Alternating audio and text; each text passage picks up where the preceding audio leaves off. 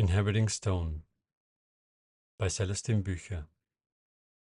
Read by Celestin Büche. Overture. This book is inspired by the teachings of Neiman Cain. But the essence of Neiman's teaching is that he has no teaching, which leaves to question whether these first two sentences already contradict each other.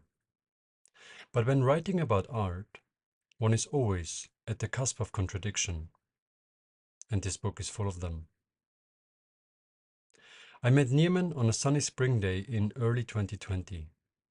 I was out for a run in Amsterdam Noord when my eyes met a shiny, egg-shaped sculpture resting on some pallets at the opposite end of a public parking area. I immediately sensed something special about the sculpture and the space surrounding it.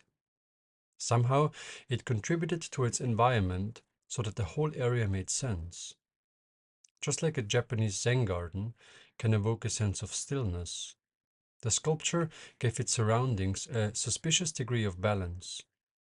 This was surprising because the area was filled with cars, old ship construction machinery, run-down boats, overly stuffed litter bins, and other cues that would usually suggest the opposite of a well-balanced environment.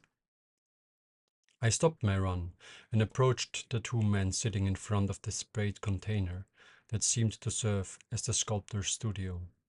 It was immediately obvious which of the two had fathered the sculpture that had drawn my attention. In a way, it looked just like him.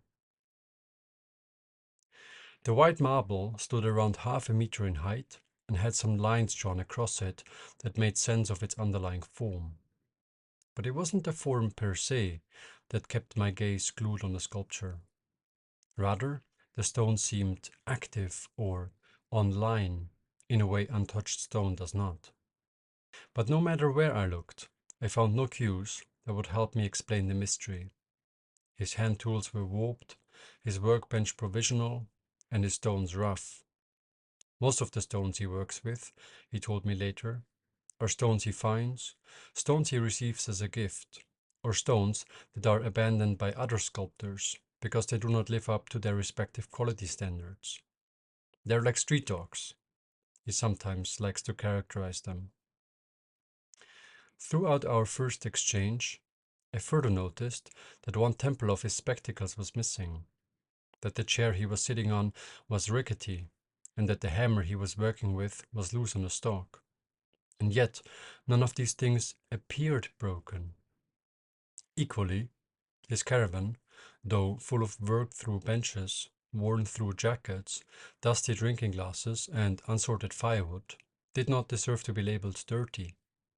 Even a glass of wine that spilled onto the concrete floor I did not perceive as wasted. I think I knew immediately, but we still took our time to arrive at the core that had lingered from the moment I met him, namely whether I could start as a student. Even though I did not have any previous training in art, Neiman agreed to take me on as a full-time apprentice. From the very beginning onwards, however, he made clear that he had nothing to teach me. He even refused to call me his student, for the stone, and not him, was to be my teacher. His role was only that of a translator, he maintained. Over the following years, I spent sculpting at his workshop. Neiman did not instruct me much, nor did he want me to take inspiration from him or any other artists.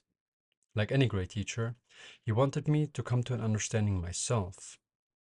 And whenever he did catch himself being instructive or judgmental, he immediately corrected himself by stating that I should never listen to him, or do the opposite of what he was suggesting. Whenever Neiman does improvise a lesson, as he likes to call it, he seems just as curious, just as surprised about the words he utters as anyone who cares to listen. And indeed, sometimes I did get the impression that my questions were used but as alibis for him to continue instructing himself. So what he is really exploring when he teaches, it seems, are the boundaries of his own understanding, not anybody else's. Arnold Schoenberg once remarked about his experience as a teacher, quote, "Perhaps the pupil is only an outward projection of the teacher. The teacher speaks to himself when he speaks to the pupil. He instructs himself, is his own teacher, his own pupil." And in precisely this manner, Niemann conveys his actual teaching sideways, namely that it is the search that matters, and not any of the answers arrived. Schoenberg continues, "Had I told them merely what I know, then they would have known just that and nothing more. As it is, they know perhaps even less. But they get to know what matters, the search itself. I hope my pupils will commit themselves to searching, because they will know that one searches for the sake of searching, that finding, which is indeed the goal, can easily put an end to striving." So what Niemann provides is not so much a set of techniques for how to make sculptures, as it is something more fundamental, an enduring approach to art, or shall I say, to life. After I had been sculpting for a while, an urge to write started to build within me. I did not know what book I wanted to write, or what book wanted to use me to write itself, but without giving it much thought, I simply started to write. Because I knew that every attempt to put Niemann's teaching into words was destined to fail, I decided not to die trying. So, instead of writing about Niemann's approach to sculpture, I started to reflect on what I had come to understand myself. This might be widely different from the account of any other of his students, for what the search reveals is unique to every person. I, therefore, do not claim that any methods or conceptions presented in this book resemble any of Niemann's viewpoints, nor do I claim to have understood any of his teaching, if he has one, that is. Also, the sections on the psychological and metaphysical implications of this way of working, as well as its relevance for the development of sculpture as an art form, are entirely my own. Should you, however, in reading this book, find anything truthful for your own creative process, then all praise shall go and belong to Niemann, for it was him who held the space for me so that I could experience what came to be the foundation of this book. Soon after I began to write, I grew curious about what others had written about this ancient art form. Not much, it turned out. When I went through the available literature on sculpture, I was surprised how little of it there was, and even less so about its underlying craft. This surprised me because I always considered sculpture in its most basic form, using hand tools to give form to a block of stone, to be amongst the most prestigious of the arts, and thus expected that every book that could be written on the subject had already been written. But when I compared the size of the library section on how to make sculpture against the sections on writing, painting, or making music, I could not help but wonder why this art form seems to have largely escaped linguistic characterization. And what is more, none of the books I encountered described the craft in a similar way as I got to know it working alongside Niemann. The literature seemed to limit itself to describing stone types, techniques, ways of achieving specific outcomes, and other aspects I learned to be of secondary importance. To offer a comparison, if the literature on how to write were in the same state as the literature on how to make sculpture was, then all available books would have been about grammar and building vocabulary, both of which are of secondary importance for the production of good writing. Why sculpture has remained somewhat forgotten in the how-to literature can only be speculated about. One reason might be that working in stone is often conceived of, or framed as, too difficult compared to other art forms. The implicit assumption many seem to hold, or perhaps even promote, is that other art forms like drawing, working in wood, bronze, or clay must be mastered before one should dare to fiddle with stone. The literature further facilitates this elitist image by overly focusing on figurative sculpture and by presenting sculpture as an institution that is distinguished by rules that must be adhered to, laws that must be respected, and techniques that must be mastered before one is entitled to call oneself a sculptor. In such a framing, then, there simply is no room, nor a need, for a guide on how to make sculptures. It does seem as if the curious who have not found a master, or have access to a workshop nearby, had to choose between two extremes. Either they could pick up a book by, or about, some of the great sculptors of the past, Auguste Rodin, Constantin Brancusi, Isamu Noguchi, Jean Arp, Gaudier Breshka, Barbara Hepworth, or whoever, and somehow try to distill their insights backwards into the way of working.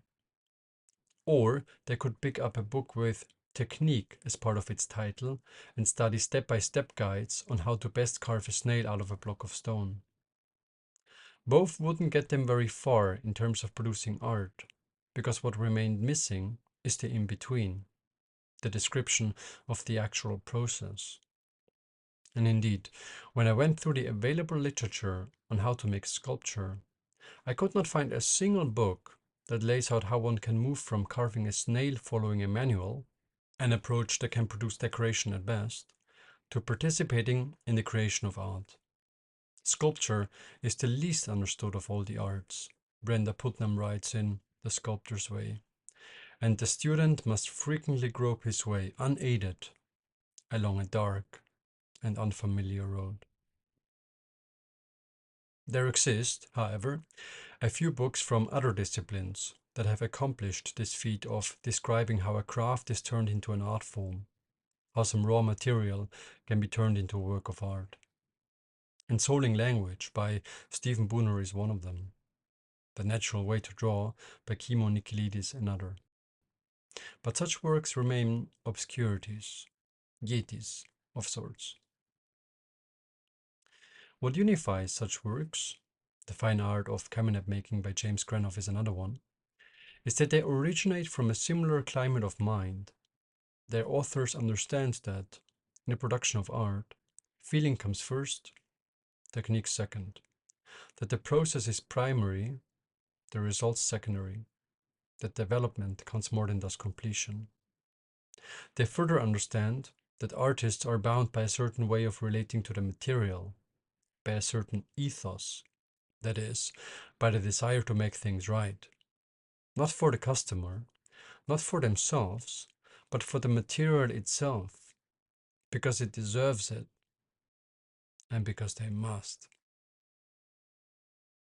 When I encountered this deserted literary landscape on how to make sculpture, I got a suspicion about where the urge to write this book might have been coming from. And following Toni Morrison's call, if there is a book that you want to read, but it hasn't been written yet, then you must write it, a book began to take form that describes an underground way of sculpting. That is, a way that isn't concerned with the outcome, but the process. Not with surface, but with meaning. Not with technique, but with feeling. Not with form, but with essence. This book, then, is equally underground in flavor. By that I mean that, during my writing, I was not concerned with anything outside the material, which is to say, outside the words, sentences, and paragraphs that make up its text. What I did care about was whether each word enjoys inhabiting the line I put it in, and whether the writing came to reflect my experience of working with stone. In that way, besides being how-to literature, this book is probably best understood as poetry, or perhaps as a form of diary. I always considered this book a sculpture, not one made of stone, but of words. And just like the form of a sculpture only serves as the container for the meaning that it holds inside, the meaning of this book is equally to be found beyond the words that make up its text. The words laying on these pages are thus to be seen like the chips and dust the sculptor took away. Judging the book by them would be as meaningless as judging a sculpture by the pieces laying around the workbench. For what counts is not what the sculptor took away, but what they has left. This, of course, is delicate with the medium of language, because that which has been left out is not visible, as it is in sculpture, but remains invisible beneath the text. Just like every sculpture, this book has twists and turns, rough edges, smooth transitions, holds, shining parts, surfaces that have been polished, and others that have been overlooked. But I invite you to look at this book as a whole, and not as something comprised of individual parts. Much like when listening to a piece of music, focus on the flavor, rhythm, organization, and depth rather than on individual sentences or the arguments provided. To use Christopher Nolan's phrase from Tenet, don't try to understand it, feel it. And whatever you feel is the instruction, not any of the concepts described. To give an example, Stephen Booner's Ensouling Language is not a great book only because it contains exercises that will develop your writing, but because it is a great book in and of itself, and that is the manual. Similarly, what makes Kimoniklidis the natural way to draw, an excellent starting point for developing your drawing abilities, are not solely the exercises he provides, but the orientation of mind he drew from when he wrote it. So then, this book does not seek to illuminate the dark and unfamiliar road by offering exercises, illustrations, work plans, or other specific instructions for making a sculpture. If anything, it seeks to encourage you to walk into the dark yourself. Part 1. On Art. Chapter 1. Take any tree and look at its shape, its structure, its power, its marvelous expression of form. Nature gives rise to such forms without effort, knowledge of technique, or the guiding hand of a textbook. It just does it. And even though many tree trunks appear similar, no one is ever quite the same. When I look closely at such a trunk, such as from a silver birch, for example, I can sense an outward pressing force inhabiting the stem.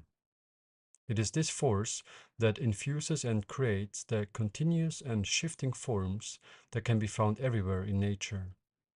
Such forms are never perfectly straight, round, or closed, but always fluid, moving, and in transition. They are, in every sense of the word, alive. Things infused with this force radiate a beauty that, if one takes the time to look, cannot be negated. One can sense the presence of this force most clearly in the animal and vegetable kingdom, but it can also be found in realms often defined as inanimate, such as in stones, books, or canvases. When I first saw Neiman's sculptures, not only did they bear the same characteristics of form that can be found in the natural world, they were distinguished by a sense of wholesomeness, movement, and fluidity, but they also appeared to be infused with the same life-giving force that can be sensed in the trunk of a tree. Nothing can be said about this force in and of itself, because it only exists in between and inside things, and thereby escapes all measurement attempts. Calling it a force is actually already misleading, because it creates a conception and image of something that is inherently conception and imageless. But calling it a force probably comes closest to hinting at what it does.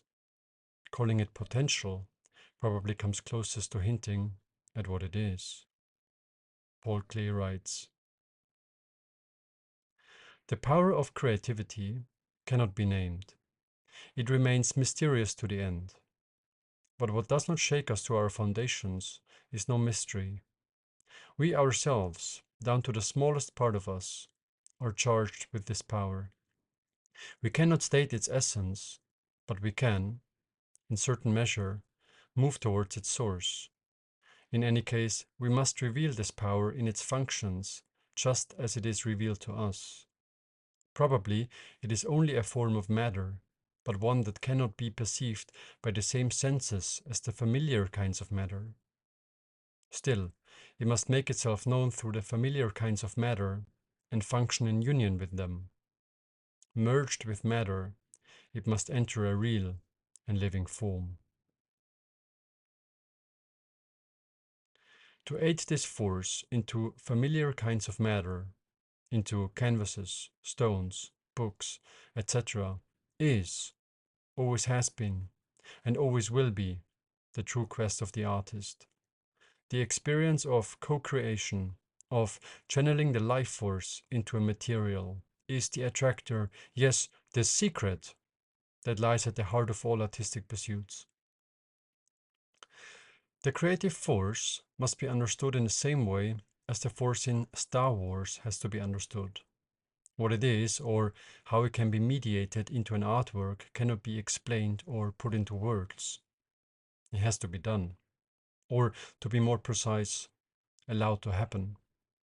It is something that is done actively, but the experience itself is passive in nature, like when you let yourself fall asleep, or when you are actively relaxing a muscle.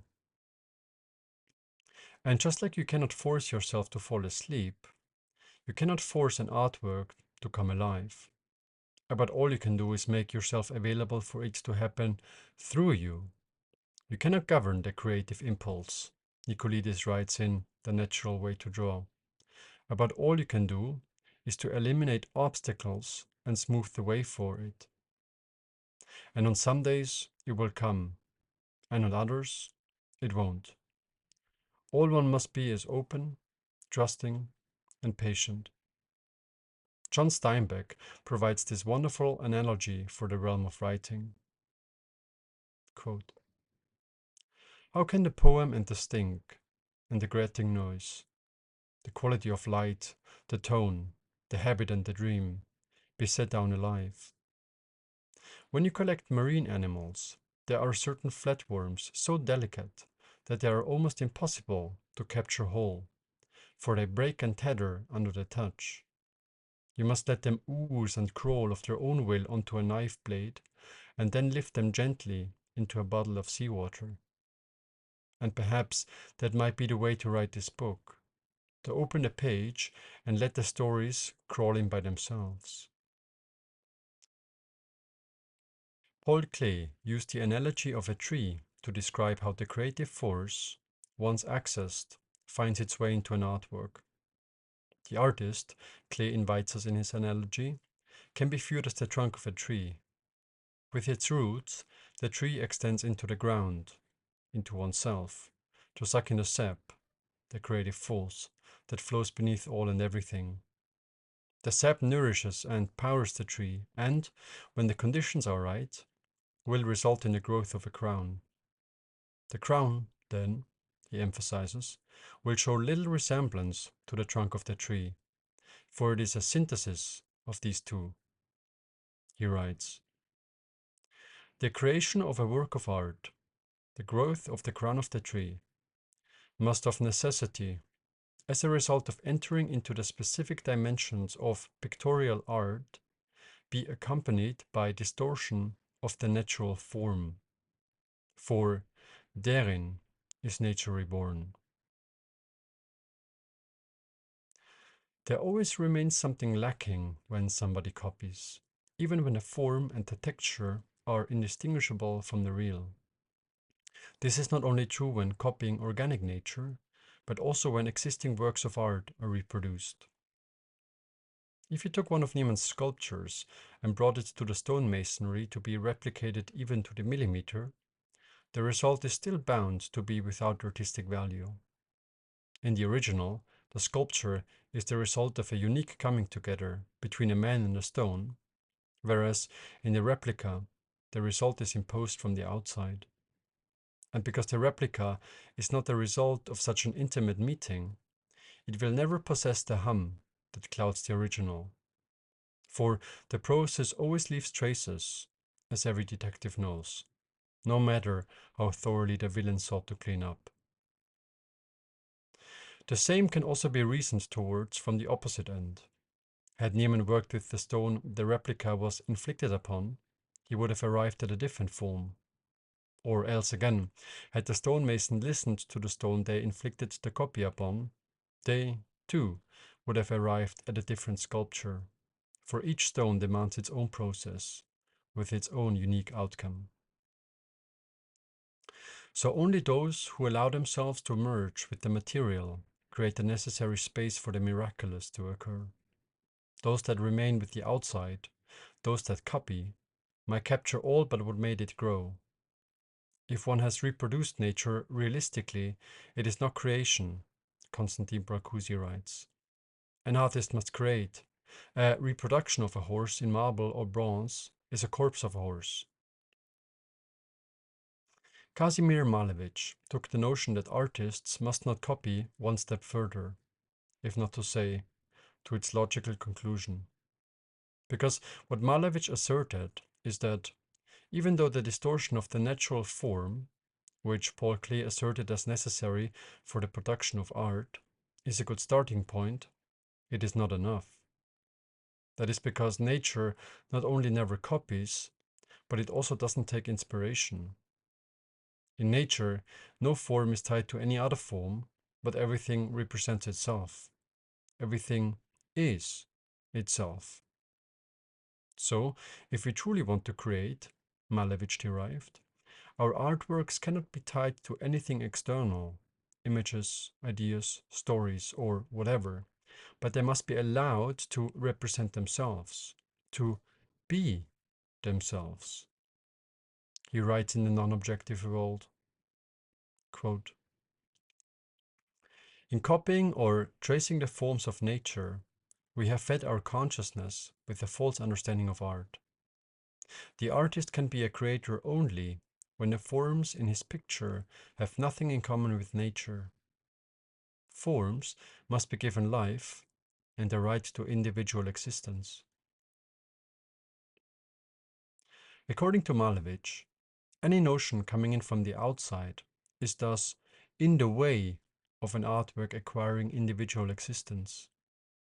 Because as long as an artwork is tied to something external, be this through modes of imitation, inspiration, representation, conception, influence, abstraction, or whatever, it is not allowed to represent itself, and, therefore, not truly creative. So anything within an artwork that is not essential to itself, any meaning not to be found in its material, is distorting its artistic value. When looking across the landscape of contemporary sculpture, one rarely finds a sculptor whose work would qualify for Malevich's criteria. Or, formulated more sharply, when looking across the landscape of contemporary art, one rarely finds a sculpture that qualifies as a work of art. When speaking about the origin of their forms, most modern and contemporary sculptors assert that their works were inspired by something or are meant to represent something. When speaking about their sculpture's meaning, they equally assert something from the outside, such as by clouding them within a story or by offering an explanation about why they made a certain form. Implicitly, these sculptors view themselves as separate or above, to use a more forcing metaphor, from the material they seek to infuse or impose their ideas with. This split between the material and the meaning conventional sculptors seek to impose it with becomes further apparent when we pay close attention to the inherent implications words like inspiration, representation, or abstraction carry.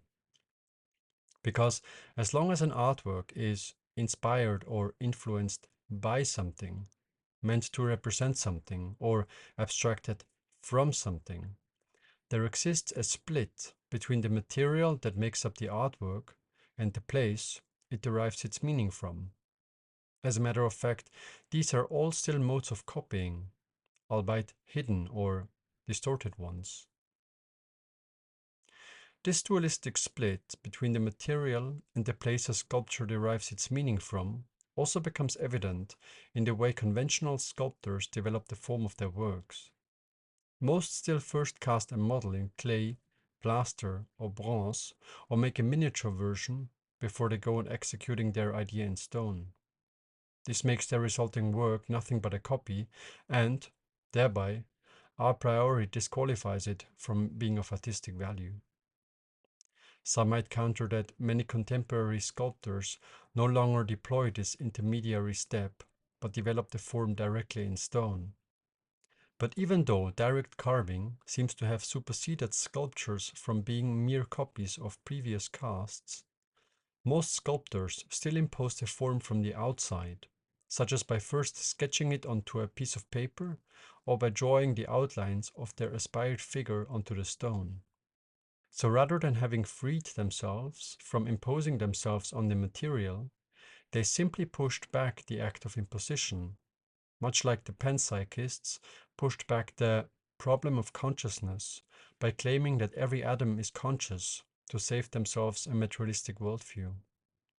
These sculptors, like the panpsychists, have not yet had the courage to take the jump into the unknown by giving up the desire to know what their sculptures, or reality, are about. So even in contemporary approaches, where the form is directly developed in stone, there still is an idea, a model, a form, an outside which sculptors seek to impose, rather than them having the courage to let the sculpture arise from the inside out. Harold Rosenberg, who coined the term action painting, once remarked fittingly, quote, "To work from sketches arouses the suspicion that the artist still regards the canvas as a place where the mind records its contents, rather than itself the mind through which the painter thinks by changing a surface with paint." Another metaphor that many sculptors like to draw upon when speaking about the development of their sculptures is most succinctly caught in the phrase, "Every block of stone has a statue inside it, and it is the task of the sculptor to discover it," which is often attributed to Michelangelo. This metaphor implies that there already is a finished form inside the stone that waits to be freed by an artist. This is, of course, nonsense, because there is no finished sculpture inside a stone, just as there is no finished tree inside a seed. The stone, just like the seed, exists in a state of pure potential, and to come into being, it needs to be developed and grown. So more often than not, this metaphor, just as the metaphor that sculptors use the form of the rough stone as a starting point for their development of form, is used as a Trojan horse by which sculptors cover the act of imposition upon the material by clothing it up in more romantic language. Friedrich Schiller made a similar observation in Letters upon the Aesthetic Education of Man, because what he observed is that most artists deceive the spectators, as well as themselves, by making their work look as if it was created in a cooperative approach with the material. But behind the image, he noticed, always lays an act of violence, in which the artist imposed themselves on the material. He, however, does not render this problematic, for he maintains that stone does not feel and therefore does not care. Only in human education, he proposes, can an approach work in which artists, teachers, do not impose themselves on their material, the children, because only humans, as opposed to stone, have agency. Schiller clearly never got intimate with stone, because such a misguided conclusion following such a profound insight can only come from a thinking mind, and not from the hands of a caring artist. Because, in my experience, stone presents itself as anything but an innate material upon which violence can be performed without repercussions. Anyway, almost universally, sculptors speak about the curves in their forms as being inspired by the human body or by forms found in nature. Almost universally, sculptors say that they only set the angel free that was already within the marble. I, however, propose that the time is ripe to move beyond such associative talk.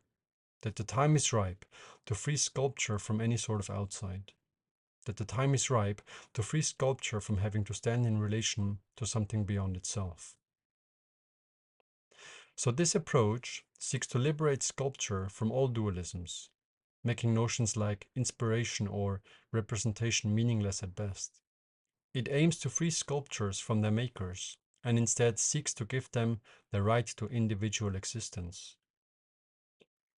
In that way, sculptures developed in light of this book's approach do not need to be inspired by anything, neither by a concept nor by the stone itself.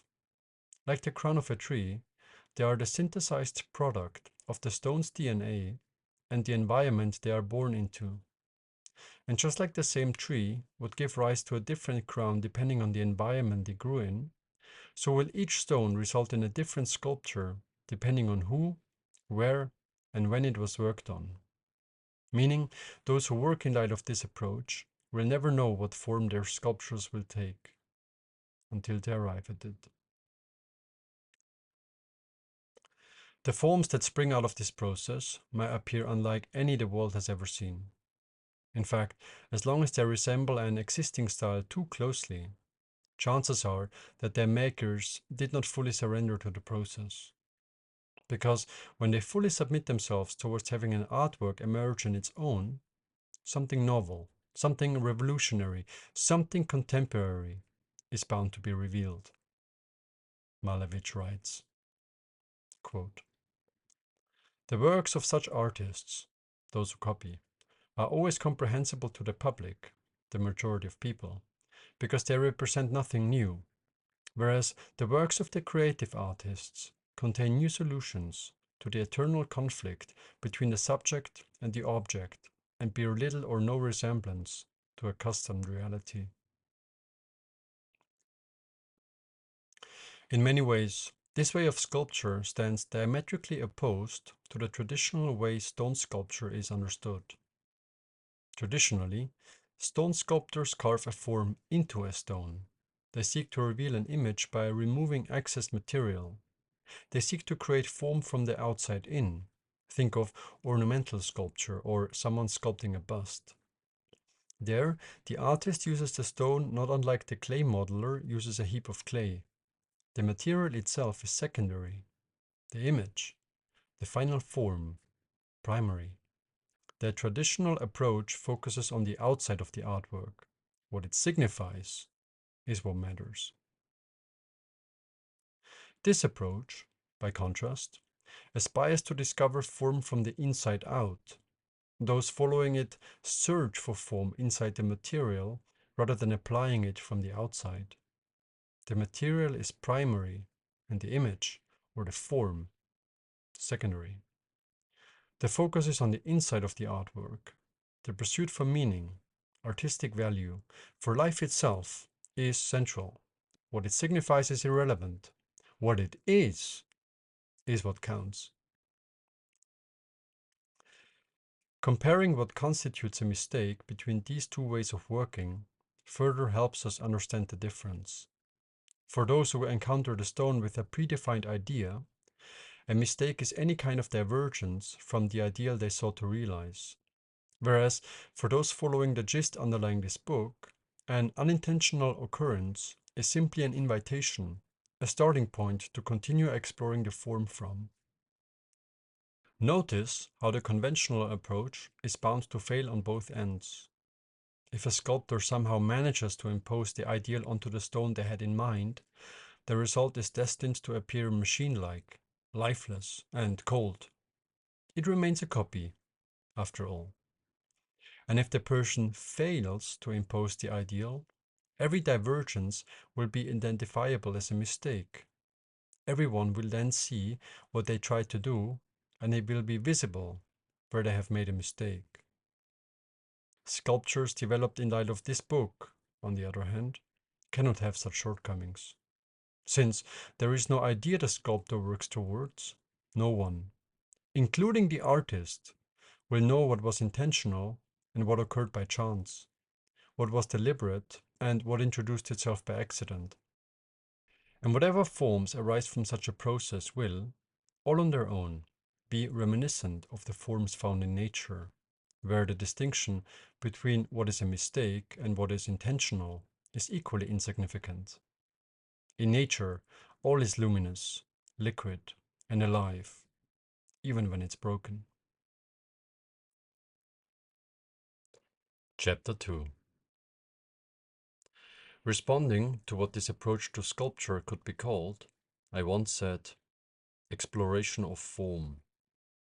Exploration, because there is nothing but the act of exploration this approach is concerned with. The outside, the image, the appearance, yes, even the form, are all of secondary importance. So is the stone the sculpture is made of, the tools used in the process, the time spent crafting it, etc. All that is of concern is the act of exploration, of searching, of listening, and not that of realizing anything brought in from the outside. Some might suggest adding an abstract into that definition, because my sculptures do not depict anything concrete. But when looking at the notion of abstraction, we must wonder whether it means anything at all, since can it not be said that no sculpture is abstract, just as much as it can be said that every sculpture is abstract? Because if it can, we can dispense of the notion of abstraction in the same way a mathematician can dispense of values that arise on both sides of an equation. The former can be reasoned towards when we consider that sculptures manifest in the physical and are therefore concrete. Calling a sculpture abstract will thus represent a confusion about its ontological status as a material object. The latter can be concluded if we consider that even a photorealistic sculpture underwent the process of abstraction, by which the artist chose to exclude certain aspects of reality.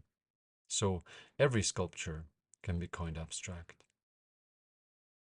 Not so fast, some might counter, because another understanding associated with the notion of abstraction is that abstract art refers to works whose content does not correspond to objects seen in everyday reality.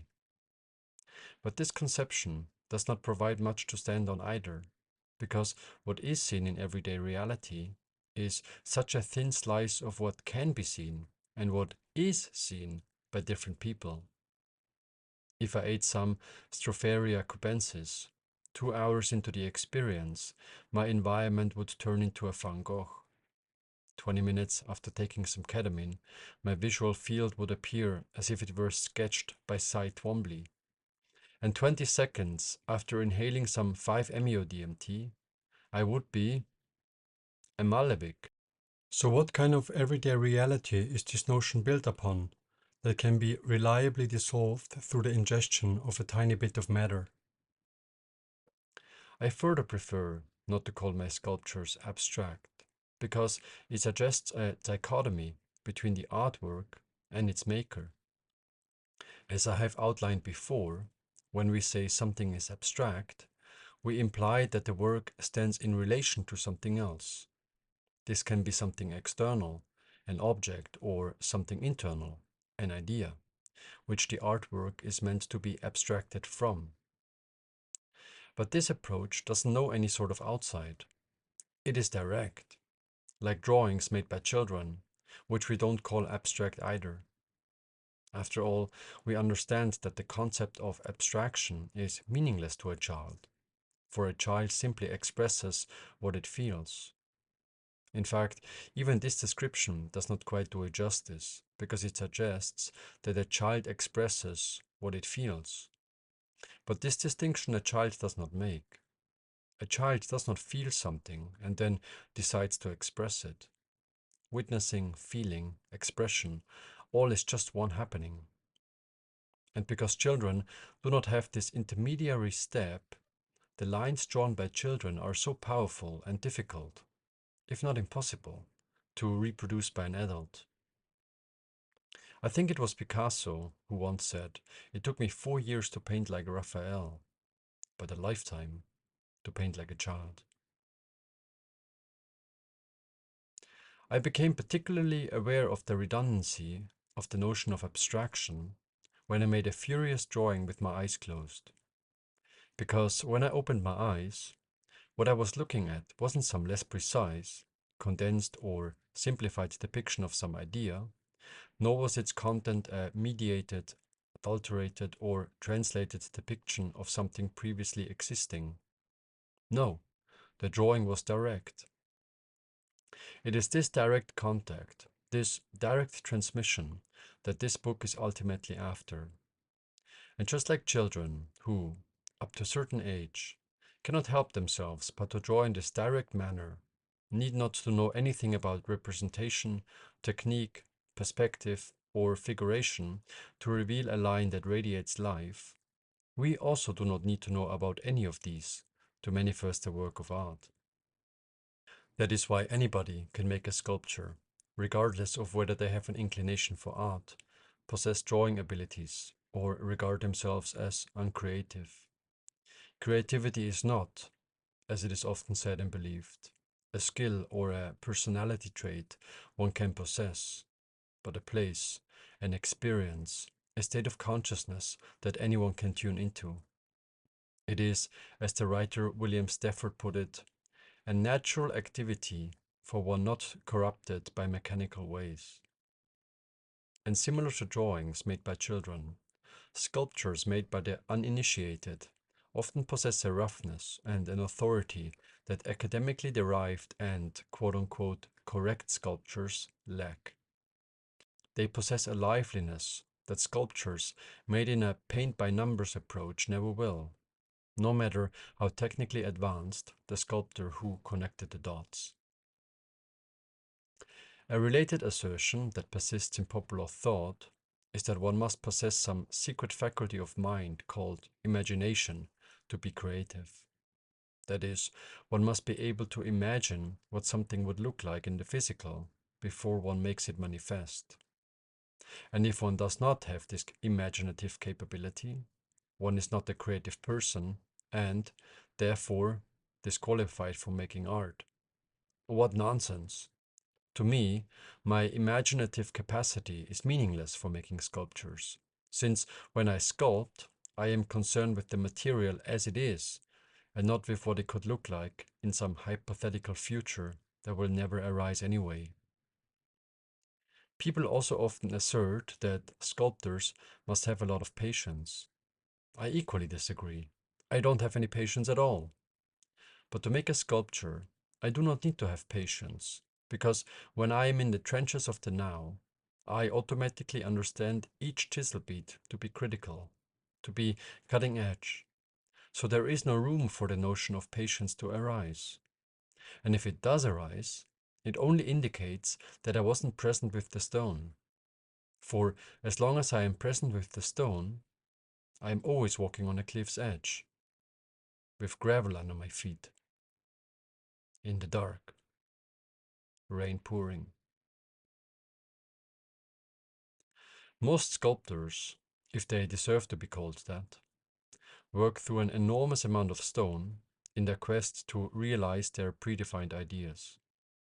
And they don't do so sustainably so that the excess pieces could be used for other sculptures. No, they unconsciously slice the stone with an angle grinder and then bang the excess pieces into unusable fragments. I say unconscious because nobody working with awareness could ever treat stone like that.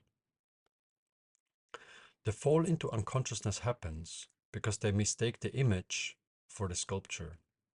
They believe the outcome matters, not how they arrived at it. So as long as there is a lot of material between them and the form they aspire to reveal, they see no point in working through it attentively. Those working without an image in mind, on the other hand, automatically know that they have to be attentive to each chisel beat, because they never know where they are in their sculpting process. Let me emphasize the significance of this.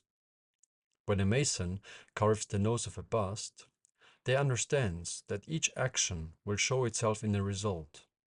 They understands that every blow will influence the figure's appearance. But it is only then that they realizes this. While carving out their figure's rough shape, they doesn't realize that how they do this will also influence the feel of the work. The true sculptor understands this. They understands that every action co-determines the final sculpture. So for the sculptor, every beat with the chisel has the same immediacy as when a mason is carving some delicate feature of a bust.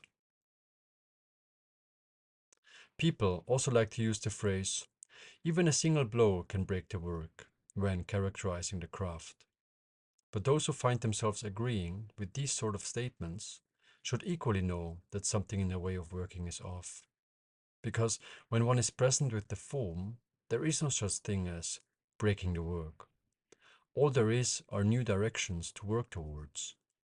Artists like Paul Klee, Jean Arp, or Jean Dubuffet understood that unintentional occurrences, or what some may call mistakes, do not mark the end of a creative journey, but, if they have any significance at all, new beginnings. With almost all stones I work with, the process had me take surprising turns because something unintentional happened. But more often than not, such happenings led me into directions I would otherwise not have ventured into.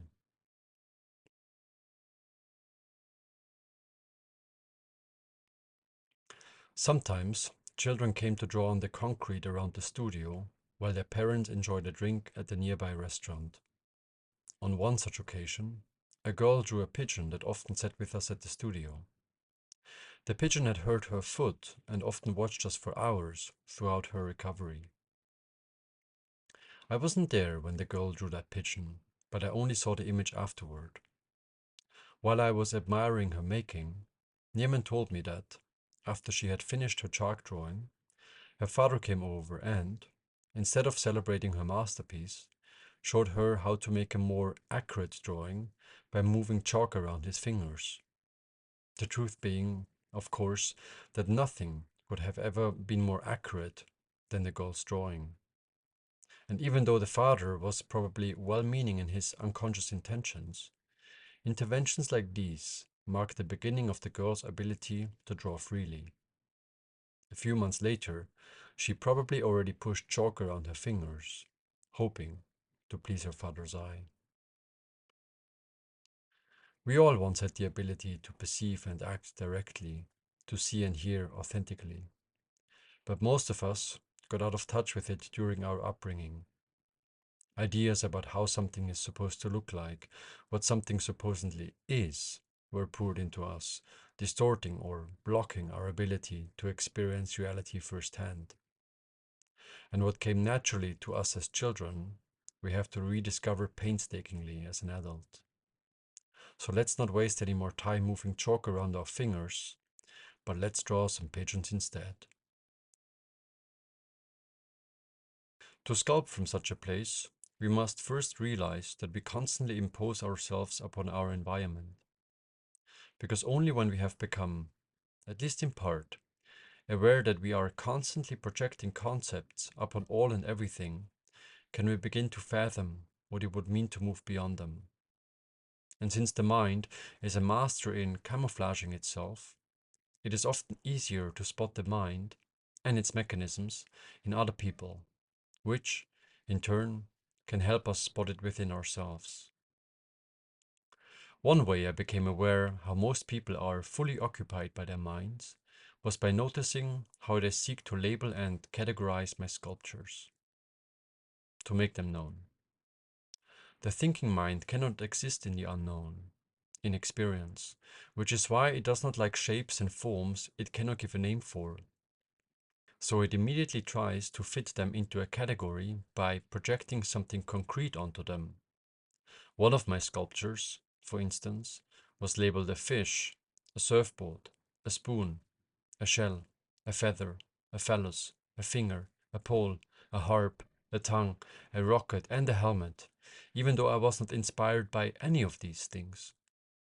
But once the strangers found a fitting word that approximated what they were seeing, they usually eased up, reassured themselves that what they were seeing was indeed a tongue, before happily walking away, as if they had solved the riddle. People also frequently want to know the names of my sculptures. When I respond that they do not have a name, they are often disappointed or even bewildered. What is the meaning of it then, when it has no name? They seem to wonder. This reminds me of my grandmother, who lamented that she could not find me in her prayers because my parents had not decided on my name until the day of my baptism. Before I was given my name, to her I didn't exist. It is difficult to appreciate an artwork without immediately giving in to the impulse of wanting to categorize or label it. But the act of labeling takes away the opportunity to experience its naked meaning, since when the labeling has occurred, we are no longer perceiving the artwork through our senses, but through a superimposed concept. How difficult it is, though, to refrain from replacing the thing with its sign, to keep the object alive before us instead of killing it with the word, Goethe once remarked. But when we see authentically, we can feel the meaning inherent to an artwork directly. We can directly perceive what the artist put into it because the entire process is, in some way or another, reflected in the outcome. The tools used, the artist's understanding, the attention and care present during its making, all are imprinted within the material. But if we immediately jump to the label or demystify the work in some other way, we rid ourselves of the opportunity to experience the artwork for what it is, an artifact of the process that led to its creation. When I began working at Neiman's studio, he said the purpose of his studio was to create a space where animals like to come and children like to play. This utterance alone gave me a sense of what his studio space was all about. For those who do not immediately label off everything, most prominently children and animals, are often much better at grasping what a place is all about. Another question strangers often ask is, what stone is it? As if they know anything about stone types. But even if they knew anything about stone taxonomy, which they don't, notice how this question has little to nothing to do with the sculpture. But usually, after I respond, Pakistani sandstone or whatever, they nod with reassuring satisfaction. Others want to know how heavy my hammer is, what chisel I use, how much the stone costs, etc. But again, notice how all these questions are targeted at demystifying the sculpture. And the more it is demystified, the more the unknown is removed, the further away the spectator moves from experiencing its true meaning. A related instance occurred when a friend asked me when I would start making quote-unquote real sculptures. Obviously, this is an absurd question because there is no such thing as an unreal sculpture. But what he was comparing the realness of my sculpture against were sculptures by some Renaissance master, into which my sculptures, with their more ambiguous forms, did not fit.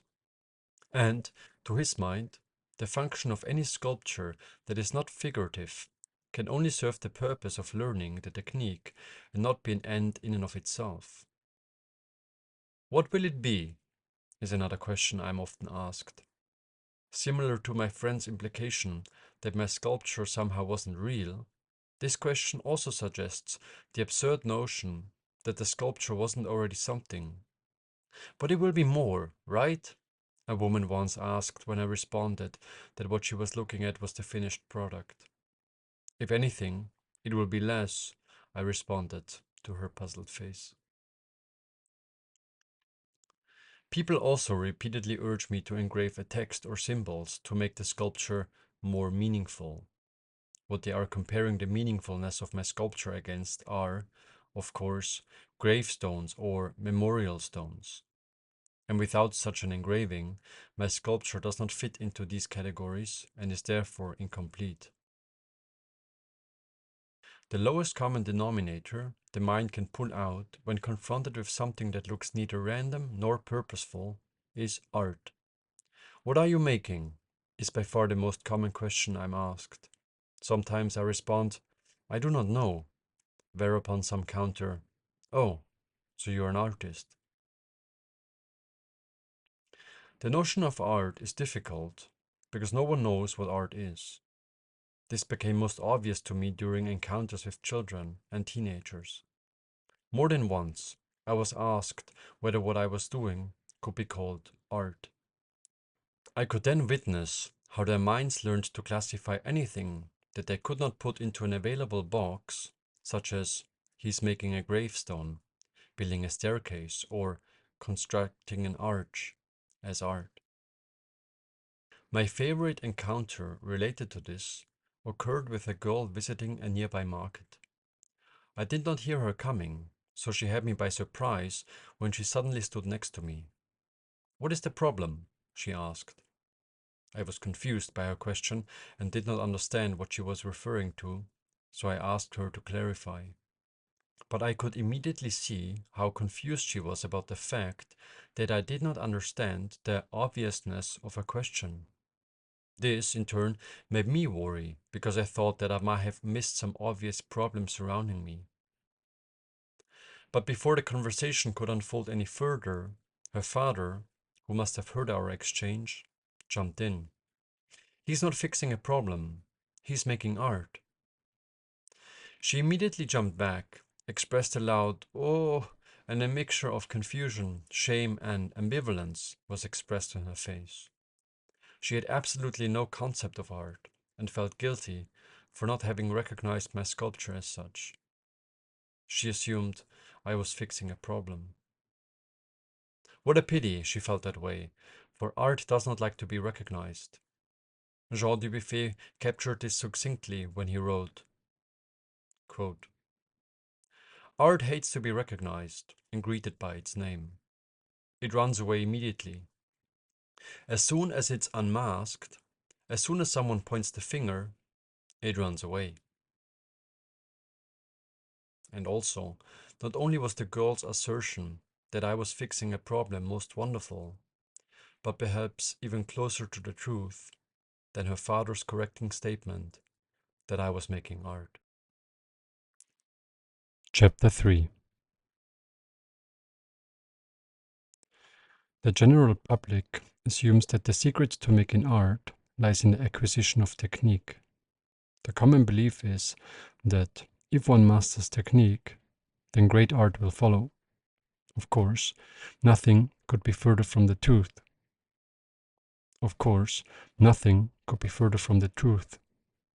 Art does not result from the application of technique, but from the confrontation with the unknown. And because technique resides in the known, it has the capacity to thwart the creative process rather than facilitate it. That is why rules about the correct usage of a tool or conventional ways of how to progress from a rough stone to a certain form are the least important elements of the craft. For if one does not first learn to be receptive, to listen, to feel, one is apt to produce industrial stonemasons' work, not art. Industrial stonemasons have a clear image in mind of what the end result should look like. They want to make a sink, a fountain, or a trophy, maybe. Once they decided what they want to do, they calculate how much time it will take, what the end result will cost, what parts can be done by the apprentice, the machine, and what parts they must do themselves. They then contemplate what stone to pick, what tools to use, what sculptural techniques to apply before beginning the actual carving process. Following, they sketch the outlines onto the stone before carving out the rough shape with an angle grinder, before working deeper into the form with pneumatic chisels. In the end, they might sandblast the result or give the work a high finish by polishing it with a machine. Throughout this process, they might use glues, screws, or metal implants for stabilization, artificial substances to increase erosive resistance, oil to make the color look deeper, engrave a saying to make the work more meaningful, or put the figure on a base to disengage it from its background. And even though they cannot control the process entirely, they make every effort to do so. They might clamp the stone between a vise, cushion it in foam, hang it from the ceiling, or spray water on it to prevent it from cracking. They are, after all, afraid of the stone, and the stone is afraid of them, because what they are doing is not so much a corporation as it is an act of violence. And as a result of their encroaching act, stone often appears domesticated and tamed, like a polished Swiss rock crystal. What was once an insisting piece of nature is turned into little more than gimcrackery. Yes, the industrial stonemason's approach yields quick results, but something deep, something meaningful cannot spring out of such a process. Art can never happen. Similarly, when sculpture is approached as an academic discipline, by which artists seek to manifest a certain ideal of form, the results are equally bound to be of little artistic value. Countless hours are wasted in which students carve oloids, hyperbolic paraboloids, Möbius strips, and other similar academically derived forms. I say wasted because such sculptures do not arise out of the deep waters of the unknown, but are products of the narrow irrigation ditches of the linear mind. And even if they are executed with excellent technique, something about them always remains missing. It is difficult to say what that is. An unevenness of line, maybe? A touch of the unpredictable, perhaps? But it is evident that they are not true works of art. Such sculptures remind me of a dinner I once attended at a renowned cooking school. As the highlight of their year-long training, the students had to prepare a multi-course dinner for friends and family to demonstrate what they had learned. However, even though the food was served in fancy dishes, prepared in unconventional ways, and served with plenty of wine, I could not help but assess that the food did not taste.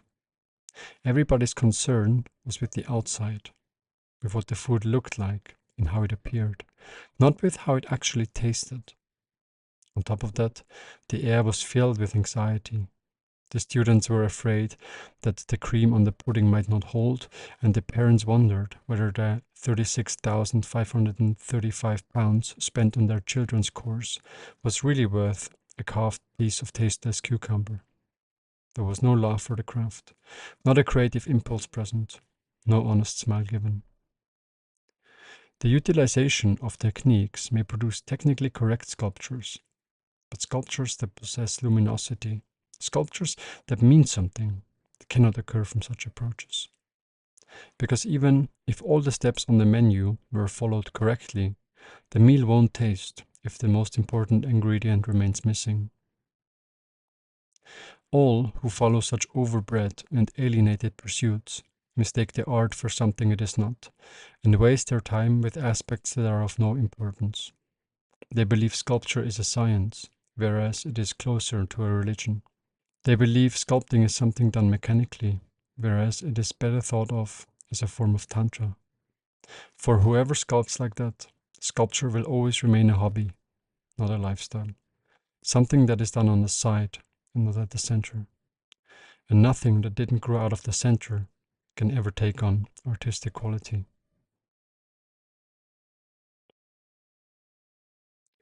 Typical questions regarding technique are: how should a particular tool be used? What degree has the chisel to be applied against the stone? Which direction should one be working? Where and how should one start? How does one get a surface straight? How does one minimize the risk of unintentionally breaking something off? But instead of looking for answers to such questions in a book or even a teacher, the stone can be asked directly. Because the stone always gives feedback on whether it likes the tools used on it, whether the angle at which the chisel is applied is good, or whether it is hit too hard. Knowledge of technique really isn't necessary for making a sculpture. No, it can even be obstructive. Paradoxically, the most hindering statements for one's sculptural development can be those that are the most true. That is because the mind always seeks to avoid the confrontation with the unknown by acquiring an understanding from the outside. It does not want to go through experience, because in experience, the thinking mind cannot exist. But acquired truisms about sculpture, such as that two convex surfaces should not touch, or that the inherent association of the material should be brought into its opposite, in the case of stone, which is associated with heaviness, rest, and hardness, the resulting form should thus suggest lightness, movement, and softness, are counterproductive to hold in one's head when sculpting. But the danger with studying concepts like these is not that they are misleading or untrue, but their counterproductive quality lies within the fact that there is a kernel of truth in them, and this acquired truth, which has been discovered by others, is then holding one back from experiencing it oneself. Studying theory can become like a drug then, for the mind can gorge on the truth discovered by others without having to step aside, which it must if real understanding is to be developed.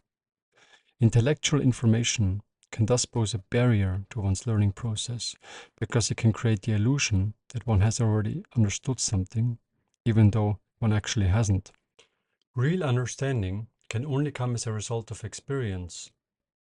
And to possess real experience of sculpture does not mean that one knows how to hold a chisel or how to carve a flat surface, but it means that in whatever one does, there will be a certain flavor, a certain vibration that makes itself known in the work.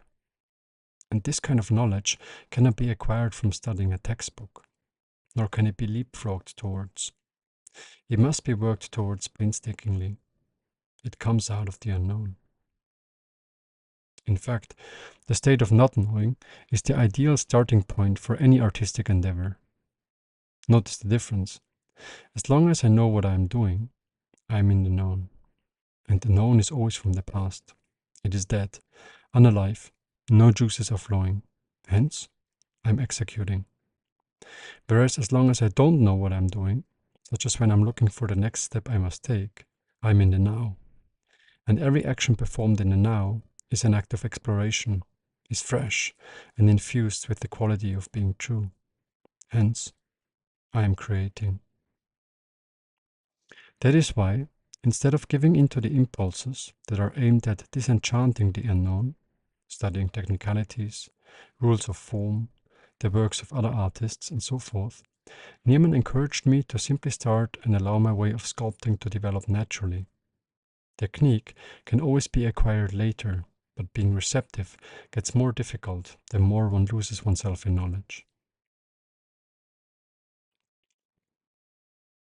On breaking the rules. There exists a regrettable notion that one must first master the rules before one is entitled to break them. Accordingly, the paintings by Jackson Pollock wouldn't be worth anything if he didn't also possess the ability to paint figuratively. This is obviously absurd and makes no sense upon closer investigation, but it is a kind of thinking deeply ingrained in us. I once made a furious drawing with my eyes closed, using some charcoal from the fireplace.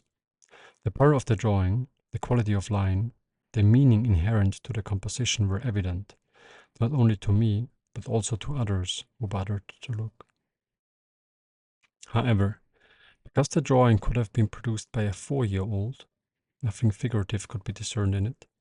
People, including myself, were hesitant to acknowledge its artistic value. But isn't it just scribbles? The mind constantly interfered. The difficulty with appreciating non-representational art stems from the fact that our feeling sense cannot express itself like our minds can.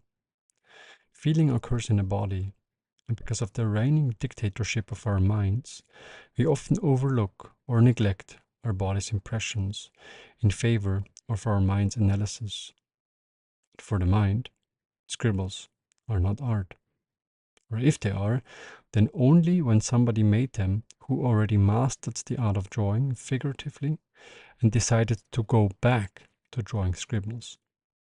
Scribbles, then, are something conceptual. They are only valid if they stand in relation to something, be it, at least, the artist's ability to draw figuratively. Even today, many still confuse art as something that is aimed at depicting reality as closely as possible. And every deviation from this ideal is only valid to the degree that the artist would have been able to approximate the ideal. Again, the implicit assumption many seem to hold is that one is entitled to make scribble drawings only if one can also make a painting indistinguishable from a photograph. And because I never learned how to paint a photorealistic painting, I am, according to this line of reasoning, not entitled to call my scribbles art.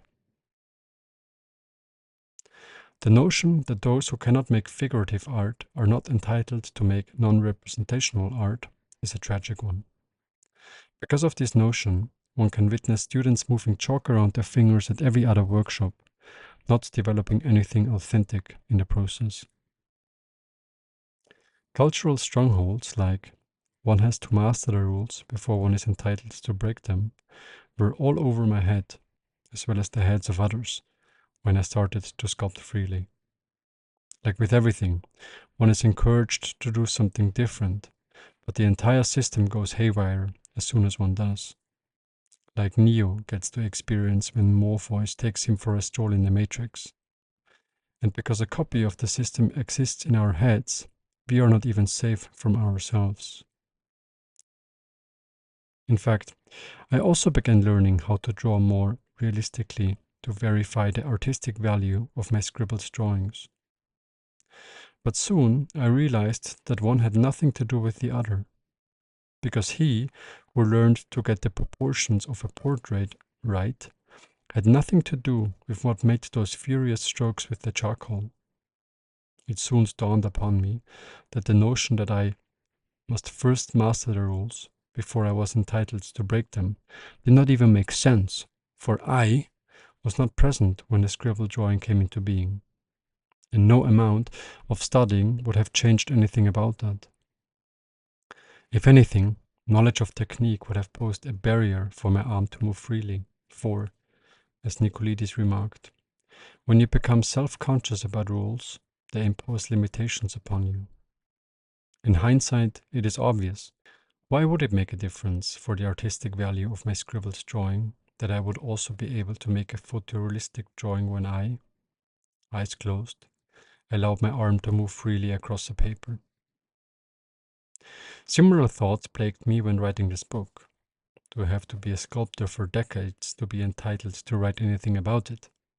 Do I have to have carved a bust before I'm entitled to write anything about the fallacy of technique? And even though parts of my mind would answer many such questions with a decisive yes, I figured that it would not make a difference. At all. Because what counts is always the present moment, the confrontation with the unknown, and nothing acquired in the past.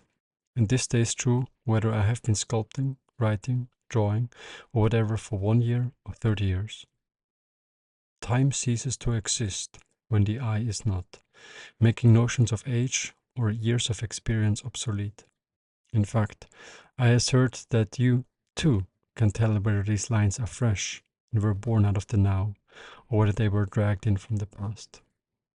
And whether they are fresh is all that matters, not the years of experience I have as a sculptor. Everything born out of the now, whether cliché, contradiction, paradox, or even falsehood, we can thus maintain, is artistic. And everything borrowed and regurgitated, no matter its content, is not. Truth has nothing to do with factual correctness, but everything with how it is brought into existence. That is why something true cannot be transported from one medium into another, nor can it be transported through time. Something true on paper can be wrong in stone, and something true today can, or, to be more precise, will be false tomorrow. If, for example, I accidentally deleted this paragraph and rewrote it tomorrow by recalling these words, it wouldn't be true anymore. I would have changed in the meantime. I would have had certain experiences, eaten certain foods, taken certain decisions, read certain texts, all of which would have subtly influenced who I am. And these changes, however minuscule, would have wanted to reflect themselves in my writing. They would have subtly influenced my choice of words, sentence structure, punctuation, etc. I became particularly aware of this by noticing how a statement continually loses its energetic pregnancy when repeated. Because when I first said in a conversation that Neiman's sculptures appear closer to animals than stones, I felt I had discovered a powerful metaphor to characterize his work. But with every time I repeated this conception, it became less true. And after I had said it a few times, it appeared as utter nonsense. What is more, when I kept saying such things at dinner parties, I could be sure that, when I went back to the studio the next morning, all I could see was a man hammering on a piece of rock with no animal in sight. Repeating such conceptions increasingly began to feel like taking a drug, in which I was trading a few moments of sounding deep or elaborate with days in which the stone didn't speak. The stone called me out, questioning whether I truly knew what I was saying when I stated that the stone was alive, or whether I was simply recycling a metaphor I once arrived at in the past. And the further I drifted into repeating such conceptions without giving them a new form of expression, the more the stone rebelled against them. Truth, we can thus maintain, cannot be repeated, but it must be given a new form of expression in every moment. When repeated untransformed, it gradually loses its energetic pregnancy. Part 2. Sculpting Stone. Chapter 1.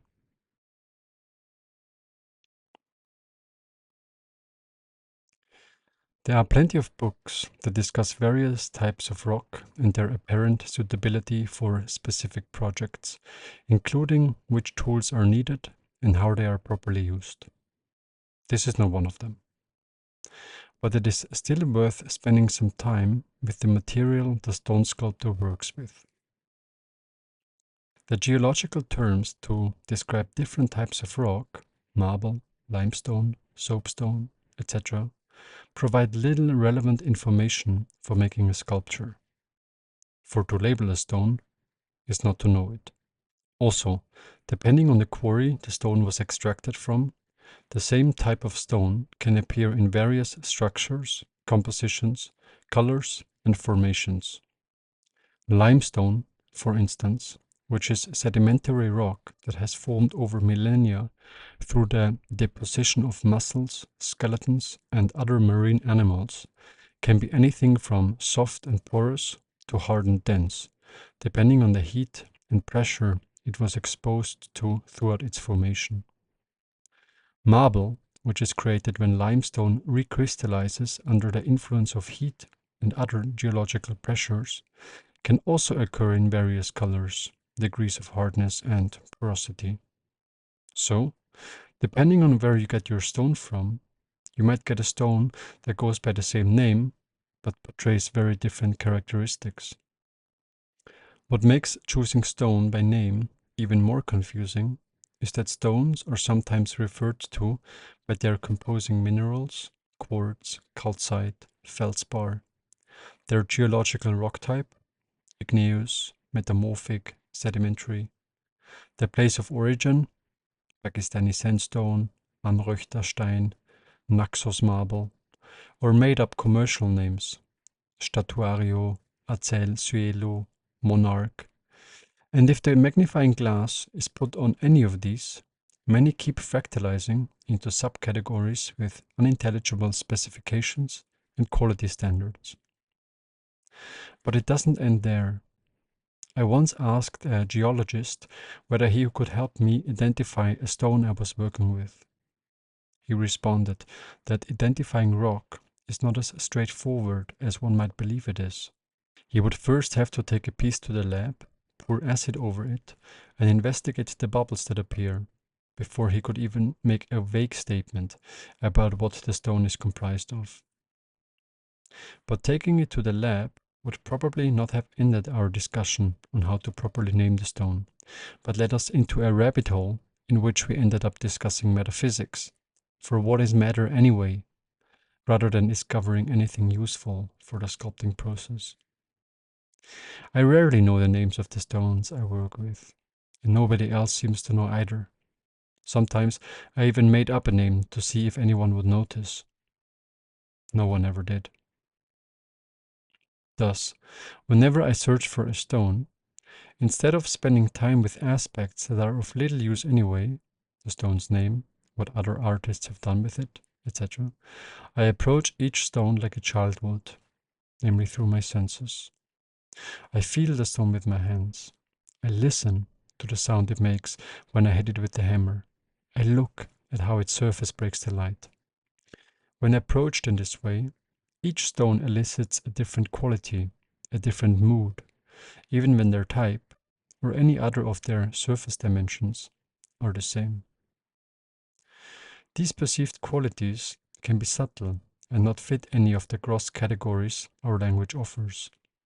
But usually, there is a sense for whether a stone is male or female, confident or shy, vulnerable or resistant, old or young, powerful or weak, left-handed or right-handed, modern or traditional, hot or cold, heavy or light, elegant or clumsy, and so forth.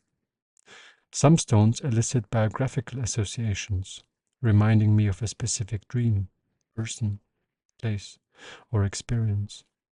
Others might remind me of a sci-fi object, resemble an idea, or resonate with a particular style. And it is these qualities that will define both my experience working with them as well as the final result. People always ask where to get a stone from. Unfortunately, I can answer this question no better than if they asked me how to best get a partner. Of course, I could point them to a dating platform, to a sculpting shop, but that is only the beginning of a true love story in the rarest of cases. In my experience, a stone just always turns up at the right time. Shortness of material has never been an issue. Having said that, I still want to offer a few recommendations that lean themselves well towards this book's approach. In the beginning, I advise against going for any kind of extremes. A hard stone like granite will break your tools, hurt your wrist, and develop slowly. A big stone can also be overwhelming because it is more difficult to absorb, feel, and see the form in a large stone. A stone too small can also be restrictive because it has no excess material to play around and have fun with. So an ideal stone to begin with lies on the lower end of the Mohs scale of mineral hardness and is no heavier than what you can still carry. I also recommend against starting with an overly posh material. For the more expensive the stone, the less inclined you are to work loosely. Also, with fancy stones like transparent alabaster or Carrara marble, the stone's surface tends to distract from engaging with its insides. Another consideration is the form of the stone. It is tempting to pick a stone that already has a form. All you have to do then is adjust some surfaces. That's great, but if you never do more than just express what is already there, you and the stone remain like salt and water that hasn't been stirred into each other, separate and unchanged. So, especially in the beginning, the most limiting forms, such as a simple block, tend to facilitate the growth of a crown, whereas stones that already have a form tend to hold you back from it.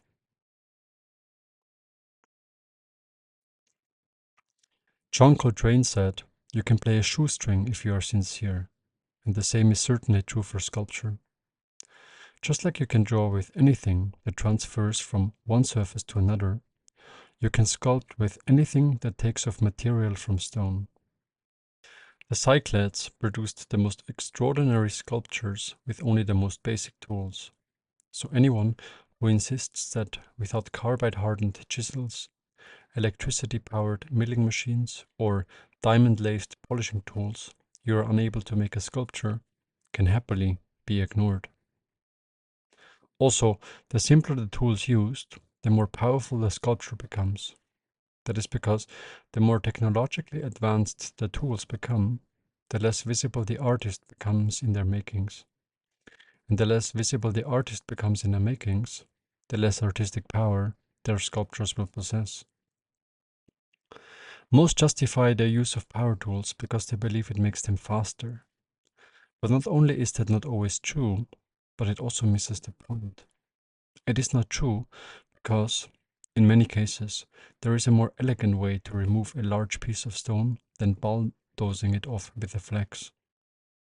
And it misses the point because when one rushes through a lot of material, one is not really working through it, both internally as well as in stone.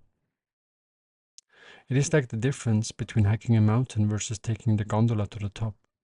Yes, the ladder was faster, but the person hiking covered more ground. So those who use power tools might be able to remove more material in the same amount of time, but they are apt to forget about the insides. All they sculpt is surface, is form, but not that which lies invisible underneath. They are wasting time sitting in the gondola instead of taking real steps on the ground. The mind will always want to buy more elaborate tools because it assumes they can bring about better results.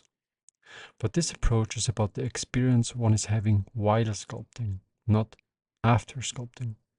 And elaborate tools tend to lead to the conclusion that sculpting is about making a sculpture, whereas sculpting has very little to do with making a sculpture, just as hiking has little to do with reaching the top. Making a sculpture, like reaching the top of a mountain, is simply the outcome of a process, the end result of an experience.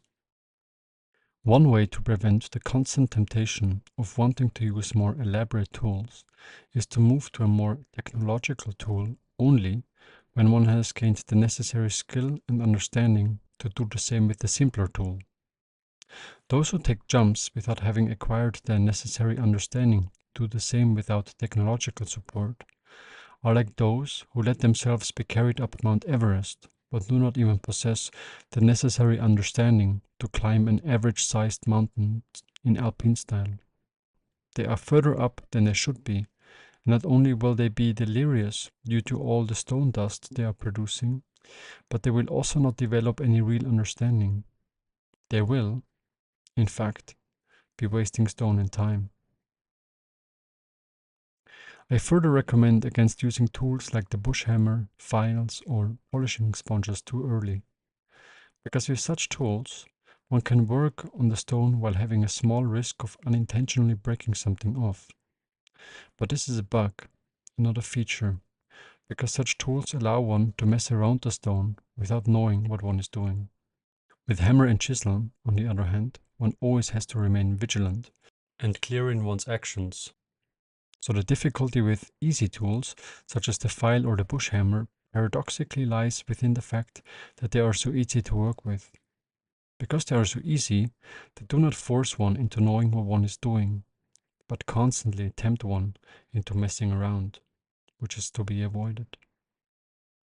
When I begin working with a stone, I do not immediately start chipping it, but I take some time to get acquainted with the material.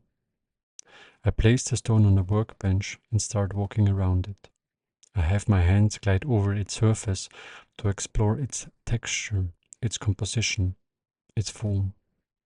I lift the stone to sense its heaviness, its hardness, its body. I grab the stone with both hands and turn it, push it, move it around. I feel where it goes, what it wants, what it does, who it is. I form an image of the stone, not with my mind, but through my senses. I do this until all concepts my mind tends to superimpose upon the stone dissolve, and all I am left with is raw sensual data. I also look at what side I instinctively rested the stone upon. The resting side must not be fixed and can change throughout the sculpting process. But for now, I simply notice which side I instinctively rested the stone upon. The internal image developed in this way must not be coherent or concrete.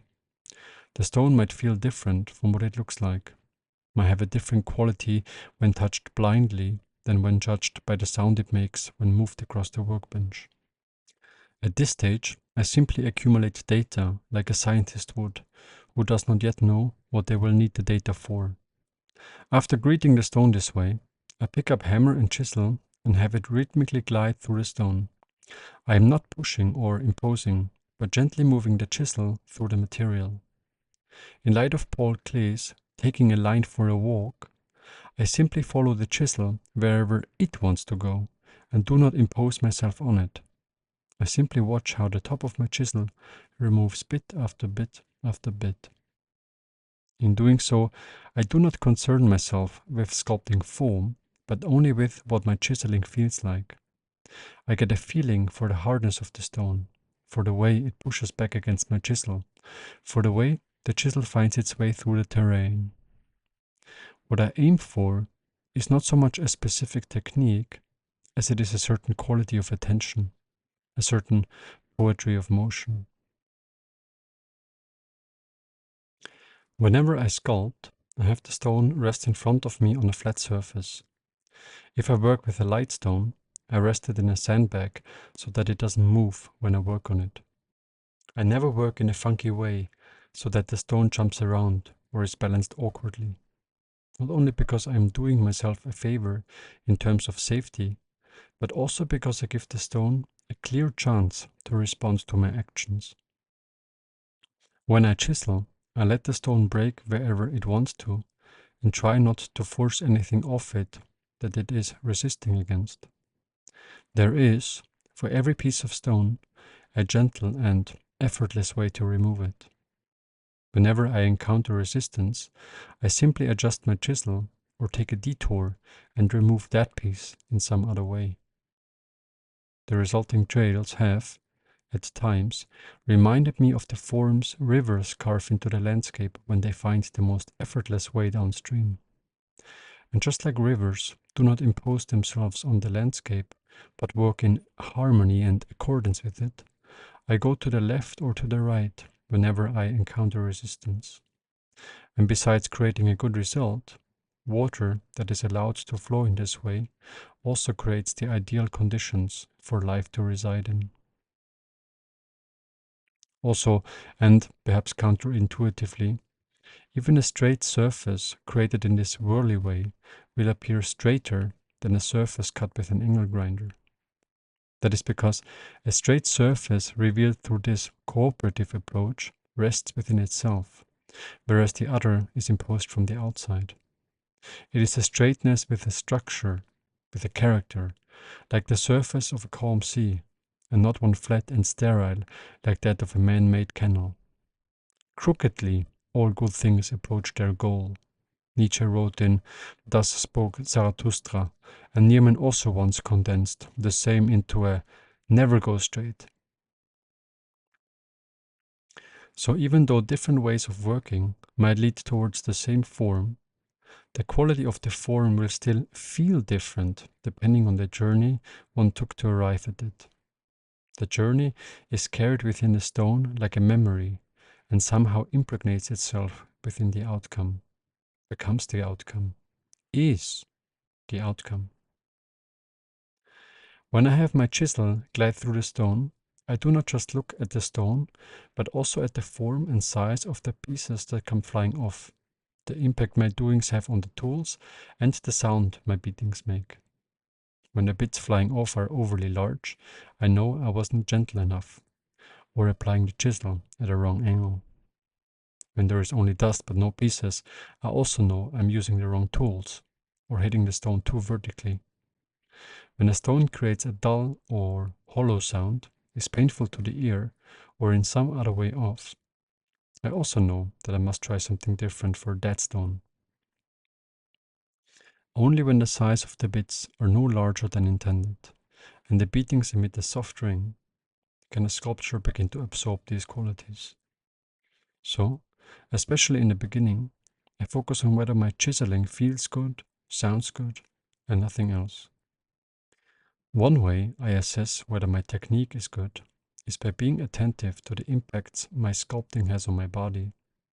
since when my shoulder, back, neck, or wrist hurt after a session, or when I tire out quickly, I know that something in my way of working must have been off. Because when sculpting is done right, it isn't tiring, nor does it create a sore hand or a stiff neck. If I swing the hammer, or whatever tool I'm using, with ease, sculpting has no detrimental effects on the body. No, it becomes a form of Tai Chi. If done right, I feel energized and centered after a sculpting session, not tired and worn out. Sculpting is a rejuvenating craft, even though, or precisely because, it involves manual work. When my technique is good, my tools will also hardly wear off. So, if my tools break, truncate quickly, or warp themselves into weird shapes, then this is another indication that I wasn't sculpting from my center. Stone doesn't care how much force it is hit with, how much of its material is removed, or what tools are used on it.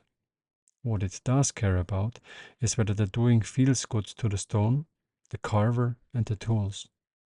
So those who believe that they are doing the stone a favor when working in an awkward position in order to preserve a piece of the rough stone are mistaken. Stone would much rather have them work in a relaxed way, even if that means they have to blast a considerable piece. The cabinet maker John Cranov liked to say that there is a play between doing things in a way that feels good and getting good results.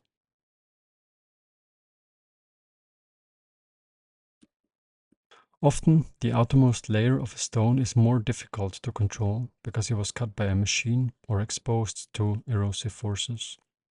Usually, I use this layer to get a feel for whether the stone likes the flat-headed chisel, feels at home in straight lines, or whether it prefers the point chisel and wants to inhabit organic forms. In this process, I just have come off whatever wants to come off, regardless of whether it is scaring large pieces. The wobbles and holds that occur at this stage will later serve as directional signs for developing the form. I think of this stage like the scrambling of a Rubik's Cube that has to be done before one can start solving it. Because even though the arrangement that results from this random scrambling will define the journey, every starting position is as good as any other.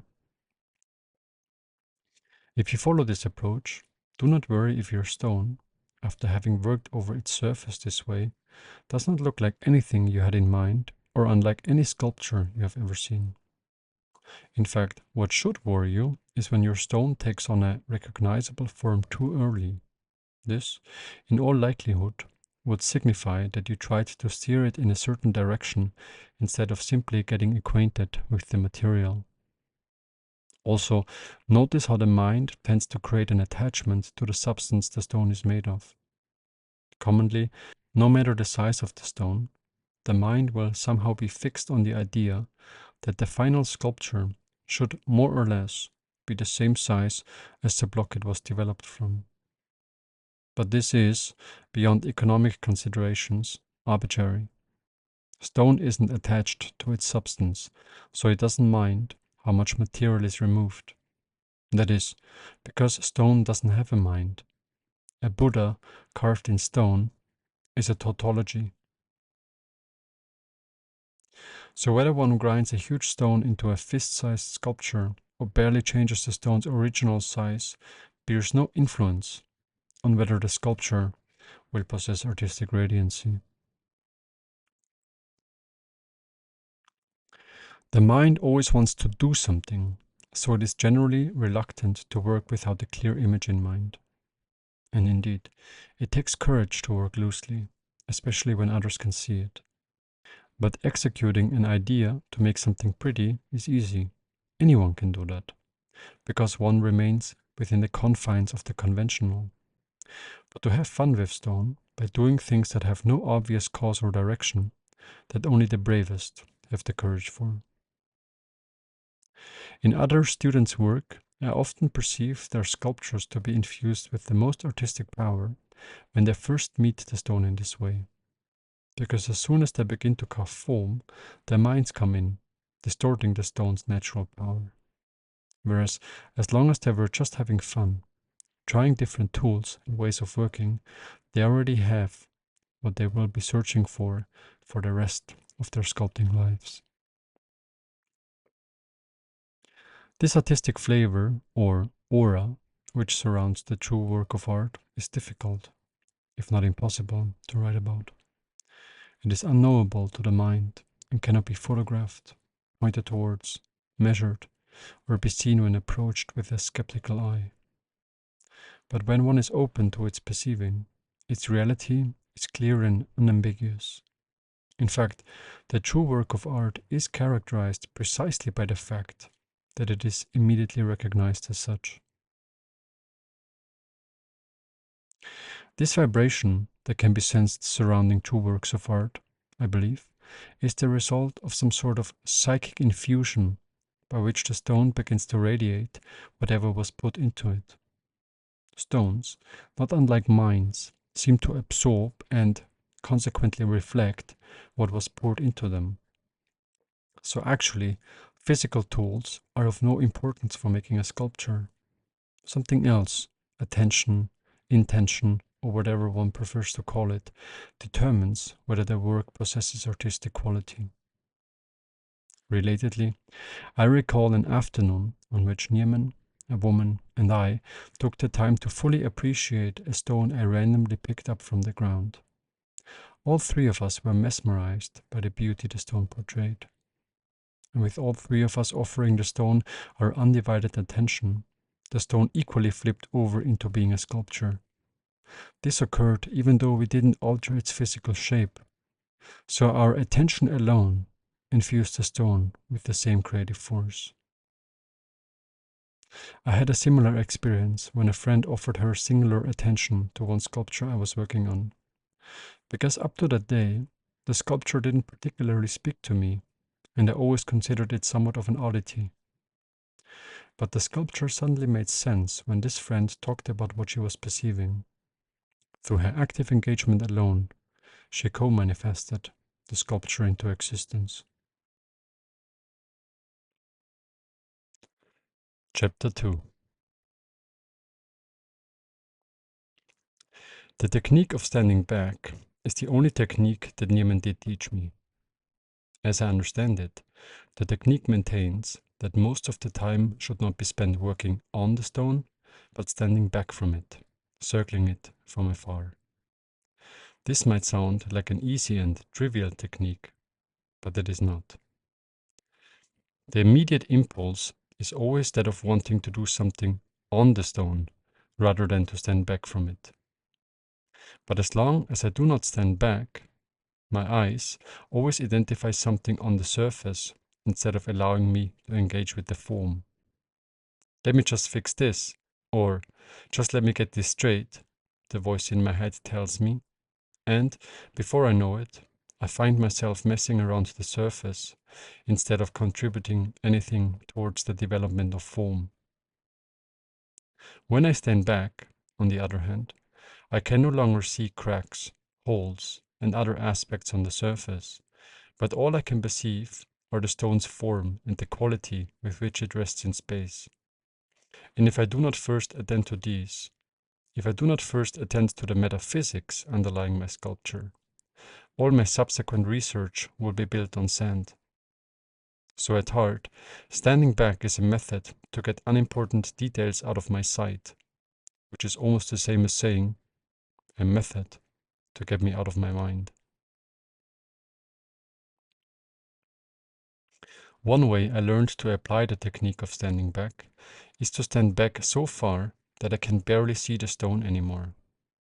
From such a distance, this can well be 20 meters or further away from the stone, I can no longer tell whether I am looking at a figurative sculpture or whether I am looking at a rough block of stone.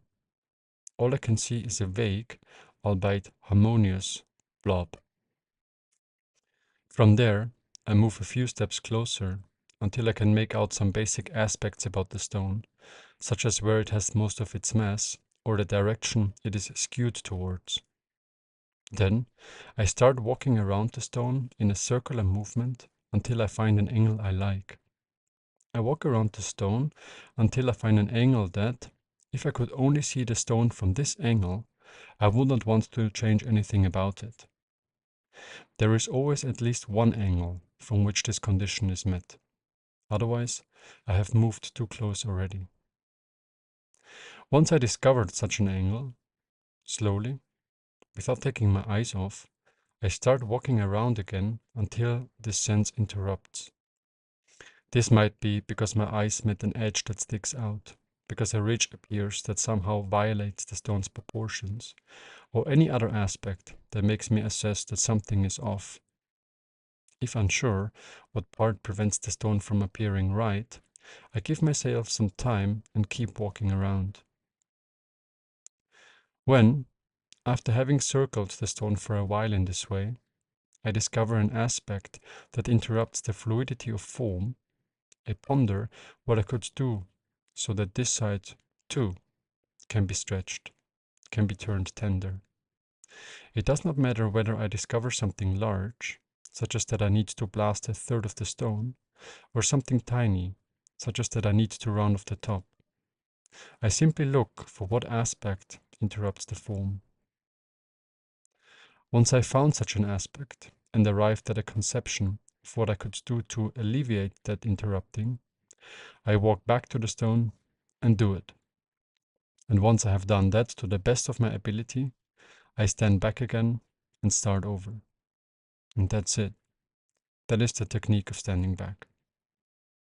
When, after having executed something on a stone, I return to the distance from which I took my decision from, the form I initially sensed might have been lost, even if I expected that taking off that piece would have further helped to express it. But that doesn't matter. I simply start anew and see where the form wants to go now. And as soon as I discover something that interrupts the continuous movement of the stone, regardless of whether that is the most crucial part of the form I anticipated before, I go back to the stone and do it. When I circle the stone, I keep moving and do not allow my gaze to freeze at any one angle, since when I look at the stone from a point of rest, I am inclined to focus on individual aspects rather than on how they function together. But focusing on a single angle in sculpture is like focusing on a single note in a musical composition. It does not mean anything without its relationship to all the others. In music, as in sculpture, it is the relationships that make the song.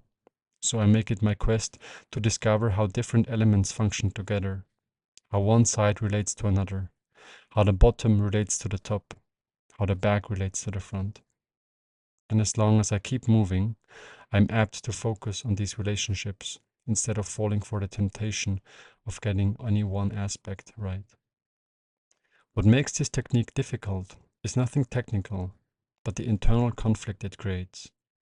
With every step I walk back to the stone to execute what I have decided from afar, my head tends to provide a reason why taking off that bit is a bad idea.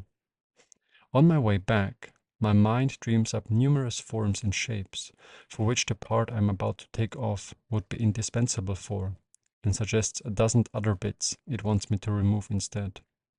It thus takes courage to follow through with what I have decided from afar, because when I arrive back at the stone, executing what I have decided from afar might appear anything but obvious, if not outright outrageous. Ideally, I could control a 20-meter long chisel, because with such an instrument, I could not mess around with insubstantial details, nor could I doubt the decisions I have taken from afar, but I would remain concerned with nurturing the stone's quality and form. After I have worked from a distance in this way for a while, there comes a moment when the stone appears wholesome, just as it did when I first looked at it from 20 meters away. But before I move to the next step, namely moving a few steps closer, I ensure that I have considered the stone from all angles. Only when all integrates do I move a few steps closer. Once arrived, say I'm now 15 meters away from the stone, additional depths and nuances will have become apparent. The stone will look different again. Some aspects I couldn't see from further away will now interrupt the fluidity of form. But the procedure stays the same.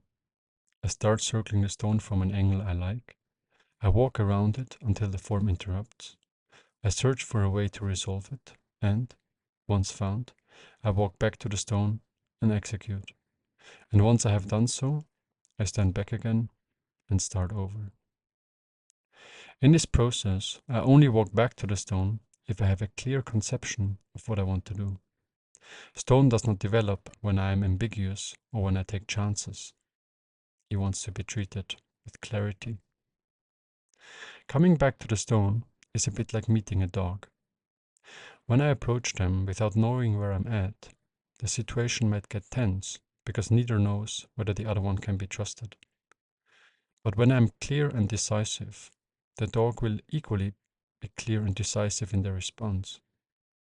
They might signal that they want to be petted or that they want me to back off, but no matter what they signal, it will be clear and unambiguous. And anything clear and unambiguous has a beauty to it, even when it goes against convention. This method of standing back, feeling the form, deciding what must go, executing it and standing back again, is all I need to turn a stone into a sculpture. Whenever the stone appears harmonious from one distance, I walk a few steps closer, repeat the process, until, at some point, I arrive at the stone. At each distance, I continue until each side functions as the center, until each side is my favorite side, until each angle is my preferred angle. If there is still some aspect that doesn't feel right, I keep circling. I keep adjusting, so that it too becomes connected, so that it too becomes inhabited. Only then do I move a few steps closer. There is no rule for how long I spend at any one distance. Some stations might take months to reveal themselves. Others might allow me to work through them in a single session. I remember one stone that kept me on the first station for weeks. With another, it took a single morning for me to arrive at the stone. Throughout this process, I do not shy back from frequently changing the resting side of my sculpture. A good sculpture appears fluid and harmonious, no matter which side or direction it is rested upon, so I do not hesitate to rotate it around. For the technique of standing back, it doesn't matter if the form of the stone changes starkly throughout the process or remains roughly the same. All that matters is that I do not skip a distance.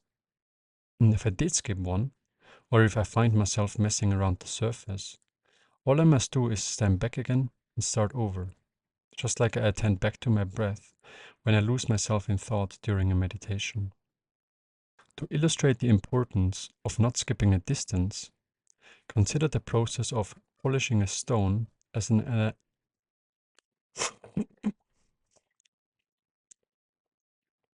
To illustrate the importance of not skipping a distance, consider the process of polishing a stone as an analogy. Common sense has it that if you want to polish a stone, you must begin with a rough sandpaper and gradually move up to finer grits until you arrive at the polishing cloth. Now, if you overlooked a spot with the rough sandpaper, you will not get it out with the polishing cloth, for the cloth does not reach deep enough into the material, unless you spend an enormous amount of time, of course. Instead, you will have to return to the rough sandpaper and start again from there. From this, we can conclude that the key to a good polishing result is to not jump any grits and to not overlook any parts before moving on to a finer grit. Common sense, as I said. The technique of standing back rests on a similar logic. No sculpture can appear harmonious from a closer distance that does not already possess the same quality when looked upon from further away. So, if my sculpture does not appear wholesome from a particular distance, it also won't suddenly do so when I move closer to it. Whatever I haven't resolved from a particular distance won't resolve at a later stage, just like the overlooked spot won't come out with the polishing cloth. Instead, I will drag the unresolved issue inwards and, if I do not stand back and continue from the distance from where the sculpture appears harmonious, will waste much of my time. However, this does not mean that I cannot still alter the form substantially at any later stage. But if I cared for the stone's fundamentals, their process will, at no later stages, instruct me with something that will overthrow its balance. The stone will, as if by magic, maintain its balance when looked at from a distance, no matter what I do closer to it. So, if I arrive within 5 meters of my workbench and decide that a third of the stone needs to go, then doing so will not disturb the proportions or balance of the stone when looked at from all distances I have already passed. From all distances I have already passed, the sculpture will continue appearing right. Sometimes I may have to work over the entire stone to integrate just a single aspect, including sides I previously thought to be fully resolved. But just like one has to turn all the pieces of a Rubik's Cube to move just a single piece to its place, I may also have to move all sides to resolve a single transition. From the outside, this might seem like I'm going in circles, because, while I'm turning all the pieces, nothing connects or sits right anymore. But there is a difference. When I begin working on a piece of stone, its surfaces are simply unordered, whereas the unorder arrived at this later stage contains the solved state within itself. Because just like the degree to which a Rubik's Cube was already resolved remains preserved when one turns a sequence to move a piece to its place, the degree to which I already solved the form will also remain preserved when I integrate a specific issue. I do not know how this works, but stone seems to have some kind of memory in that it contains and remembers everything that was already developed on it. How it is expressed might change, but the degree to which a form was already resolved always remains preserved within the stone. So, I do not worry if my sculpture, after weeks of work, suddenly appears as if I just started working on it. Since when I continue, it will soon become evident that the chaos was just some passing stage encountered on my way. Throughout this process, the felt reality of my sculpture can be as fluid as mercury. Sides previously thought to be finished can suddenly stand out again. Aspects previously condemned as boring can become the new center. The front turn into the back. The top become the bottom. So, I try not to get attached to my doings, but seek to remain present with the now of the form. Most of the time, when I stand back, I do not immediately find what I must do. There might be a sense that something is off, but I cannot find what that is, and even less so how to resolve it into the form. I have circled the stone for hours in this way without using my chisel once. In such hours, I have even hoped for the stone to fall off the sculpting table so that a broken edge would provide me with a direction to work towards. That's how desperate I have been. And because the mind does not like to be in this state of not knowing, it usually suggests moving a few steps closer so that it finds something to hold on to again, something clear that needs doing. But taking away material only makes up a small proportion of the work. It is that which comes last, following the actual work, which is swirling around the sculpture, unknowingly, of what I must do. Standing back is a tremendously powerful technique that I can always fall back on, no matter what stage I am at in my sculptural process. Whenever something unintentional happens, whenever I take a bad turn or carry the sculpture into a dark alley, I can always stand back and start anew. An immediate objection against the technique of standing back is the lack of complexity that can be imposed onto a stone when decisions are taken from afar. Like all objections, this objection roots from the mind, because the mind regards itself as complex, and it wants to see that reflected in stone.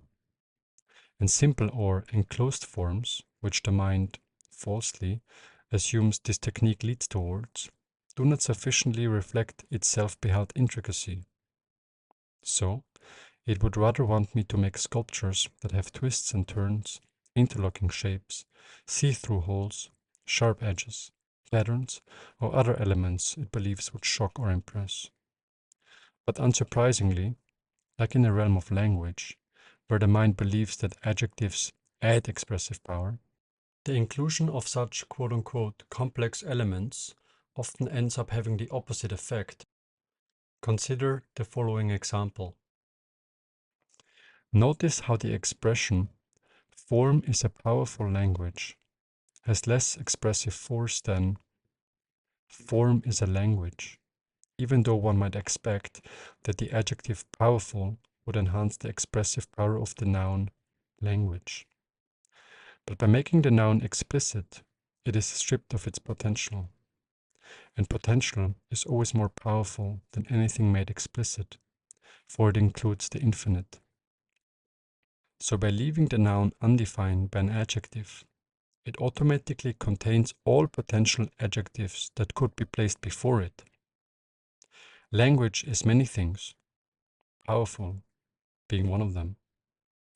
But by settling for a single adjective, the noun is stripped from all other adjectives it would otherwise contain within itself. So the mind thinks it is enhancing expressive power by adding adjectives, or in the realm of sculpture, lines, engravings, see-through holes, etc., whereas they often weaken it. Chapter 3. I don't have many principles guiding me throughout the development of form, but here are some that have proved useful. Overall, I seek to accentuate the stone as it is.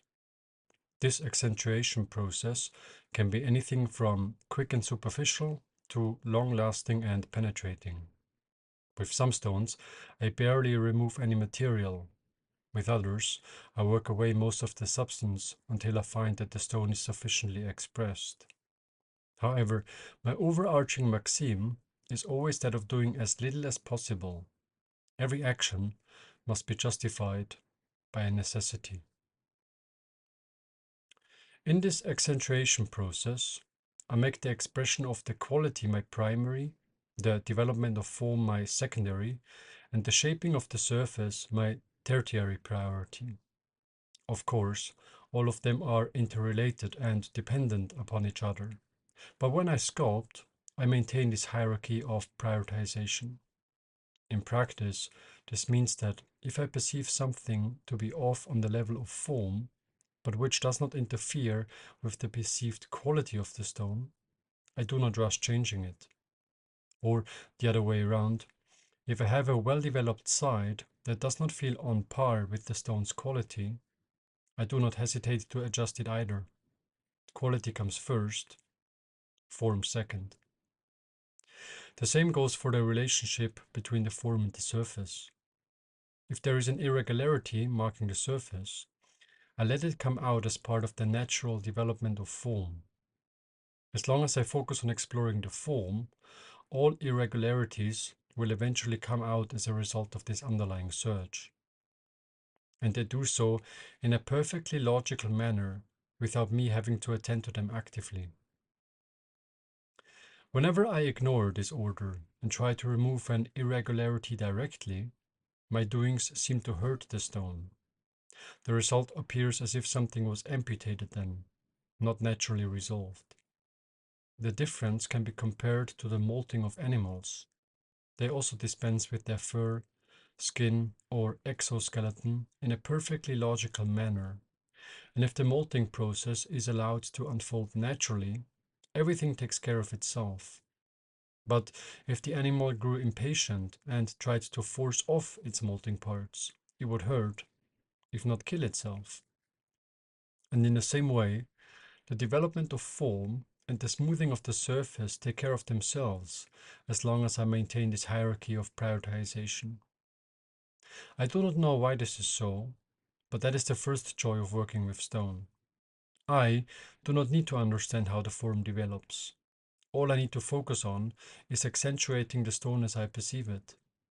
The rest takes care of itself. And even if some irregularities remain, then so much the better. Sculptures are surprisingly forgiving in having broken parts and other irregularities marking the surface. And more often than not, such aspects turn out to be the most interesting parts of a sculpture. So, as long as the surrounding form is developed and the theme of the stone is fully expressed, broken bits, cracks, and other such aspects are never in the way of a sculpture taking on artistic quality. Besides standing back, another way I avoid the tendency of constantly wanting to attend to the surface is by using rough tools as much as possible. With fine tools, such as the file or polishing pads, I am tempted to mess around the surface instead of remaining present with the stone's quality and form. Contrary to rough tools like hammer and chisel, which constantly force me to remain present with these underlying dimensions, fine tools tend to pull me away from them. That is why I switched to a finer tool only when I did everything I could with the rougher one. As long as I stick to this principle, I will also not conceptualize a fine tool as an instrument to treat the surface with, but as a tool that allows me to explore the form to a finer degree. And that is what a tool is for. A finer tool is simply an instrument that allows for a deeper exploration of form, not something to treat the surface with. So when I use a polishing pad, for example, I do not circle it across the stone's surface, but I use it to get deeper into the form. I am still exploring the form when I use the polishing pad. I am not polishing the surface. The polishing happens as a side effect, just as the development of form happens on its own when I focus on expressing the stone's underlying quality. The difference is subtle, but substan- but su- the difference is subtle but substantial. To me, a good sculpture is to me, a good sculpture is one in which there is a balance between the degree to which the stone's quality was expressed, the form developed, and the surface polished. So a sculpture polished with the 3000 grit polishing pad, a grit used for polishing glass, better has its form explored to the micrometer. Because when a form is only half-heartedly substantiated, but the surface is polished like glass, there exists an imbalance between the degree to which the form was explored and the degree to which the surface was polished. The sculpture will appear unnatural then, as if it were a human artifact and not a piece of living nature. So, as long as I do everything I can with the rough tool before moving to a finer one, my sculpture will always maintain this balance. I will always have a sculpture that feels and is natural.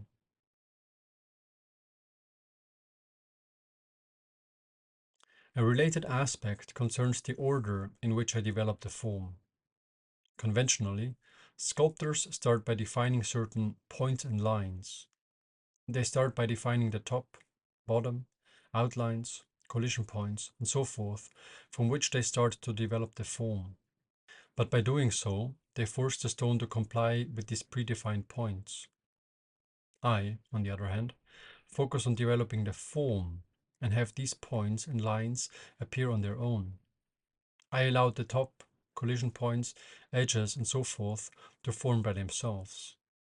So, when I have two sides coming together, I do not define where they meet, but instead focus on exploring the form of both surfaces.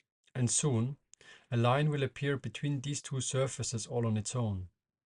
A line not artificially defined, but a line that arose naturally because of a coming together of two forms. Not only does this inside-out way of working result in more fluid forms, but it also makes the development of form much more dynamic. After all, it is difficult and against the material to force a form to comply with a predefined line. But it is simple and cooperative to have a collision point move of its own accord to comply with a form. Therefore, counter to the conventional approach, the top, edges, and collision points are the last aspect I attend to, if I attend to them at all. When John Coltrane was asked what he was trying to achieve musically, he responded, starting a sentence in the middle and then going to the beginning and the end of it at the same time, both directions at once. And in precisely this manner, I treat my entire sculpture as one and do not develop any parts isolated from any other parts. I move in all directions simultaneously and try to ensure that no parts gets ahead of the rest. I do not first carve the form, then the back, then the top and then the bottom, but I do all at the same time, all directions at once. I do not conceptualize the sculpting process as being comprised of different stages, like setting the proportions first and solving the details second. Because once I conceptualize, I am bound to produce industrial stonemason's work, not art. For when the process is conceptualized and dissected, the result is also bound to be conceptualized and dissected. Mimicking the stone. One way to get movement into the sculpture is to express what the stone is doing. This has to be done through the body, because, to the mind, the stone isn't doing anything. To the mind, the stone is just a lump of matter passively resting on a workbench. But every stone always does something, just like every human always does something, be these restful actions like being seated or being asleep. To get an understanding of what the stone is doing, I mimic the stone with my body. Children do this automatically when they try to comprehend someone or something. They act out what they see with their whole bodies. They become it. Children understand that when they imitate, they automatically feel what the imitated thing or person feels like from the inside. Nicolidis writes in his chapter about life drawing, if you do not respond in like manner to what the model is doing, you cannot understand what you see. In addition to mimicking the stone with my body, I draw gestures into the air to suggest or dramatize its movement. This might look funny to a bystander, but it is a highly effective technique. If I'm unsure how to best mimic the stone, I try throwing different gestures at it to see which ones fit. Do I best represent the stone when I punch karate kicks into the air or dance Europe me around it? When I proclaim Beethoven's ta ta ta ta or Britney Spears' I'm not a girl, tum tum tum tum towards it? This does not have to be the same for any two persons, because no two persons are the same. So I do not try to figure out the correct movement. There is no such thing. I simply search for whatever feels true and nothing else. I remember a day when a stranger asked me what form I was aiming for. I responded by making a gesture in which I furiously formed a fist in the air and pulled it towards my body. I do not know what the stranger thought of my description, or whether my response made any sense whatsoever, but I felt I had accurately communicated my affairs with the stone. Words don't operate in this realm, and I often lose my connection with the stone when I try to express what I am after. But as long as I refrain from the impulse of wanting to label it, and just let myself be one with the form, there is no doubt about my affairs with the stone. Drawing on stone. Another way to come to an understanding of the form is by drawing lines across the stone. Conventionally, sculptors like to draw the outlines of their aspired figures onto the stone, so they know from where they must develop their desired image from. This is not what is meant here. Rather, the lines I draw across a stone are meant to accentuate its underlying quality and form. I like to think of them like the lines drawn with eyeliner. Ideally, one should barely see that they are there, because their purpose lies in highlighting and accentuating what is already present underneath. The lines drawn across a stone in that way are perhaps best conceived of as invitations, as possibilities, as potentials, as trails from where the surrounding form can be discovered from. I must not follow or abide by any of them, because their purpose lies in helping me to comprehend the stone. They are not meant to give me a starting point from which to develop the form, but their function lies in helping me to make sense of what the stone is doing, where the stone is going, how the stone is moving. Drawing lines across a stone is a tremendously powerful tool because lines can quickly create order and clarity within the form. They help me discover where different sides come together or where the form starts moving in a different direction. In effect, it becomes much easier to see and feel what parts are interrupting the stone's continuous movement. By drawing on the stone, I am also sorting the stone into comprehensible segments. A sculpture is usually too complex to be comprehended at once, so if I do not first organize it into different parts, I am developing my sculpture in the dark, hoping to find form by accident or luck, which, of course, will hardly ever happen. But if I resolve one aspect after the other, I always know exactly what I am doing. And wherever there is clarity of action, clarity of form will follow.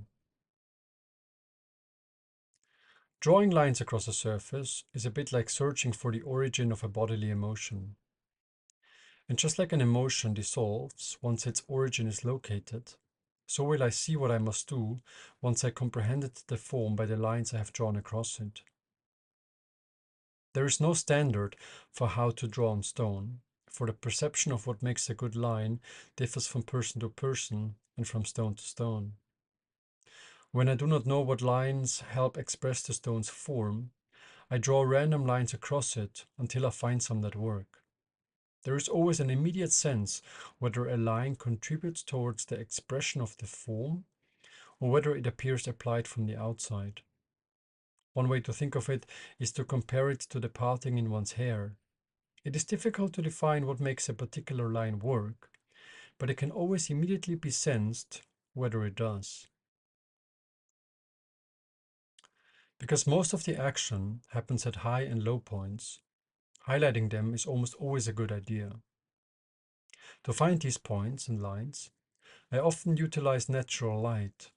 I turn the stone and wait until the shadow turns in a different direction. This is the high point. When I utilize the light this way, I also don't need a ruler or any other measuring device, for the light is 300 million precise.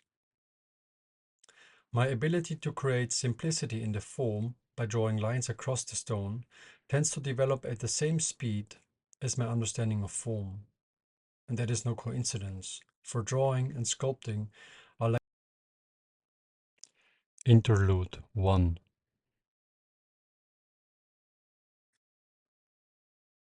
It is not one's knowledge of technique that is decisive for the outcome of a sculpture, but one's ability to feel. Technique, like science, is simply a means to an end, but not an end in itself. Applying scientific methods does not equate to generating knowledge, nor does mastery of technique equate to generating art. It is that which comes before, or that which underlies the application of technique, of science, which is decisive for whether art or knowledge is produced. After all the investigation, John Coltrane once concluded, all of the technique doesn't matter, only if the feeling is right. The difference between a good and a bad performance, whether in dancing, public speaking, singing, or whatever, is not of technique, but of feeling. Nicolaides provides this wonderful example. Quote, "The actor who overacts makes his mistake not because of lack of technique, but because he has not had sufficient practice in truly feeling his part. In fact, his desire for technique has thwarted his natural power to feel correctly, or, and most likely, he has had poor direction in the beginning. By poor direction, I mean that his training emphasized technique of presentation instead of sending him to life with an eagerness to see nature through his ability to feel. Anything done without feeling has something wrong with it. Anything produced, said, or written without feeling is bound to appear false and artificial. For something to be real, for something to be authentic, the medium must be entered, must be inhabited. Only then can it take on meaning. Only then can it come alive." The fact that the artistic value of a sculpture depends on the feelings that were present during its making, and not the techniques applied, is so obvious that writing about it touches on what I can tolerate in terms of sounding corny. But it is precisely because it is so obvious that it is so often forgotten. After all, most of the available literature on how to sculpt focuses on technique alone and does not even mention that feeling is the most important ingredient for making a sculpture. But not only is the literature on sculpture deserted of this most vital aspect, but so is all of Western culture. Our capacity to feel is often rendered inferior to our capacity to think, and our education system teaches us to ignore our feeling sense in favor of our mind analysis. This ecocide of our feeling dimension is also reflected in our fat-fingeredness when it comes to the words we have at our disposal to describe the subtleties involved in feeling. And because the limits of our language mean the limits of our worlds, as Wittgenstein phrased it, we remain largely ignorant and uneducated about the feeling dimension inherent to the world. I assume that our feeling, as opposed to our thinking, is so commonly repressed because feeling cannot be controlled from the outside. Feeling is always personal. We must do it ourselves. Thinking, on the other hand, is mostly impersonal. Most thoughts originate from somewhere outside ourselves, and we are used by them for their propagation. E. E. Cummings once summarized this point nicely. Almost anybody can learn to think or believe or know, but not a single human being can be taught to feel. Why? Because whenever you think or you believe or you know, you're a lot of people. But the moment you feel, you're nobody but yourself. Most people aren't connected to the feeling sense, and when asked what they feel, they often respond with what they think they feel or were told to feel, but not with what they actually feel. I, for example, found that hardly anyone I ask what they feel about my sculptures actually looks inwards for a response. Instead, people begin relating them to some sculpture they have seen before or tie them to some other knowledge they possess or are possessed by. But hardly anyone really looks, not to speak about feels, what kind of effect, if any, they have on them. Sadly, this is true not only for the masses, but also for many art enthusiasts. Because they know so much about art, their ability to feel is often blocked or distorted. In fact, people with a lot of knowledge about art often utter the most uninspiring comments about my sculptures, whereas the child drawing on the concrete, the guy taking away the trash, or the drug addict living nearby often share the most wonderful considerations. I am not saying this because the drug addict is flattering in his assertions and the art critic is not.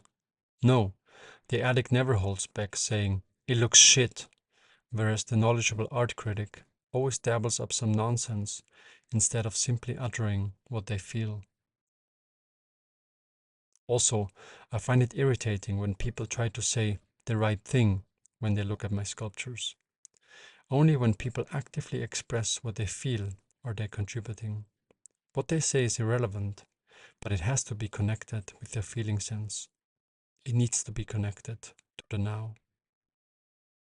Anyway, let's partake in the ecological restoration of our feeling world, as Stephen Bunner put it, by looking at some ways in which feeling plays a part in the process of making a sculpture. Kinesthetic feeling. Our most familiar mode of feeling is the physical feeling done with our senses, all of which are a form of touch. Whether it is sound waves touching our eardrums, particles touching our olfactory or gustatory stations, or light impulses touching our retina cells, all physical feeling depends upon us coming in contact with our environment. And because the incorporation of these senses is so fundamental to the craft, it is worth looking at them one by one. On touch. Feeling the material with one's hands is the bread and butter of every craftsman, and one of its greatest joys. The tactile sense goes well beyond the ability to feel the surface of things, however. Hands are also extraordinary instruments for feeling space and form. Their ability to spot whether a curve needs some rounding or a surface straightening often exceeds the eye's ability to sense such nuances. Hands further possess the surprising ability to sense the fluidity of form. When I walk my hands across a sculpture, they can quickly discover where the form interrupts or turns in the wrong direction. At some point, my hands might want to go down, for example, but are held back from doing so because of a surface coming up against them. A sculpture cannot appear harmonious and, in that sense, be finished if it doesn't also feel good when explored with one's hands. So as long as there is something wrong when I move my hands over it, there will be something off about its appearance. Everything perceivable through one sense is reflected in all the others. And sometimes a different sense has to be consulted to find out what is not yet right. So, if I cannot figure out what is wrong by looking, I feel the stone with my hands instead. Perhaps they will provide me with a clue about what I must do. Hands, and fingers in particular, have an intelligence of their own that can solve problems not unlike our minds can. I cannot describe how to do this, but when I touch the stone with both hands, my fingers immediately start calculating the form. They, all on their own, move to where the form interrupts or where the stone turns wrongly. Goethe writes about his approach to studying the natural world. My thinking is not separate from objects. The elements of the object, the perceptions of the object, flow into my thinking and are fully permeated by it. My perception itself is a thinking, and my thinking a perception. The same also goes for the use of tools. Each tool possesses an intelligence of its own and wants to do specific things. When I put a file against the stone, for example, it might, as if guided by some alien force, begin to file downwards, even though I haven't perceived the surface as insufficiently rounded. The longer I have known a particular tool, the more I allow it to figure out the form for me. On hearing. The hearing sense, whose usefulness might appear less obvious, is no less illuminating. It is inwardly directed, receptive, and soft in quality.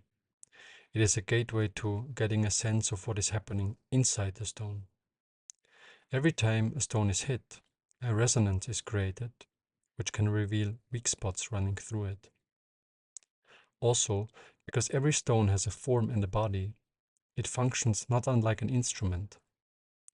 And just like each instrument can be tuned differently and played with different materials, the form, the tools, and one's way of working can equally be adjusted in one's quests to make the best use of the material. I, for example, remember a sandstone that sounded terrible when I filed it, but emitted a gentle beat when I used the flat-headed chisel. So, I knew that this stone did not want to be filed, but wanted to be worked with the flat-headed chisel. It is really that easy. Besides this obvious form of hearing, there also exists a more fundamental kind of hearing that focuses on what lies beneath the surface of sound. It is a kind of hearing that rests on the silences and rhythms, not the tones themselves. It is the same thing with writing. There, the quality of a text also does not just depend on the words, but also on the background rhythm established through punctuation. Its effect might be subtle, but it influences the reading experiences as much, if not more, than the words laying on the surface.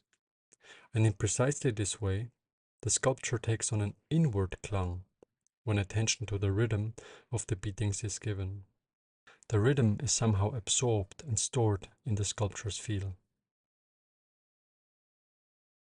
On smelling and tasting.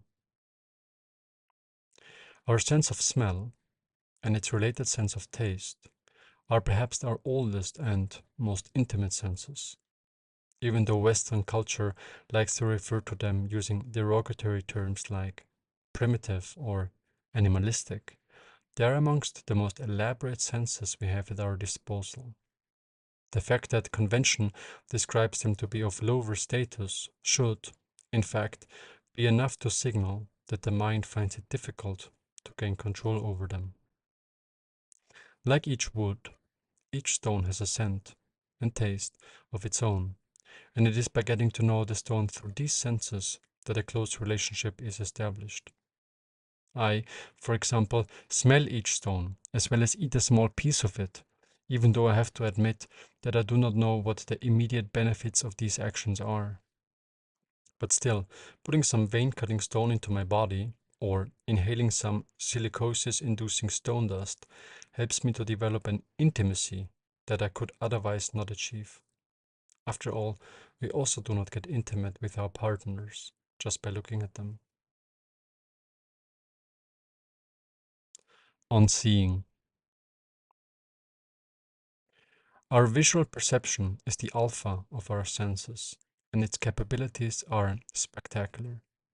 However, its behavior is similar to the mind, whose serving hand it is. Like the mind, the eyes tend to laser in on individual aspects rather than allowing us to focus on the stone's overall appearance. Seeing also tends to overpower the other, more inwardly directed senses, which is why it is the only sense that needs to be curbed at times. The eyes are hammers, Kandinsky once remarked accordingly. In light of the exercises provided by Aldous Huxley's The Art of Seeing, I let my eyes move freely across the sculpture and do not allow them to be trapped by cracks, broken bits, or other such aspects they like to linger on. I keep my gaze moving from side to side and from top to bottom, and apply it like my sense of touch. Since when I touch, I feel an object's body just as much as I feel its surface. Besides standing back, another way to restrain the eye's dominion is to work in low light conditions. Because when I work at dusk or in candlelight, I automatically have to give the other, more uncertain senses a greater role to play. And these other inwardly directed senses introduce the personal and the erotic into the work. The eyes are great tools for the surface, yes, but the perception and shaping of the depth dimensions are done by the other, more intimate senses. Despite our eyes being our most developed sense, they are also the easiest to be fooled. Most have experienced how it is practically impossible to see past optical illusions, even when we are told that the two lines whose lengths we ought to compare are the same length. And because similar fallacies like to make themselves known in sculpture, it makes a good habit to double-check the eye's observation against some other sense. The visual sense is, by default, active. It is always switched on and tends to impose rather than to listen. The other senses are passive by default, are switched off, and tend to reside in the background. When I sculpt, I seek to reverse these respective qualities. I seek to make the passive ones come active and the active ones go passive. Because active listening has a beauty to it, just as looking passively has.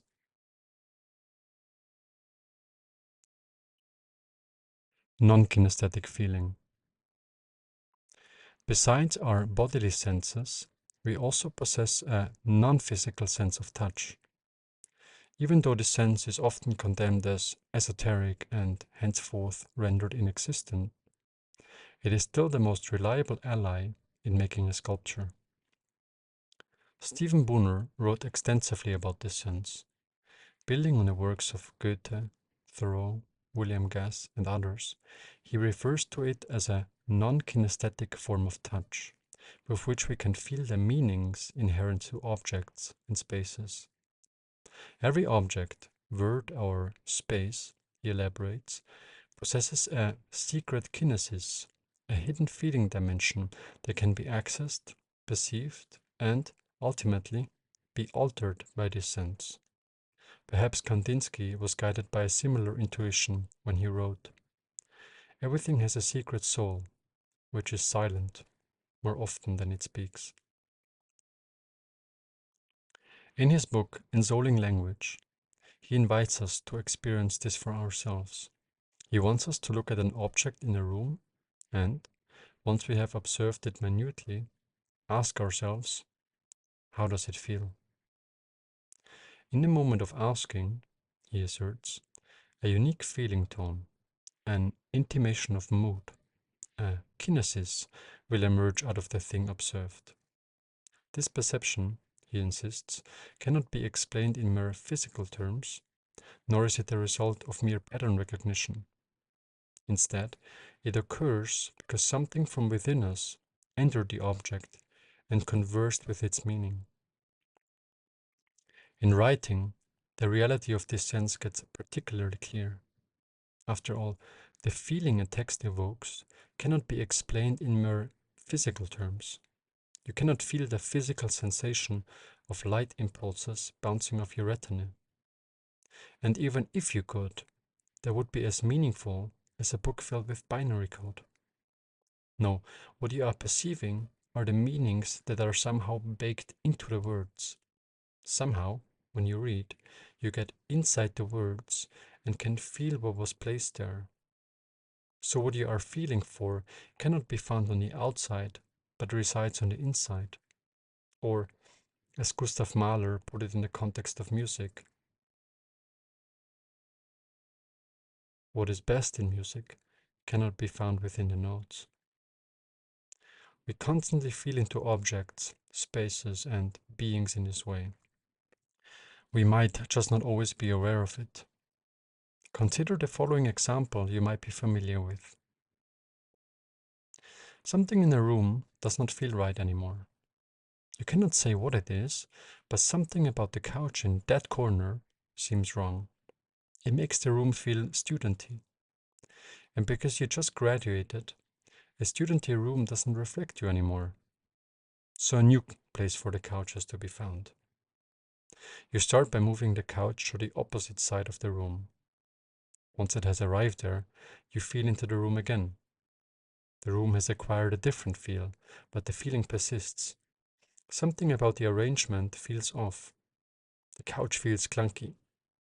You keep moving it, this time by 180 degrees to the left. Then you feel again. You feel whether the room reflects your identity as a postgraduate, whether the room's arrangement is congruent with your initial impulse. Not quite, you conclude, so you keep adjusting, until the couch has found its place. Or not. Then you must do something different. Perhaps the couch is not going into that room after all, but will have its place upstairs. Or maybe it is time to throw out the thing for good and get a new one. Or who needs a couch anyway, and why not replace it with a table instead? Can you feel the sense I'm trying to evoke here? It is this sense with which we constantly reach into our environment to feel whether something is right, whether something is as it is ought to be, whether something is at its right place. And whenever something is not, we immediately feel uneasy and will want to readjust, even if we do not always know why. As long as the thing is not in its right place, there is an internal, no, that's not it, that occurs. There is an inner negation, a certain restlessness, perhaps even shallow breathing. Whereas once the thing has found its place, there is an internal confirmation, a relaxation, a sort of yes, that's it, that occurs. The internal tension relaxes at the same time the thing has found its place. Whenever this internal relaxation occurs, our inner experience and the physical reality have become congruent. The outside has become an extension of ourselves, and we will feel comfortable inhabiting it. When I work with stone, there might be a surface that feels funny or off, even though there is no apparent reason for why this is so. We all have met a person that fits any of these descriptions, and it is the same with stone. I trust such clues more than anything. They are always right. So, if I have a hole that doesn't evoke a displeasing sensation, I don't smooth it out. But if I have a smooth surface that causes an unsettling feeling, I keep working over it. When in doubt, I always listen to the feeling sense, never to the mind. What makes something feel off differs from person to person and changes from day to day. After all, our living rooms do not all look the same and do not remain static over time. Our sense of what feels right develops with us. So whatever arrangement feels congruent today can already feel off tomorrow. And because that is so, sculpting will never exhaust itself, because even if we finish a sculpture today, something will want to be adjusted tomorrow already.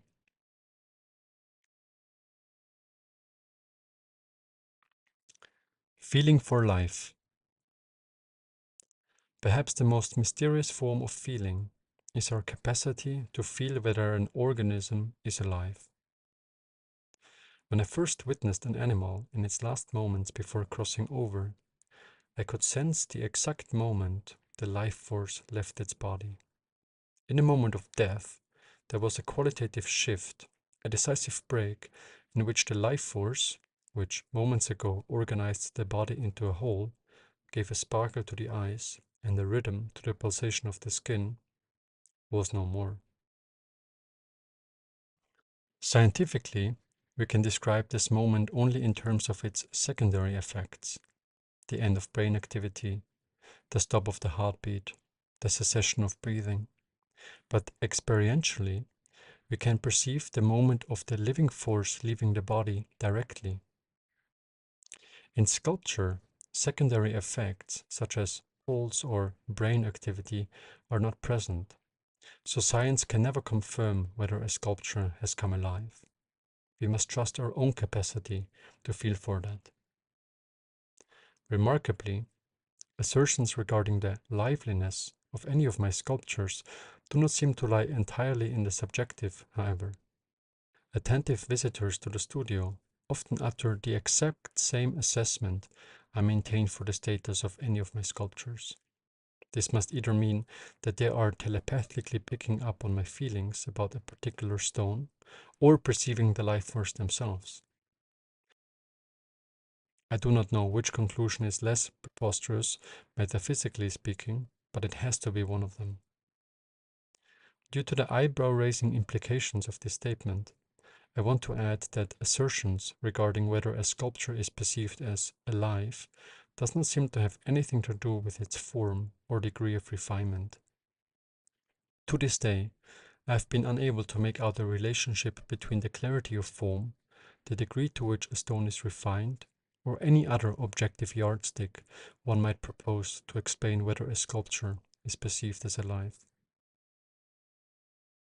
So, whether a sculpture is alive doesn't seem to have anything to do with what it looks like, but with something else.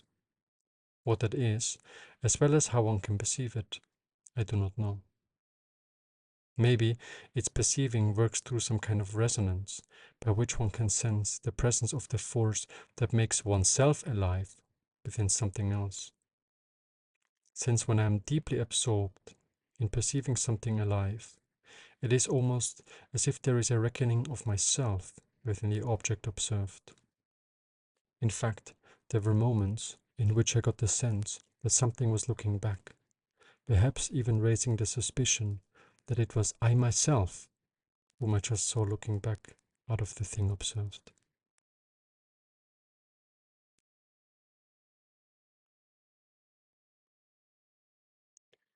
Chapter 4. Counter to conventional thought, the quest of the sculptor does not lie in forcing the stone into what they believe it should become, but in following the stone wherever it wants them to go. And it is by this kind of following, by doing one thing after the other, that a stone is gradually turned into a sculpture, is turned alive. True artists, Stephen Booner writes, are servants of the process, not its masters. On this journey, the stone only always shows the next step one must take, but that is also all one needs to see. Because to make a sculpture, one does not need to see what lies behind, nor does one need to see what still lies ahead. All one needs to see, but that is also all one needs. Because to make a sculpture, one does not need to see what lies behind, nor does one need to see what still lies ahead. All one needs to see is the next step one must take, and that the stone will always provide one with. So, one does not need to know how to make a sculpture to manifest one, just like one does not need to know how to hike a mountain in order to reach the top. All one needs to know is how to take one step after the other in the right direction. And doing so continuously will bring one there all on its own. Thus, whenever I come to the studio, I approach the stone as if it were a total stranger. I stand back and sense for the next step I must take. I feel for what is off and search for a way to resolve it into the form. No matter what stone I put up, something will always call for my attention. And once I attended to that, something else will reveal itself that wants to be adjusted. In this process, I seek to be clear and deliberate in my actions. For the more clear and deliberate I am, the more obvious the next step I must take will get. The next step is always an expression, yes, a logical consequence of the one preceding it. And the more thoroughly I took the preceding step, the more obvious the next step will demand itself. That is why, if I decide to make a surface straight, I make it straight, regardless of whether I will make it round again thereafter. Or if the stone wants to be polished, I do so thoroughly, even if I suspect I will have to rough it up again. Whenever I take one of these quote-unquote steps, I do not care at all about the impact of my actions on the overall sculpture, but only focus on resolving that bit. And once I attended to that, I focus on resolving the next aspect. That is why I do not need an idea or plan to make a sculpture. I just do one thing after another until the job is done. This book came into being in the same way. I didn't start with an idea, nor did I have a conception of its structure or thematic interrelationships. All I had was an urge, an inner necessity to explore certain thoughts and experiences in text. And once I wrote them down, more thoughts, more experiences wanted to be explored. And just by itself, What started out as seemingly unrelated investigations gradually revealed an overarching gestalt. A gestalt that was to become this book. I did not control where my writing was going, but simply followed whatever caught my attention at any moment. When I felt like writing, I wrote. When I felt like editing, I edited. When I felt like researching, I researched. When I felt like going for a run, I ran. Whenever I didn't work in this way, whenever I did tell the writing where to go, whenever I didn't allow the text to organize itself from the bottom up, my writing immediately got paralyzed. When I sat down to fill chapters I had predefined with a title, I immediately experienced writer's block. So it really did seem as if the book, almost violently, disagreed with any sort of structure I sought to impose on it. I had a similar experience when carving the Platonic solids. Once I decided to make them, acquired some fitting stones and studied how to best carve them out of a block of stone, I suddenly found myself without the company of my inner pigeon. And not only did sculpting suddenly become arduous, but my doings also didn't amount to much any longer. My beatings didn't have the same fragrance as those that occur when I take one step at a time. After all, I was operating from a different climate of mind. No longer was I exploring, eager to find the next step I must take, but stupidly working towards a predefined line.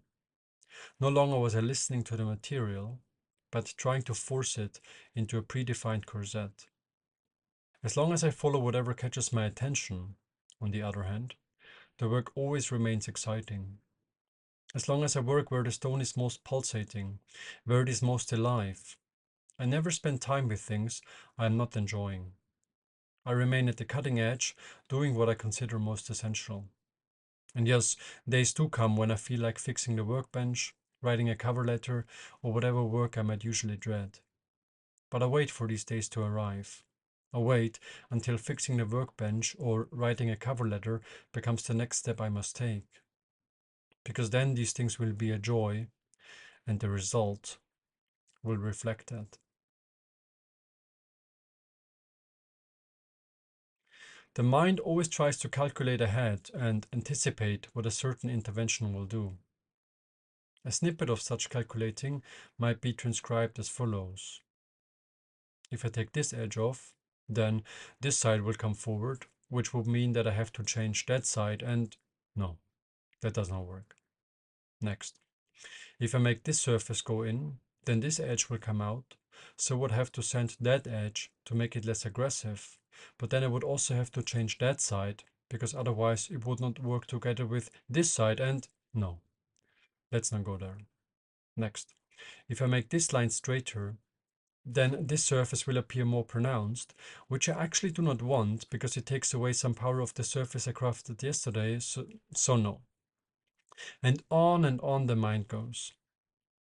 But all this forecasting is of no use because when working with stone, almost nothing turns out the way I expect it to. Calculating ahead does not only not work because I might fail to execute what I have planned, but because I cannot change one bit without simultaneously changing the whole. A sculpture is an ecosystem in which every part is connected to every other part, and a change on one level can have unforeseeable consequences on any other. More than once, I wanted to straighten a line by a fraction of a degree, but doing so made the entire sculpture look and feel different, even when looked at from the opposite side, where I could not even see the change I undertook. Somehow, the straightening of the line shifted the sculpture's feel, which made the entire sculpture look different. Consequently, sides I thought to be finished, or parts I previously declared resolved, suddenly asked for my attention again. I experienced the same in writing. When I moved just a single word, the entire sentence immediately got a different feel to it. So not only does the inclusion of a quote, of a specific concept, of a single word alter the feeling of the sentence they are in, but their effects ripple forward and backwards throughout the entire text. That is why, when writing a book, each sentence, each word, yes, each comma has to be considered, for each sentence, each word, each comma has an influence on all the others. Everything influences the sculpture's feel. Just like each word carries certain metaphysical, societal, and historical connotations, each element in the sculpture also conveys certain associations into the work. Everything, the tools used, the forms carved, the base chosen, influences the feel of the work. What is more, all these elements can convey a different meaning depending on where and when they occur. A wooden base might work for one sculpture, but not another. A claw chisel might work in the morning, but not in the evening. A form might feel right when carved in Amsterdam, but not in Basel. So just like it was concluded that no word ever has the same meaning twice, no element in sculpture ever has the same meaning twice either. Both are co-shaped by the material and by time and space itself. What elements go together, how they appear in space, what associations they evoke is constantly renegotiated. A twist that didn't work on Tuesday might suddenly appear unshakable. A base thought indispensable might come to appear superfluous. These connotations often do not correspond to the qualities conventionally ascribed to them. A cubic stone can well feel organic, whereas an egg-shaped sculpture is a long way from being guaranteed to be perceived as such. In practice, I often cannot name or define the precise associations I am perceiving. Yes, sometimes I might be able to assess that a base makes the sculpture feel too Brancusi-esque, or that the composition feels right because it adheres to the golden ratio. But most of the time, the reason I perceive something in a certain way remains elusive even to myself. However, this is where the jump into the unknown comes in. Since the meanings and associations that arise are often homeopathic, their implications not languageable or in some other way beyond my conscious reach, I, as a sculptor, must, by necessity, commit a leap of faith into trusting my own perceiving. So again, I do not need to know how to make a sculpture. All I need to trust is that my feeling sense knows the most recent data from the form market, knows the mercurial meanings shifting in a curve. Wallace Stegner put it most wonderfully for the realm of writing. Quote, words used poetically are a medium as fluid as watercolors, and some of the best effects may seem accidental even to the man who creates them. He, the writer, does not have to know with his conscious mind exactly what he is doing. He is fishing in obscure depths. He is a dealer in mysteries, a witch doctor, not always easy with the forces he evokes, but acutely aware of them while they are present. What is more, these perceptions are continually metamorphosing into other associations. In one instance, I might feel as if I'm carving a flat-screen TV. In the next, like I am revisiting the place Rothko drew from. Then I may come in contact with the number 0 before discovering a form that somehow resembles solipsism. Goethe could have spoken about developing a sculpture when he wrote, when something has arrived at a form, it immediately metamorphoses into a new one. If we wish to arrive at some living perception of nature, we ourselves must remain as quick and flexible as nature and follow the example she gives. So when I feel like I'm sculpting a shark, I keep refining my sculpture towards acquiring a shark-like quality. And just on its own, there will come a moment in which the shark-like quality will transform into something else, perhaps into that of a spear. And if I follow that, it will continue to transform again, into a line, into a thought. In this process, I try not to value any perception over any other or neglect certain emotional responses because I cannot identify with them, regard them as improper or as not sufficiently deep or meaningful enough. So if I feel like engraving a symbol into my sculpture, I do not refrain from doing so because I once proclaimed an "I want my sculpture to speak for itself" doctrine. Instead, I simply carve in the symbol and feel whether it is congruent with my initial impulse. On following a thread. As long as I take one step at a time, I am following something akin to a golden thread. We are most familiar with the concept of a golden thread in writing. There, we know when the writing is on the line and when it diverges from it. As long as the writing is on the line, the words flow easily, and writing and reading on it becomes almost effortless. Every sentence, then, contributes towards the continuation and manifestation of the thread, like this one. As long as I'm following such a thread, the making of a sculpture supports itself with ease, and I can do almost anything without disturbing the sculpture, just like I can write almost anything as long as I am not departing from the thread behind this text. The thread is nothing that can be grasped, though. The more one tries to grab it, the more it will disappear in Heisenbergian fashion. But despite its thin ontology, it is still our most reliable guide for making a sculpture. William Stafford writes about the nature of this thread.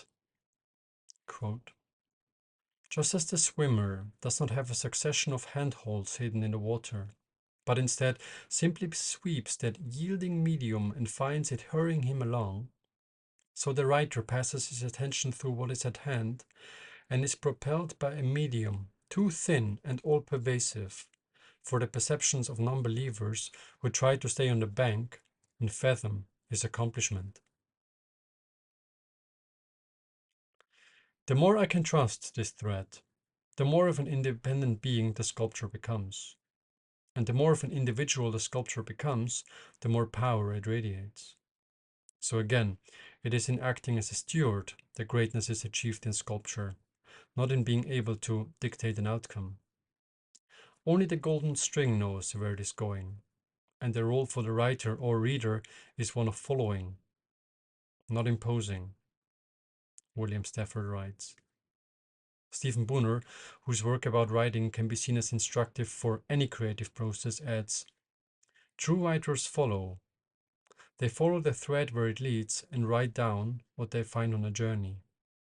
They are, in a sense, transcribers, and good writers know it. The thread never leaves me towards a sculpture in a straight line, though.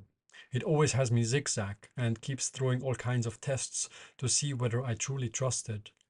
It had, for example, made me do sculptures with nothing but right angles, even, or maybe because, I grew up in an environment that was influenced by the no right angles doctrine that some anthroposophists maintain. At other times, it had me oscillate between having a surface roughed and polished. When I polished it, the stone wanted me to rough it up again, and vice versa. The thread is made of elements that mean something to me, and whenever I encounter something that is part of it, a particular feeling arises, as if an internal chord is struck. Like when I'm grabbed by sudden excitement because I see the next step I must take. The lying sculpture wants to become a standing one. Goethe described it in the following way. I was indeed then in the dark, and struggled on, unconscious of what I was seeking so earnestly. But I had a feeling of the right, a divining road that showed me where gold was to be found. These spontaneous bursts of excitement, that feeling of the right that occurs whenever I discover the next step I must take, are not confined to appearing on a workbench. They can occur at any time or place. I have experienced them when finding a specific book, going to a specific place, or meeting a specific person. But the feeling remains the same. Whenever I experience them, It feels as if I have discovered something that touched me on some fundamental level, is part of who I am. So, whenever I perceive these exhilarating bursts, I follow them. Whatever lies behind them has a meaning, a purpose. I just don't know what it is yet. A good rule is don't respond unless you have to, William Stafford writes. But when you find you do have a response, trust it. It has a meaning. Because the thread isn't some random fluke, some artificial invention, something that exists without reason. No, the thread does have agency.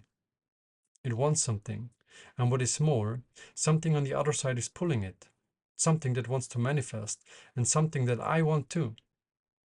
So there is always a reason stone wants me to sculpt that stone and not another, why it wants me to go round and not straight, why it wants me to take off that bit and not another. Because with time, the different elements that make up my thread, the decisions I took, the books I read, the people I met, continue to coalesce into each other and reveal an overarching gestalt. They, all of their own, begin to move into each other and become an indispensable subunit of the enigma that is my sculpture.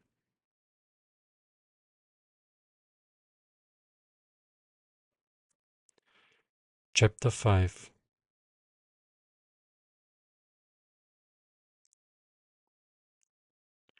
When I begin working on a stone, nothing relates to anything else. Nothing helps the stone carry its weight. Nothing complements each other. Nothing is connected. But then I begin. I begin to resolve one aspect after the other, one slow feeling step at a time. I make flat what needs to be flat and round what needs to be round. I keep standing back. I keep circling the stone. I keep feeling for what is off. John Berger once remarked that making art is the pursuit of constantly correcting for errors. And indeed, it can be said that from the moment I begin working on a stone until I decide to stop, I am constantly correcting for what is still wrong. Is this edge still standing out too far? Is that line straight enough? I ask myself, and, guided by my feeling sense, I keep adjusting. If I have followed the thread diligently, I will, after some time, have arrived at something akin to a first draft. The sculpture is still ambiguous at this stage, but something between the material will have started to shine. At first, barely noticeable, like music playing in a far distance, but soon more rhythmically clear, so I can hear some of the notes that make up the song, the instruments that play the music. But the sound is not yet crisp. There is still a lot of noise overlaying these notes, and that I begin to attend for now. The method remains the same though.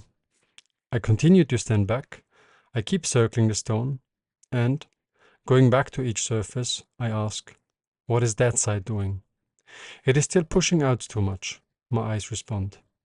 So, I walk back to the stone, double check my eyes' observations against my hands, and, indeed, the surface pushes back against them. I commit to taking off a fine layer with the flat-headed chisel before standing back again. This time I ask, how does it feel? I touch the stone with my eyes, with my non-kinesthetic form of touch. I sense the atmosphere, the mood inherent to the stone.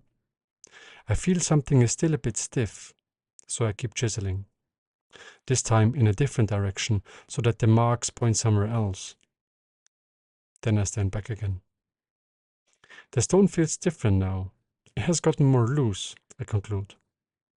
But something about that side is still not right.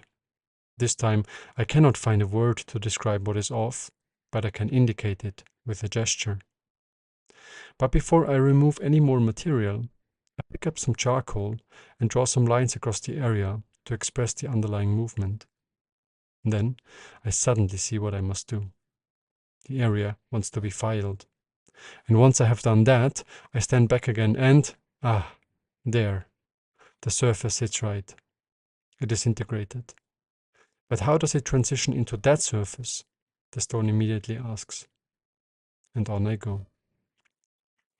The longer I have refined the stone in this way, the more times I have worked over each surface, the more condensed and orderly the stone tends to get. The complexity of the sculpture begins to move inwards, and the composition on the outside tends to become more simple. Some sides converge into others, balance each other out, or fall off the stone entirely. Others hold each other even, complement, or synergize in Hegelian fashion. Everything begins to take on a function until each part is an integral component of the overall form. The further I already ventured, the more subtle my interventions tend to get. Consequently, I have to fine-tune my tools and my senses to perceive even the most subtle aspects that are still somehow off. But if I keep refining them also, if I follow the thread to its end, the sculpture becomes more and more clear, more and more refined, more and more inhabited. With each iteration I work over a stone, my understanding of what each part is doing increases. I begin to comprehend how each element contributes towards the whole, how each side moves into the other, how each form is connected to its neighboring one. With that, the stone moves inside me, is absorbed by me, until I can remember each detail minutely. At this depth, I have unresolved aspects following me throughout the day, and I carry a holographic image of the form inside, which I can see behind closed eyelids at all times. But even though the sculpture might continue to appear more simple on the outside, its true complexity continually increases. Because with every iteration I work over the stone continues to confront me with aspects I previously did not notice, but which now also want to be integrated into the form. And while I integrate them, they continue fractalizing into even more subtle aspects. Ad infinitum. The further in you go, the bigger it gets. Terence McKenna often said when characterizing the psychedelic experience, and it is no different with stone. But then I keep going still. I keep refining until I understand what each part of the sculpture is doing. Because as long as there is still some aspect I do not understand, some two sides coming together in a way that doesn't make sense to me, there will be something that doesn't feel right. And it is only when I have confronted these aspects also, worked over them, understood and resolved them into the form, that I am fully inhabiting my sculpture.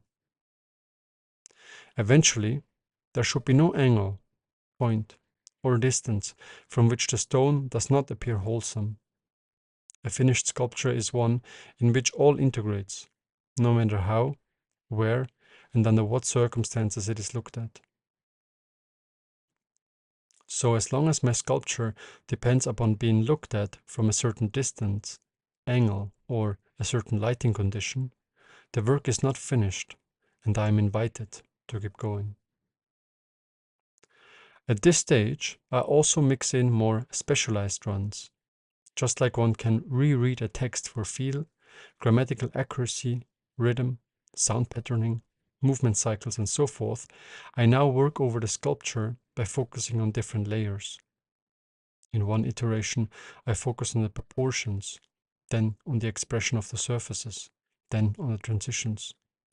All these layers support and depend on each other. A text free of spelling errors lubricates the reading experience. Expressed edges accentuate the form of a surface. A background rhythm introduced through punctuation enhances the meaning of a text, etc. As a result of this search, the surface qualities of stone, its hardness, solidity, and weight, begin to move into the background, and the deeper aspects, its movement, meaning, and character, begin to come into the foreground. It is like when the text is good, and the perception of the words fades into the background, and all you are left with is the living dream they are meant to trigger. I have worked over stone more than 100 times in this way, and so with this book. I went over what I thought to be a finished manuscript well over 2 dozen times. But even in late runs, When I thought I would only add a comma here or there, I found myself restructuring entire sections a few pages in. So the form and size might still change drastically at this stage. What starts as filing off a few millimeters can, at any time, turn into blowing coin-sized pieces a few moments later. I continue working over the sculpture in this way until each part leads to every other part, until each side is my favorite side, until each angle is my preferred angle. Resolving one transition ultimately means resolving the entire sculpture. So I continue until I understand each part to be both beginning and end, both condition and cause of the overall form. To me, a work is finished, the painter Hans Hofmann once remarked, when all parts involved communicate themselves that they don't need me.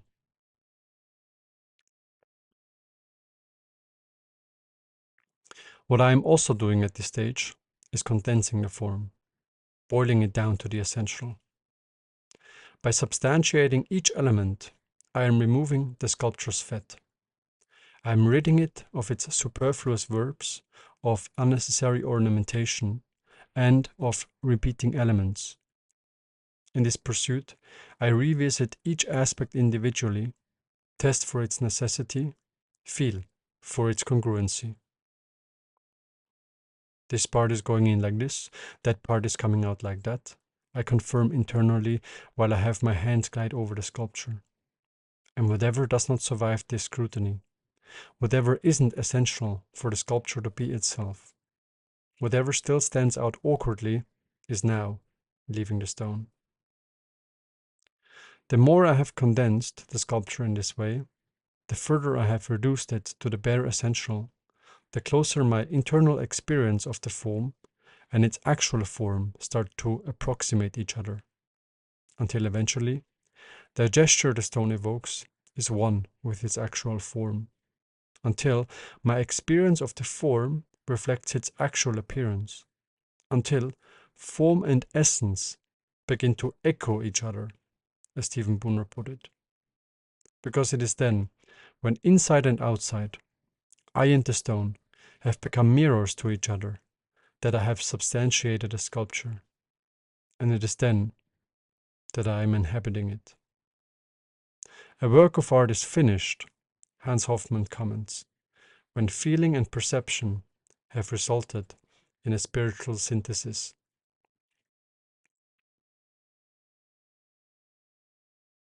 But let's rewind. I begin by meeting the material, by standing back, by taking one step at a time. I then authenticate one element after the other until I have substantiated how each section, each transition, each surface contributes towards the whole. Once a draft has revealed itself out of this process, I begin condensing it. I boil down the form until the sculpture is at home with itself, until my experience of the form, as well as the actual form, has become congruent, has become one. And the life force, when does it slip in? Answer: precisely when I am not looking. The life force finds its way into the work in sideways fashion. It slips in as a result of this continuous search. When or how a sculpture comes alive will thus always remain elusive, even to myself. All I will be able to remember is having adjusted one thing after the other until the whole thing suddenly came online. In fact, as long as I try to make a sculpture come alive, it will never do so. But if I keep searching for aspects that do not yet sit right, the life force might slip into the work in sideways fashion. At some moment, when I am not looking, not trying, not aspiring, but simply adjusting for congruency, some qualitative shift might occur all of its own. So it is the search that makes the craft become art. It is the search that invites the life force to slip in. And yes, it is a commitment to keep searching that every artist must put down as a collateral for this to continue to occur. Any kind of final form, any kind of answer, the footnote of the creative contract reads, marks the end of it. Artists are in a similar condition as swimmers in that way. Those who do not strive endlessly will go under. I also could have written this book in a few months if I didn't care for its composition, its thread, its music. But had I released it after a few months already, it would have been all surface without any depth. After a few months, this book was an accumulation of hundreds of paragraphs, but there was no music. The individual thoughts scattered across the manuscript were like notes waiting to be composed. I could sense they were somehow connected, but I didn't yet see how. But then, guided by my feeling sense, I began picking up paragraph after paragraph, word after word, and started moving them around, sensing for their underlying connection, for their thread, for their place within this text. I ruthlessly discarded what did not belong to it, and delicately adjusted what did belong to it. Over the following 2 years, I hardly added any more content, but spent my time weaving each thought, each paragraph, and each word into every other, until the whole thing came together as one. And just like the quality of a book is not solely dependent upon the quality of its underlying thoughts, the defining aspect for the artistic power of a sculpture is also not to be found in its form, but in whether each transition, each surface, each relationship has been connected to all the others, thereby creating a background rhythm that makes the whole thing work.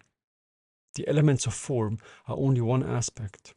They are like the naked words in a text, but it is how they are arranged and related to each other that makes all the difference. So the size, form, style, or any of these aspects are, in themselves, of no importance for whether a sculpture possesses artistic power. What is decisive is whether a sculpture was substantiated. Substantiated not by reason, but by feel. And to the degree this was done, the sculpture will possess the quality this book is trying to point towards, will possess life. For when a sculptor has felt and understood every element that makes up their work, has experienced each transition and grasped its meaning, has taken in every relationship between its individual parts and itself, has seen and not merely looked, has listened and not merely spoken, then there is inhabiting that sculpture and thereby makes it come alive.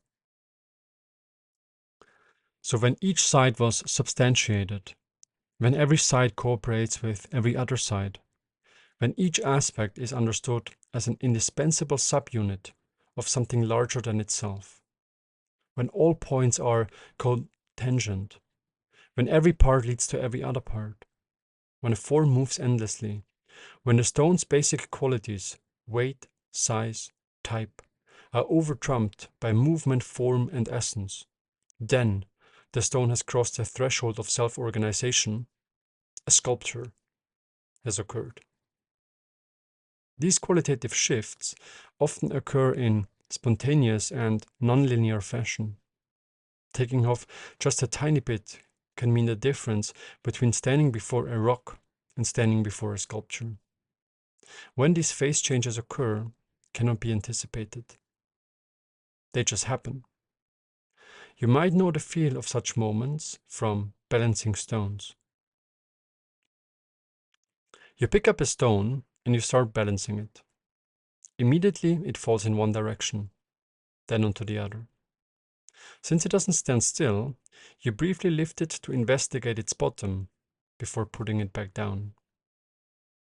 Then again, you begin turning it in large movements.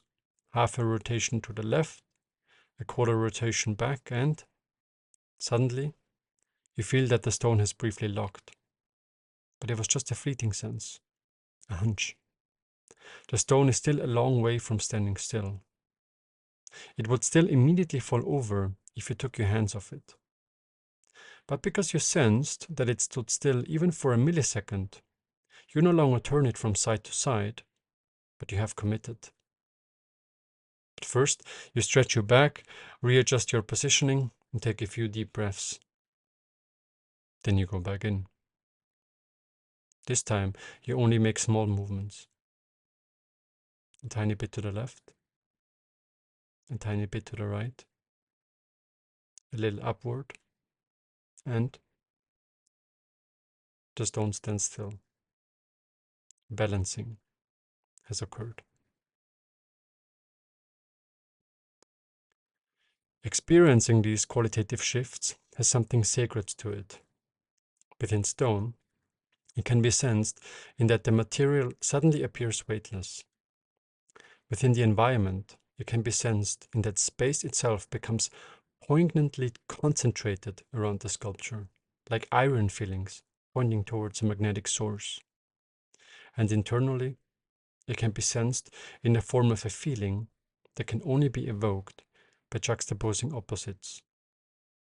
For whenever this qualitative shift occurs, I realize myself both indispensable and irrelevant, both the doer and the non-doer, both the initiator and the spectator of the unfolding event.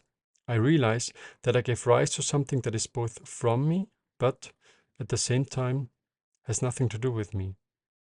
That even though I made it, it remains a gift that cannot be called forth on demand. In short, I realize that life was given, life that, from now on, will live free of its maker, free of its material. Kandinsky writes, "The true work of art rises from out of the artist. Once released from him, it assumes its own independent life, takes on a personality, and becomes a self-sufficient, spiritually breathing subject that also leads a real, material life. It is a being."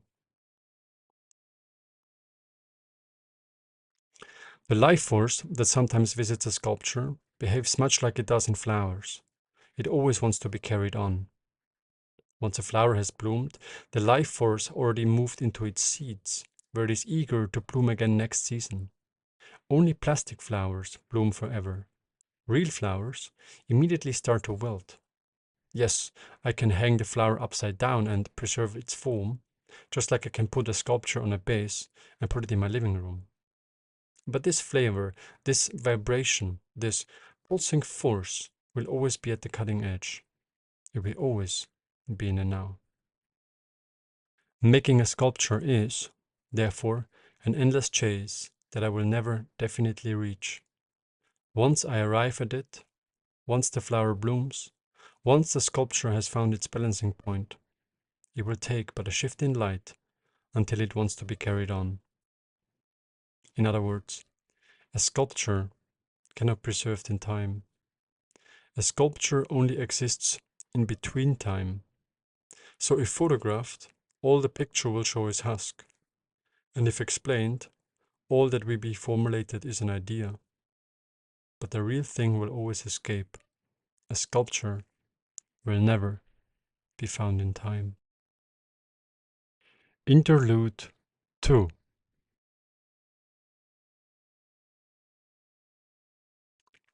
All processes aimed at developing something, i.e., that are artistic, are underlaid by similar principles. This can be used to our advantage because we can have our own understanding guiding us throughout the process. I already provided some examples by which I translated part of the process through actions you might be familiar with, such as by liking it to hiking, moving furniture, or solving a Rubik's Cube. But this can be done with anything. You can extract patterns you have come to understand from learning an instrument, sports, or whatever else, and have them guide you throughout the development of form. Here is another example. A mathematician might conceive of a stone as a heap of unsorted data and make it their quest to quote-unquote solve the form. Like when solving an equation, they will start by identifying the variables they know, which is to say, aspects about the stone they already have a sense for, and variables they don't know, aspects whose contributing function towards the form they do not yet understand. Once they familiarized themselves with the data, they begin by reformulating the equation so that all unknown variables are grouped together. In sculpture, this can be done by leaving one side as an offshoot into which all other sides culminate. While they sort the rest of the sculpture, they do not care what happens at this offshoot side, at X, but allow it to do whatever it wants. All they focus on is setting all other variables in place. Once they condensed the equation to its most elegant expression, sorted for X, and factored out what can be factored out, they can start grappling with how to best solve for the unknown variables. In sculpture, as in mathematics, most problems can be solved in various ways, some of which are more elegant, i.e., are quick, make good use of the stone, and are fun to execute, and some of which are clumsier and more laborious. Usually, solving for X requires more than one step, so that I might have to work over the entire stone multiple times until they arrive at a form that moves continuously. They might have to move the X from one side to the other, or they might even have to introduce irrational elements to perform a certain step. But whatever they do, each iteration is aimed at establishing a higher degree of order and moving the stone closer towards a solution where no unknown parts remain. It goes without saying that the experience of the mathematician, of the sculptor, is crucial for their ability to find solutions to problems they are confronted with. The more they know, the more ways they have taken before, the better they will be at sensing what operations might work. However, the novice has the benefit of being less inclined to be operationally blind. So even though the experienced mathematician, the experienced sculptor, knows more, has seen more, has done more, they are also less likely to come up with novel solutions for unique problems they are facing. Therefore, each stage in one's artistic development is as good as any other, because these opposing forces, experience and innocence, will always hold each other even. The mathematician also understands that knowing specific ways of achieving a certain outcome doesn't make a great mathematician. They understand that the time spent learning a solution by heart is wasted, for they would be lost if the problem were formulated differently. So the sculptor, who looks at the process through the lens of mathematics, knows from experience that knowing and understanding are two different things. An infinitude of such examples can be made to characterize the process. The key is to find a language you are versed in: knitting, cooking, teaching, acting, carpeting, gardening, plumbing, nursing, engineering, driving, accounting, or whatever, and translate the process through that, because then it will be your understanding that guides you throughout the process. And once you have that, you have come a long way.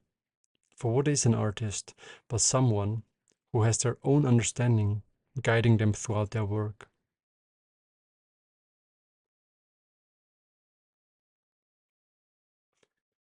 Chapter 6.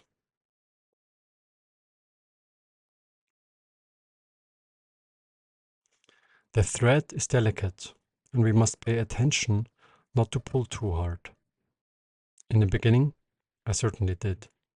I was too purposeful, tried too hard, didn't let the flatworm ooze and crawl of its own will onto the knife's blade, but tried to pick it up directly and, in doing so, turned it into a slimy goo.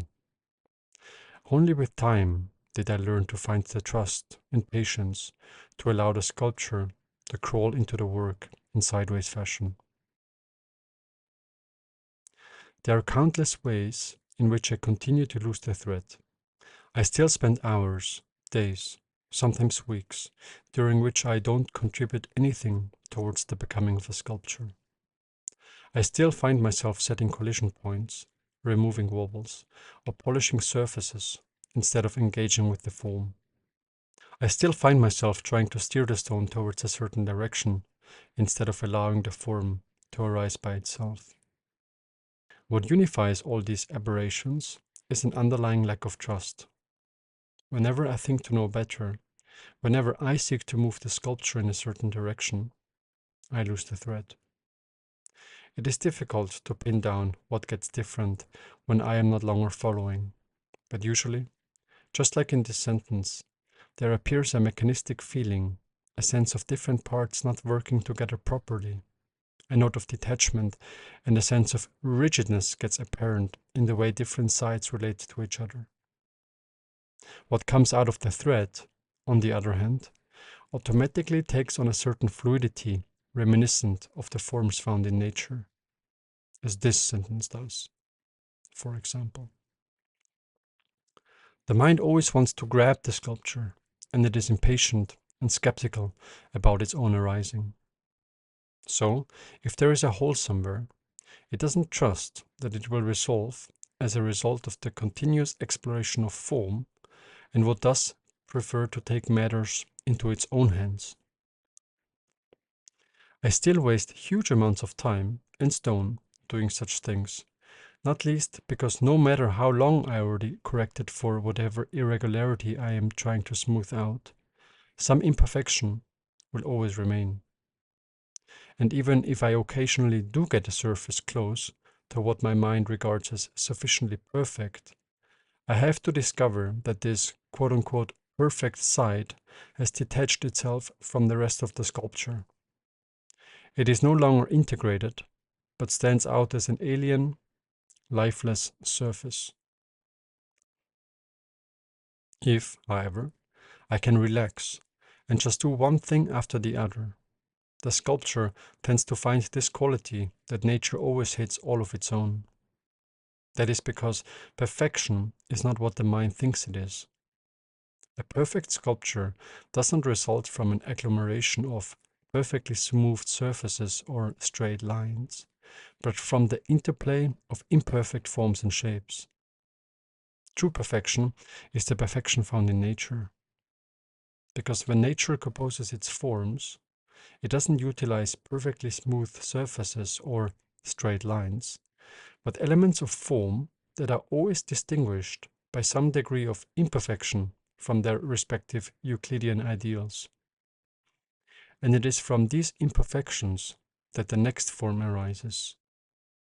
And whatever results out of such interlocking forms is perfect. Similar cases can be made for wanting to make a sculpture appear powerful, organic, sensual, or whatever ideals sculptors like to proclaim. Because when someone aims for such ideals, the result is destined to be less powerful than the ideal they held in mind, or, at worst, will break the stone entirely. Those following such pursuits are, by the nature of their approach, forever preventing themselves from exploring something beyond themselves. They remain chasing an ideal which they can never reach, not to speak of transcending it. Another moment in which the thread is often lost is at the end. After the tedious journey of taking one step after the other, I often look forward to giving my sculpture its final sparkle by polishing it or by putting some oil on it. But when I conceptualize the finishing of a sculpture as a separate event from the process of making it, I am one step away from disaster. For when I polish, engrave, make the sculpture stand on a base, or whatever else I might fantasize about doing, I am trying to close the process instead of searching for the next step I must take. And the more I try to bring the process to a close, the more the stone rebels against that. Such is the rule of this craft. Also, when I do any of these things, I am trying to enhance the sculpture. and all efforts aimed at enhancing a sculpture always have the opposite effect than intended. With one sculpture I worked with, for instance, I fantasized about making it stand up on a pin upon completion. And indeed, when I first positioned it upright, it appeared striking, but only at first sight. Because what happened as a result of it standing up was that much of its mystique was lost. Somehow, it appeared blunt when it stood up. So for some familiar, although enigmatic reason, the sculpture appeared stronger when lying on the ground, where the onlooker had to fill in the missing gaps themselves. A related classic, in which the thread is often lost, occurs when a sculpture is treated after the process has finished. But how does one know whether a sculpture is finished? As long as I am in the process, I feel intimately bound to my sculpture and carry it around with the same confidence a mother monkey carries around her newborn. Jackson Pollock once shared an impression of what this confidence feels like. Quote, "When I am in my painting, I am not aware of what I am doing. It is only after a sort of get acquainted period that I see what I have been about.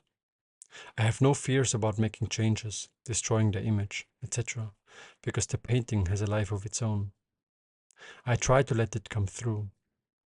It is only when I lose contact with the painting that the result is a mess.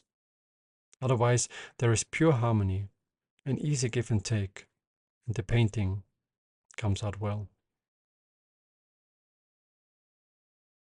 Equally, as long as I am in the process, I am in my sculpture and have no fears about making changes or destroying it. There is pure harmony, an easy give and take, and trust that the sculpture will come out well.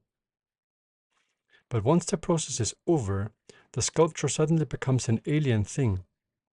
Carrying it around then feels closer to when I first had to carry a newborn as a teenager. I feel stuck to the ground, and all I am concerned with is not dropping it. Such a process can of any length be interrupted or be comprised of a set of sculptures. But once it has come to a close, I learned to resist every temptation to continue working on it. I remember one sculpture I took back to the studio that had already left me in this way. I thought my skills had improved, and I would thus be able to make the sculpture better. I don't have to tell you how that turned out. When I imposed my newfound knowledge on her, the sculpture soon appeared deformed, then violated, and finally broke apart. Once I had ruined my sculpture for good, I could only assess that I was an idiot and offer my apologies to the broken pieces I had lying at my feet.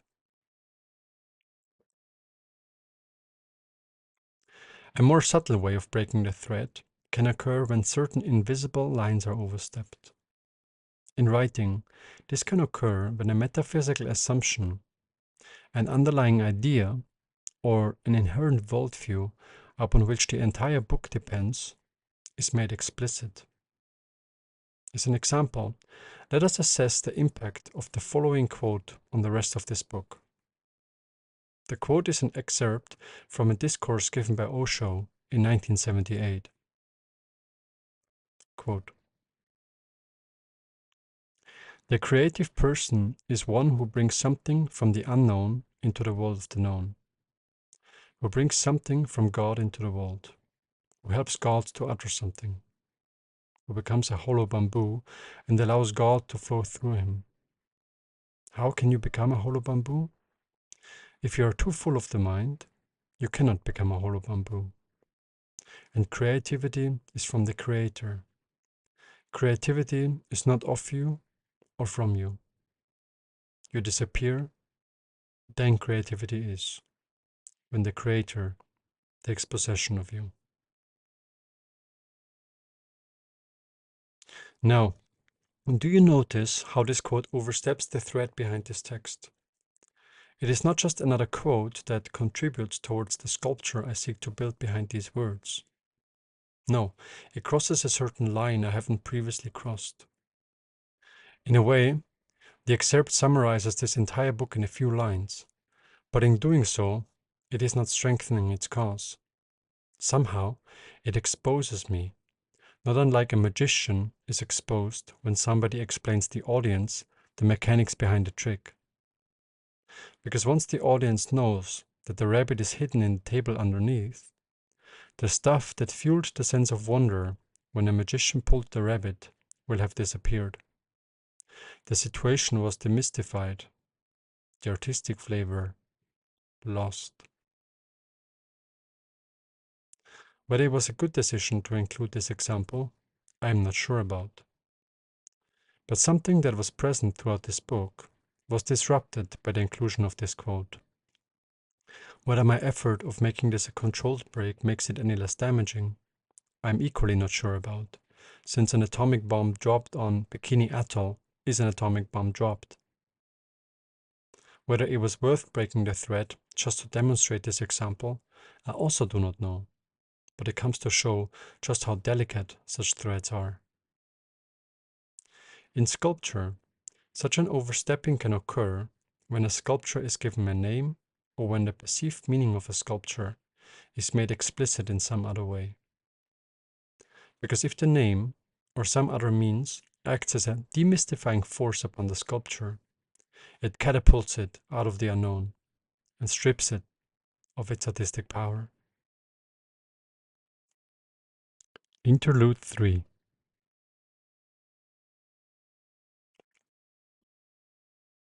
How else should it be done then?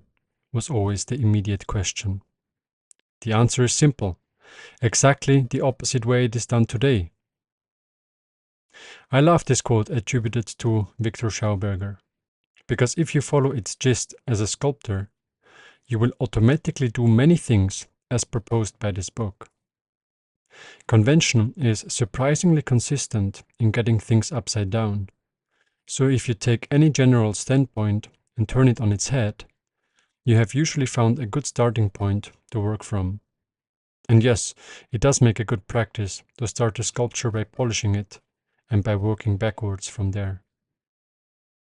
I have already given a few examples by which this book's approach runs counter to conventional thought, such as that techniques or stone types aren't of primary importance, that I spend most of the time not working on the stone, but standing back from it, that I draw on the stone as a means to express the stone's movement, and not for making the outlines of an aspired figure, etc.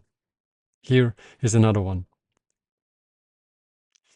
Convention is profoundly confused about the notion of complexity, because one yardstick by which the public, which is another way of saying the mind, assesses whether a sculpture is complex is by counting the number of sides it has. The more sides a sculpture has, the mind calculates, the more complex it is. And the more complex a sculpture is, the more difficult it is to make. Convention holds a similar view of writing, because what people were impressed by when inquiring about my writing wasn't so much the content as it was the number of pages I had already written. Accordingly, the 8-sided octahedron is perceived as a moderately complex sculpture, because to free an octahedron out of a block of stone, a 3-step process must be applied. First, a block of stone must be carved into a cube, then into a stellated octahedron, which gives the outer edges of the octahedron, before the octahedron beneath it can be revealed. Hence, the public considers an octahedron a moderately complex sculpture. It is 8-sided. That is somewhat difficult to make. It takes a 3-step process to arrive at its form. A sculpture born of this book's approach resembling a disc, on the other hand, the mind might categorize as simple, because it only has 2 sides. And since a disc-shaped form can be carved directly out of a block of stone without any intermediary steps, it is considered easy to make. But if we take a closer look at this conception, we shall soon see how foolish it is. Because when this approach leads to a sculpture whose form resembles a disc, it didn't occur because the sculptor executed a one-step process, but because they followed innumerable steps that led them towards this form. Starting from a rough block, they began relating aspect after aspect until a disc-shaped form appeared from the bottom up. I like to think of such forms like the forms that reveal themselves from the visualization of chaotic processes in mathematics. They, too, sometimes resemble forms that appear simple on the surface, but are underlaid by a tremendous complexity. So, if a disc-shaped sculpture arises from such a process, it really isn't to be understood as a two-sided sculpture that took one step to make, but as a thousand-sided one that arose from thousands of interrelated steps. And that is its true complexity. It goes without saying that bringing thousands of sides into a harmonious form cannot be achieved by following a schema. Balancing 1,000 or 1,000,000 interrelated surfaces into an overarching form cannot be done even by the best of minds, since their relationships are, on top of being infinite in number, entangled in a nonlinear and spontaneous fashion. Our bodies, however, have no problem shaping this kind of complexity. The linear mind can only always do one thing. Or have you ever thought two thoughts at the same time? But our bodies can easily digest food, decode DNA, regulate the acidity in our stomach, and do a million other things, all while reading this sentence. So, why not allow this intelligence to extend outwards and also have it take care of the development of form? Because as soon as the body is allowed to navigate the form, the true complexity of the sculpture begins to increase. The resulting sculpture might look simple on the outside, might be perceived to be comprised of only two surfaces, but it will develop an inward complexity. In fact, it might become so simple that, at some point, it will no longer be identifiable as a human-made object, but appear as an artifact of nature itself. For example, looking at some of Niemann's work from 30 years ago, I have no difficulty identifying them as typical stone sculptures. They, more or less, fit the image for abstract stone sculptures inspired by plants. But to label his more recent work as stone sculptures doesn't seem to quite fit anymore. If you insist on me having to label them, I would perhaps hit closest by calling them mountains, planets, or simply an expression of empty space itself. I remember a woman who responded, "It's nothing," when Niemann asked her to describe what she was seeing while looking at one of his sculptures. She immediately regretted her spontaneous utterance because characterizing a stone that was sculpted over months as nothing didn't quite sit right with her culturally programmed mind. But her comment was most wonderful. For once a sculpture truly resembles nothing, which is to say, once a sculpture has freed itself from every kind of image, it truly has become an artifact of nature itself. So be prepared that if you work in light of this book's approach, some people might not even recognize your sculptures as such, not to speak of granting you their admiration. Once, for instance, a passerby asked me whether I was enjoying my first day of working with stone. What she was looking at when she raised that question was the result of 2 months of work in my second year of continuous sculpting. This is the kind of feedback you can expect from the common person. And the further in you go, the further away you will move from society and its programming of what makes a good sculpture. Because to the common person, the most extraordinary things, mountains, planets, empty space, are not worthy of much consideration, whereas alien objects, like octahedrons, are. More than once, people ran over some of our sculptures because they didn't see them. And if I had to run some statistics, I would guess that about 1 in every 10 persons who walk by even glance at our work. About 1 in 20 stop for a moment, and about 1 in 50 takes the time to engage with us or the sculptures. However, when I sculpted the octahedron, these numbers shifted dramatically. Suddenly, people who would have walked over a sculpture I would have characterized as a sentient being manifested in stone were interested and amazed by what I was doing. They applauded my technical skills, something I had hardly heard before, and wanted to acquire them, something I had also hardly heard before. But it makes sense, for who would give any attention to, or money for, mountains, planets, or empty space? Since the outside tends to get more simple with increasing understanding, it might appear as if one is going backward in one's artistic development. But if we look at the oeuvre of artists like Hilma af Klint, Mondrian, Pollock, Miro, Kandinsky, and many others, we might equally assess that they developed backwards in terms of the apparent sophistication that was required to produce some of their later works.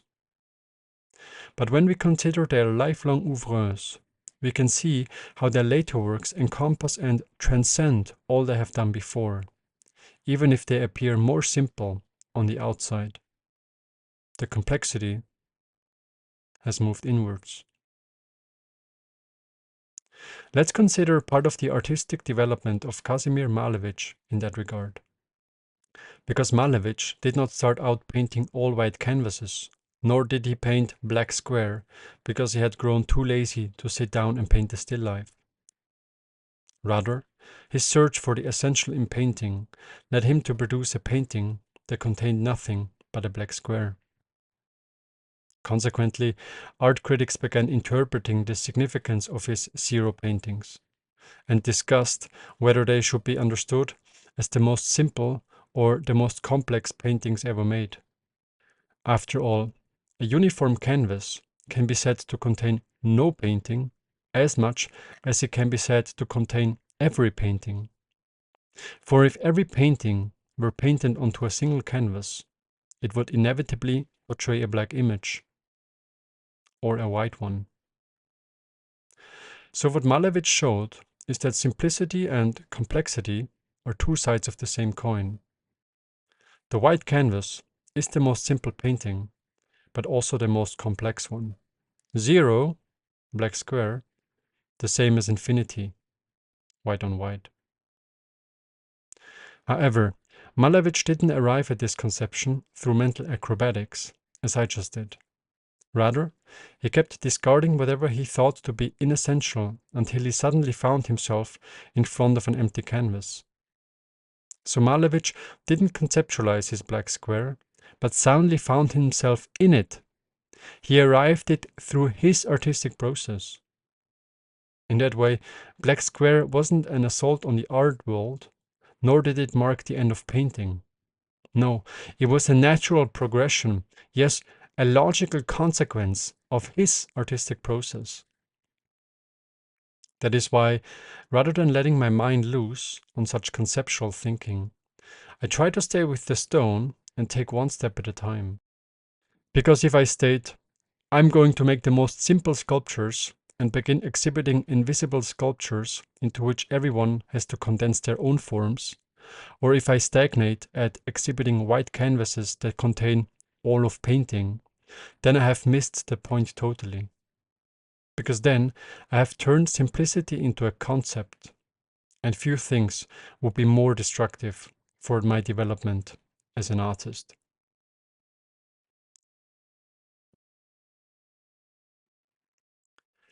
Chapter 7.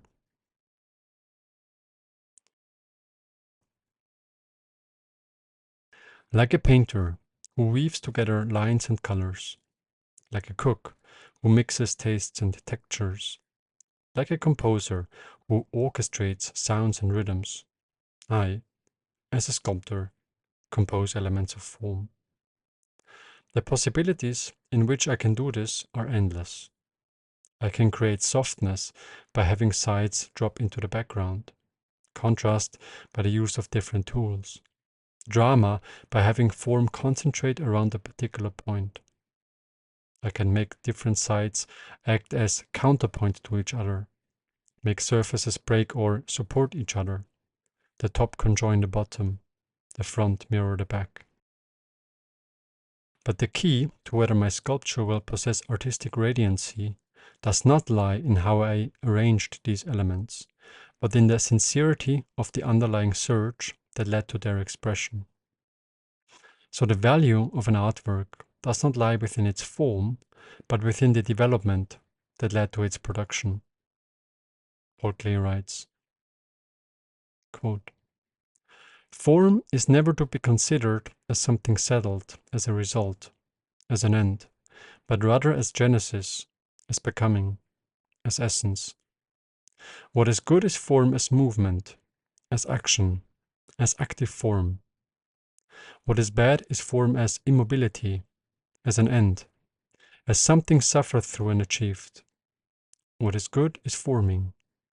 What is bad is form. Form is the end, is death. Forming is movement, is action. Forming is life."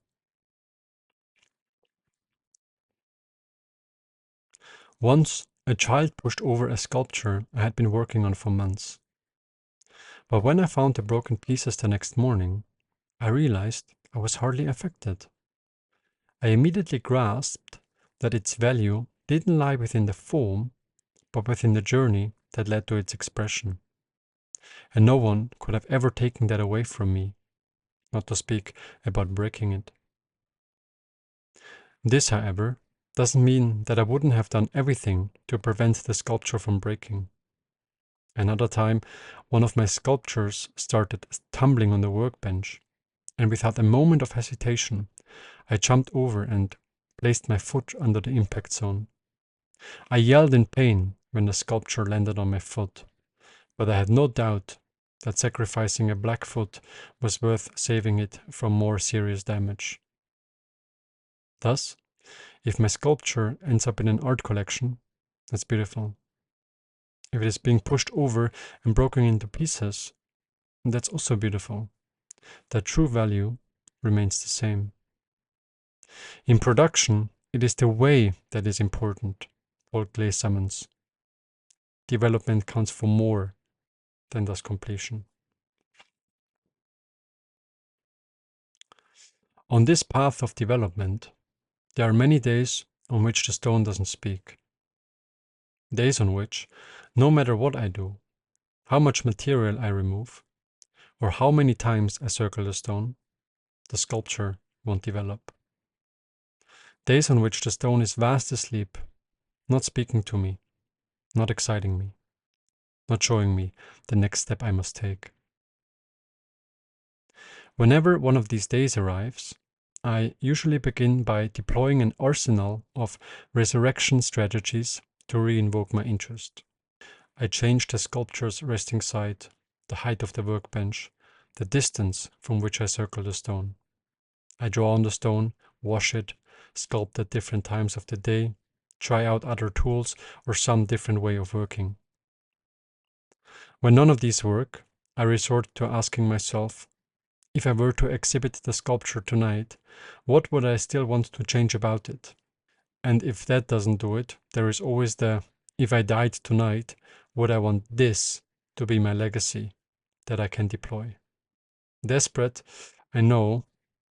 A deep understanding of form might leave footprints, such as the degree to which a form rests within itself, the number of connections that can be drawn from one point to any other point, or the amount of tension present within a curve. But for none of these aspects, a theory could be formulated. It takes time and courage to discover what artists or what works of art truly move us. At first, I had some external authority decide for me what art I like. But I soon realized that proclaiming that I like a certain artist because they are in vogue has little value for keeping me afloat once I hit the wall. Only what truly moves me, regardless of its societal perception, can act as food for my inner pigeon. By works that move me, I don't mean works that can astound, but refer to a more mysterious feeling, whose quality I struggle to explain even to myself. Works that evoke such a response can be simple. They do not need to be of some Renaissance master or enjoy a high conventional standing.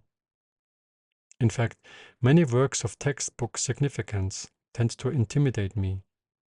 They make me feel inferior and, in doing so, do not kindle my inner pigeon. Neiman's sculptures, My Brother's Juggling, or some of Alberto Giacometti's sketches, on the other hand, I never perceived as threatening in this way. If anything, I perceived them as a safe space, as an open ground, as an invitation to come in and start exploring the material myself. So what I am looking for are works that I can come in resonance with, works that can draw me in. Whatever can evoke this response comes from a similar orientation of mind, from similar mental software.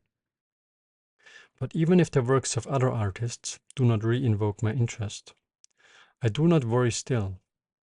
Restful and quiet periods are also essential because they allow something to ripe within.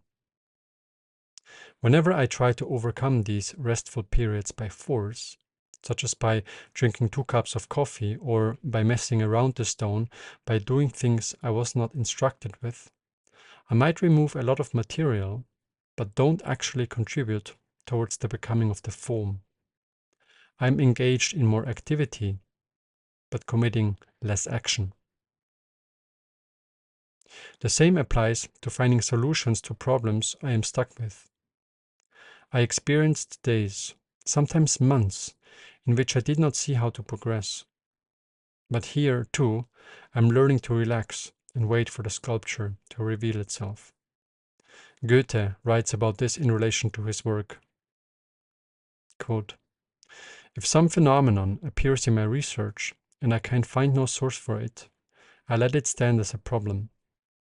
This approach has proven quite advantageous over the years.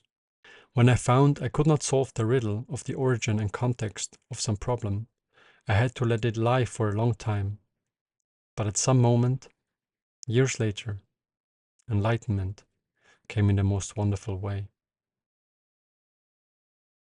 If I grew impatient and forced myself onto the stone, I might have ground away the entire stone before a solution could have found me.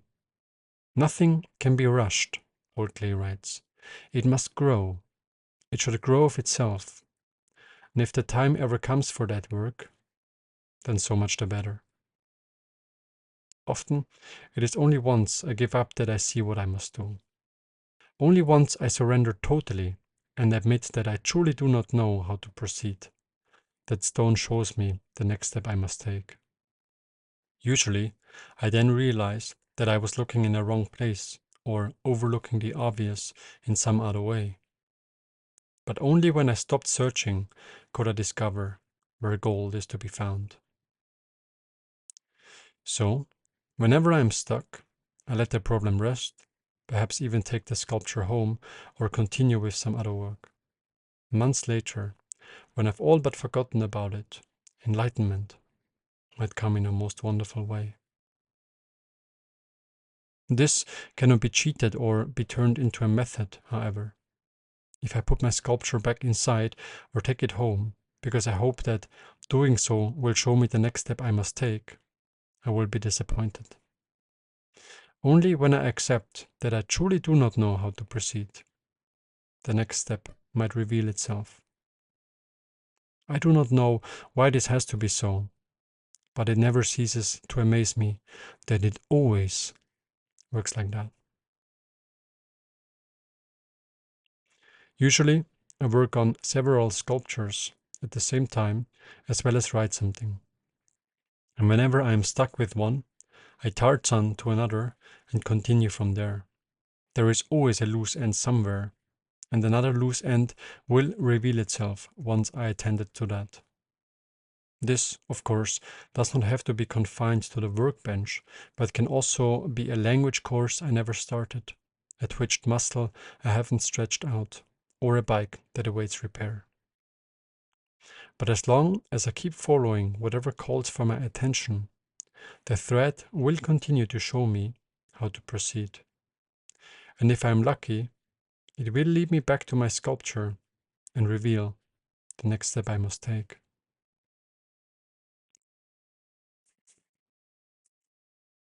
Often, for a very long time, little seems to develop. No matter what I do, or how much material I remove, the stone doesn't seem to progress, doesn't seem to organize itself, doesn't seem to turn into a sculpture. But sculptures, like flowers, often reveal themselves spontaneously and abruptly. I remember a stone that barely changed for months until, in a single session, I found the sculpture I had been looking for. So whenever things do not immediately fall into place, I appreciate how slowly nature goes about doing its thing and see it as reaffirming when my sculpture develops at the same speed as a plant. Nature doesn't hurry, yet everything is accomplished. Lao Tse is often quoted. Most people assume that, with time, I would get faster in making sculptures because they believe that the speed with which I can make a sculpture is a function of how fast I can remove excess material. But that is, of course, nonsense. If anything, it is the other way around. The more delicate and fine-tuned my perceptions become, the more nuances I perceive, so the more I have to attend to. That is why, with each sculpture I make, I tend to get slower in progressing inwards, not faster. The further in you go, the bigger it gets. But just because I sometimes spend months refining subtle aspects shall not mean that a sculpture must take a long time to finish. The mind likes to believe that something meaningful must have taken a long time or sprung out of a struggling process. But those are just ideas, not actualities. I have made a sculpture in a single session that lacks nothing compared to sculptures I have worked on for over half a year. Whenever I finish a sculpture, there often sets in an emptiness, a kind of postpartum depression. It feels as if something has left me, perhaps even died off. The idea of making another one often dreads me, and at no time was I able to transfer my enthusiasm from one sculpture to the next. Each sculpture, I learned, demands for its own process, and I'm asked to start from zero each time again. When I am back in front of a rough stone, I often feel as if I have forgotten everything in the meantime, and I wonder how I was ever able to make a sculpture.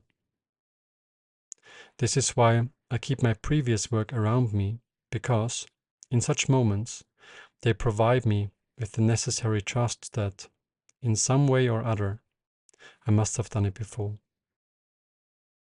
At the same time, however, I try to carry as little from one sculpture into the next, for the more independent they are, the more powerful they tend to become. That is why sculpting, or writing a book or whatever, never gets any easier, for the starting condition should always be the same, namely that of not knowing. In fact, it is common that one's first sculpture will turn out fantastic because one is least in the way of it becoming what he wants to be. Once somebody has made a sculpture, they already have something to compare it against, which bears the temptation that they will introduce something into the work that has nothing to do with it. All understanding is integrated into one's persona, so there is no reason to be explicit about any of it. I can also not recite a single passage from a book I read 5 years ago, but its content is still somehow present within me. It was integrated into my persona and has since informed and put into perspective everything I did thereafter. So everything I know is mirrored in all I do, and it shines strongest when synthesized into a new form of expression. This shall not mean that I cannot express the same form a second or a 20th time, however. If I explore the same form 20 times attentively, I can develop no less than if I explored 20 different forms in the meantime. Many great sculptors, think Brancusi, Giacometti, or some of the Cycladic masters, explored the same form over and over. Sometimes for a lifetime, they kept returning to the same form, approximating the essence behind it, interpreting it in various ways. I conceive of them not as copies, but as variations, like a musician interpreting the same composition over and over. This time a little faster, this time with more focus on the highs, this time with more pedal. The underlying piece remains the same, but the interpretation, as well as the experience thereof, varies each time.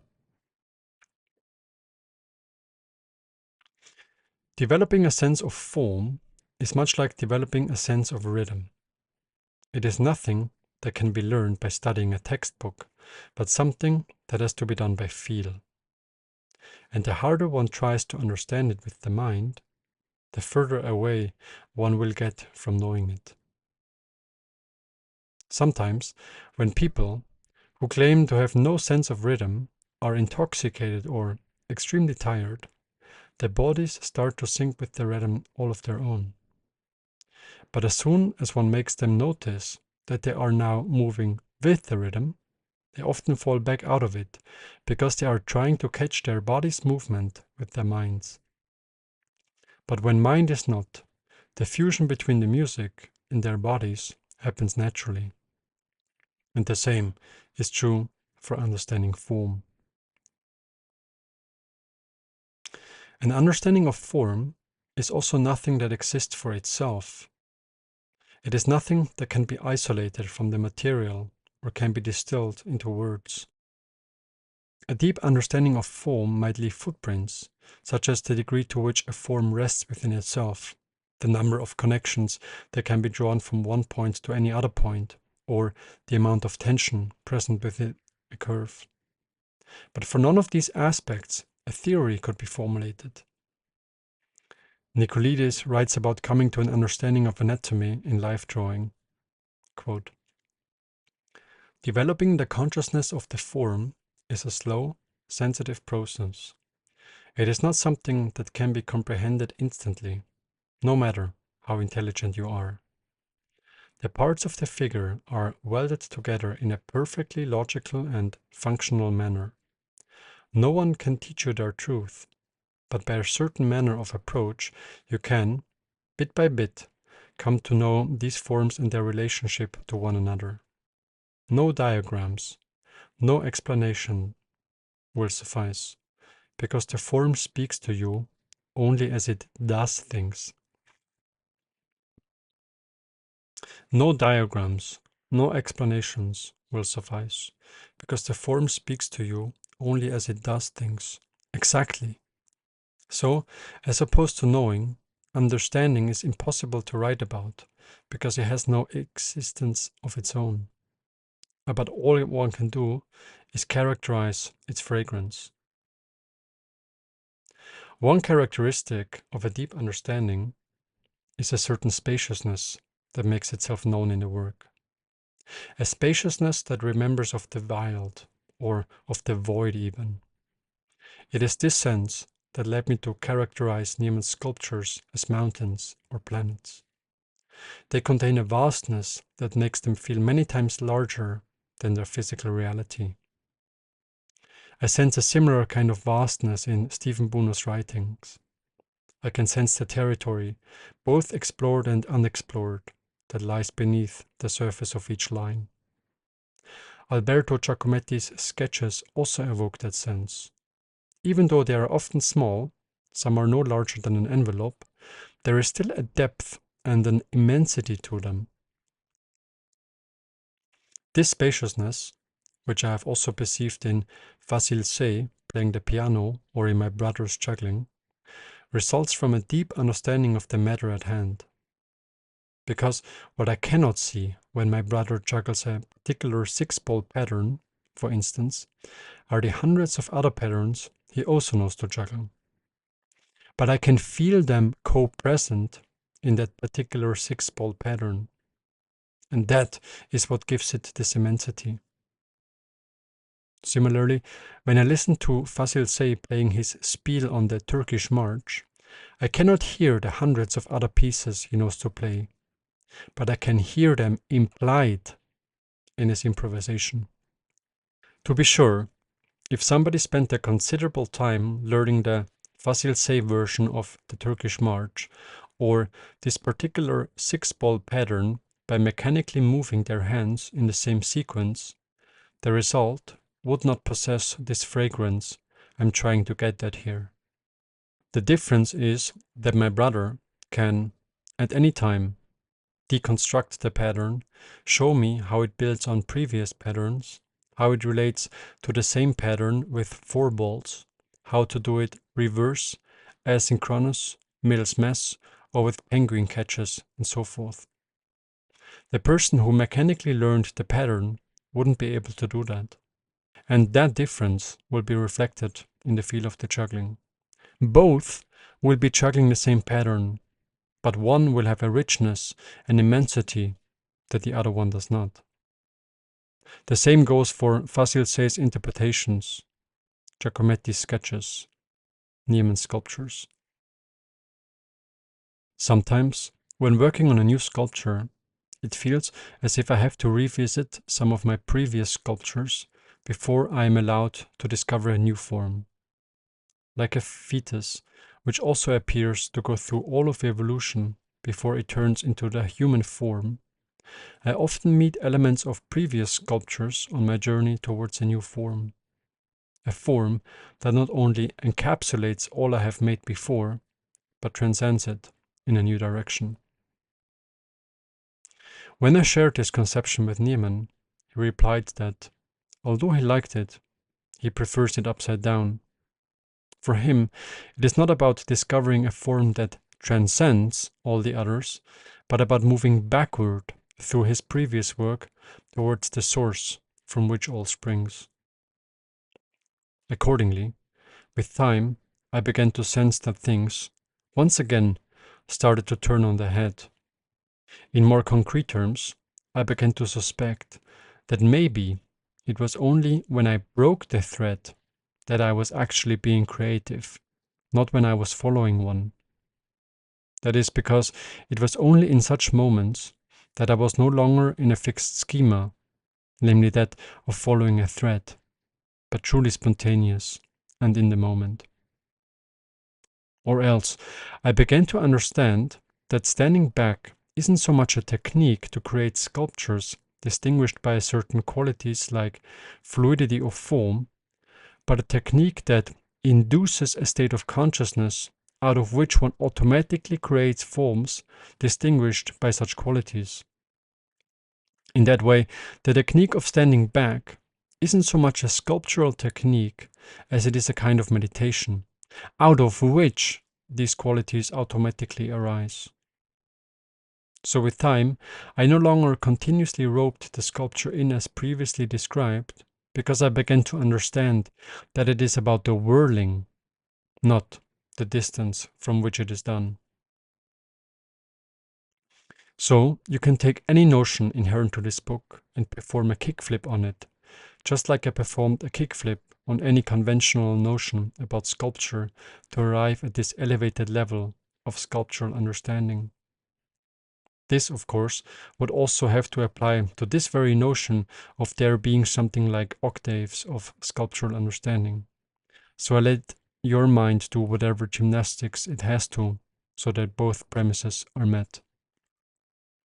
However, I could only begin to sense this after I had learned to find, feel, and follow a thread in sculpture, as well as to trust the technique of standing back. Had I tried to leapfrog into this kind of working, where there might be no thread any longer, or ignored the technique of standing back as I described it, I would have been like someone trying to juggle 7 balls, but who hasn't learned to juggle 3. Ultimately, all divisions into higher and lower sculptural understanding are artificial, because, as Goethe said, in the human spirit, as in the universe, nothing is higher or lower. Everything has equal rights to a common center, which manifests its hidden existence precisely through this harmonic relationship between every part and itself.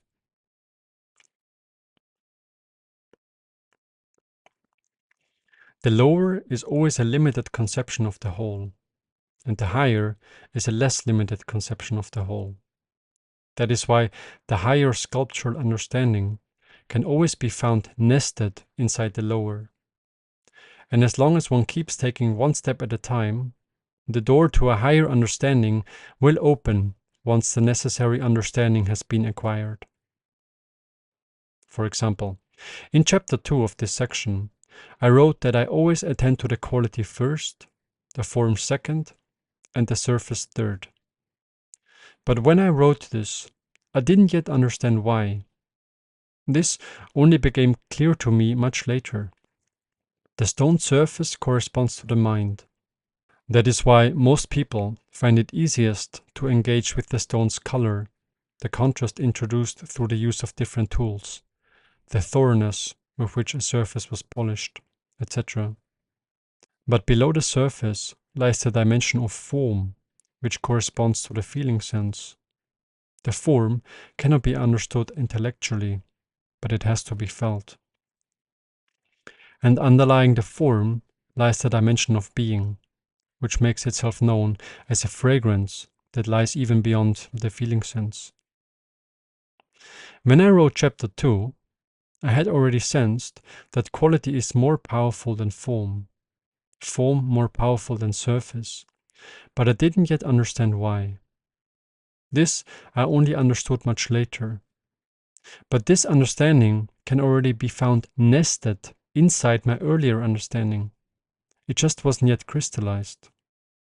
Later, it became clear to me that this book is about my journey from thinking, surface, to feeling, form, to being, quality, from head to heart to belly. And this enterprise is reflected in the prioritization I give to the respective dimensions in stone. As an example of how such a deepening of understanding can show itself in a sculpture, I remember one stone that contained a flat surface with another flat surface integrated into it, like a glass sitting in a frame. Some years later, I returned to the same impulse in another sculpture when, suddenly, the thread led me to make the window tilt inwards, thereby creating an extra dimension within the same form. This extra dimension, which revealed itself, was already nested in the sculpture I had made before, but it was only expressed in the later one.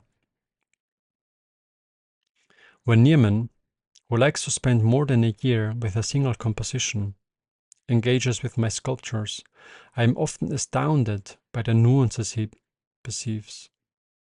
Subtle high and low points, unexpressed lines, movements I barely notice. All is immediately obvious to him. But all these are already inside my sculptures. I just cannot perceive or comprehend them yet. Again, this is why I did not try to write about Nierman's understanding of sculpture, because the limits of my understanding are the limits of my world. I have to remain with what I can comprehend, with what I can understand myself. But the feeling never left me that Nierman's understanding of sculpture is something I can only sense for, much like I can only sense the ocean's depth when snorkeling around its surface.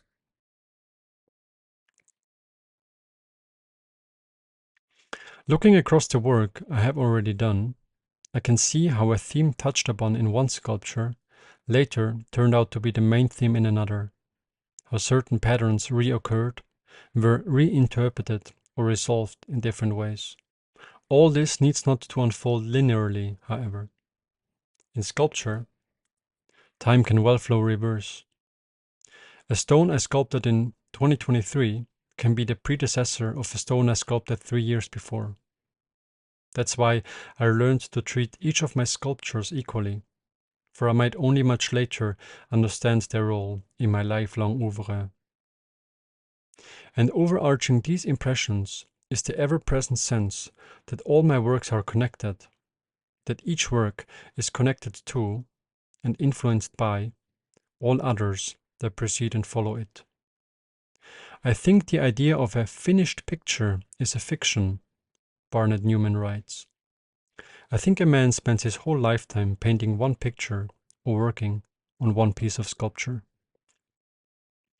Whether you view all art as a single work depends on your metaphysics. But my stone appeared strong when I asked it whether all of art is one.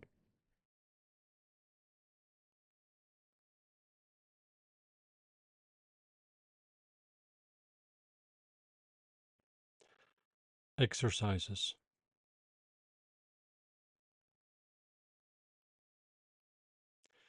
The following exercises stand in the same relation to the rest of this book as meditation practices stand to Zen.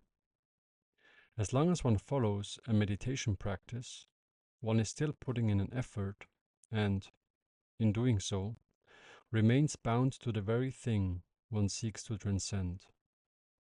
To Zen, which seeks to cut through all of mind directly, meditational efforts can thus be seen as obstructive, for only once one lets go of all effort, Zen maintains, can one begin to see clearly.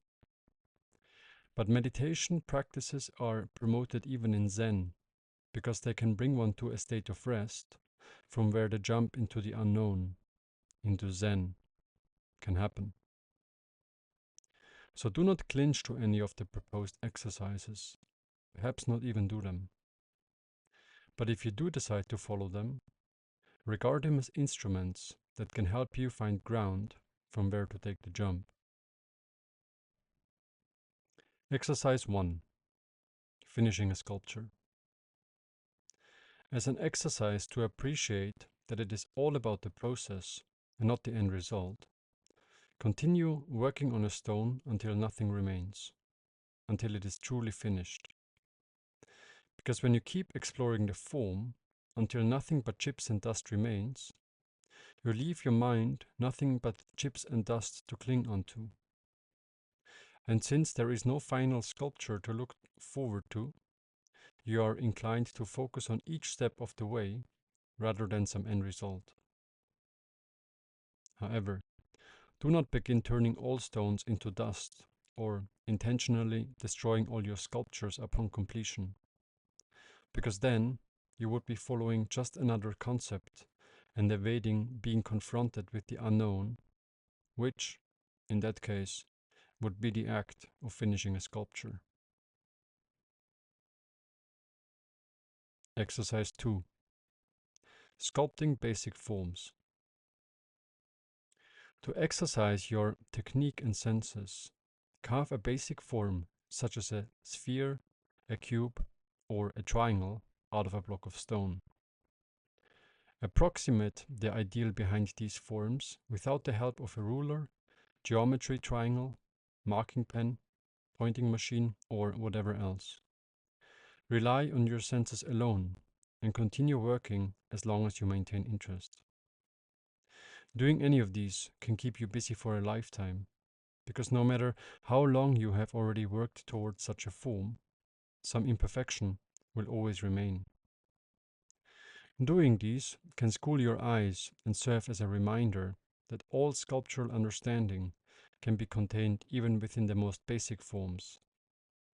They can also have you experience the difference between a form surged within the whole versus a form defined from the outside. One way to characterize this difference is that in a former, you are not really taking away from the stone, but roping it in. Think of a sphere discovered in this way like a neutron star that has condensed its mass inwardly rather than lost it to its environment. This, of course, is a metaphor, so you probably will not feel that you are holding a collapsed core of a supergiant star in your hands once you discovered a sphere within a stone. But still, see and feel for yourself whether there is a difference between a sphere searched for and a sphere defined by a stonemason's approach. And if there is, what that difference is. Exercise 3.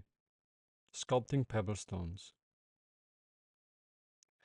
Another way to further your sculptural understanding is to make miniature sculptures out of pebble stones.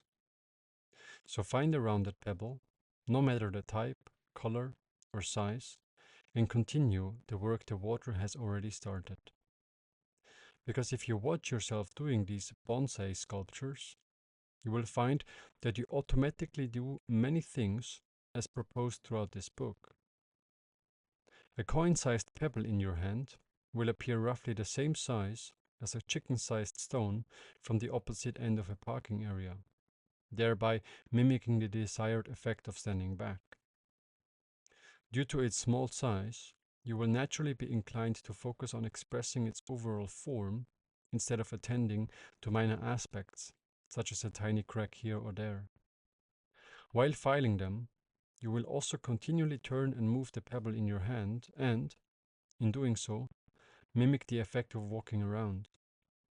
Instinctively, you will also develop all sides at the same speed, and you won't hold back from grinding away half of the stone or for trying anything bold. For, in case of failure, you simply pick up another pebble and start again. This exercise can make you aware that it is only because a stone is large that the mind suddenly insists that one needs to have an idea, that the process needs to be structured, the outlines marked, or whatever unnatural behavior it might be identified with. They are artificial constructions of the mind that tend to grow proportionally with the size of the stone, not attributes that nature interlinked with working with stone. To this day, I maintain that some of my best works are no bigger than a few centimeters in diameter. And indeed, some pebbles I made are miles ahead in terms of their development when compared to some of my larger works, for my mind had less of a chance to coat them with its ideas of what makes a good sculpture. And if I had to formulate one goal I maintain, it would be that, one day, I will be able to treat a large stone no different from how water treats a pebble.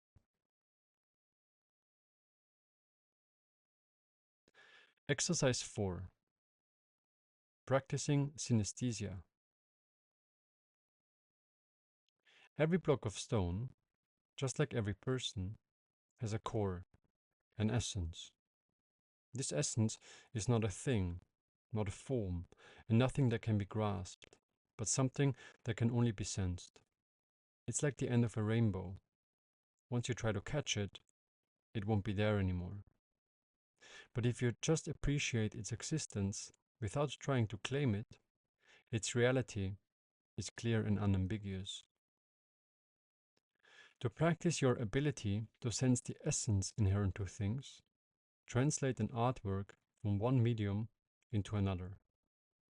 Since when you translate a work of art, or any object or idea, you have to carry over its defining characteristic, its essence.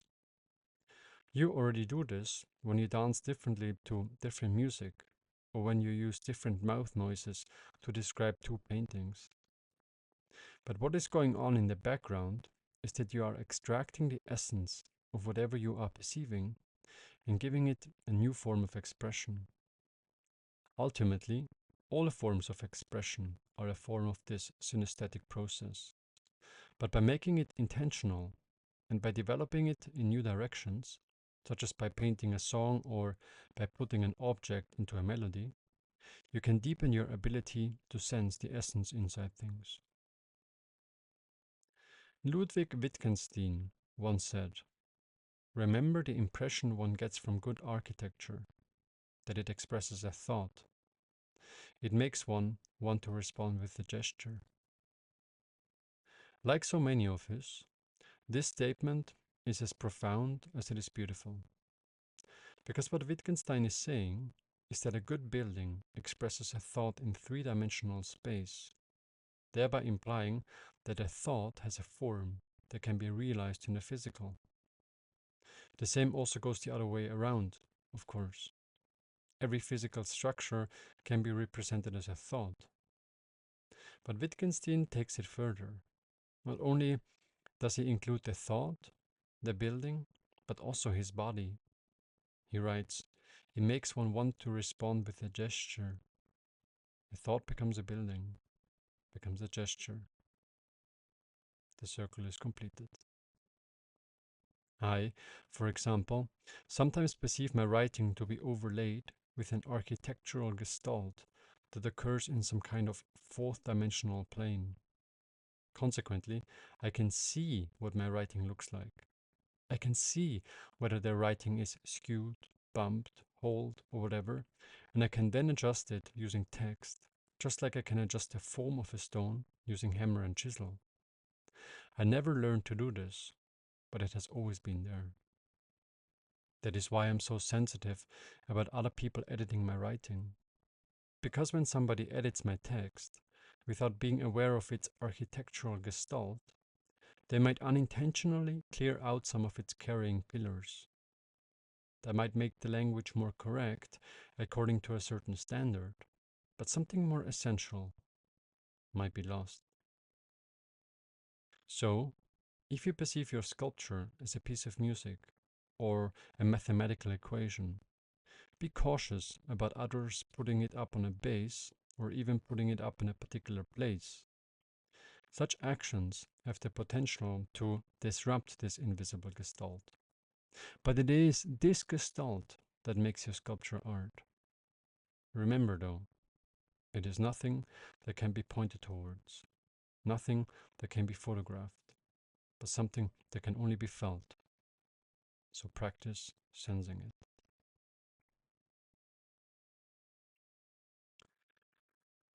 Exercise 5. Drawing.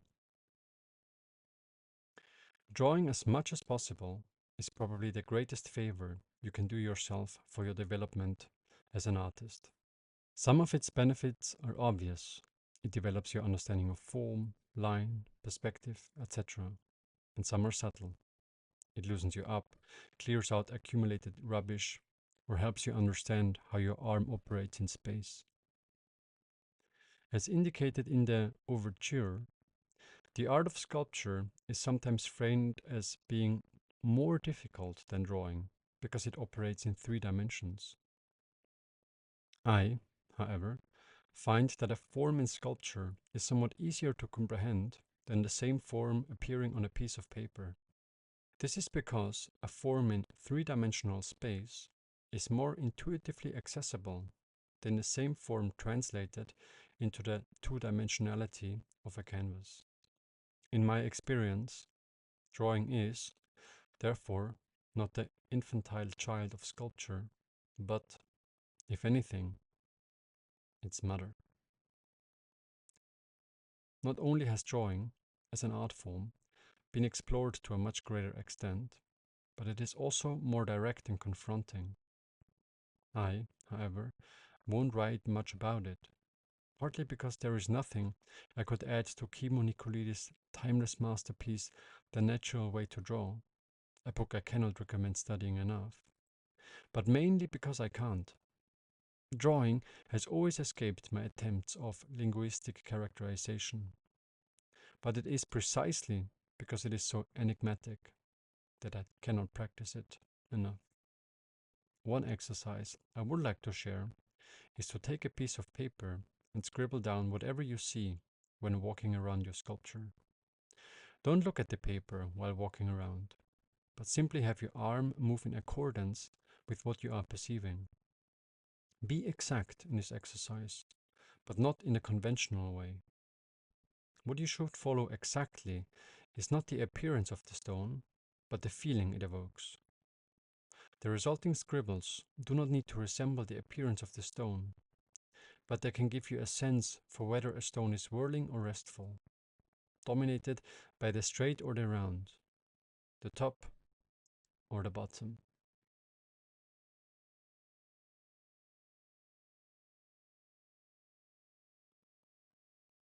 Part 3.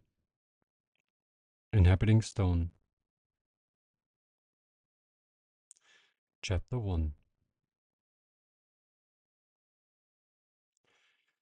If you want to get to know me, you can either meet me in person, see one of my sculptures, or read this book. They are an expression of the same thing. Because at the time of this writing, there is nothing I know, nothing I would like to say or share that I haven't somehow worked into this book. There is no thought, no feeling, no experience that I didn't allow to reflect itself within these lines.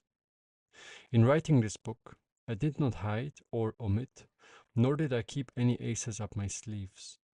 No, this book contains all of myself. It is total and coming from my center. So, this is it. This is all I know. This is where I'm at. The fact that this book is a linguistic doppelganger of who I am is what makes it so vulnerable. But it is also what gives it its power. For it is not the amount of knowledge, skill, or experience that is decisive for whether a book possesses artistic value, but whether the author has had the courage to be authentic to where they was at in the moment of its production. The mind is generally reluctant to do that. It fears that, if it shows itself in its entirety, it would expose itself and be left with nothing to work with. It thus prefers to hold back and postpone.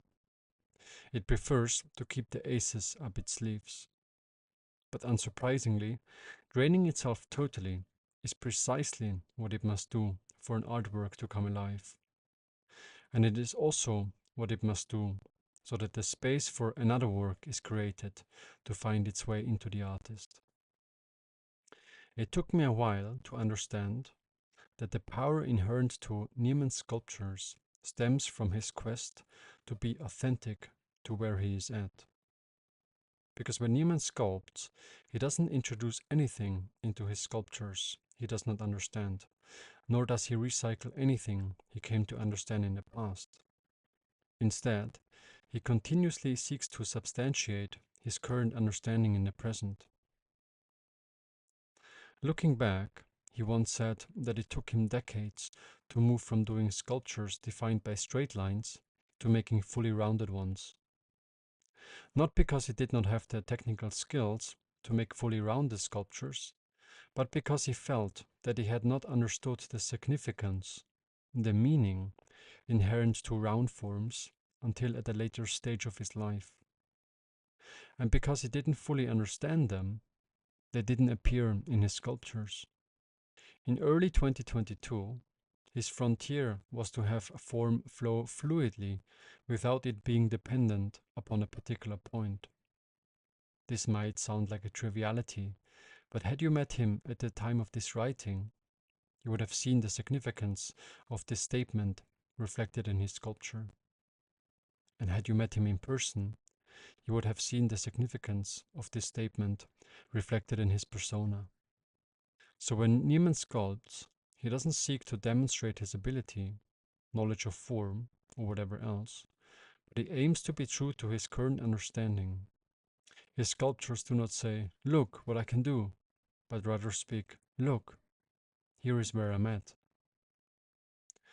To give an example of what is meant here, consider Anne Frank's Diary of a Young Girl. What makes this book a worthwhile read, and a work of art, is not the story, her insights into the human condition, the unfolding events of her time, or any other aspects that are often proposed as reasons for the book's success. For if you want to know about any of these, other sources will provide you with a much more thorough overview. No. What makes the book powerful, what makes it art, is that Anne Frank, as a 13-year-old girl, simply wrote down where she was at.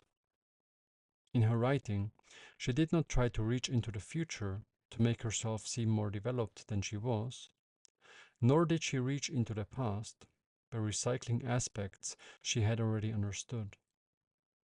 Instead, she simply wrote down where she was at each time she opened her diary, regardless of whether it contradicted what she had written a few days before. And by doing that continuously, she produced a work with a depth and a flavor that much literature lacks. That is why Das Glasperlenspiel by Hermann Hesse is not a better book than Anne Frank's diary. Both are true. It just so happened that Anne Frank was true to where she was at as a 13-year-old girl hiding away from the Nazis, and Hermann Hesse was true to where he was at after a lifelong search for resolving his internal conflict of being part of society and enduring its profanity versus secluding himself into the spiritual with its piety. So whether an artwork is authentic, true, or alive are different ways of saying the same thing. Because when an artwork reflects where you are at, reflects your understanding, it will be all of these things. It will be authentic, true, and alive. Whether it is pigeons on the concrete floor or the School of Athens in the Apostolic Palace, does not matter then.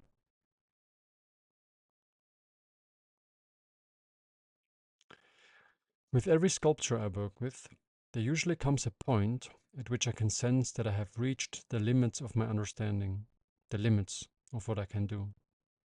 I might sense that the sculpture is not yet fully resolved, but I know I do not yet possess the necessary understanding to resolve it further. The same is true for this book. At the time of its publication, I could feel there were still plenty of aspects I overlooked, unconscious baggage that had introduced itself into the writing, words that I actually do not inhabit, etc. But that is irrelevant, for what I do know is that I wrote this book to the best of my abilities. I do know that at the moment of its publication, I couldn't have done any better. My understanding didn't allow for more. Later in my life, I might discover some of these aspects, might develop the understanding to clear some of that unconscious baggage, might detect some of the spelling errors that remained unnoticed. But the point is that doing so would not increase the artistic value of this book. Because what counts for a book's artistic value is not whether it is free of unconscious baggage, but whether it reflects where the author was at in the moment of its production. And so with my sculptures. The forms that carry my later sculptures might be distinguished by greater interdependence, clarity, and order. But they are not necessarily more artistic. So it is not that my later works are automatically charged with more artistic power than my earlier works just because I deepened my understanding of form. Art, we can thus maintain, knows no hierarchy, no better or worse. It is a participatory process in which all draw from the same source. And whatever comes from this source is infused with a certain vibration, with a certain radiance. It is infused with life. In all things living there is a rhythm, I once heard in a song, and all things living carry out its tune. And this source is right inside us. It is our center. That is why, to reveal a work of art, we must put ourselves at the center and having contained all of ourselves. It must reflect where we are at, no matter where that is.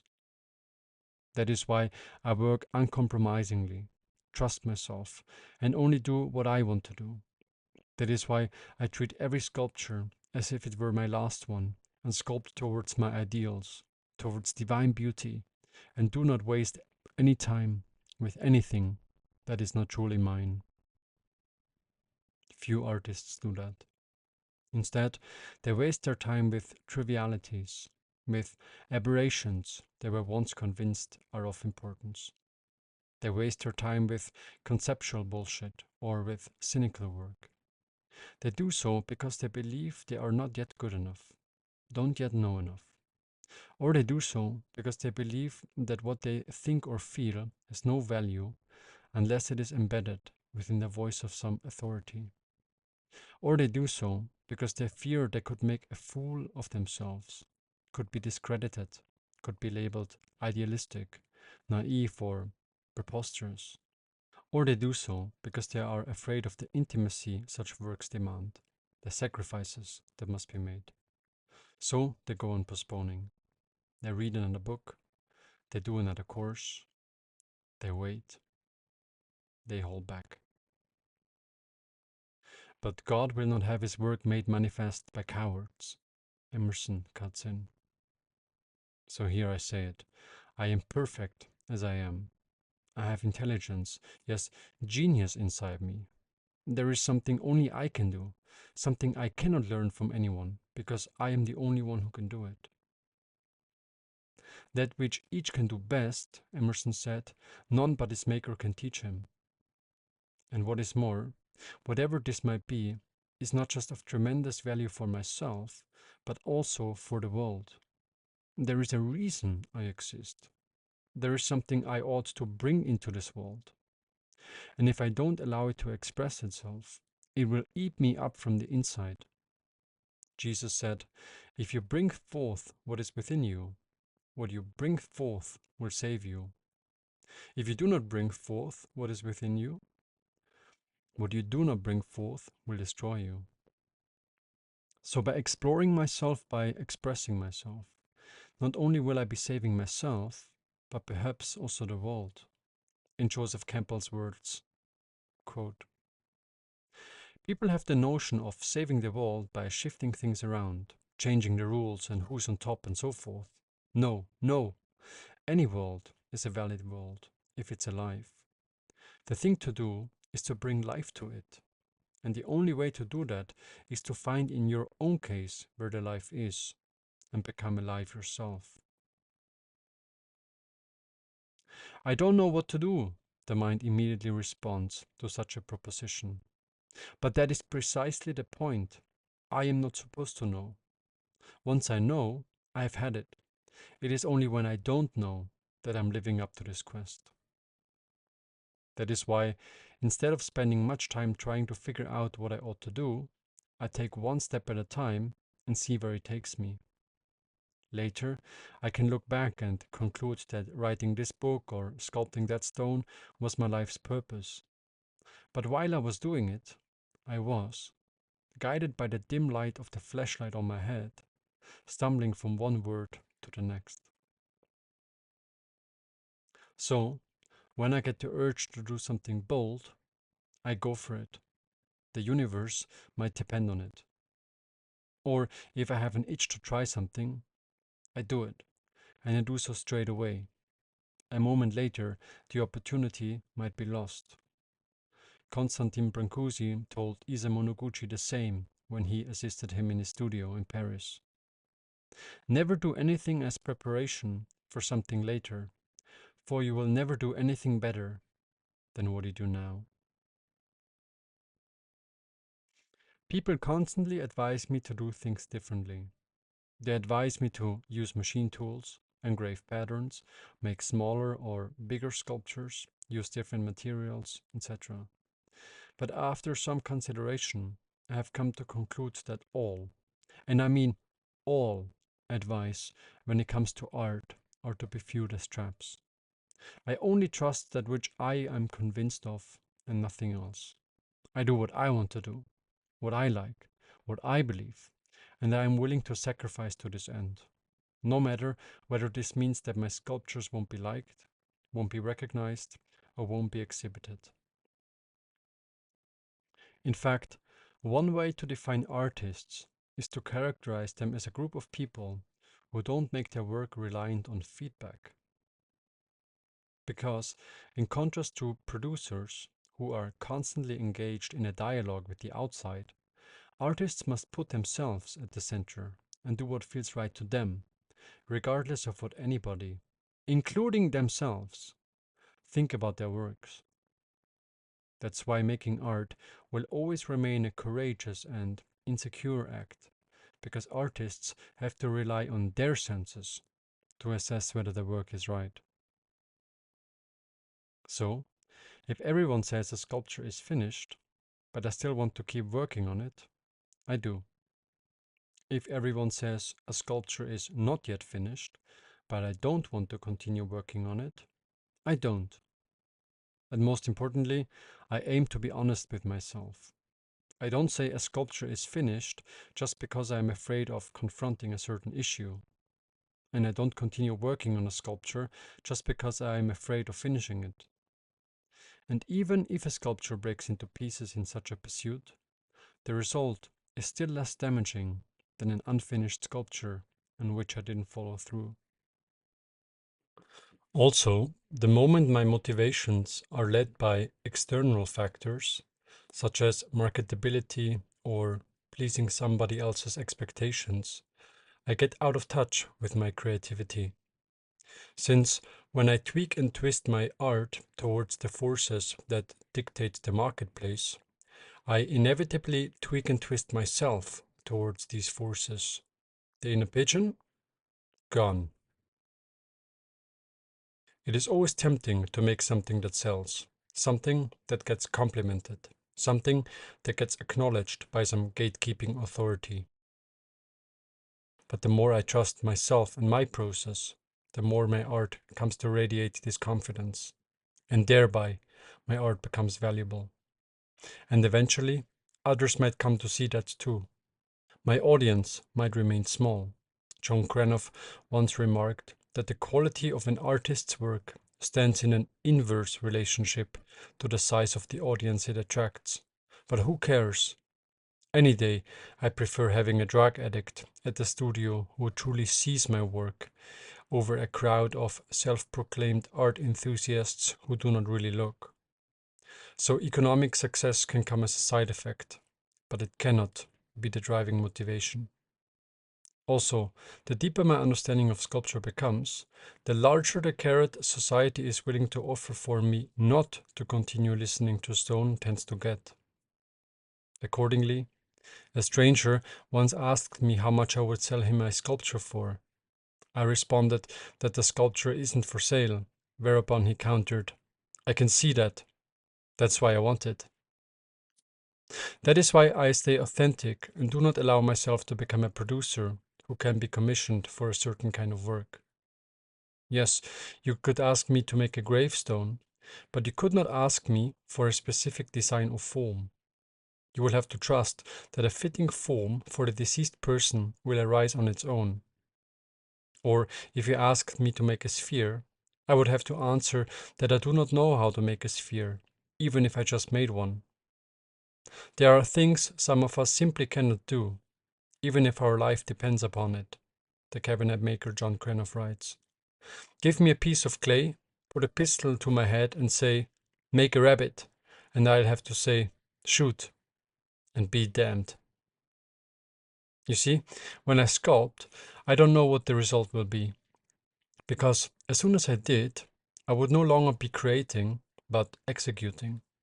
I would no longer be searching, but defining. I would no longer be listening, but speaking. I would no longer be receptive, but aggressive. But not only can the marketplace usurp the process of searching for the authentic in stone, most of all, it can be the voice in our heads. Thoughts like, "I could become an established sculptor," might arise after you have carved a few sculptures. They certainly have in mine. But turning an art form into a profession is a bucket with a million snakes inside. Because when one has commissions to fulfill, one is constantly tempted to take the familiar way out. So those who succumb to speeding up in this way are actually slowing down. Since when one rushes towards producing a sculpture one hasn't substantiated, nothing internal is developed. And nothing that is not a result of an internal development can take on artistic value. Soon then, one will have become a producer who makes decorative pieces, not art.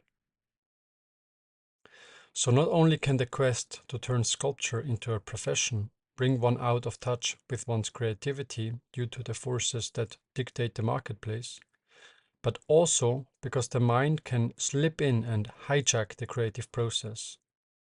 The mind is perfectly prepared to have us turn our journey of finding form in stone into a profession just to come back into control, since it knows that it will have a bigger role to play once we have to make money from making sculptures. One could, in fact, declare my decision to write this book as such a trap I had fallen into. After all, my mind must have known that it could use this book to get back into control. It must have known that it could have me research technique, art history, the mechanics of the creative process, and so forth. The very things that would illuminate the unknown I was thrown into.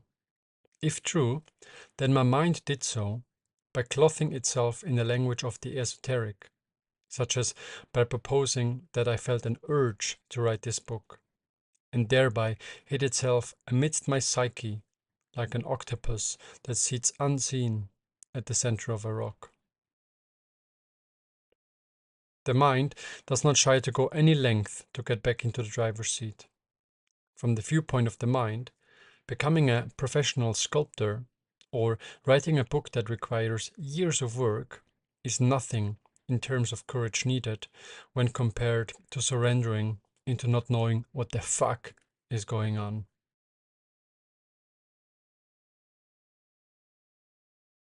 Another data point that adds evidence that this book was, at least in part, co-opted by my mind occurred when I read in a discourse from Osho that only those write books that seek to impose their knowledge on other people. Reading this made me, at least in part, feel exposed. Because those who are truly free don't write books, and even less so about how to make a sculpture come, quote unquote, alive. Maybe you can also feel why this hit a nerve, even if you cannot pinpoint where this becomes evident. One clue might be that this book possesses a slight undertone in which I am trying to convince the reader of something. But as long as someone is trying to convince, we intuitively understand that this person hasn't sufficiently realized what they are trying to convince the reader of themselves. It is just like we know that those who write at the beginning of their books that they were not concerned with anything outside the words that make up its text, were not free of external motivations at all. The very mentioning proves it. It is very subtle, but we all know that it is so. However, instead of not writing a book at all, my efforts of being open about these issues, by working through them in these lines, is the way of transcending them. And paradoxically, it is by admitting that I am not free, that my writing is not entirely pure, that it gets more authentic. However, because my mind knows this is so, it can use this knowledge to write this paragraph, thereby burying the lie even deeper. And perhaps by calling this book a form of diary, whereby I suggest that this book is really targeted at myself rather than the reader, I buried the lie even deeper still. So maybe it is mind all the way down, and there is no way out. Who knows? To check whether I am authentic, I like to imagine myself on a lonely planet, of which I am its only inhabitant. Because whatever I would create in such a condition is more likely to be genuine. After all, it would be absurd to make something externally motivated when nobody is around. So the impulses I have in moments of boredom, solitude, or daydreaming are the ones I follow. My mind might view them as childish, simple, or kitschy, and thus regard them as unworthy to be given physical form. But there is power inherent to such outbursts, regardless of whether they seem trivial at the moment of their conception. In fact, it is precisely this unhinged way of working behind so-called outsider art that gives it its power. Outsider art, formerly known as art brut, is art made by children, people from mental institutions, or otherwise disabled people? Art made during altered states of consciousness, by accident, or art made by animals? Traditionally, what unifies these works is that none of their makers had any affiliation with, or knowledge of, the traditional art apparatus, which is implied to be the inside of the art world. Their makers just act out whatever they want to, or have to. Most propose that one should expose oneself to some external stimuli to get inspiration for one's work. Read a book, go to a museum, visit an exotic place, they say. I, however, move in the opposite direction. Instead of looking for inspiration outwards, I look inwards. Often there is a mile of junk clothing up what lies there, so I might have to wait a little until something surfaces. It's a well-known maxim among writers that every writer has a million words of bullshit to get through. So, I, too, often have to work through thousands of beats with the chisel until a sculpture begins to reveal itself. But even when following such propositions, it can, in practice, be difficult to discern what is authentic and what is bullshit. With this book, for example, I repeatedly thought, it's all bullshit, and wanted to delete everything. But once I worked through these feelings and allowed them to flow into the work, they always dissolved and led to something that felt true enough, as Wittgenstein put it. So, after months of writing, something behind the text began to crystallize, which I felt was genuine, or at least genuine enough. So the authentic cannot be found in any word or line that makes up this book. For the authentic, id est, the truth, is nothing that can be grasped or be named in and of itself, but lives somewhere inside the work. It is not to be found on the surface, but somehow submerged below.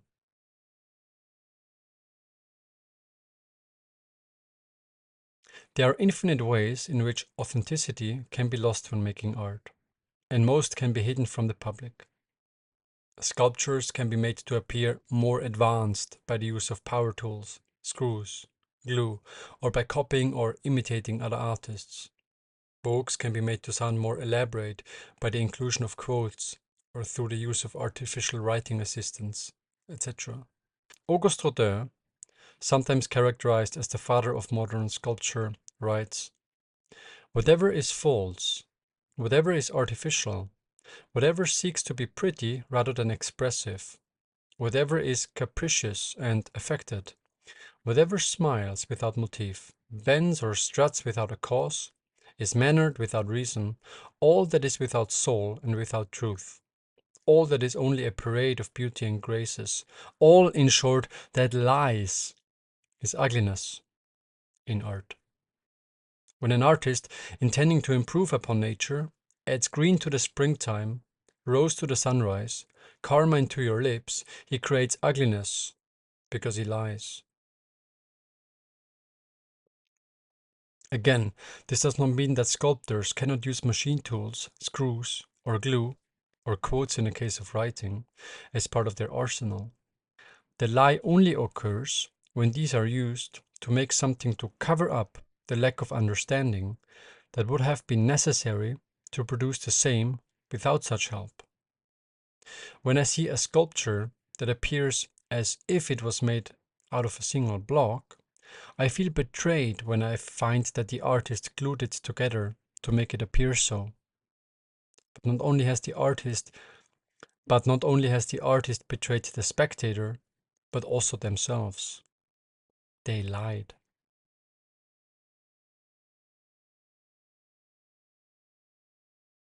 To illustrate this point, let us consider the Italian painter Salvatore Garau. In 2021, he exhibited an invisible, immaterial sculpture titled "I Am," which was auctioned for about $18,000. He described the meaning of the sculpture as follows, quote, When I decide to exhibit an immaterial sculpture in a given space, that space will concentrate a certain amount and density of thoughts at a precise point, creating a sculpture that, from my title, will only take the most varied forms. After all, don't we shape a God we have never seen? So, if Salvatore Garau truly discovered that it is not the form, not even the material, that is essential, but that which is condensed into its space, then his creation of a vacuum that holds all possible sculptures is a stroke of artistic genius, the result of a profound insight into the nature of reality, or the outcome of an immense spiritual insight, which are three ways of saying the same thing. However, if he took a shortcut and clothed his lack of understanding in spiritual truisms he borrowed from some other place, or from physics concepts he does not understand, then his act of selling an invisible sculpture is ugly. Then he lied by using profane truths he did not understand for his personal interest. I leave you from this chapter with a quote from Dostoevsky's The Brother Karamazov. I let you feel for yourself whether I found it when I engaged with his works or whether I discovered it in the quote section of some internet page. Quote, above all, don't lie to yourself. The man who lies to himself and listens to his own lies comes to a point that he cannot distinguish the truth within him or around him, and so loses all respect for himself and for others. And having no respect, he ceases to love. And in order to occupy and distract himself without love, he gives way to passions and coarse pleasures, and sinks into bestiality in his vices, all from continual lying to other men and to himself.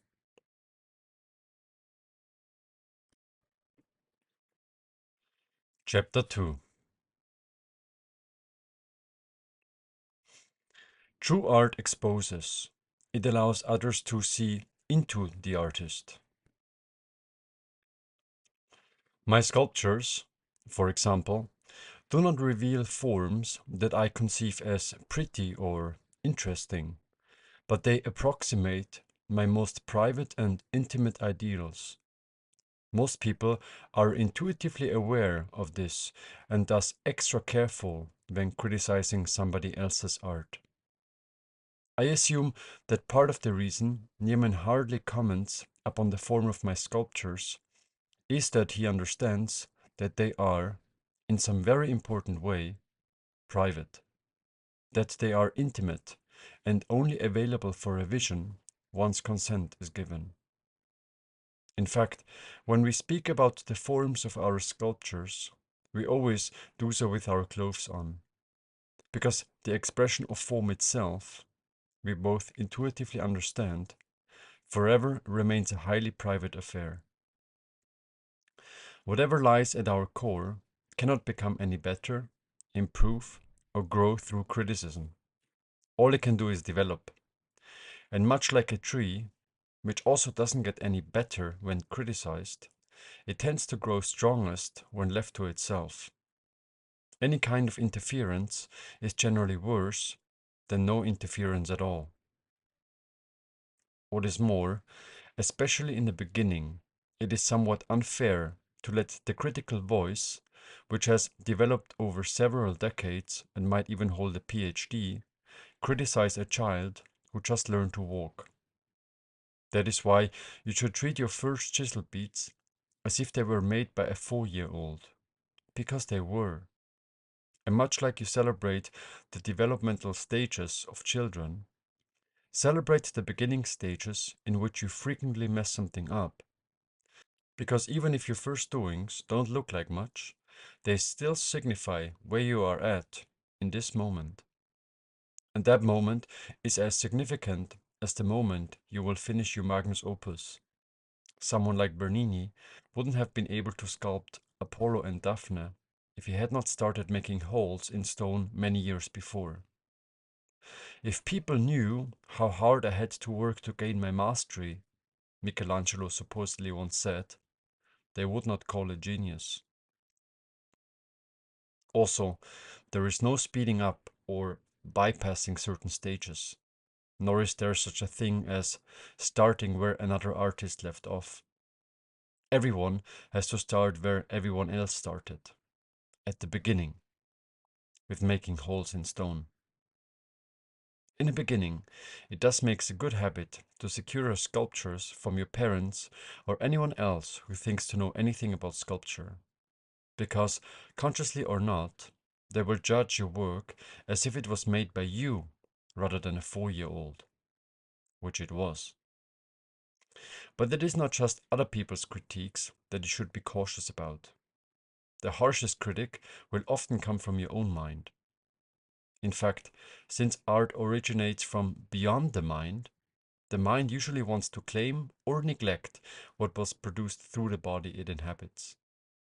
And because both tendencies have the potential to disrupt the creative process, it is worth looking at them one by one. Claiming one's work. The first tendency, namely that the mind likes to claim what was gifted from the inner pigeon, became most obvious to me after I made a cold drawing with my eyes closed. Because once I opened my eyes, I very much liked the outcome, and thoughts like, this could be the beginning of a series and be worth thousands in the future, appeared in my head. So I quickly went on to sign the paper with my everyday signature to ensure its place within my future catalog raisonné. But before I had finished setting the mark, it already dawned upon me what I had done. I had claimed something that had nothing to do with me. The I that signed the drawing and assigned it potential monetary value was not involved in its production. It felt worse than stealing. It felt more like I had betrayed something sacred. Claiming an artwork as one's own is like locking the inner pigeon into a cage. It is one of the worst forms of violence against oneself. It happens everywhere. When people are desperate to claim a patent for an innovation that came to them, when mathematicians fight for the recognition of a theorem that was offered to them in silence, when chess players explain why they made a certain move, even though the move came to them rather than the other way around, etc. It also happened to me, such as when I collected plaudits for insights that were revealed to me while writing this book. And not only does it feel like betrayal, but it also closes the door to where these gifts are received from. I soon realized that I was not alone with this trouble. John Greenough wrote in The Fine Art of Cabinet Making that his customers basically forced him to make a signature on his cabinets. Johann Sebastian Bach signed all his works with SDG, Glory to God alone. Michelangelo only signed his Pieta, and nothing after that. And after I checked through Neerman's arsenal of sculptures and drawings, I wasn't surprised that none of them were signed either. Jean Arp also wrote about this. Quote, we do not want to copy nature. We do not want to reproduce. We want to produce. We want to produce like a plant that produces a fruit, and not to reproduce. We want to produce directly, and not through tricks. As there is not the slightest trace of abstraction in this art, we call it concrete art. Concrete art should never be signed by its makers. These paintings, these sculptures, these objects should remain anonymous in nature's enormous studio, like clouds, mountains, seas, animals, people. Would a chicken put its signature on its egg? Obviously not. After all, the chicken does not make an egg, but an egg just pops out of the chicken on its own. That's just what a healthy chicken does. A chicken also does not say, look at that perfect shape. Please praise me for my sculptural mastery. No. A perfectly shaped object, which also happens to be alive, just pops out of the chicken all on its own. Of course, laying an egg might, at times, be painful and cause some degree of suffering, which is why we don't want to discredit the effort of the hen. But that doesn't change anything about the fact that the egg, the sculpture, wasn't made by the hen, the artist, but that it just occurred naturally. And what is more, an egg does not need to be signed by the hen, because it carries the signature within itself. The hen's DNA is within every cell of the egg, so adding a name on the surface would be tautological at best. The text that makes up this book is equally infused with my persona.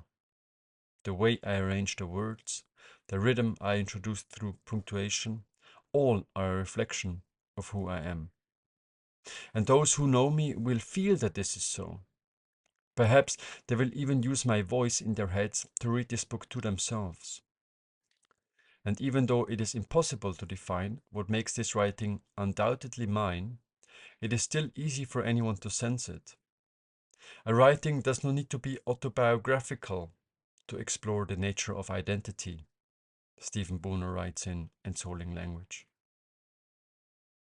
And in that way, each sculpture, too, reflects the person working on it, just like a dog often reflects its master. Sometimes, when I approach Niemann's sculptures, it feels as if I am approaching Niemann himself.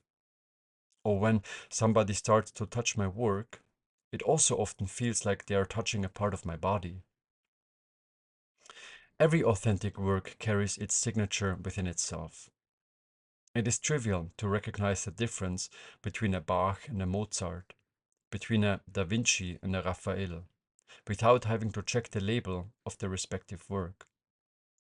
One does not even have to see or hear an entire piece of them, but one recognizes them even within a fragment of their work.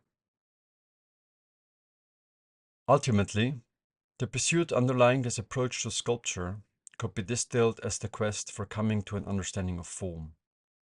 But not any form, or form as a geometrical discipline, but of our form. And everyone has their own form, both physical and as an expressive force. So just as everyone uses distinct tones and words to express themselves, everyone will use distinct elements of form to express themselves in stone. Like everyone, I have an intuitive sense of how tight a curve should be, what elements of form function together, what makes a good line, or how sorted a composition must be. But I do not know what these are for themselves. I just know it when I see them. And it is these unconscious preferences that influence every decision I take that gradually give my sculptures my unique touch, my unique signature. The same can also be formulated the other way around. With every sculpture that is not mine, there are aspects that I do not understand, that I do not want to inhabit, that I cannot inhabit. This might be because some line turns wrong, the surface is not stretched enough, the composition too stuffed, or whatever else. There is something about other people's works that always makes it evident that it is not mine. Also, when I began to sculpt, I was afraid that I, contrary to other artists, do not have an individual mark that distinguishes my works as being unambiguously mine. But, as I went along, I find that I also possess a certain handwriting that runs through all my work.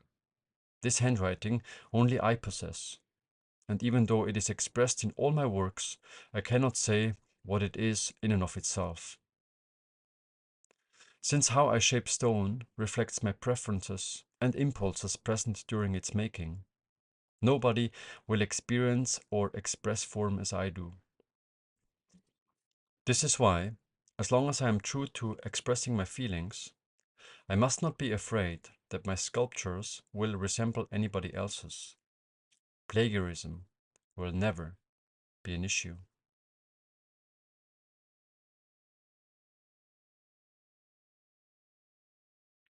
Neglecting one's work. The opposite reaction, namely that the mind does not want to be identified with what was brought into existence through the hands it inhabits, equally befell me. The only condition Niemann set for working at his studio was that I do not give shit to my sculptures. And this is easier said than done, because the mind often gives shit in very subtle ways. Every day for a few months, Niemann encouraged me to draw a portrait of myself without looking at the paper. After I had followed this exercise for some time, Niemann asked me whether I would show him some of the drawings I had made. I agreed, whereupon he asked me to sort the best ones out.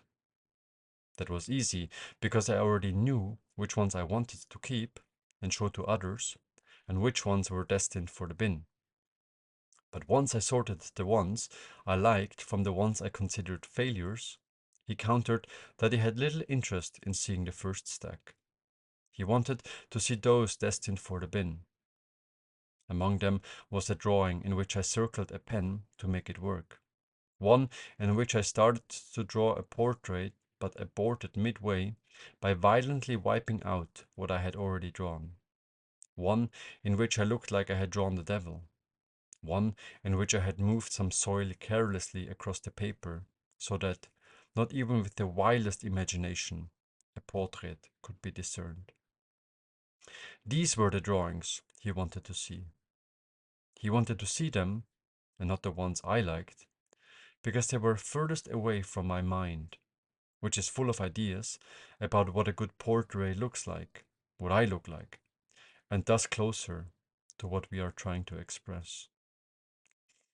But doesn't this mean I cannot throw away anything, even a piece of paper I was just trying to get a pen to work? I asked in response. But while I asked this question, the answer already dawned upon me.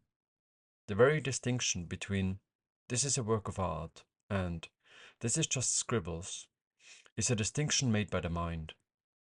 And the distinction between now I am doing art and now I'm trying to get a pen to work is too. You see, this approach to sculpture is total.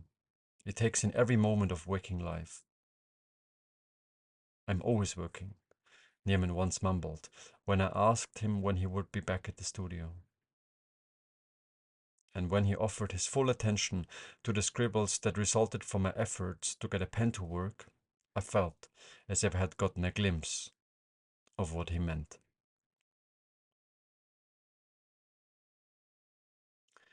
Another subtle way I gave shit to some of my sculptures was by hiding some of my works I did not like. In the first months, when somebody asked me to present them with my work, I would only show them the sculptures I liked. But hiding some sculptures I perceived as less fortunate made me feel like someone hiding their crippled children in a basement. Once I became aware of this tendency, I always put everything out when somebody wanted to see my work, including the misfits, the bastards, the freaks, and the weak. And surprisingly, most people could not see a difference between what I regarded as my best work and what I considered failures. The critical voice can occur in many faces and knows to camouflage itself in the most elaborate ways. Sometimes it is subtle and difficult to spot, as when I disregarded some of my self-portraits. At other times, it is in plain sight. On some days, I wanted to break my sculptures or throw them into the sea. Sometimes I even placed them at dangerous places, hoping they would fall over and break. I hated my sculptures at times, just like I hated this book at times. And I mean really hated. With my sculptures, I hated how I frequently did things I knew were not going to work, but for some masochistic reason or another, still went on doing it. Hated how I often hit an edge one more time, even though I knew that doing so was going to break it. I hated how I sometimes lost patience and violently banged the stone, ruining what I had delicately carved before. I remember one sculpture that looked worse every time I hit it, until, after only God knows how many hours, the damn thing finally broke apart. I hated pretty much everything about that stone. The way it looked, the way it sounded when I hit it, the way it didn't lie still in the sandbag I rested it in. Just everything. This sculpture also had me swearing out loud, and more than once, a hammer was seen flying through the studio. But when I returned to my senses, I always learned that these associations had nothing to do with the stone, but everything to do with me. After all the stone does is respond to my doings. Later, it turned out to be this stone that made me realize that it is not big things, such as taking off a whole side, that have the greatest effect on the appearance of a sculpture, but small things, such as undertaking tiny adjustments here and there. Because once I offered the half-butchered stone my undivided attention and set a few chisel beats here and there, the sculpture soon began to take form. So what turned that stone into a sculpture were not big amendments, but small interventions. This stone made me understand that small things are actually big things, because the understanding required to see that small things can make a big difference is a big thing. So big jumps in understanding often result from small changes in stone, and vice versa. After a while, I noticed that the opinion of most strangers doesn't mean anything to me, because I could sense that they don't get it. Besides wanting me to concretize on all kinds of figurative associations, people usually suggest something like taking an edge off, engraving a saying, or carving in a pattern. In general, I could not care less for such suggestions, for they seem so far removed from what I think my sculptures are about. But Niemann once made me realize that it is only a small jump from understanding that the stranger who wants me to engrave life, laugh, laugh into my sculpture does not get it, to understanding that I, as the artist, also do not get it. Because as long as I think to understand what my work is about, I am still in the way of allowing the sculpture to become what it wants to be. Since when I truly submit to the process and focus on taking one step at a time, such contemplation becomes irrelevant. I just execute what I am told and do not interfere with my ideas. Arnold Schoenberg writes, quote, "The artist's creative activity is instinctive. Consciousness has little influence on it. He feels as if what he does were dictated to him, as if he did only according to the will of some power or other within him, whose laws he does not know. He is merely the instrument of a will hidden from him, of instinct, of his unconscious. Whether it is new or old, good or bad, beautiful or ugly, he does not know. He feels only the instinctual compulsion which he must obey.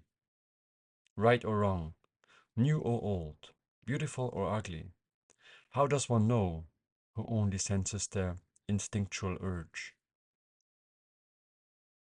Exactly, right or wrong, male or female, abstract or figurative, who knows? That's not important. Later, other people, and perhaps even myself, will look at my sculpture and talk about such things. But during the creating, none of these are of any relevance.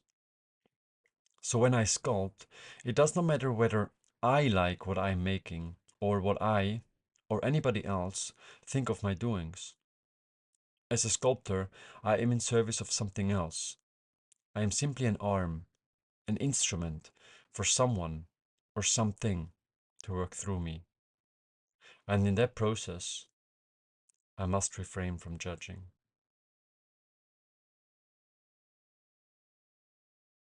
The inner pigeon is tremendously delicate and does not like to be exposed. A single cynical comment can make it fly out for weeks. So we must be careful when speaking about our work. And we might, in fact, be better off not speaking about it at all. I discovered 3 reasons, all of which are interlinked, why speaking about one's work in progress is hardly a good idea. First, our societal contract demands a certain cynicism in which we are asked to put ourselves down, minimize our work, or be overly modest about our aspirations. This tendency, which, I believe, has evolved historically, serves as a safeguard against megalomaniac or egomaniac tendencies that could threaten the social fabric. But if we speak cynically or overly modestly about our art, like I'm just making holes into a piece of stone, we betray our inner pigeon. The inner pigeon is grandiose, idealistic, and, like a child, full of dreams and aspirations.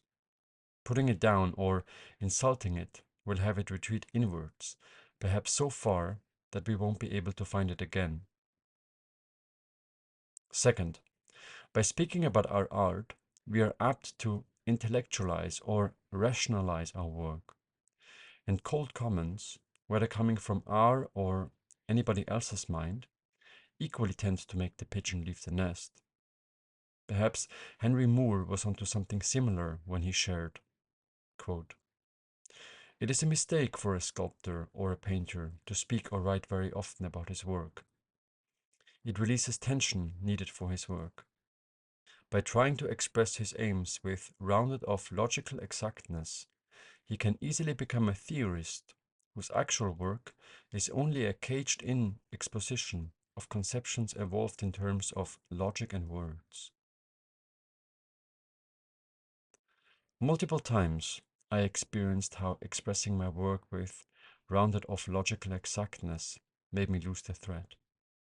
Suddenly, after having languaged what I was after, I no longer perceived the subtle meanings shifting in a curve, or how a transition was reflective of my lover's touch.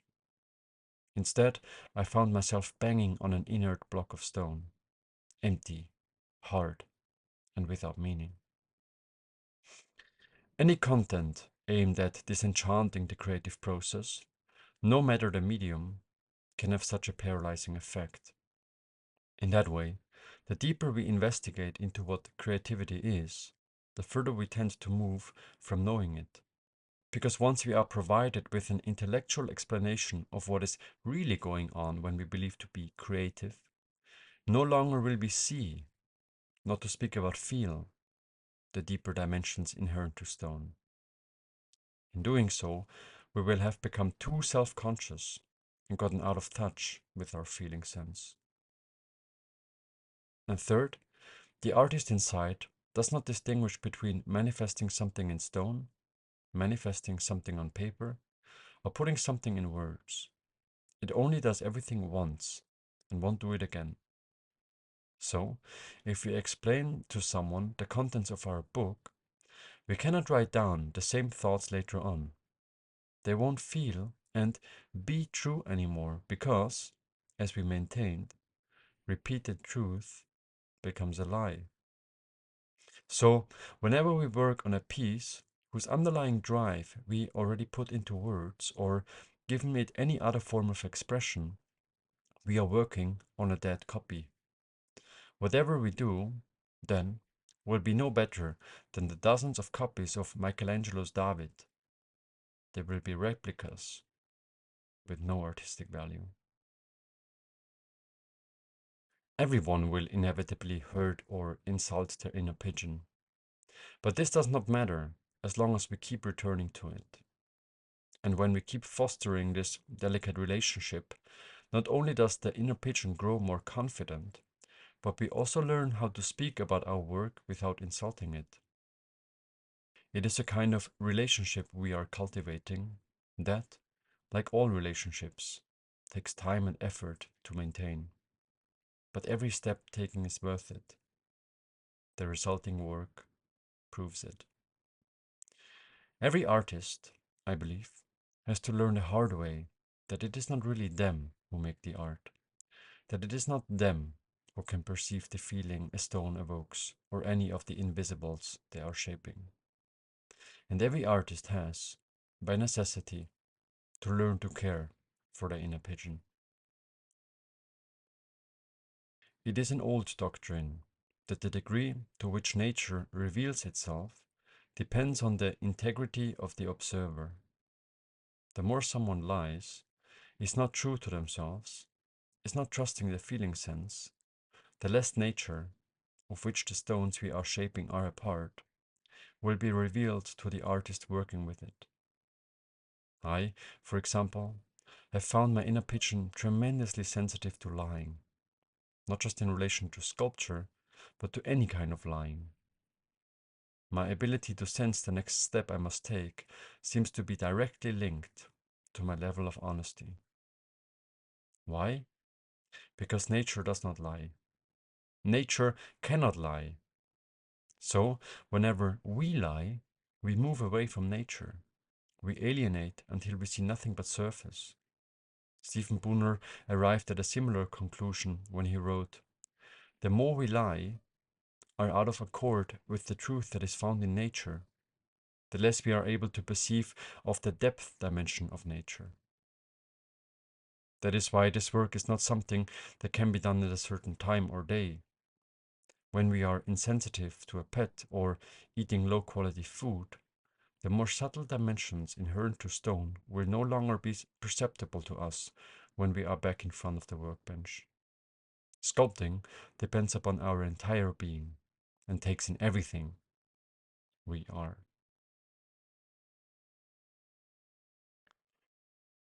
Chapter 3. As indicated, Newman repeatedly emphasizes that the stone does the teaching, not him. So how does stone teach, and what are some of its principal lessons?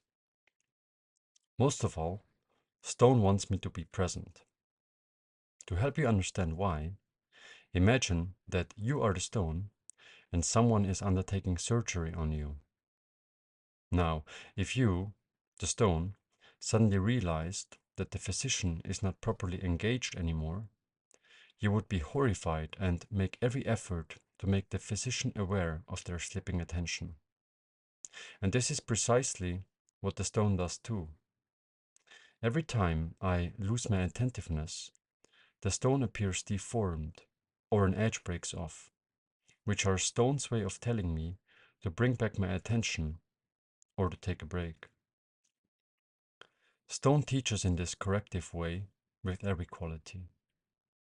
Whenever I force myself on stone, the stone forces itself on me, making sure that I cannot sculpt like this for long. Whenever I am overly cautious, the sculpture continues to appear boring until I am willing to take some risks. Whenever I am impatient, the sculpture takes forever to develop. Whenever I am overly hardworking, the sculpture doesn't develop until I relax. Or whenever I think I no longer need to stand back, the stone also starts to deform. That is because stone does not care for what I think, believe, or know, but only about whether I am receptive to its speaking. And when I do not stand back, or do something else to get out of my mind, the stone continues to take on unsettling forms. In this interplay, I cannot win over the stone, and I can't cheat it. Stone will always break my body first, before I have broken all of stone. Stone will always outlive my impatience, so it is in no rush in teaching me serenity. Stone knows an infinite array of weird forms it can take, until I am ready to re-engage, to listen. In all this, stone always only responds to what I am doing. No more, no less. That is what makes stone both gentle and merciless as a teacher. And gentle, because it is honest, reliable, and never crossing any lines. Stone never makes me suffer more than I directly asked for. Merciless, because stone does not even wave me a single uncaring blow.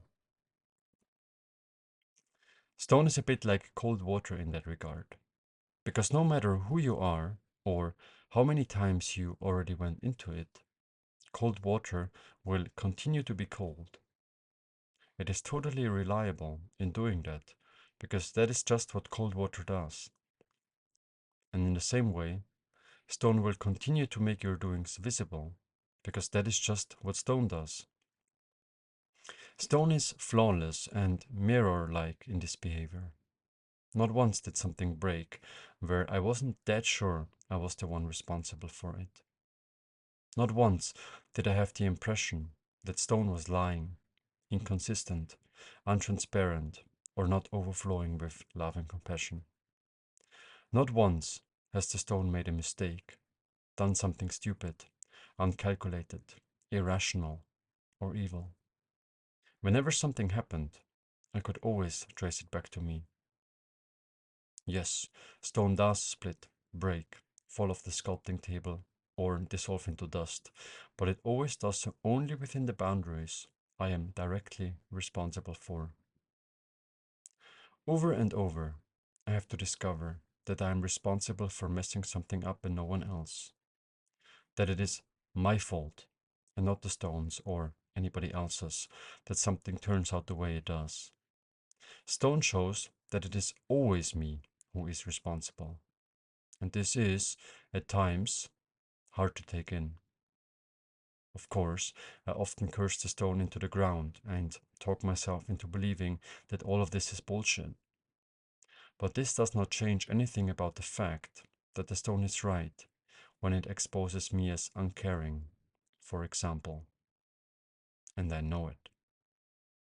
Even with a sculpture that got pushed over by a child, I knew I was responsible for its breaking. After all, it was me who did not secure it properly after my workday. As a matter of fact, when I found the broken pieces the next morning, the stone had me look into some dark corner of my psyche where some destructive thing resides that may have deliberately left the sculpture standing in the hope it would fall over and break. Are you satisfied now? I heard the stone speaking within me when I found the pieces laying at my feet. This sent a shiver down my spine, because I could sense that the stone truly does have knowledge of, and access to, every last corner of my psyche. The mind always likes to blame the stone, or something else on the outside, when confronted with an issue that would question its supremacy.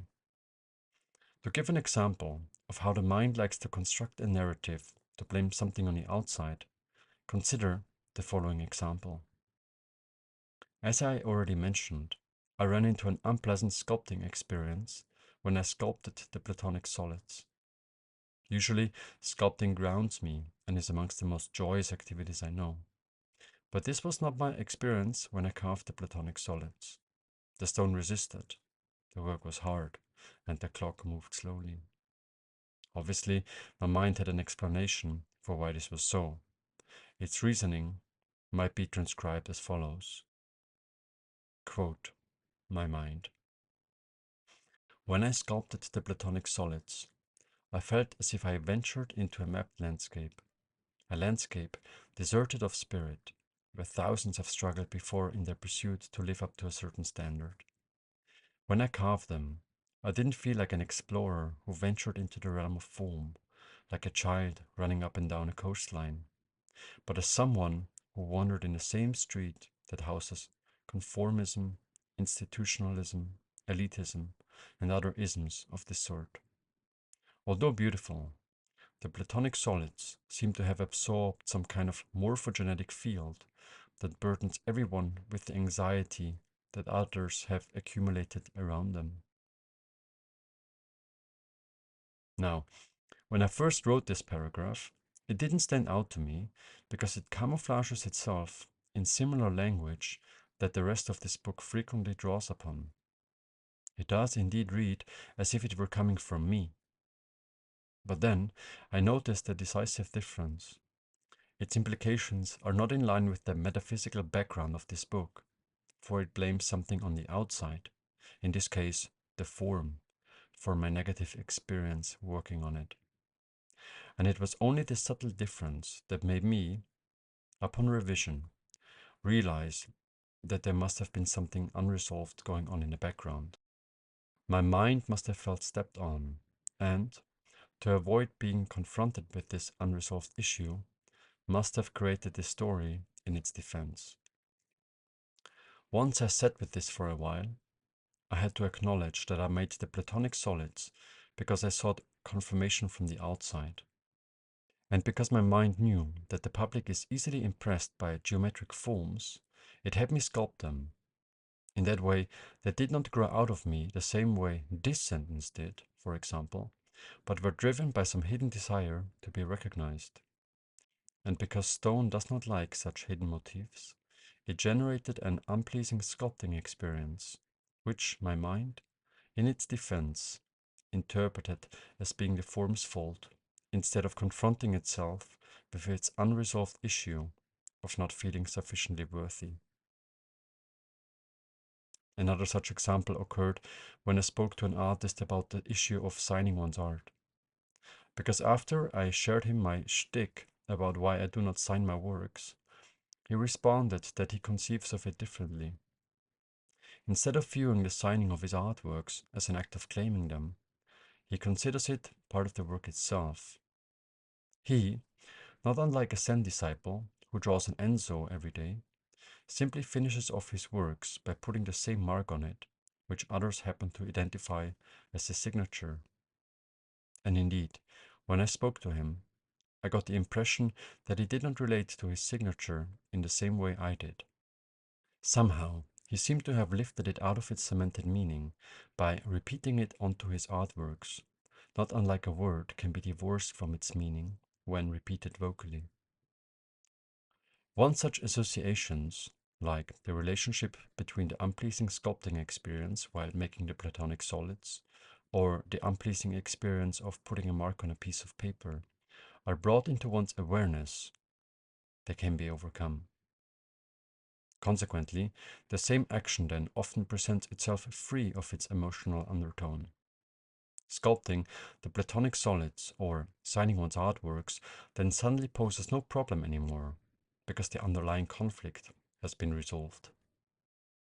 Such leaps are, of course, delicate, for the mind is an expert in hiding itself. After all, it is easy for the mind to claim that it has detached itself from one's signature, or that it is free from the desire to be recognized, just so that it can have one continue doing these things. But stone will always reach one level deeper than the mind can. Stone is ground zero and will always remain out of the mind's reach. So I can always go back to it and check whether I have truly overcome my internal conflict or whether I am still entangled in some game. And the yardstick by which I assess which one applies is by paying attention to how the sculpting feels. As long as it comes easy, makes time fluid, and makes me stand up straight, I know I am exploring. Whenever my back starts aching, time starts dragging, and my posture starts hunching, I know I must be evading. Stone does not teach by giving, but by taking away. Stone doesn't provide knowledge or beliefs, but frees from knowledge and beliefs. And it is through this kind of shedding that stone guides toward sculptural understanding, which is almost the same as saying, towards knowing thyself. As part of this process, the stone continually asks me to give something. This can be an attachment, a belief, some knowledge I maintain to be true, or whatever else. And only when I find the courage to surrender it does the stone allow me to progress. Translated into the language of sculpture, this can be formulated as follows. Whenever I find the courage to give up a side I regard as my best, such a particular edge, give up on insisting that the sculpture must contain a specific form, such as a hyperbolic paraboloid, or let go of beheld truisms, such as that two convex surfaces must never touch, then I experience true progress in sculpture. Because then I gave something I superimposed upon reality, and thereby my art progresses. Accordingly, I remember a sculpture that had a side I liked very much. I didn't want to change anything about it, because I was afraid that, if I did so, some of its power might be lost. But the side interrupted the overall form and prevented the rest of the sculpture from being lucid. So it was me who was in the way of the form moving continuously. The stone asked, "Please, "Can I go round here?" And I responded, "No, I would like you to remain straight." Later, when I found the courage to go round, not only did the form get more lucid, but the part I was initially reluctant to change appeared even more powerful. So, as always with such barriers, my worries were not just unfounded, but in the way of me progressing. Unfortunately, this does not get any easier with time, for the stone continues to find aspects I am reluctant to surrender, and my mind keeps finding more subtle and eloquent ways to conceal its unwillingness to let go. And the more elaborate its conception, the more courage it takes to remind myself that it is this conception, however eloquent, that is in the way of me progressing. I remember the day vividly. It was around 1 year after I began sculpting, when Neiman made me aware that the technique of standing back, which I formerly understood as a method I could always fall back on, can be the most hindering of all. That is because by continuously standing back, one is inclined to discover a form distinguished by a certain perfection, by a certain balance, perhaps symmetry. But such attributes, linked to beauty, are the hidden nemesis of creativity.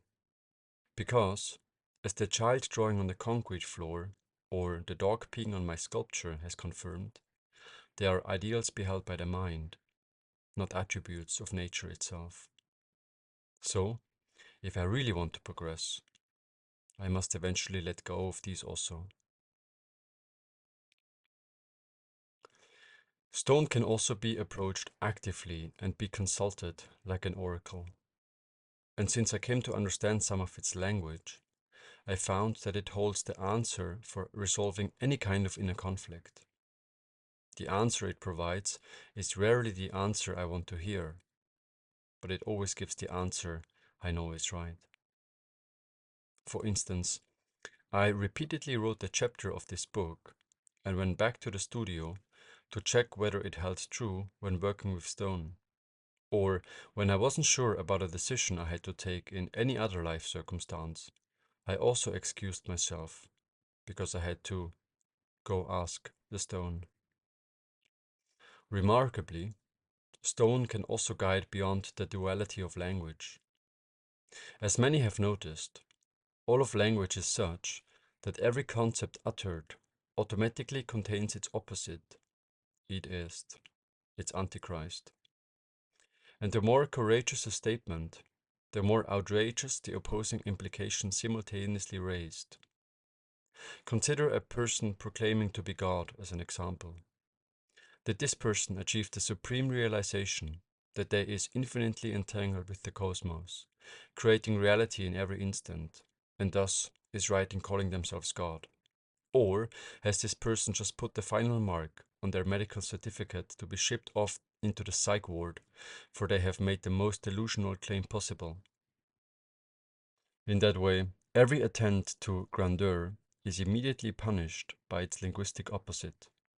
Every group devoted to a cause simultaneously rendered a cult. Every stroke of artistic genius understood as an act of madness. Every authentic statement taken as a testimony of one's inflated ego. Or applied to this book, when a schooled mind, which operates on the basis of language, reads my chapter in which I write about the fallacy of technique, it might object that I am an arrogant dilettante who is too lazy to do the hard work of learning sculptural techniques.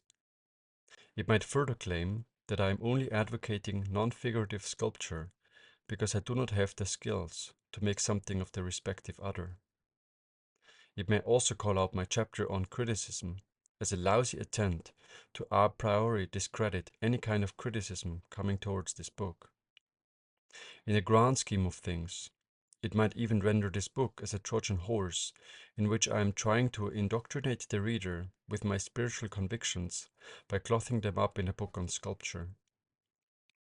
In that way, every statement or concept uttered immediately creates an evil double, an antichrist, which turns its inherent implication on its head.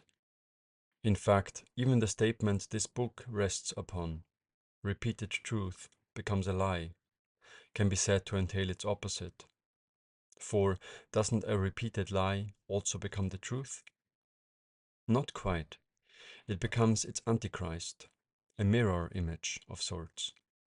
A Pollock created by someone who seeks to mock the art world by carelessly throwing paint on a canvas might produce a painting indistinguishable on the surface, but their inherent value could not be further apart. But because language cannot decode the difference, one has to rely on something beyond language to assess whether one is in a cult or part of a group devoted to a cause, whether one is crazy or on the road to artistic genius, whether one is venturing on the path towards truth or deceiving oneself, whether one is reading a book on sculpture or whether one is spiritually indoctrinated. One cannot reason oneself out of such juxtapositions. To find answers to this sort of questions, one must go beyond the confines of language, of mind, which gave rise to these conflicts in the first place. And such a place can be found in stone. Stone is, by no means, the only place there is. It is simply a place that, at times, has worked for me. So it doesn't matter whether one picks up juggling balls, knitting needles, an instrument, or whatever else, because it is not the medium that matters, but something else entirely. The reason I stuck with stone is that it is non-human and that it is gentle. By gentle, I mean that it doesn't pose the physical or psychological risk as taking LSD or freediving does, for example. And by non-human, I mean that it cannot be contaminated by a hidden agenda. For if one is working with stone, one is working with the substance of the earth directly. And even if there is a hidden agenda embedded within it, one is following the agenda of the earth and not that of a human institution. What sets sculpture apart from writing in that respect is that the latter is more likely to be co-opted due to the close relationship between the words and the very thing we seek to get rid of in the process.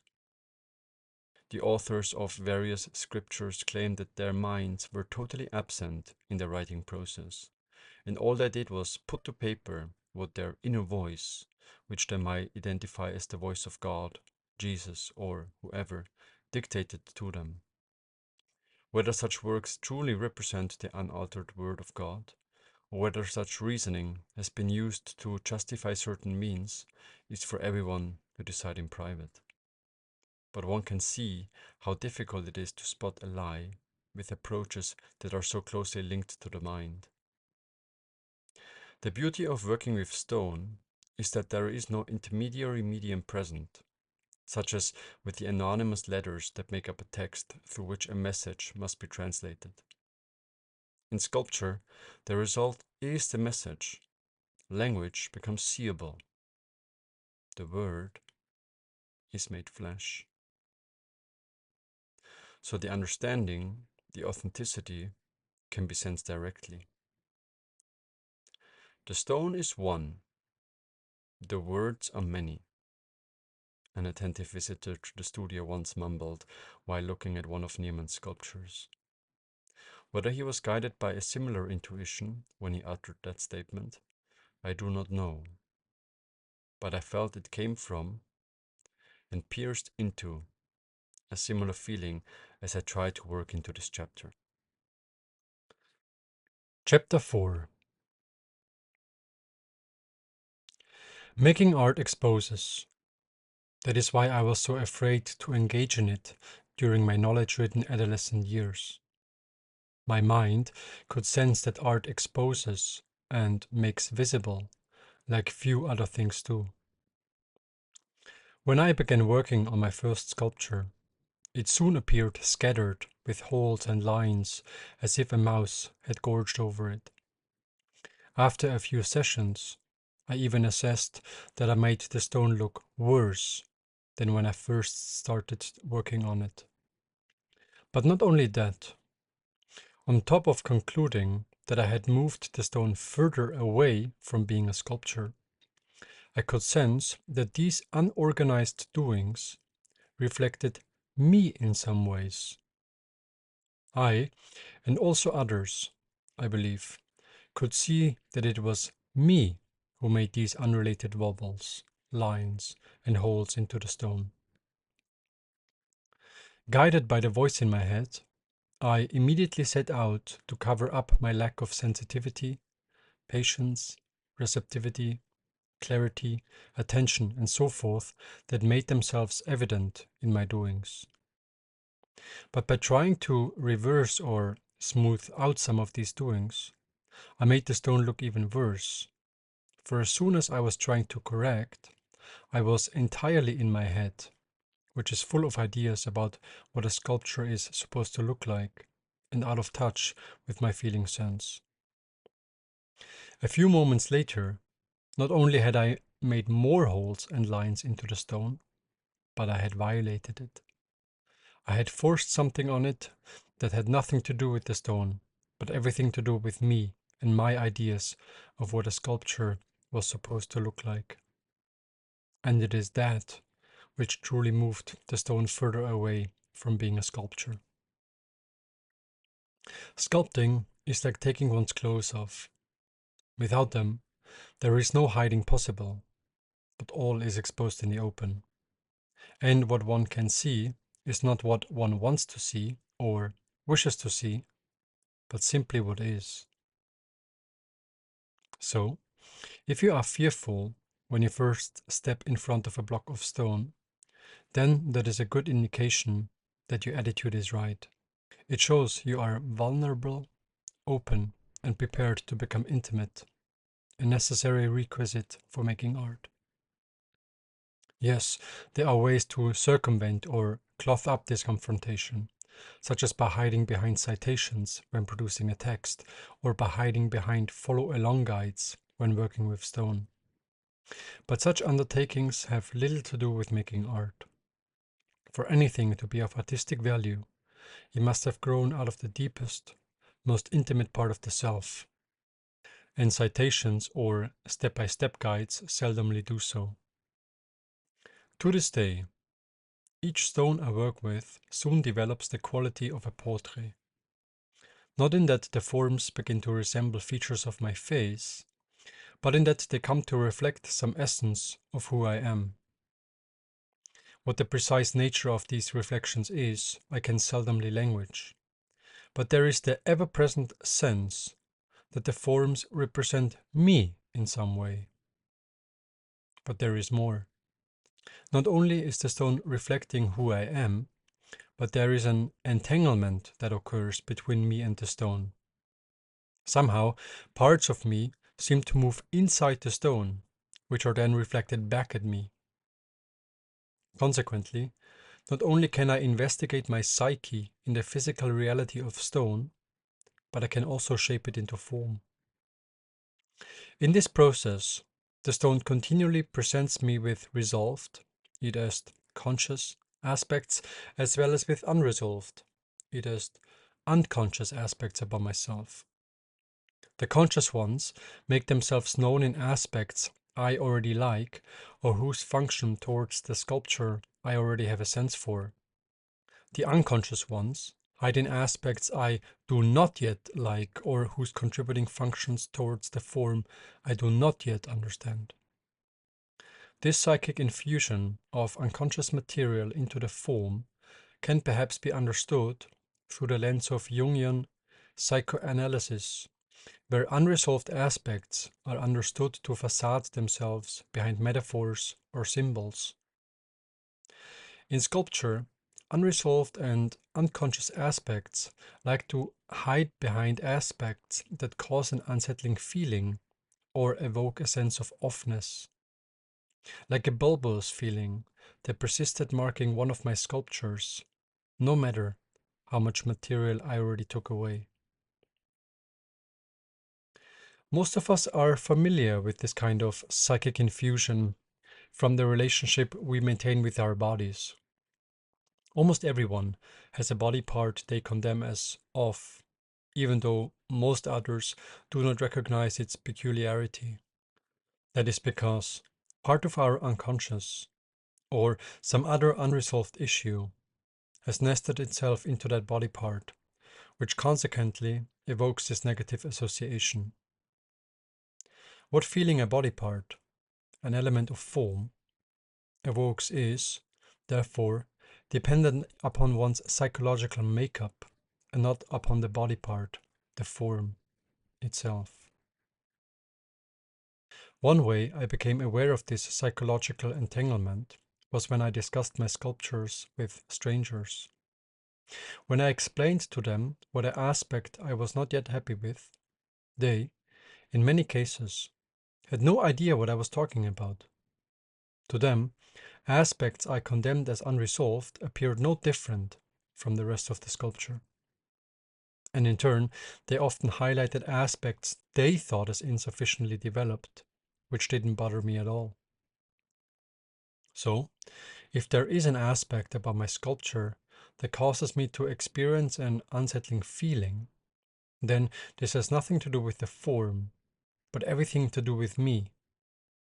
Some part of my unconscious must be projecting itself into that form, which is then reflected back to me in the form of a negative feeling.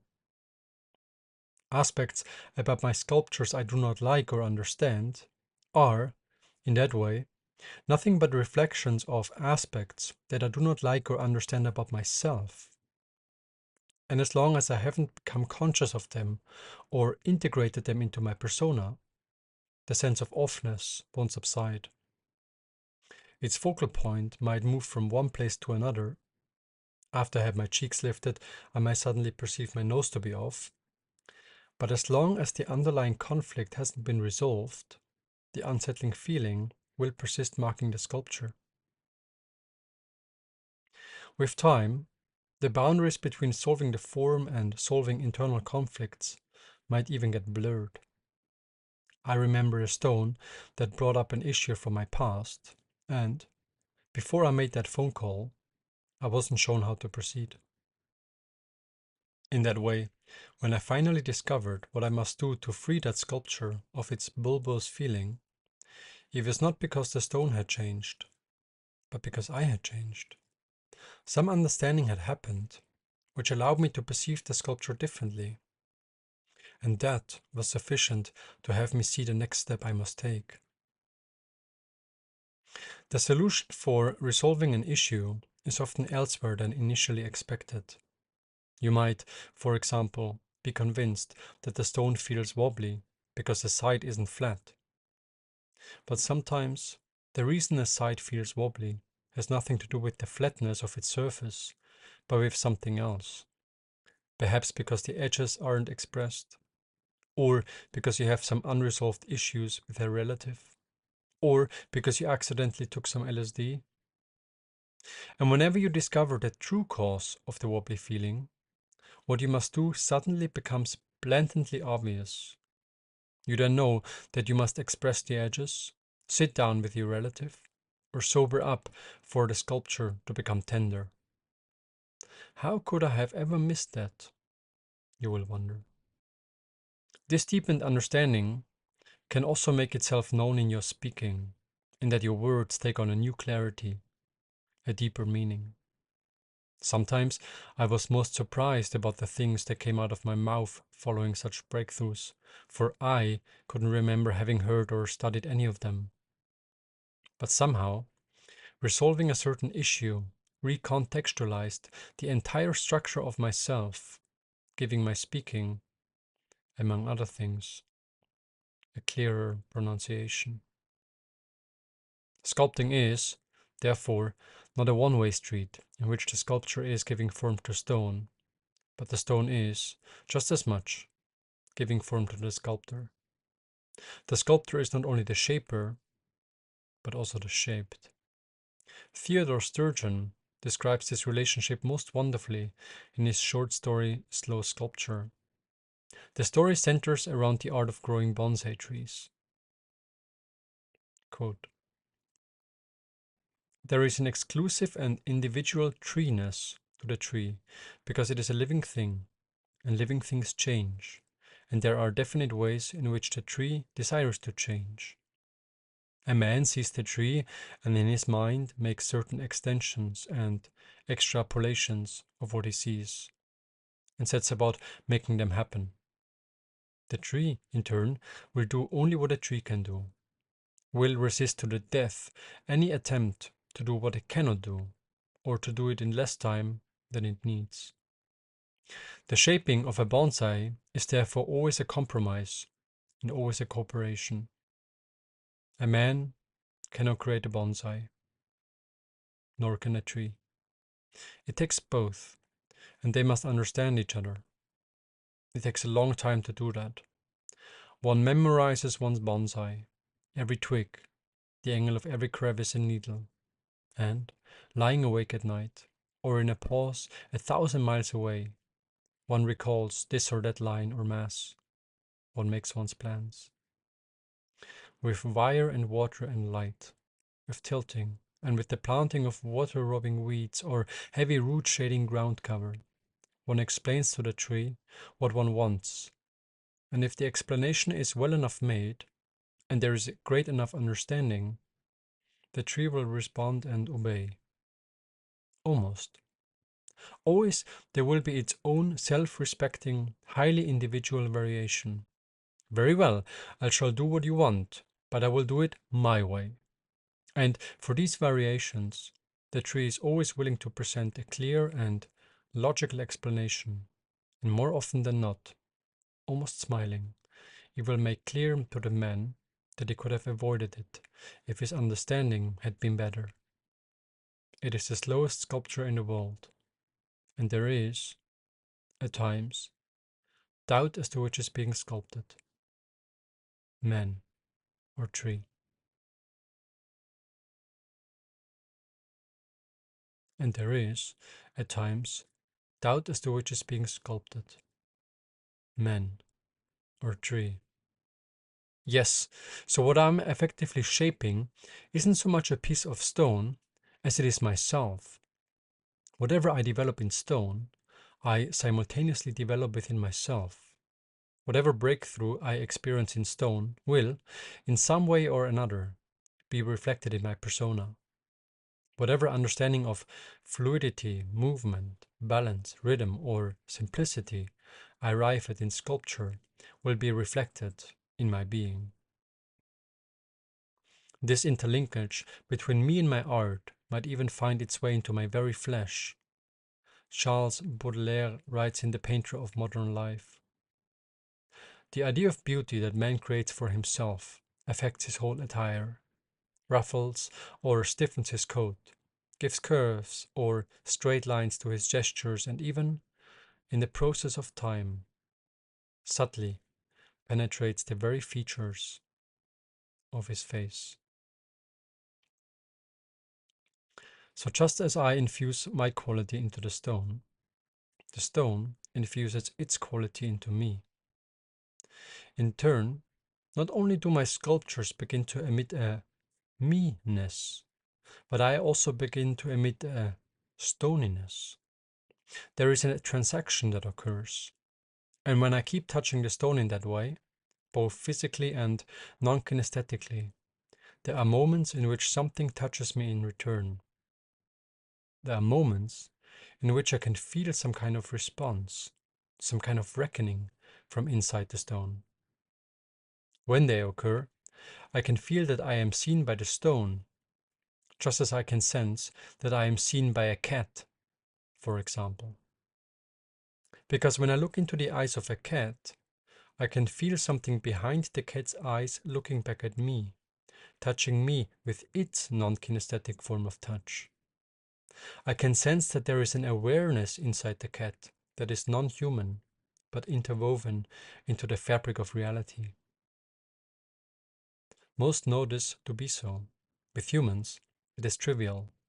With animals, common sense. With plants, already less so. And with stone, in obscurity.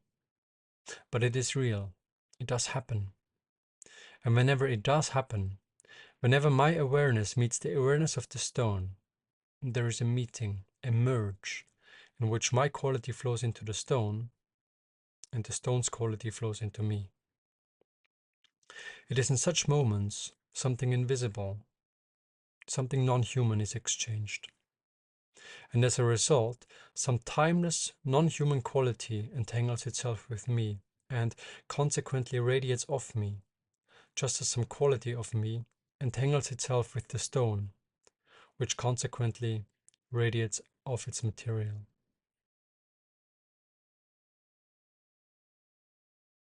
Each stone I work with usually culminates in a certain topic I have to work through. This can be a specific relationship, a long-held belief, a worldview I inherited, or whatever else. When I begin working on a block of stone, I never know what this will be. Whatever comes up roots from the unconscious, from the unknown, and is, therefore, by definition, out of my conscious reach. Starting a new sculpture is, therefore, always a little like taking a psychedelic drug. Because there, I also do not know what will be stirred up from the unconscious. All I can be sure about is that I won't be confronted with an issue I already had in mind when I went into the experience. So if I am afraid that a certain relationship might cause me a bad trip, for example, I can be sure that this relationship will not be an issue during that trip. That is because the problems underlying that relationship were already on my radar and thus no longer unconscious. Stones, like psychedelics, seem to be particularly gentle to newcomers, however. First-timers usually get to swim in the coral reef, where colorful fish, iridescent shells, and waving anemones are to be met. Yes, there might be a stingray or a reef shark swimming by, but they are usually friendly and concerned with other business. It is only after a while that newcomers will discover the reef's edge, where cold water from the depths comes flowing up against their chest, where darkness looms and a certain rustling is emitted from the blackness below. So, making a few holes into a piece of stone won't instantly confront you with your inner and outer demons.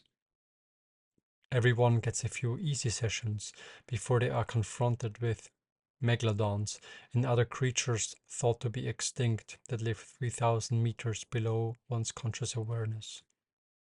However, don't be put off by this expectation, because the courage needed to take the next step will always remain constant. To be allowed to progress in the coral reef might mean you have to make an uncomfortable phone call. 1,000 sessions later, to get out of some pitch-black labyrinth underneath the Bering Sea, you might be asked to temporarily cut ties with whom you once considered your best friend.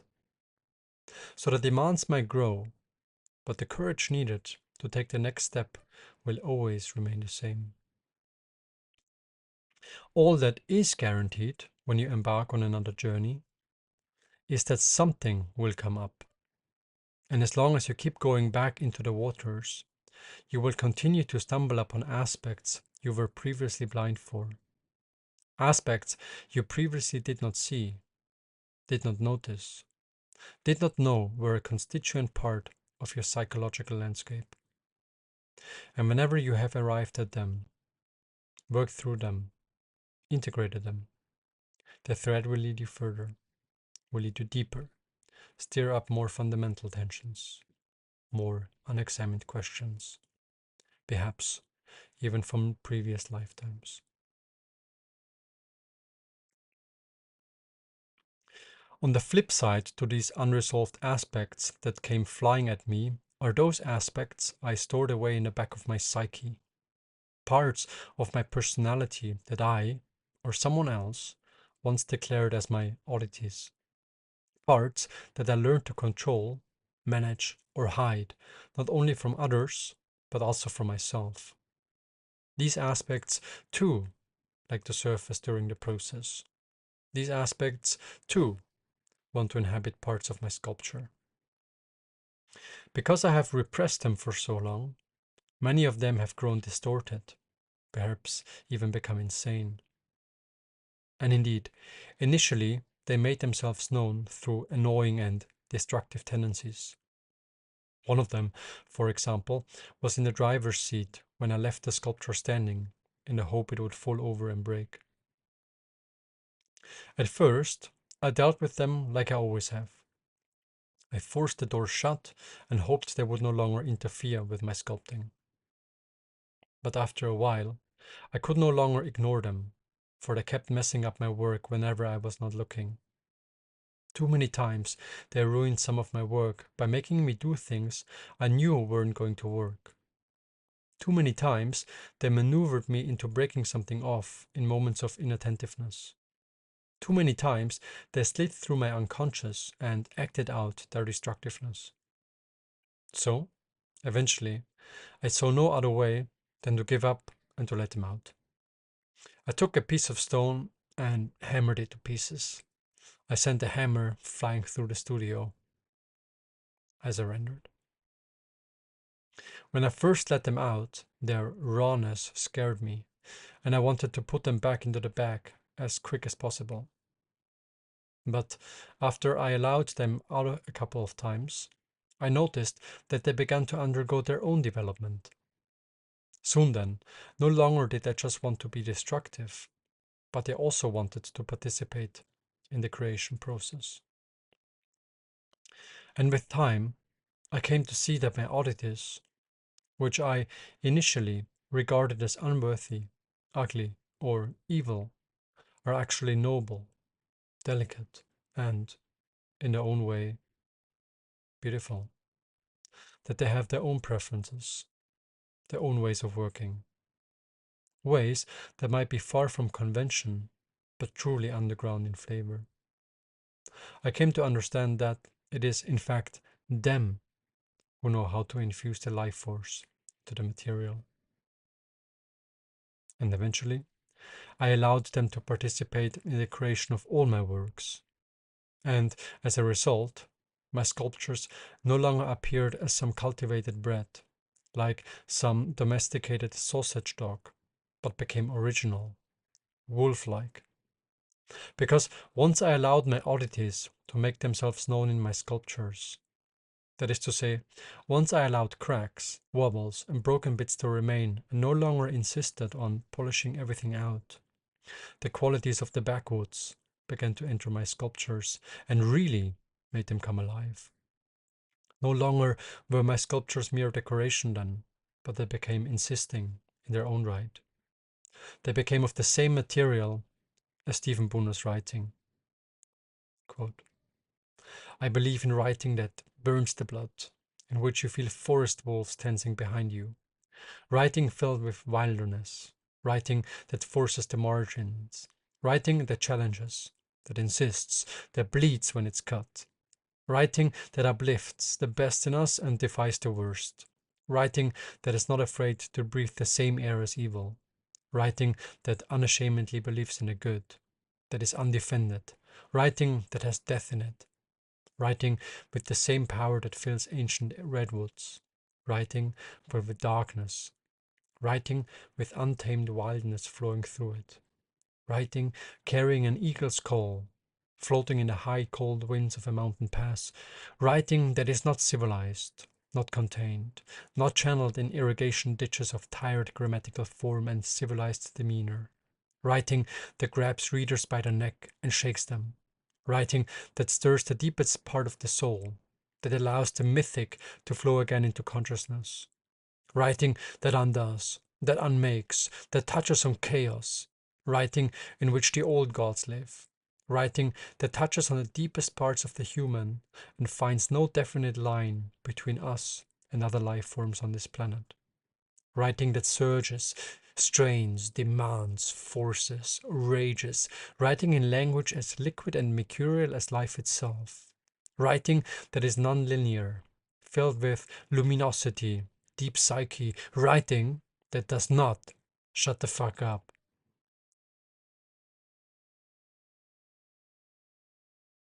And not only did these qualities flow into my sculpture, But they also started to and not only did these qualities flow into my sculptures, but they also started to be reflected in my persona. I ceased to be flat and one-dimensional, but began to develop a 360-degree personality that is as liquid and mercurial as life itself. For what I am doing when I integrate these abandoned oddities is rewilding myself. I am engaging in the ecological reclamation of the self by reincorporating aspects that I, or somebody else, once declared as a weed or an invasive species. As a result, I am no longer a garden, symmetrical and clear-cut, but something of a forest, of a wilderness that is self-organized according to the habits of chaos. In that rewilding process, one absorbs a certain flavor, a certain aroma that all of wilderness possesses. Stephen Bunner describes it as a quality, a value that emerges from within, from the center outwards, when your individuality is entangled with that of the world. It brings a certain posture, a certain depth of voice, a certain radiance. One begins to walk upright and absorbs a certain brilliance in the eyes, regardless of whether one's back is humped or one's sight is bad. But don't be fooled. These extensions do not just grow sideways, inwards, or upwards, but also downwards. For the closer one flies to the sun, the larger one's shadow becomes. I once asked a few children to help me find the most beautiful stones in a driveway full of pebble stones. After a few minutes, they returned to present me with their selection. But what they laid out before me were stones of the most ordinary sort. They weren't stones I would have called aesthetic by any means. In fact, most of them were broken. To be sure, I asked one of the girls whether the broken fragments were indeed the most beautiful stones she could find, whereupon she responded with a decisive yes. Her glowing eyes wandering across the muddy pieces gave me no reason to doubt her. But before I lost myself in confusion, I realized that or the notion of beauty is nonsense. That is because I realized that what I regard as beautiful is somehow tied to an internal image I hold about myself. An image that I then superimpose upon my environment. For when I think of a beautiful stone, I think of a stone that is smooth, clean, whole, marked by an interesting pattern and so forth, all of which are qualities my mind holds about itself. But because children do not yet carry an internal image of themselves, or a rucksack of unconscious baggage that they could project onto the outside, they are free and non-judgmental when experiencing form. To them, each stone can thus be an equal source of beauty. They do not relate it to some internal image of themselves, nor do they project some unconscious material on it. They just look. To find back to this childlike way of inhabiting stone is what this approach is ultimately after. Because once I can inhabit any stone, any form, without it causing an unsettling feeling, I have freed myself of any kind of unconscious baggage. And consequently, I am no longer projecting an illusionary image of myself upon the world, but simply perceiving it as it is. And from such a perspective, the notion of one stone being more beautiful than any other stone would be nonsensical at best. But if this is the end, then why even sculpt? Why even begin altering form? When, as the children have confirmed, every form is as good as any other. Why spend hundreds of hours, perhaps even a lifetime, developing a language in stone, when, eventually, I might realize that all of form is one? To explore this question, let me return to the analogy I drew to introduce the section on exercises, where I juxtaposed following a meditation practice against Zen. As long as I resolve to form one step at a time, I am venturing on the same path as those venturing on the path of Vipassana meditation. I am, one step at a time, resolving an internal issue, a sankhara, until I have freed myself from any kind of baggage that can nest itself into a form. The way of Zen, of course, would be to take any stone and enter Zen from there. Such as when this woman, Niemen, and I offered a random piece of stone our undivided attention. Because then it became blatantly obvious by every effort to alter a stone's form towards higher beauty is like adding 1 to infinity. Can be done? Yes, but it doesn't change anything about it. Infinity remains infinity. So ultimately, both paths converge at the same destination. Both lead to the same final understanding. Only the way differs.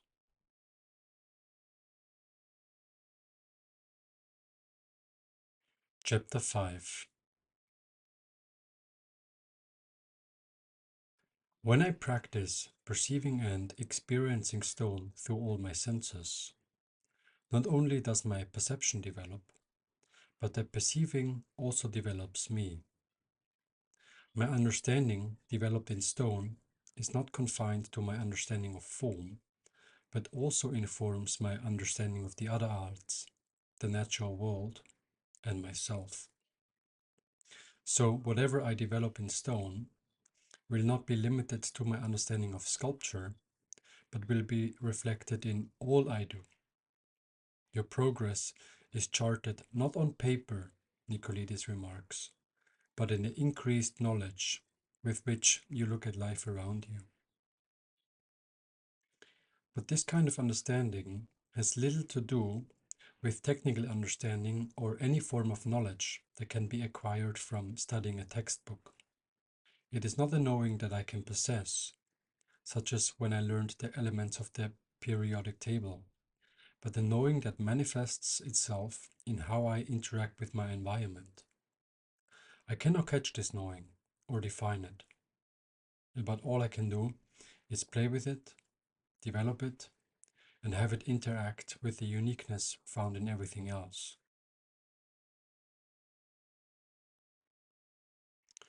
So sculpting stone does not teach me anything I can recite, but it makes my perceptions more nuanced, delicate, and sensitive. I continue to feel more, perceive more. Perhaps the feeling can be likened to permanently being on a small dose of LSD, in that I became aware of things I always knew to be there, but somehow had forgotten about. The fact that the history of an object is vibrating out of its mass, that there is a feeling tone to every space, or that there is a reckoning of myself to be found everywhere in nature, were some of these realizations I made, to name but a few. Also, my ability to understand how items, forms, and materials contribute towards the feeling of a space evolved together with my understanding of how to arrange colors, textures, and tastes so they function together. Today, no longer is everything around me a mess, a simple accumulation of functional stuff, but everything has a meaning and a place. My sense for aesthetics and quality also continue to develop. Marble, wooden floors, and plants have a felt difference to their artificial surrogates. Biodynamically farmed food, a felt difference in taste and bodily effect. Handcrafted shelves, a felt difference to ready-to-assemble ones. This deepening of perception that stone can elicit is bottomless. No matter how long I have worked with stone, it continues to make me aware of layers inherent to reality I was previously unaware of. There is always a bigger truth, Nicolaides writes, undiscovered, unsaid, uncharted, until you meet it. In fact, if I were to fully perceive the stone as it is, if I were to be fully aware of every nuance, every relationship within it, I would, this is my conviction, be looking at the cosmos in its entirety. For, as William Blake writes in The Marriage of Heaven and Hell, if the doors of perception were cleansed, everything would appear to man as it is, infinite. I deliberately chose the comparison to LSD because LSD is often proposed as the most reliable gateway to bridge us into the metaphysical background of the world. So why not just drop acid? Why sculpt stone if we could simply eat a sugar cube instead? Perhaps the main difference between the psychopharmacological road and the one through stone is speed. No, I don't mean amphetamine, but the rate at which something moves. Psychedelics tend to catapult me into the metaphysical background in minutes, sometimes even within seconds. And because of its vastness, I might, like someone falling overboard a ship in the middle of the ocean, be fully occupied with maneuvering my sanity to the other side, instead of being able to learn from the profundity surrounding me. Stone, on the other hand, is more gentle. Instead of catapulting me into the multidimensionality of being, it takes me by the hand and has me take one step at a time. I am slowly guided inwards and given enough time to map the landscape. And I am also gifted with physical artifacts discovered on my way. Drawing and writing also work, but I find them more difficult to submerge into. When I sit down in front of a white canvas or before an empty page, it takes me an immense effort to overcome the initial inertia to even begin. John Steinbeck once remarked about his experience as a writer. The getting to work is a purely mechanical thing, as you well know, a conscious and self-imposed schoolroom. After that, other things happen, but the beginning is straight pushing. Stone is less confronting because it always offers something to adjust. And since I can always work with something that is already there, instead of having to create something out of nothing, stone allows me to submerge slowly. That is why I hardly ever have to overcome an initial resistance towards sculpting. It simply does not have the immediacy that sitting in front of a blank page has. So the destination, the unio mystica that resides at the heart of all creation, can be reached following many roads. But the one through stone seems particularly gentle. Sculpting further has the potential to refine one's worldview, one's metaphysics. I, for one, find materialism, atheism, rationalism, and other static models of the world increasingly absurd, for I experience a very different reality in sculpture. When I work with stone, I experience the world to be a conscious, self-organizing, and intelligent organism instead of a dead, dumb, and random accumulation of meaningless matter. However, just because I have arrived at such conceptions shall not mean that you must entertain any of them. If you are a die-hard materialist atheist who insists on the earth being nothing but an agglomeration of innate matter, governed by rigid laws of physics, senselessly swirling in a universe devoid of spirit and with no cause or direction, then this too is a good starting point. Simply take these convictions to the stone and see how it responds to them. Or apply to sculpture. If you disagree with any of the propositions made throughout this book, that's great. If you want to make everything explicit, define points first and develop the form second, refrain from standing back, work only with machine tools, or drink 3 cups of coffee before you sculpt, then this is a wonderful starting point too. Because ultimately, It does not matter which axiom you believe in when you step in front of a block of stone, because all axioms followed to their end converge into the same mystery. For if you go deep into contemplating the materialist position, for instance, you won't be disappointed in terms of mysteries to be encountered.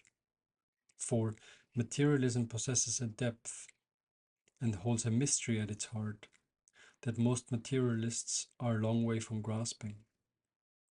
Also, just like the quote unquote backward development from complexity to simplicity cannot be leapfrogged towards, one's metaphysical assumptions cannot be leapfrogged towards certain convictions either, nor should they be. Because if somebody proclaims stone to be intelligent without having experienced it so, they are just uttering empty words, if not lies. So again, it is about being where you're at. And if you are currently convinced that stone is dead and dumb, then so it be. And if you go on expressing that, then that, too, can be beautiful.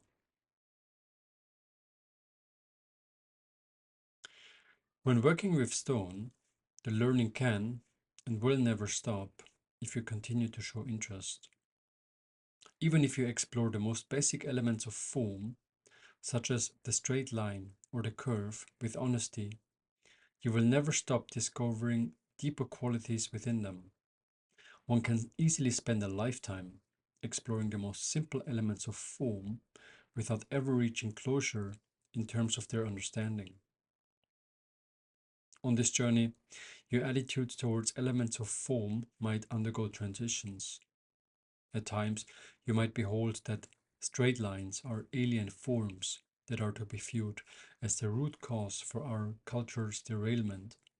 At other times, you might behold them as transcendental ideals, coming down to us from the subliminal realm of mathematics, and thus regard them as man's obligation to manifest them in the physical.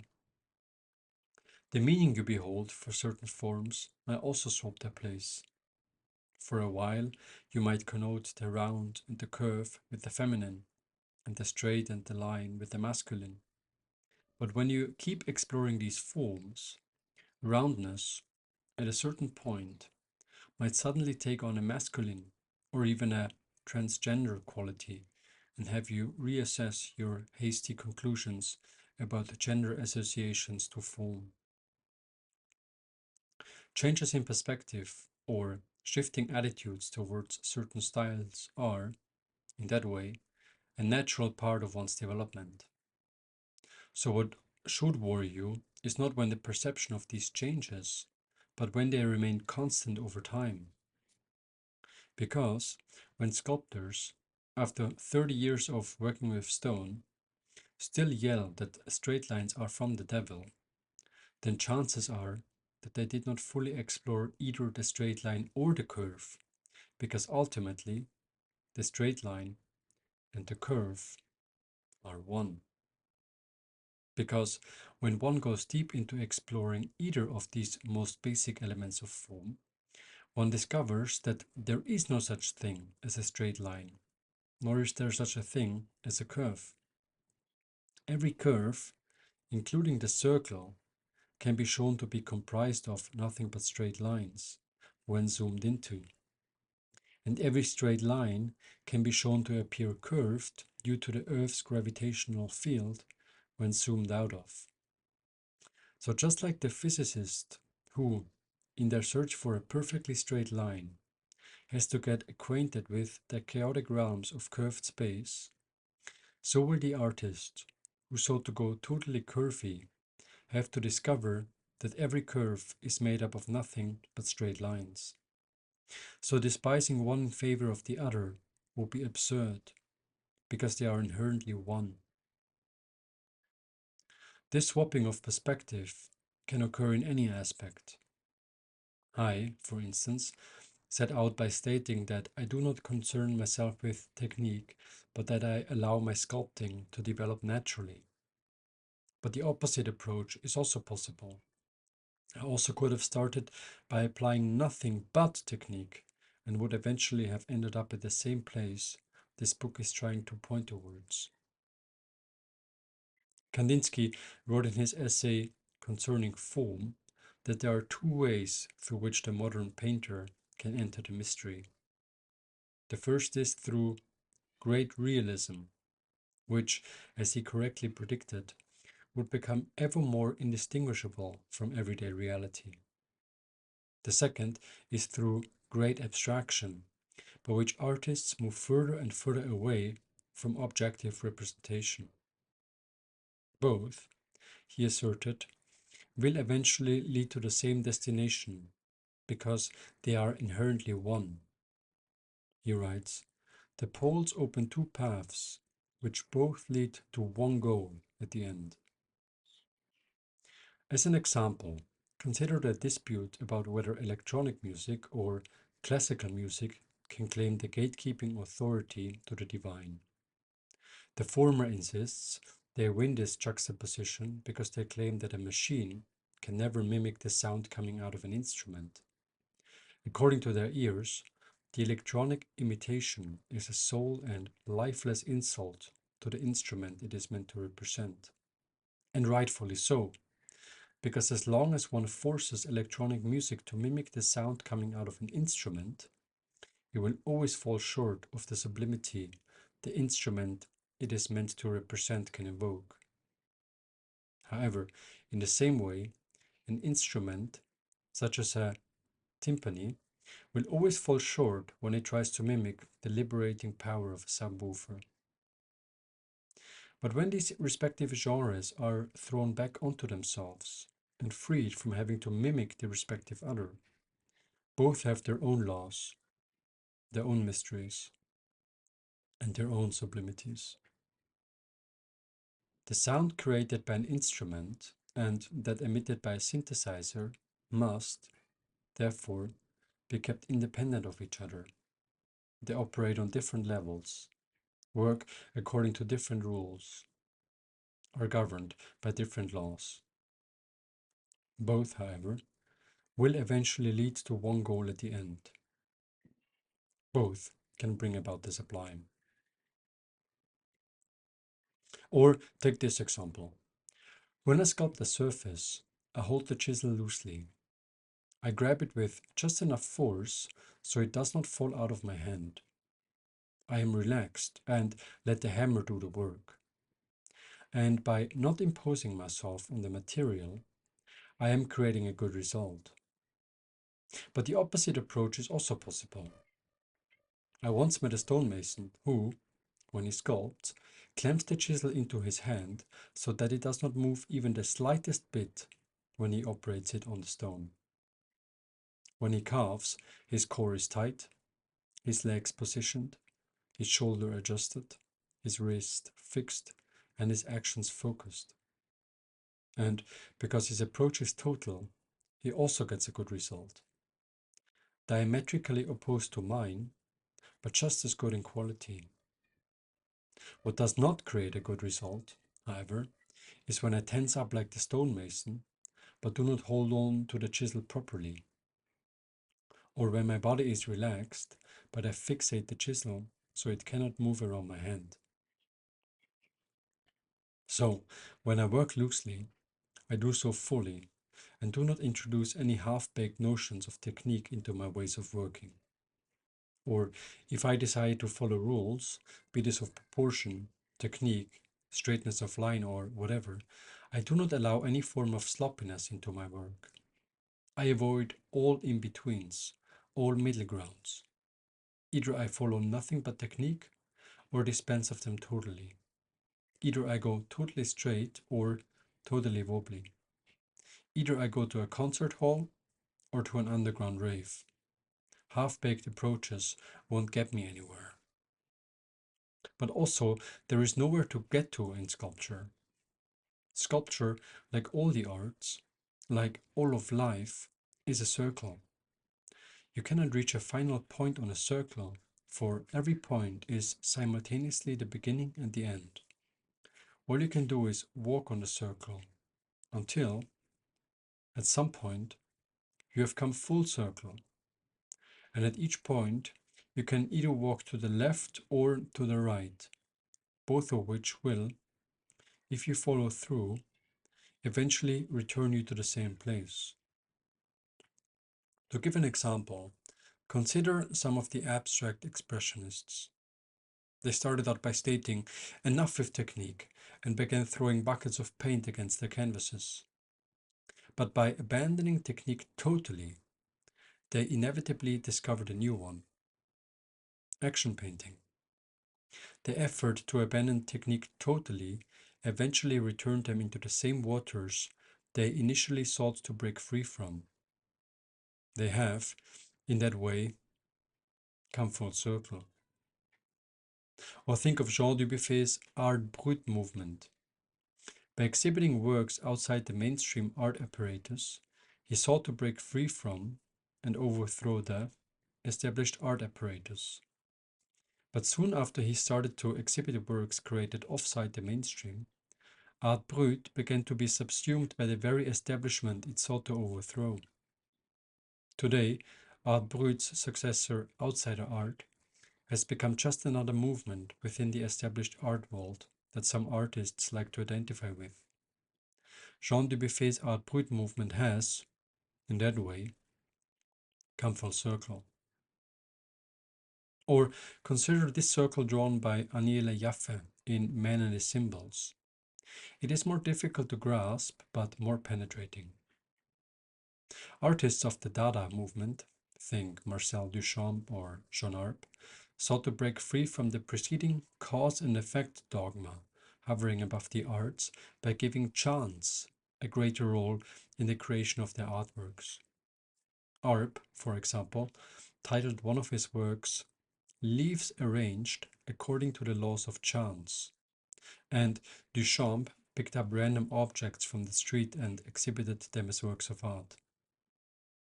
Painters like Jean Dubuffet or Paul Klee also began to emphasize the role of chance and credited random events or mistakes as important allies in the production of their works. But once the genie was out of the bottle and chance had become a standard ally in many artists' workshops, something began to make itself apparent. Artworks made in semi-unconscious or unconscious ways, i.e. by chance, were often distinguished by a handwriting that reminded of the handwriting found in nature.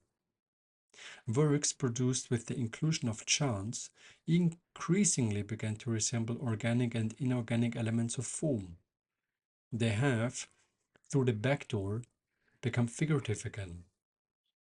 Carl Gustav Jung commented on why this is so. Quote, "The deeper layers of the psyche lose their individual uniqueness as they retreat farther and farther into darkness.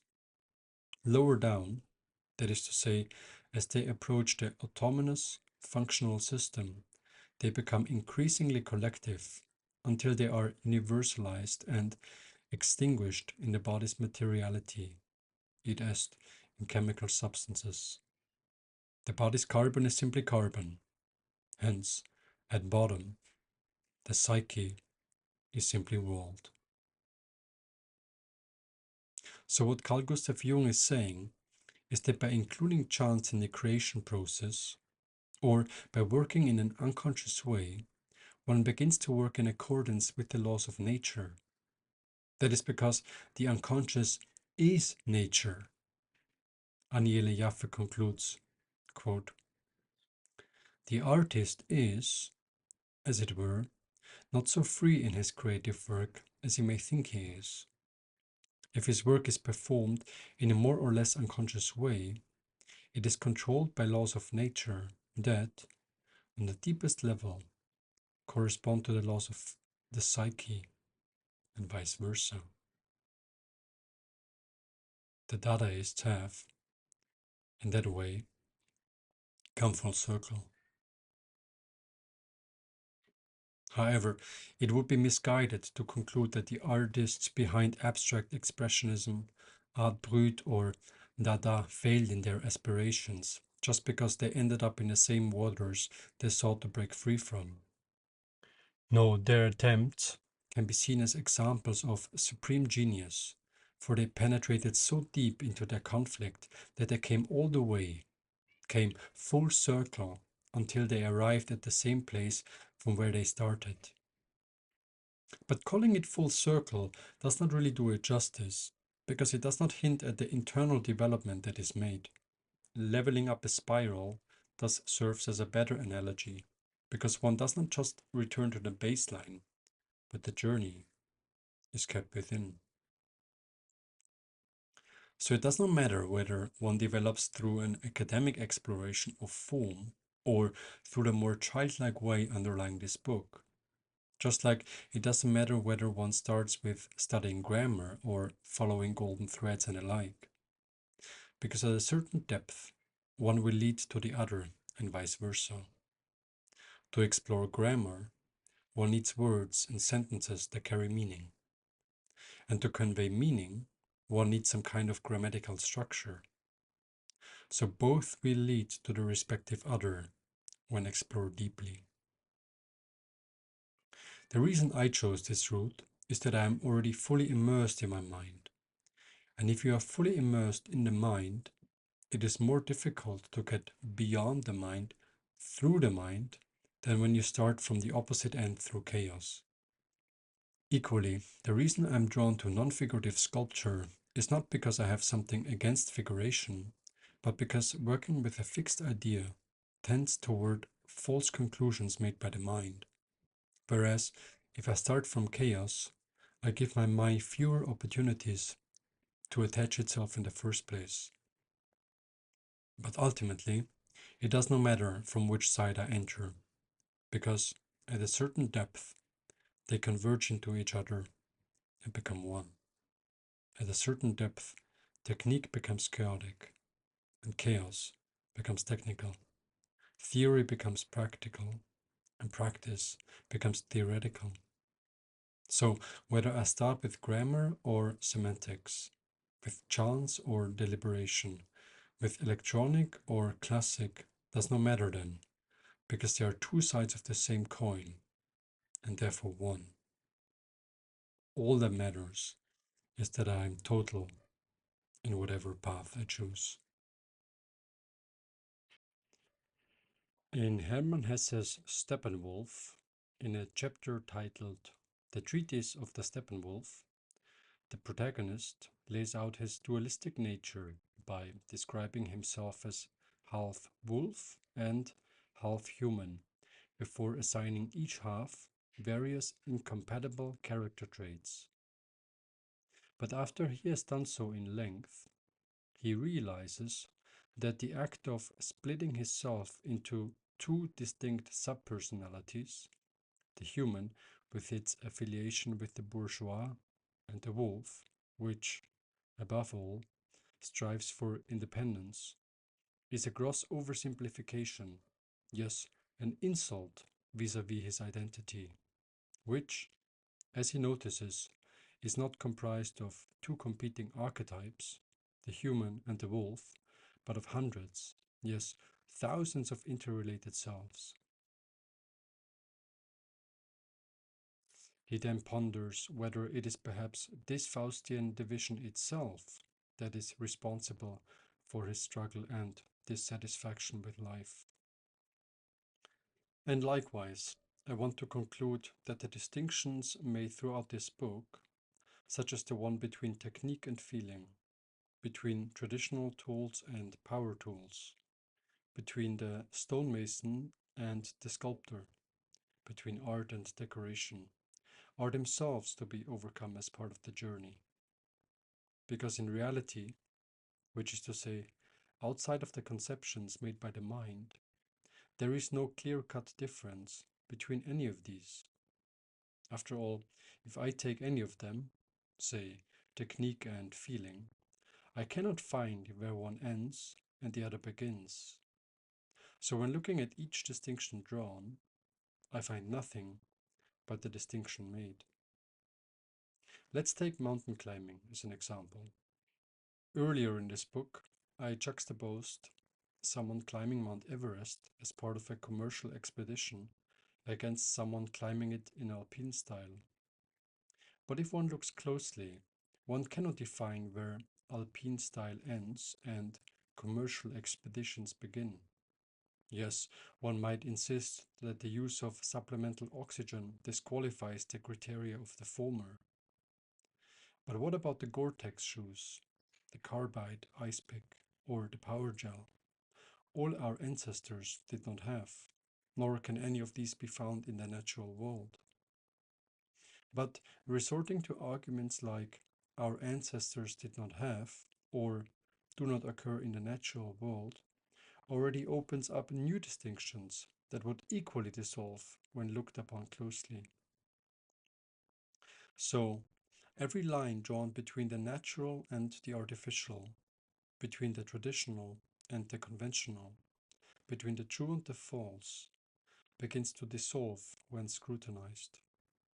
Because ultimately, all arguing for a pure or right way to sculpt, which can be taken ad infinitum, are tricks performed by the mind, which clinches itself to a concept, to an image, to an idea, and thus, yet again, stands in the way of artistic creation, which is mind and imageless.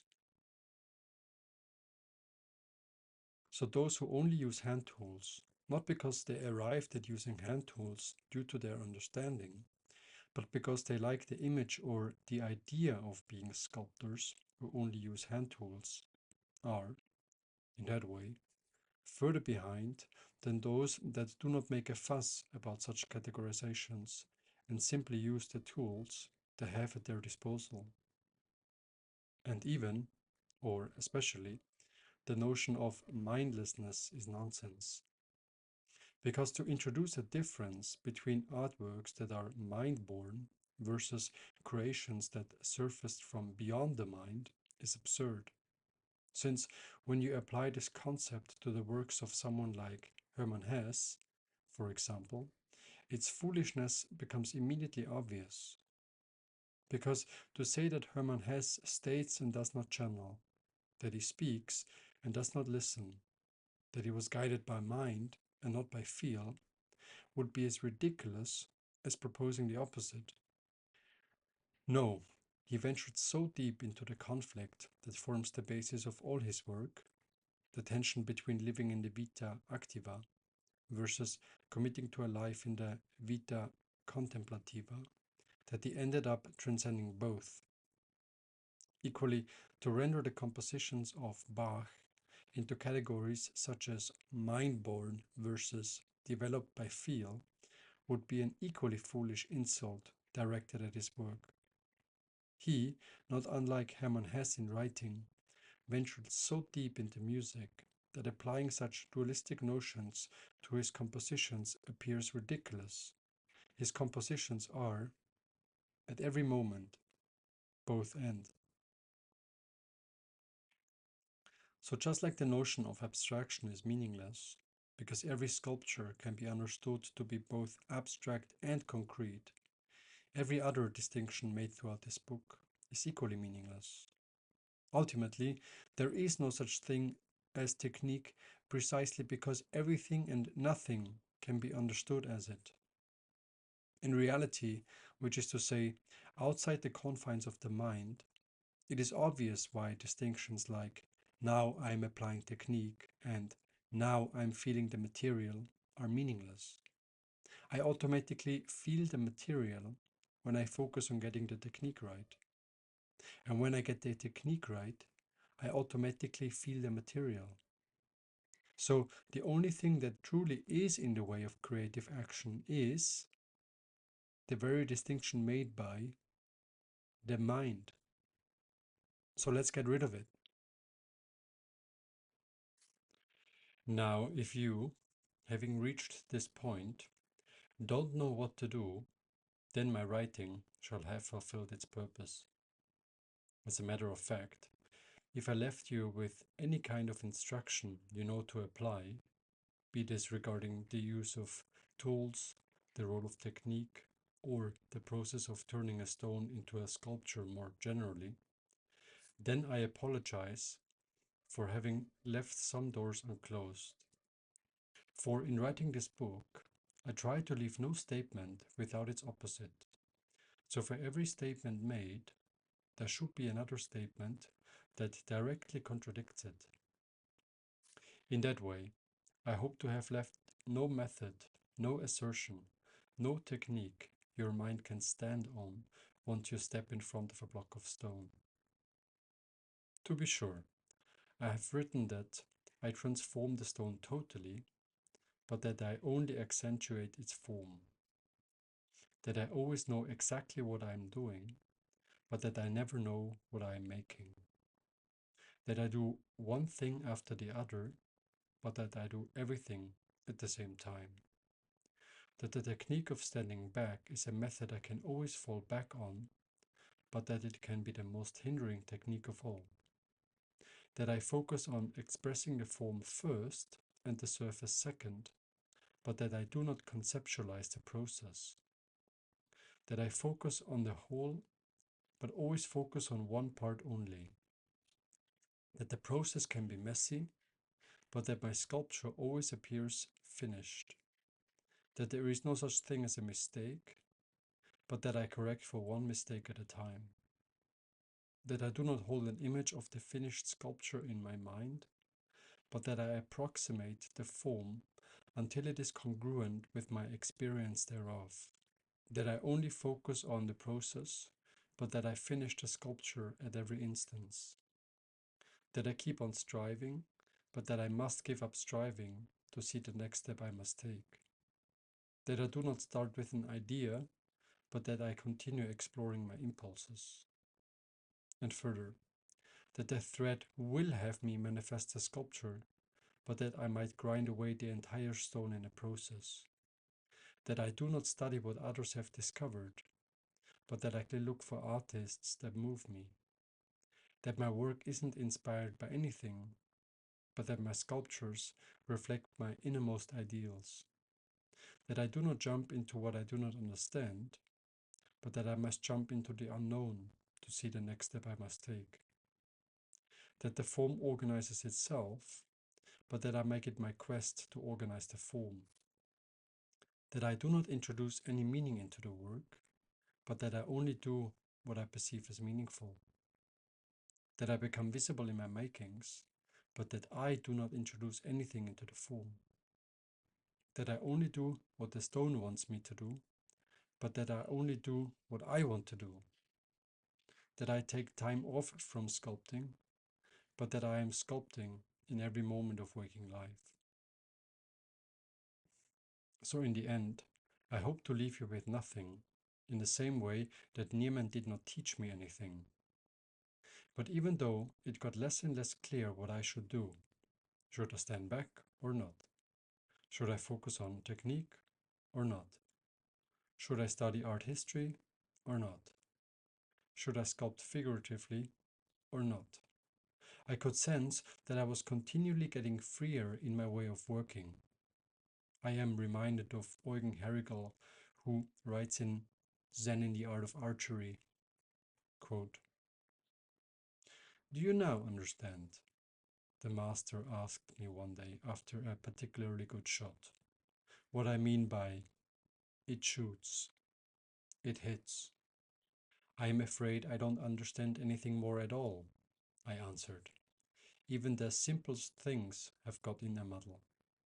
Is it I who draws the bow, or is it the bow that draws me into the state of highest tension? Do I hit the goal, or does the goal hit me? Is it spiritual when seen by the eyes of the body, and corporeal when seen by the eyes of the spirit, or both, or neither?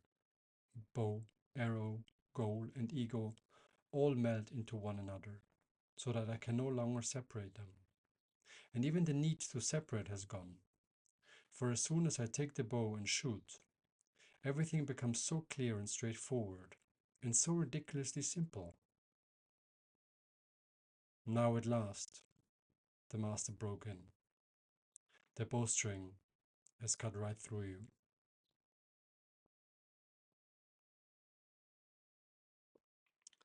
Chapter 6.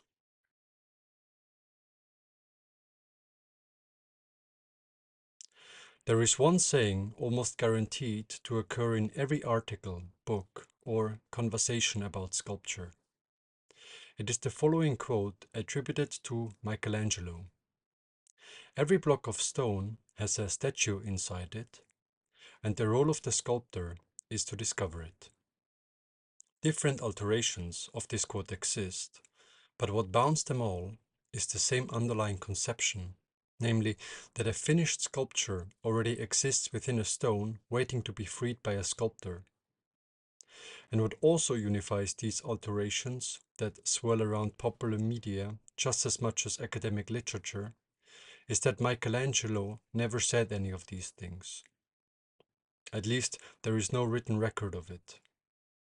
Looking at the quote's genealogy, it rather appears as a fabrication of Western thought, as a fantasy. However, like with every lie, the quote does have a connection with something true. After all, a lie cannot be created out of thin air, but can only exist as a distorted form of truth. And with this particular quote, this residue seems to stem from a line in one of Michelangelo's poems. To be more precise, the quote seems to be inspired by Michelangelo's sonnet 151. It reads as follows. Non ha l'ottimo artista alcun concetto con marmo, solo in sé non circonscriva col suo soperchio, e solo a quello arriva la man che ubbidisce all'intelletto. The best of artists hath no thought to show, which the rough stone in its superfluous shell doth not include. To break the marble spell is all the hand that serves the brain can do. As with all of text, and poetry in particular, translating from one language into another creates all kinds of problems. Not only are subtle rhythms linked to sound, visual appearance, and length of the words altered, but the meanings carried by certain words are not the same between any two languages. In this particular case, I find the translation by J.A. Simons, which I chose above, of intelletto into brain debatable. But the direct translation into intellect also does not capture the poem's essence. A popular translation in German uses the word Geist, which I find more fitting.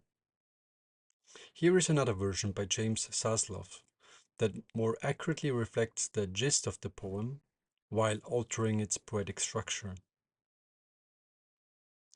Not even the best of artists has any conception that a single marble block does not contain within its excess, and that is only attained by the hand that obeys the intellect. But let's go back to the popular saying that states that every block already holds a statue inside, and that the role of the sculptor is to discover it.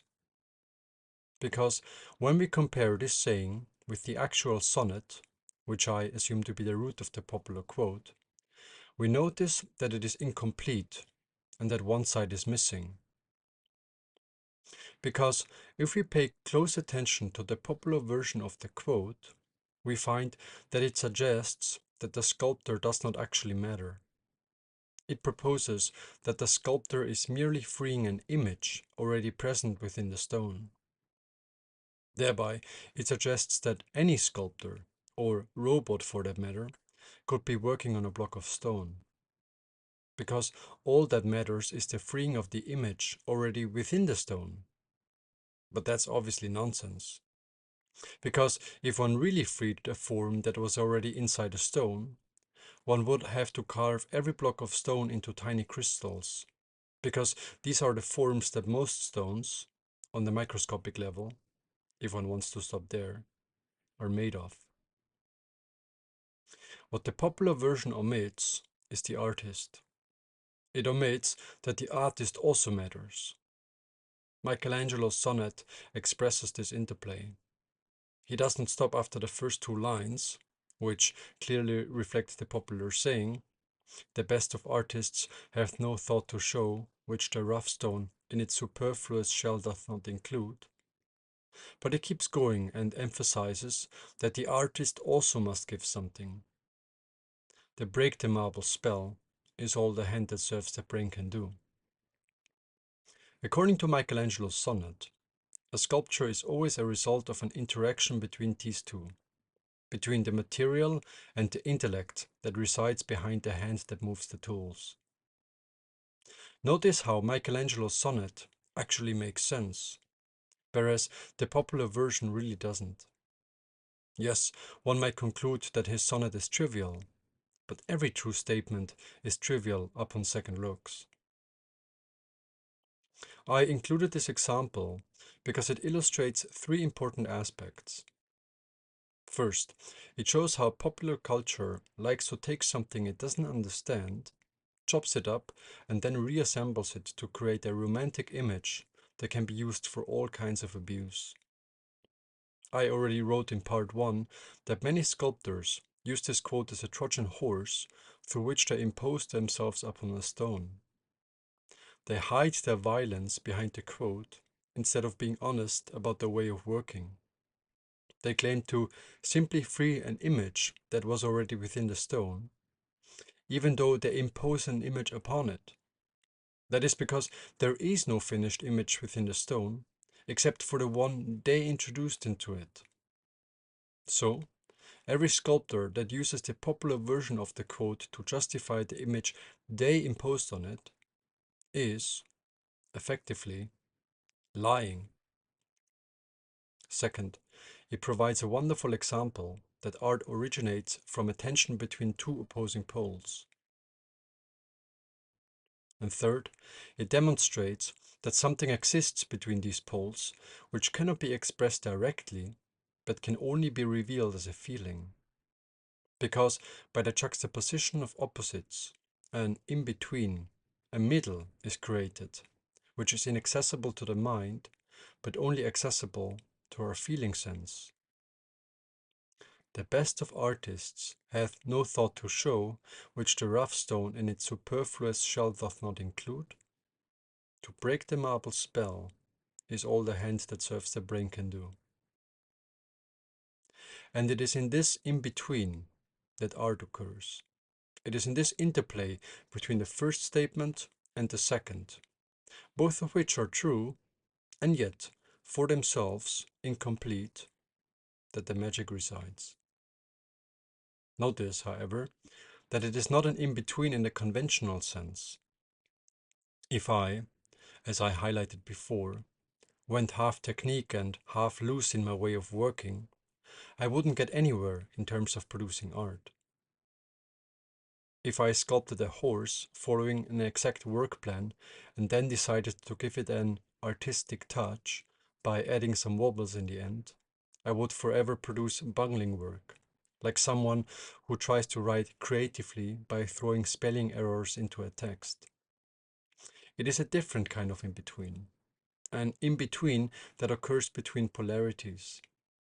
And this in-between can only be discovered if any one side is followed totally. And if any one side is followed totally, the other side will automatically hold the scales even. So then, it is because Niemann does not concern himself with technique at all that his works end up technically masterful. It is because Stephen Booner does not concern himself with grammar at all that his works end up structurally flawless. So eventually, technique and feeling, inside and outside, idea and substance, artist and stone, balance each other out and, in doing so, give rise to a third element, the artwork. Chirico once said, "A work of art must relate to something that does not appear in its visible form," and thereby emphasized that the invisibles give art its power. Oscar Wilde wrote, "It is only shallow people who do not judge by appearances. The true mystery of the world is the visible, not the invisible, and thereby reminds us that the mystery resides in plain sight. Both are true, but when they stand for themselves, they are incomplete. It is only when they are put next to each other that they really come to flower. Because when I read both statements together, I feel something exists between them. Something which cannot be said, but only be felt. Kandinsky writes, form, even if it is quite abstract and geometrical, has an inward clang. It is a spiritual being with effects that coincide absolutely with that form. The sculptor Naum Gabo writes conversely, form is not an edict from heaven. Form is a product of mankind, a means of expression.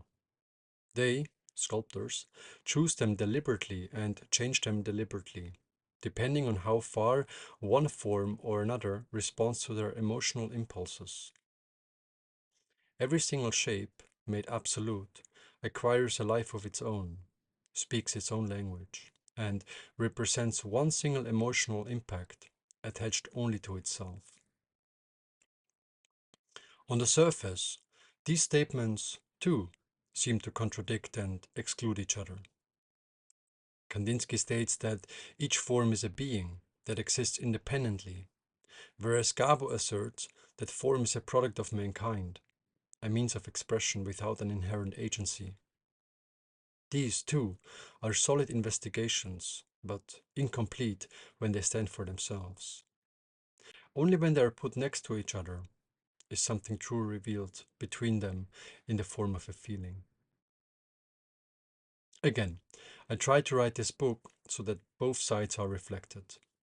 I wrote that art ceases to be when it is identified as such, but that the defining characteristic of a work of art is that it is immediately recognizable as such.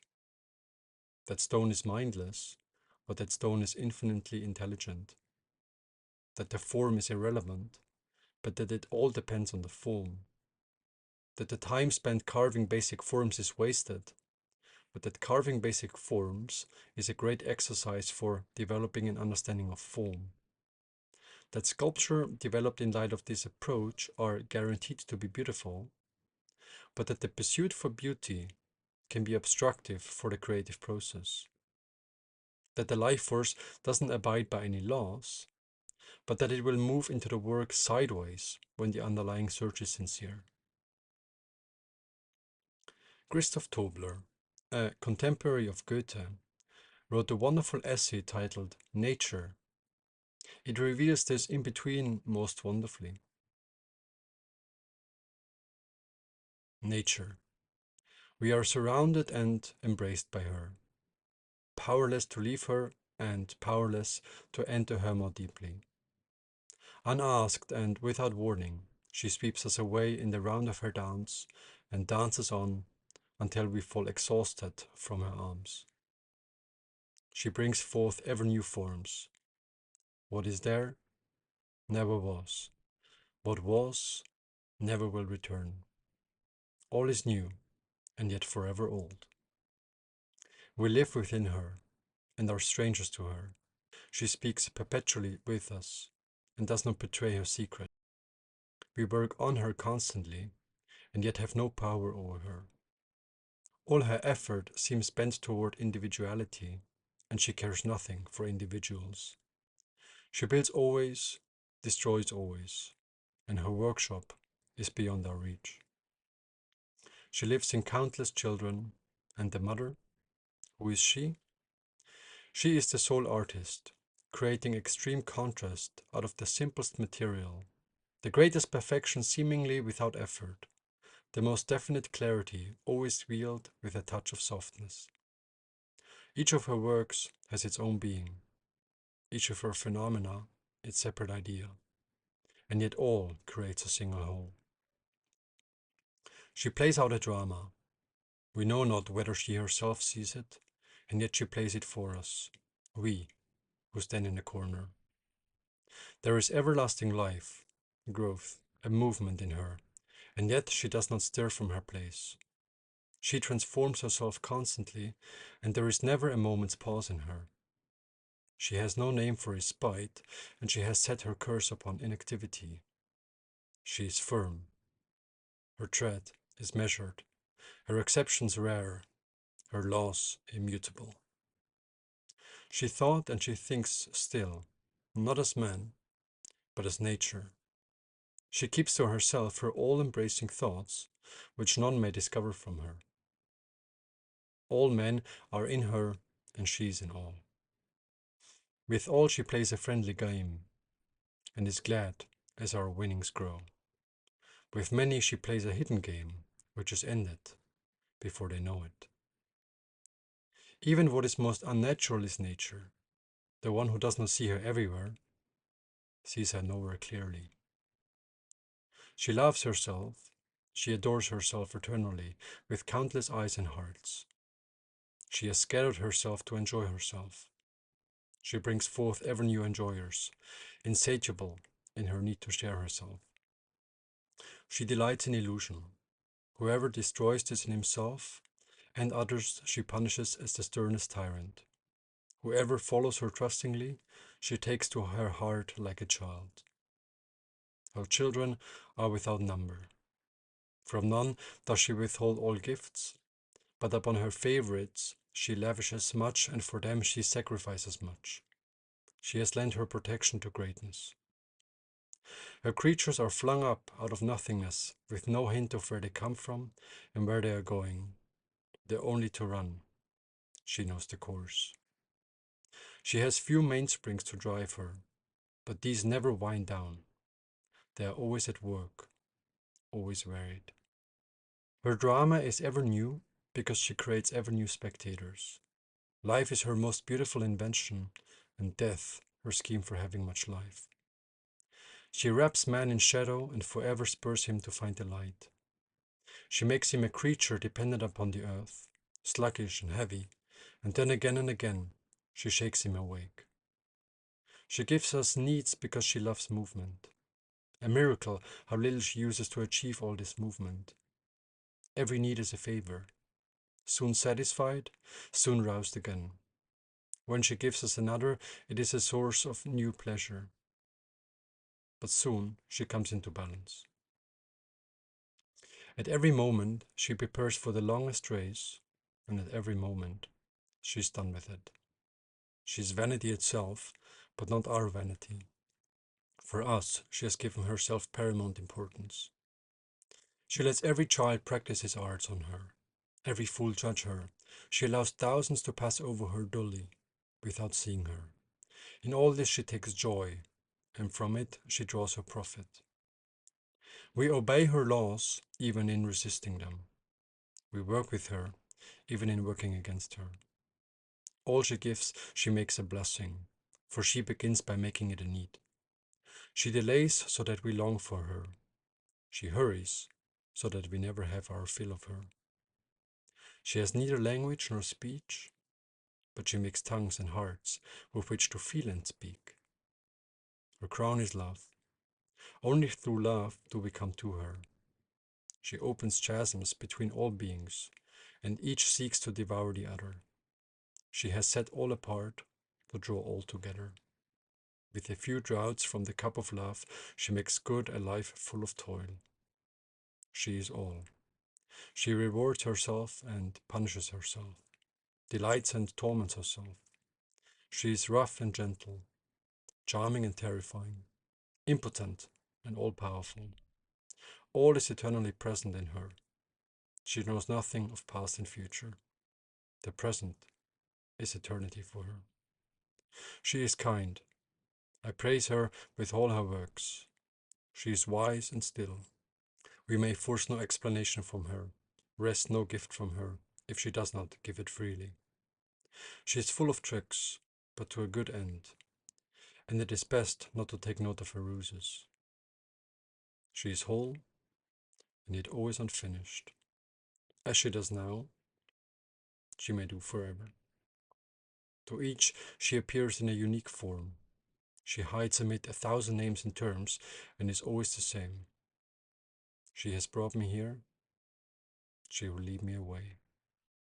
I trust myself to her. She may do as she will with me.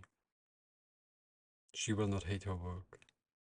It is not I who has spoken of her. No, what is true and what is false, all this she has spoken. Hers the blame, hers the glory.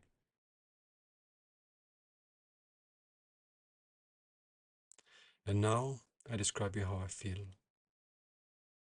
I feel a silence that has fallen, a susurrus emitted by the empty space surrounding me, an iridescence shimmering off this page.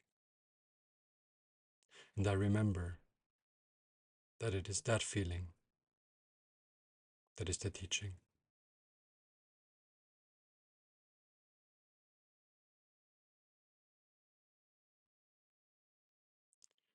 Part 4: Sculptural Ecology. Chapter 1.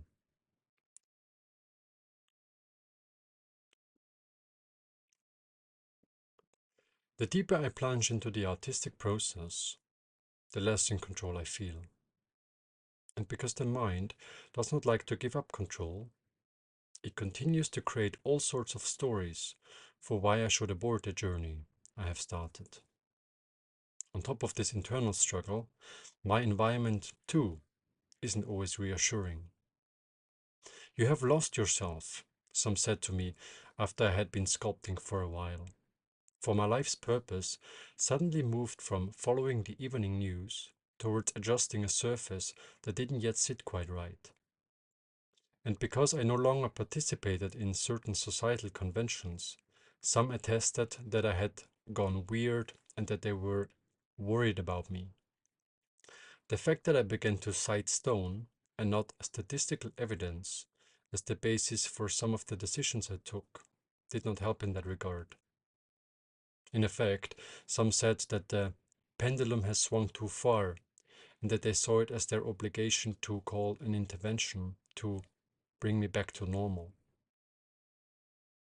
To me, however, even though I do not know what I am doing, whom I am following, or where I am going, it does not feel like I am losing myself, but, to the contrary, that I'm slowly finding back to myself. I also do not feel that I am getting any less normal, but that my previous lifestyle was anything but normal. Like Neo in the Matrix, who, even though he could not quite put the finger on it, had always sensed that something about the world he previously inhabited was not quite real, not quite solid. I found a world in stone that is more real than the one I departed from. A world with different hierarchies in place, with different laws governing its structure. A world in which intelligence has nothing to do with knowledge, in which intention is more important than the result.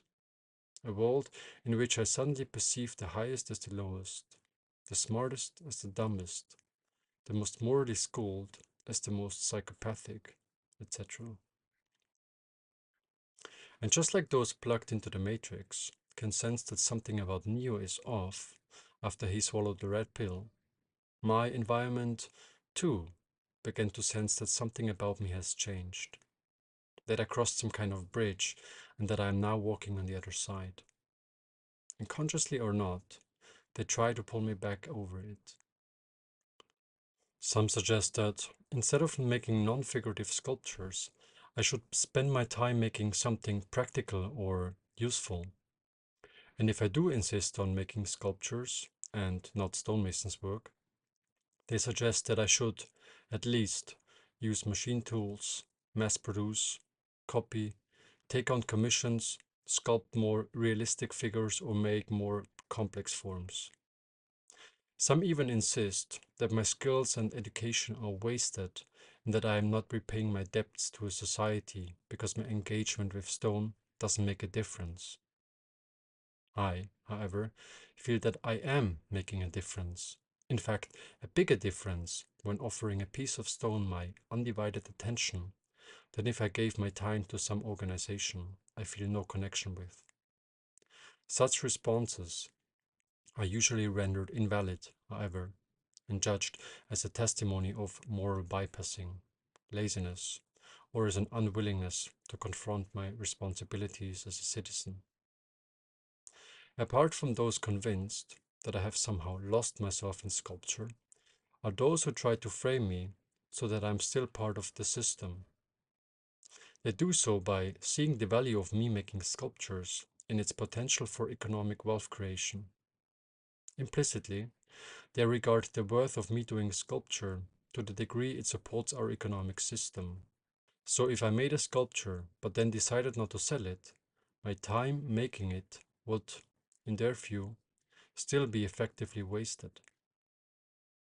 Others, who are more generous in framing my sculpting as not being completely senseless, even when I'm not generating economic value, regard it as a valuable part of my personal development.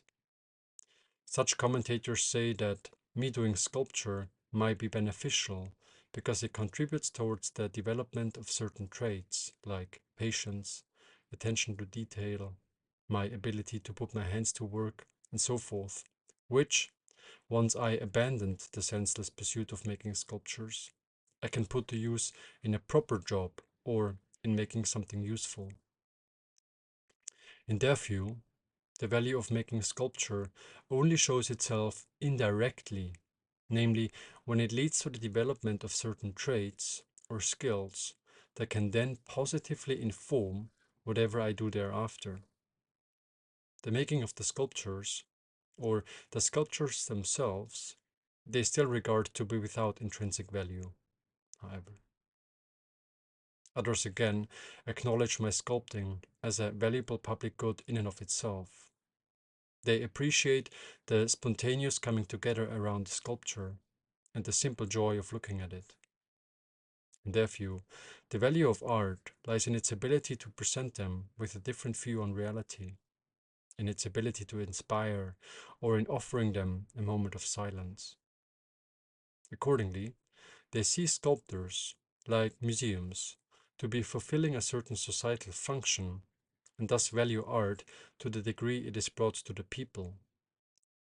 So, if I sculpted alone in a desert and threw my sculpture into the sea upon completion, they would still assess the worth of my creation as zero. To them, the value of making a sculpture is thus still not intrinsic, but only established through its societal effects. But none of these framings I am repeatedly put into fits with my felt experience. I, for instance, don't perceive my sculptures as worthy to the degree they generate economic value, nor do I see their value in their indirect contribution to my personal development. I also do not perceive their value to be connected to the degree to which they are brought to the people. To me, the perceived value of my sculptures remains the same, regardless of whether they are seen by thousands or by nobody but myself. The same holds true for this book. I don't see its value in the economic value it creates, in the indirect effects it has on me, sculpture as an art form, or society at large. Picasso must have spoken from a similar place when he said, quote, "Look, this painting, which I have just completed, is going to have a certain effect, but this effect would be exactly the same, metaphysically speaking, if I wrapped the painting up in a paper and consigned it to a corner. It would be exactly the same thing as if 10,000 people had admired it."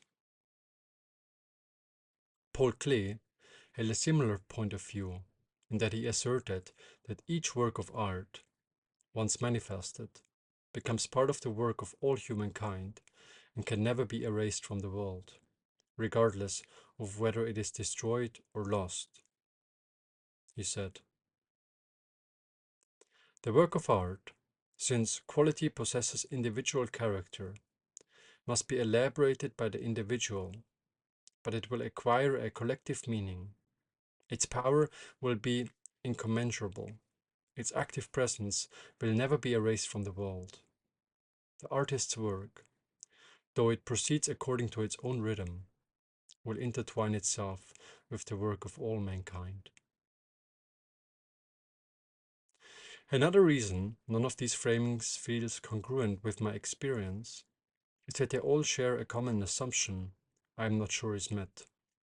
namely that I decide to sculpt in this way because I want to do so. That is because I am, just as much, under the sense that I have to sculpt in this way as much as I want to do so. The same can be said for this book. This book didn't just present itself as something I wanted to write, but just as much as something I somehow had to write. And if I didn't, I feel that the consequences would have been much more severe than those that came with following its call: loss of income, alienation from society, etc. In fact, by meeting Neiman, I feel as if I got entangled in a lineage, in what Stephen Bruno called a relay race of souls, that I cannot just abandon for my own comfort or for the sake of conforming to a societal narrative. Notice further how all these framings are underlined by a subtle accusation of escapism, of me having to justify myself for spending my time sculpting because it is not useful or because it does not contribute anything towards society. And underlying that accusation resides another one, namely that I somehow use this way of sculpting to avoid confronting the reality of the world, id est, the marketplace. But I find this assumption equally topsy-turvy. Sculpting, like writing, isn't some airy-fairy undertaking, but as real and confronting as anything. Stone gets everywhere, and, if I do not want to go under, it continues to have me work through cut-to-the-bone aspects. Stone demands for radical self-examination and for sacrifice. Not trivial sacrifices in which I am asked to donate some money or time, but real sacrifices in which I am asked to give constituent parts of my identity. In fact, one day, it may even ask for my name. The progress of an artist, T.S. Eliot writes, is a continual self-sacrifice, a continual extinction of personality. The confusion about making art being some airy-fairy undertaking is a bit like the confusion surrounding doing nothing. Because if people uttering such things ever try to meditate, which is to say, if they ever try to do nothing, they would know that doing nothing is the most difficult thing to do. And with making art, it is similar. They may assume that to do sculpture is easy because artists do not have to bother with customers or superiors. But even though that might be true, they must deal with something else instead: their own self. And to be confronted with that is the nemesis, the kryptonite, the ultimate frontier. Not because the self is evil or deceitful, not because it is oppressive or full of tricks. No, it is much worse than that, because it does not exist. And to realize that, which all artistic quests ultimately lead towards, demands for many painful sessions. To arrive at this final understanding, many previously polished sides must be blown off again, many lines written in sweat and blood deleted. However, those who do find the courage to have themselves guided by their inner pigeon also get something in return. The inner pigeon has tremendous energy and will provide anyone with all the energy they need to accomplish whatever they have come here to do. It won't provide them with the kind of energy they get from eating food, but with a higher energy, a kind of spiritual energy that will power them throughout the process. This energy will also support them in standing their ground vis-à-vis their environment, such as when they are accused of neglecting their responsibility as a citizen. And besides that, it can provide them with something that cannot be bought on the marketplace: a life filled with meaning, magic, and purpose. Working with stone, I have seen matter get entangled, change its state when being observed. Stone communicate with other stone, and other phenomena usually reserved to occur in fairy tales or the quantum realm. Working with stone has also provided me with a sense of meaning, with a sense of purpose. Before I sculpted, all I knew was an artificial kind of meaning, a meaning I was told to experience, but not one that I truly felt, that I have only experienced since I began working with stone.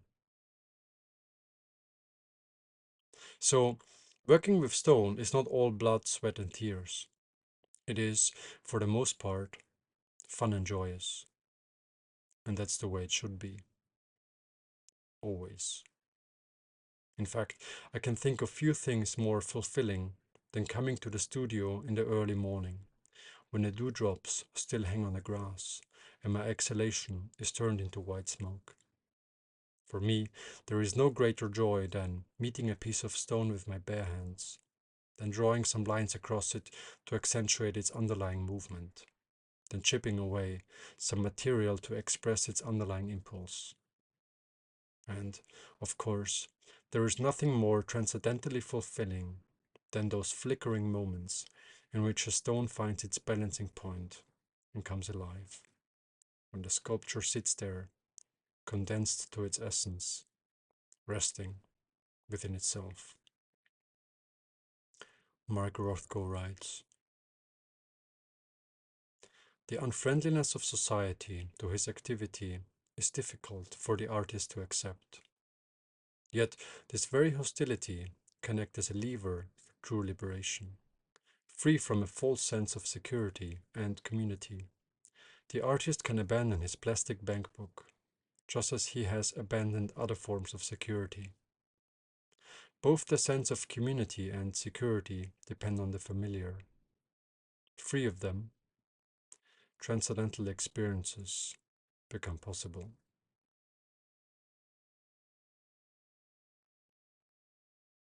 Chapter 2.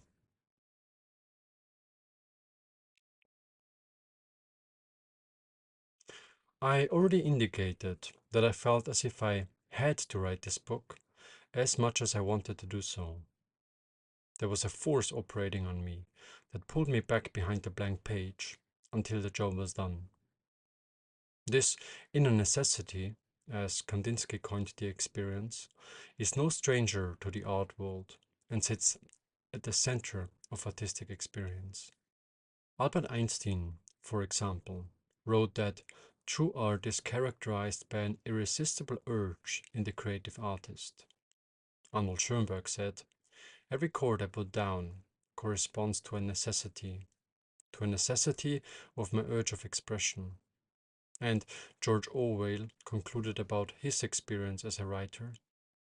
"Writing a book is a horrible, exhausting struggle, like a long bout with some painful illness. One would never undertake such a thing if one were not driven on by some demon whom one can neither resist nor understand." So, what is this inner necessity that operates on me and keeps me going even when the path is excruciating? What is the nature of this force? And, perhaps more importantly, why do I experience it? And even though the answers to such questions might forever remain opaque, why not entertain them a little, such as by seeing the world through the eyes of a honeybee? Soon after a honeybee emerges from its pupa, it will want to fly out. It will feel urged to join the other bees in their search for the sugary secretion inside flowering plants. It will feel pulled to do so, will experience an inner necessity to fly out and start collecting. The bee probably doesn't realize that by following her urge, she is about to provide an immeasurable service to the ecosystem she is embedded in.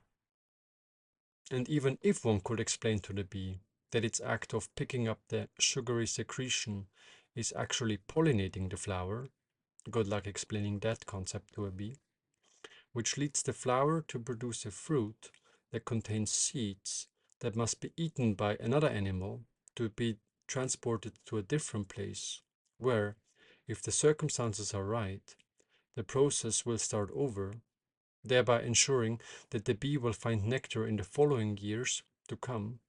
The bee will probably shake its five-eyed head in disbelief. Its environmental role is so far beyond what it can comprehend with its brain, at least this is my assumption, that the bee cannot grasp its role within the ecosystem it is embedded in. But that doesn't matter. All that matters is that the bee does fly out. The rest takes care of itself.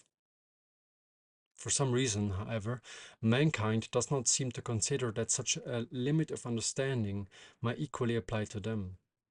Men break their heads about whether their ecological function, if they have one at all, lies in plowing land, herding sheep, or in building rockets so that they can spread life across the universe.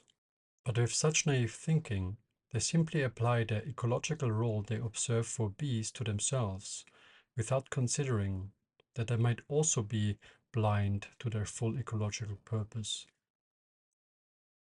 Because even though it is only a sense, I sometimes feel that the making of my artworks has a wider significance for the environments they are in.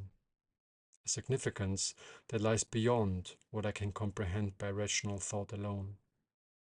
One way to characterize this perceived significance is that they seem to charge their surrounding space with a psychic force, electrifying it in a particular way. Too subtle to be measured with an ammeter, but too vital to be discarded as a mere illusion. Feng Shui, Zen gardening, or landscape acupuncture rest on similar metaphysics, in that their proponents understand that not only do we have the ability to center ourselves through means of yoga, qigong, or breathing exercises, but that the same can also be applied to space itself. And indeed, I sometimes perceive my artworks doing something similar to space as acupuncture needles do to a body. So it might just be that this inner necessity that drives me to go to a specific place, meet a specific person, or sculpt a specific stone is actually a force that drives me towards fulfilling my ecological purpose. In that way, each work that results from following my inner necessity has a specific function and contributes to the well-being of the ecosystem it is born into. And perhaps it is only by following this force that an equilibrium, both internally and within the ecosystem, can be maintained. One popular representation of what is meant here was portrayed in Christopher Nolan's Interstellar. The movie dramas with the idea that love is a higher dimensional force that leads us towards fulfilling our role in the universe. Love, in the understanding of the movie, operates on us like a force that nudges us in certain directions so that a greater whole, which the movie assumes to be residing behind all and everything, can unfold. By following love, the movie proposes, not only are we doing something good for ourselves, but also for the world. The movie further hints that sacrificing such feelings for the mind's analysis, or simply not trusting them, can be seen as the root cause for disease, disharmony, and turmoil.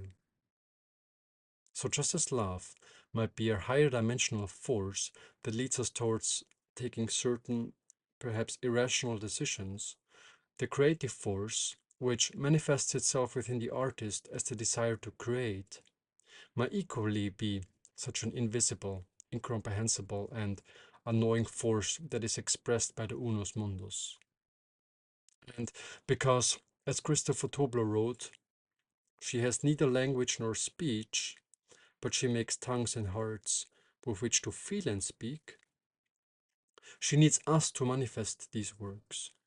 She needs our hands, our tongues, our tools to bring forth these objects and make them real. She needs us to scoop them out of the potentiality and condense them into a piece of matter, and therefore plants the urge to create within us. Form is expressed only to fulfill ecological purpose. Stephen Brunner summoned in Plant Intelligence and the Imaginal Realm. Art, in that way, is a necessity. Because just like the bee must fly out to collect honey for the ecosystem to remain intact, artists must follow their inner necessity to bring forth whatever they have come here to do. The dynamic equilibrium that is ecology might depend on it.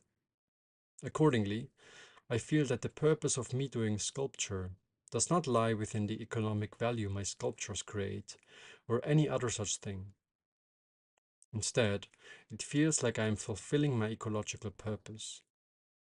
What this ecological purpose is, I do not know. But I do not need to know. Just like the bee does not need to know its role within the ecosystem she is embedded in. All that matters is that I do fly out. Up to this point, it might read as if this book wanted to be written, and I was the one to put it to paper. As if I was used by the book to write itself. As if the environment called forth this book, and, because I was available, it manifested itself through me. But this view only provides half the picture. It is only half the truth. Because if I stopped there, I would be no better than those discarding the less romantic half of Michelangelo's two-sided sonnet. Because just as much as I was driven by this inner necessity to write this book, did I want to write this book. So, I felt as if I had to write this book as much as I wanted to do so. So how can this two-sided conception be reconciled in a moment? Whenever I wrote a line, it was as if the book provided me with a feedback on whether my writing was in line with what the book wanted to become. Or, to offer the opposite view of the same sentence, whenever I reread a line for feel, I checked whether it was congruent with what I wanted it to express. And whenever I found a sentence that was to become part of this book, an internal confirmation occurred. And this internal confirmation seemed to come from the book itself. At the same time, this internal confirmation occurred only when the writing reflected what I wanted it to express. So at heart, what I wanted this book to be, and what this book wanted to become, were one and the same thing. The same mechanics are also at play in sculpture. When I feel for the effect of a certain action, I simultaneously perceive whether my action contributes towards the sculpture becoming what it wants to be, as well as whether I moved it closer towards what I want it to become. It is one feeling, but generated from two directions. So the moment in which I decide to sculpt, to write, to move furniture, coincides with the moment in which the sculpture, the book, the furniture, plants the urge within me to undertake the respective change. Or, to offer an example outside of art, a woman who develops a wish for a child does so not only because she wants to have a child, but also because the child wants to come into being. At the moment in which the child wants to come into being, a woman experiences the desire to have a child. Again, it is one feeling, but generated from two directions. A matching worldview would sound something like this. Whenever the environment has a need, it plants the urge to create something within me that would fulfill this need in the form of an ideal. At this moment, I experience the desire to create. I then communicate with this ideal and seek to approximate it with my doings. I say ideal because I am often under the sense that my works are but an imperfect instantiation of some ideal that already exists in some sort of Platonic realm. So just as every leaf seems to be a unique expression of some Urpflanze, which Goethe attested, each of my works also seems to be a unique expression of its underlying archetype. And just like each physical expression of the ideal leaf is shaped by lighting, soil quality, air pressure, and so forth, each of my sculptures too is shaped by the environmental circumstances it is born into. And because environmental conditions are never the same, no leaf or sculpture will ever turn out the same either. Let me repeat. Whenever the environment has a need, it places an order to fulfill this need into some immaterial realm. And to be made manifest, it needs some substance. It needs words, examples, analogies, or stone to appear in the material world. In that way, what I was communicating with, when I was testing whether a line was to be part of this book, was the ideal behind this book. And because of my biography, the chosen language, the year of this writing, and other such factors, the book happened to take on this form.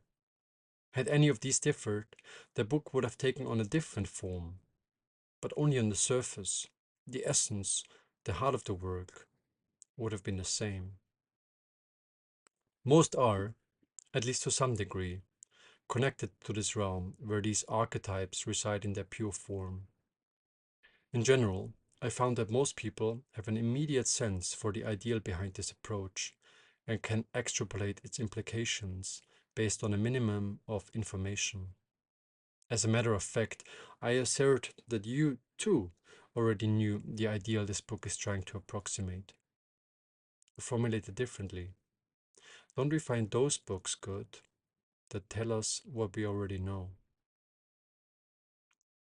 So maybe it is the function of artists to sense what the environment calls forth and try to approximate it with their doings.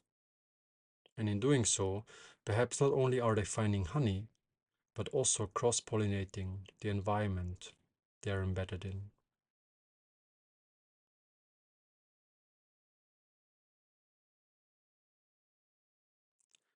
Chapter 3. Most words to characterize the shifting consciousness that occurs when I am deeply involved in a search seem either awkward or inept. Some have compared the creative trance to a form of dreaming, others to a form of meditation, others again to a form of hypnosis. None of them really hit home in characterizing its quality, for it is unique and different from all these others.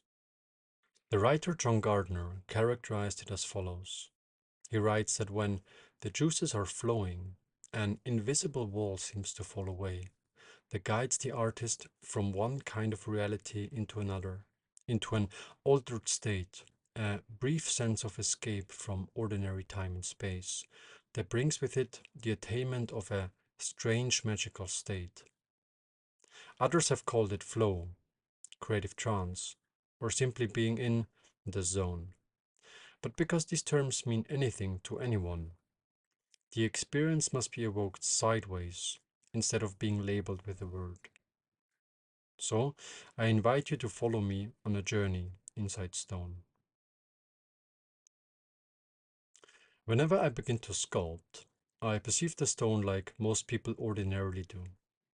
I am on one side, the stone is on the other. There is a clear separateness between me and the material.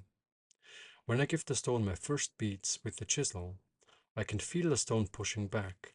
The stone resists, feels hard, and more often than not, I ask myself, what am I even doing? When I look at the beatings that occur at the beginning of each session, I often wonder how I was ever able to make a sculpture. But then I keep going. I circle the stone to get to know the material.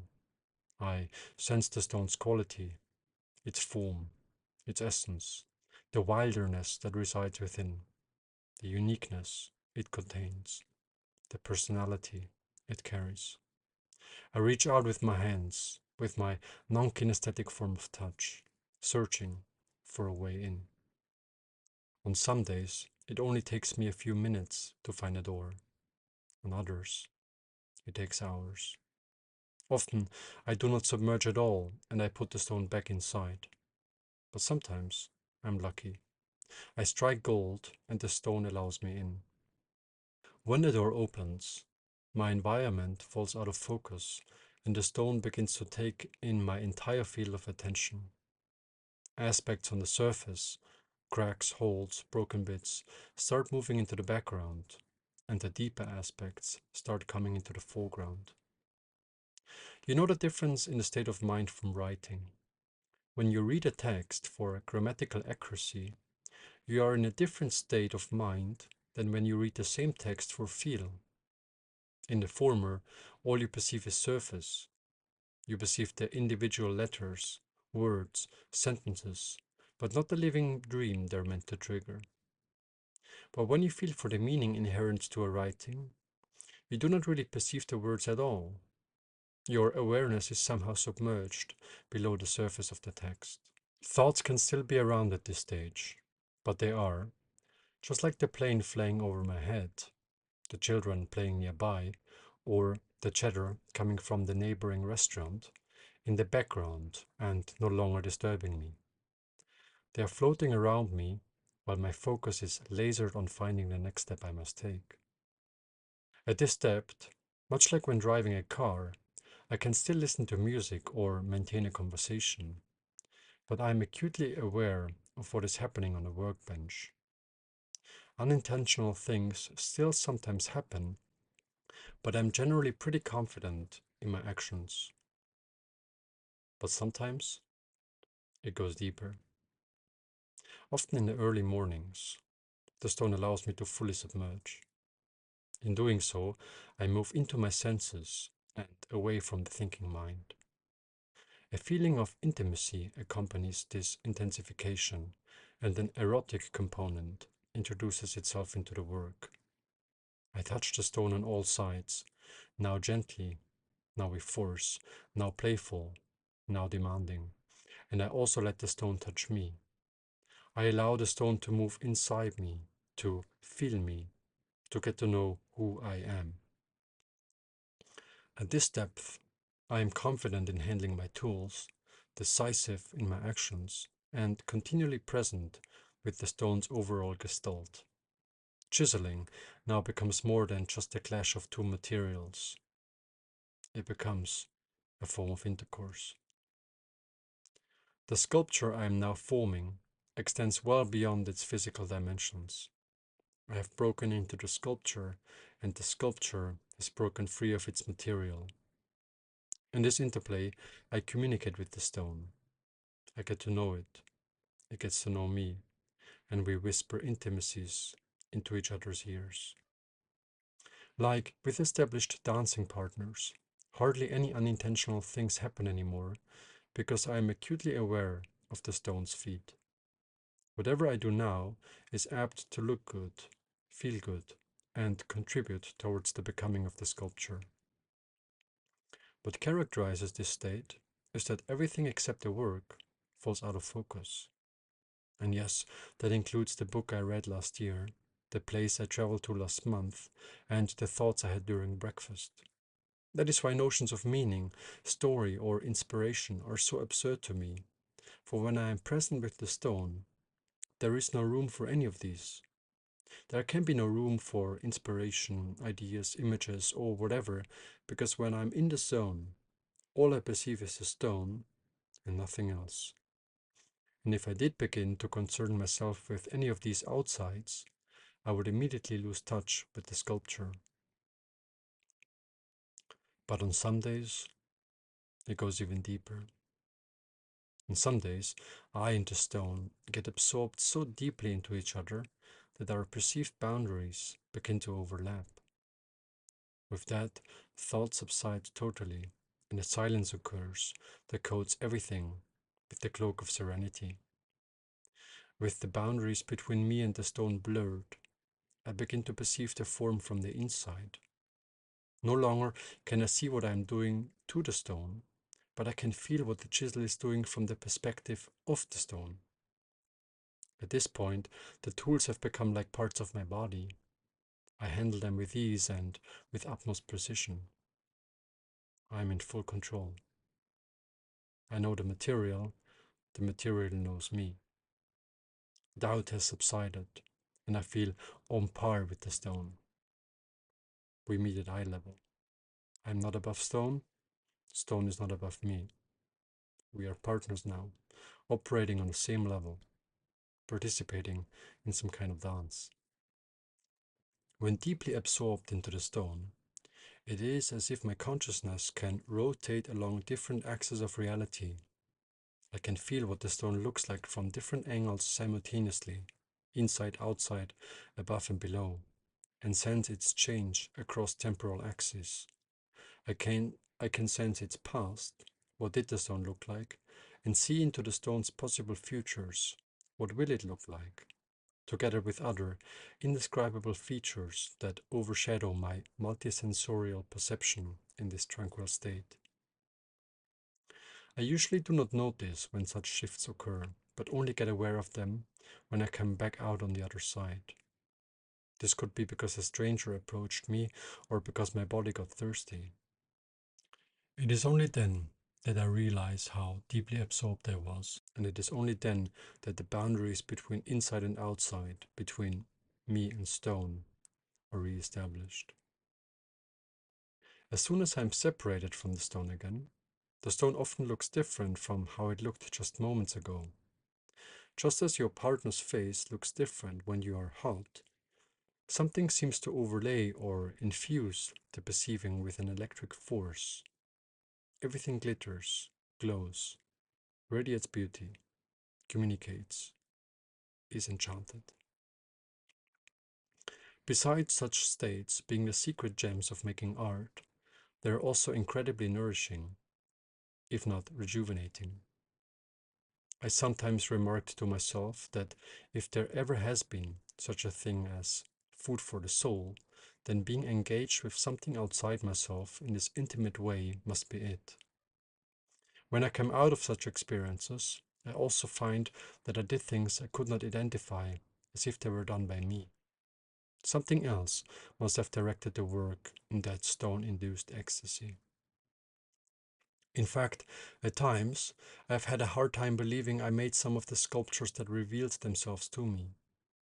They seem to exceed my understanding by a landslide, and I would have struggled to imagine, not to speak about render or sketch, some of their forms. Also, I am sure I could not reproduce any of them. Some of them are marked by a complexity, by a degree of interdependence and relationship that exceeds what I could have controlled. So, while I was absorbed into the stone, something, or someone else, must have worked through me that was a much more advanced sculptor than I could ever be. Whatever originates from such experiences is automatically infused with a certain radiance, even if convention insists on labeling it as false. In fact, even if I split a stone in two, or whatever society might label immoral during such a meeting, the result is still pure and true. Everything that is revealed out of such a profound involvement is showered with a certain integrity, even if the image revealed goes against convention. It is bathed within a certain flavor that makes the sincerity of the underlying search evident. I remember a night I was working on a sculpture in dim candlelight. The flame was small, so I could only see about half of the stone I was working on. And even though I worked in the dark, I worked furiously and without reservation. Guided by my hands, I felt like dancing with a stranger at an underground rave whose name I didn't know and whose face I did not see. But this didn't matter, because both of us, me and the stone, knew we were exchanging on a deeper level. That night, I didn't care at all what the stone would look like the next morning, because, in that moment, I was one with the stone, and there is no act more sacred than that, even if the sculpture lies broken the next morning. But sculpting has taken me even further.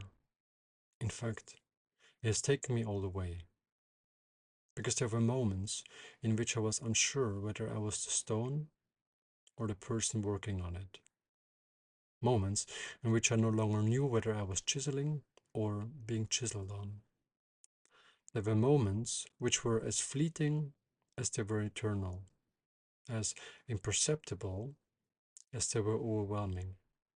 in which my point of view flipped into its opposite. No longer was I looking at my hands, my stone, my environment, but I was my hands, my stone, my environment looking back at me. For a brief moment, the world and I swapped their place. I was everything but myself, instead of being myself, but not everything. For a timeless instant, the boundaries between me and the stone had dissolved into each other and become one.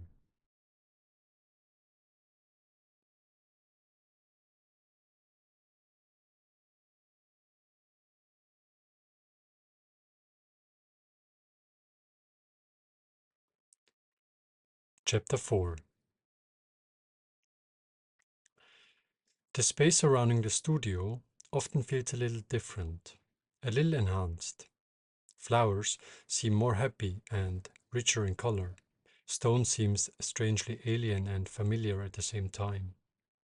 Light likes to take on an ethereal quality, in that it doesn't seem to be emitted by the sun, but as if it is emitted out of space itself. Space, too, is often distinguished by a quasi-psychedelic quality, in that it doesn't seem empty, but closer to the Japanese conception of negative space, known as ma, in which space is understood as an emptiness full of possibilities, like a promise to be fulfilled. Time also doesn't always operate in the same way. To say that it stands still would be too cheesy, for it does move normally. But it is as if it were freed, like how it was before humans locked it inside the clock. On top of that, everything is infused with a sense of the archetypal and the real. Everything is as it is ought to be, I often internally remark, be this in reference to the sound the broom makes when I push away the pieces after a workday, or the way starlings murmurate towards the open waters during the sunset. All things, be these grand concepts such as time and space, or matters sometimes perceived as trivial, such as how a green beetle struggles up the ridge of a stone, are distinguished with a significance, with a meaning. And what is more, there is a silence, an underlying peace that gives the area a sense of the sacred, a sense of preciousness that must be conserved.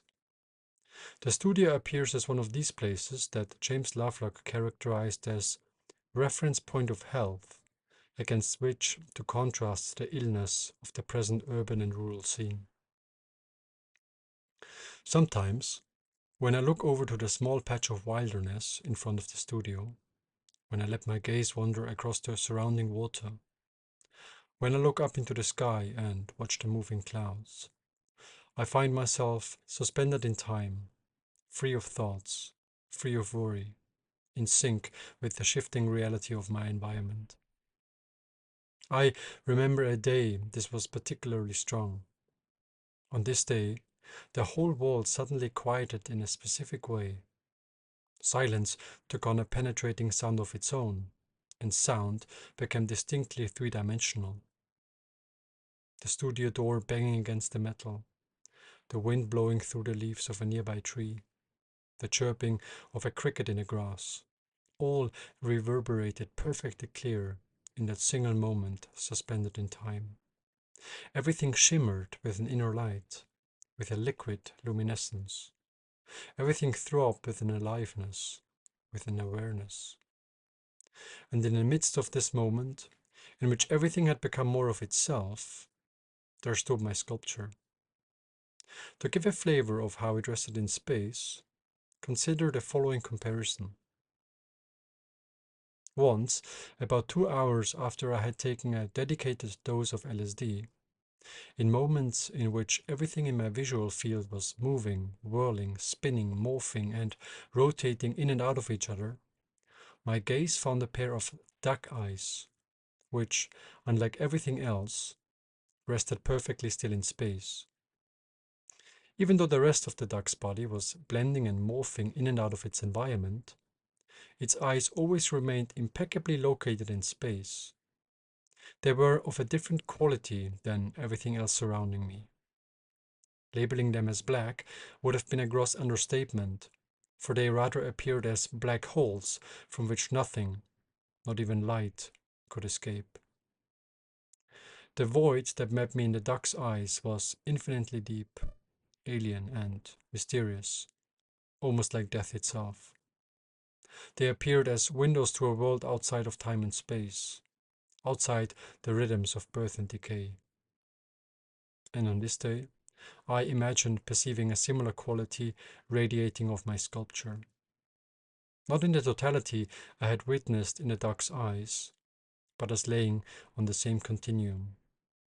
Just like the duck's eyes, my sculpture stood in space, but at the same time was also somehow outside of space. Later, I wondered whether this qualitative shift in perception was, in fact, initiated by my sculpture, not unlike the shift in perception under the influence of LSD was initiated by the 250 gamma of lysergic acid latching onto my serotonin receptors. Because it appeared as if my sculpture did something similar to space, of which I was a part, as acupuncture needles do to a body. In a body, acupuncture needles allow chi to move more freely. In space, my sculpture seemed to impregnate it with this psychedelic quality. My education has trained me to be skeptical about the realness of such experiences. Actually, of all experience. And taught me that nothing that cannot be replicated and proven in isolated experiments is to be trusted. Accordingly, a skeptic might want to conduct some experiments to verify some claims I made throughout this book. Such a person might, for instance, challenge me on the notion that a sculpture sometimes appears different when a small change is undertaken, even when looked at from the opposite side. Most likely, I would fail every test aimed at disproving me on this notion. Or even if this person were willing to take some LSD before looking at my sculpture, I am not sure they would perceive it to be performing acupunctural deeds on the empty space surrounding it. Most likely, all they would see is a whirling stone. But all phenomena art depends upon cannot be proven. And the universe seems to hold their reservation that they do not reveal themselves to those who approach them with a skeptical mind. Trust is needed. So is faith. One has to give something in order to perceive them.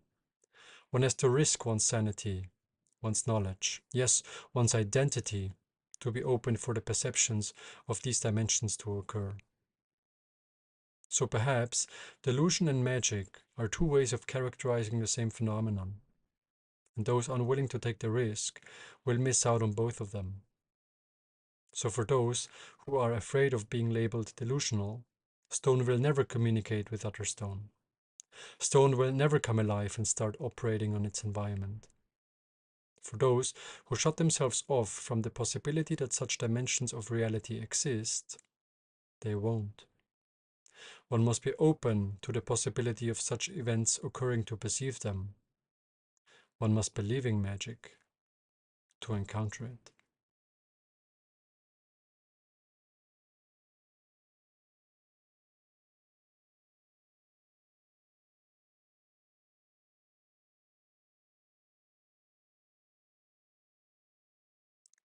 Chapter 5. Since the very beginning, I have been under the sense that Niemann, and also myself, are standing on the shoulders of giants. That this approach, which I have called exploration of form, is a logical and destined part of the natural evolution of the art of sculpture. So let me characterize this way of sculpting, as well as its implications, in some more depth. As indicated, this approach seeks to free sculptures from any sort of outside. The theoretical implications of this freeing of the outside were already established in the first half of the 20th century by art movements such as concrete art or suprematism. The former, most prominently Max Bill, sought to free their work from any sort of outside in order to create a universal language made of purely artistic means. These purely artistic means they found in mathematics, which is why they used geometric elements as the basis for their compositions. Malevich, the founder of suprematism, on the other hand, sought to liberate art from the constraints of representation. This quest also led him into the realm of mathematics, but contrary to Max Spill, he didn't start from it, but discovered it underlying the world of feelings. But how did Malevich arrive at the conception that art should be granted the freedom to represent itself? As part of his artistic inquiry, Malevich discovered that it is the feeling that gives rise to a painting that makes it artistic, and not that which it depicts. Malevich wasn't against figuration per se, but he emphasized that figurative elements tend to conceal or distract from the true value of an artwork, namely the feeling that gave rise to it. Subsequently, he sought to reduce the content of his compositions until nothing but pure feeling remained. The pure feeling that seeks to be expressed, he writes in his manifesto, The Non-Objective World, originates from the subconscious or superconscious mind, and only when it is directing the work, something of artistic value can be revealed. So what Malevich means by feeling isn't so much what we like to think of as an emotion, as it is something more autonomous that seeks expression. And because the feeling exists independently of the artist, it should be granted the freedom to represent itself.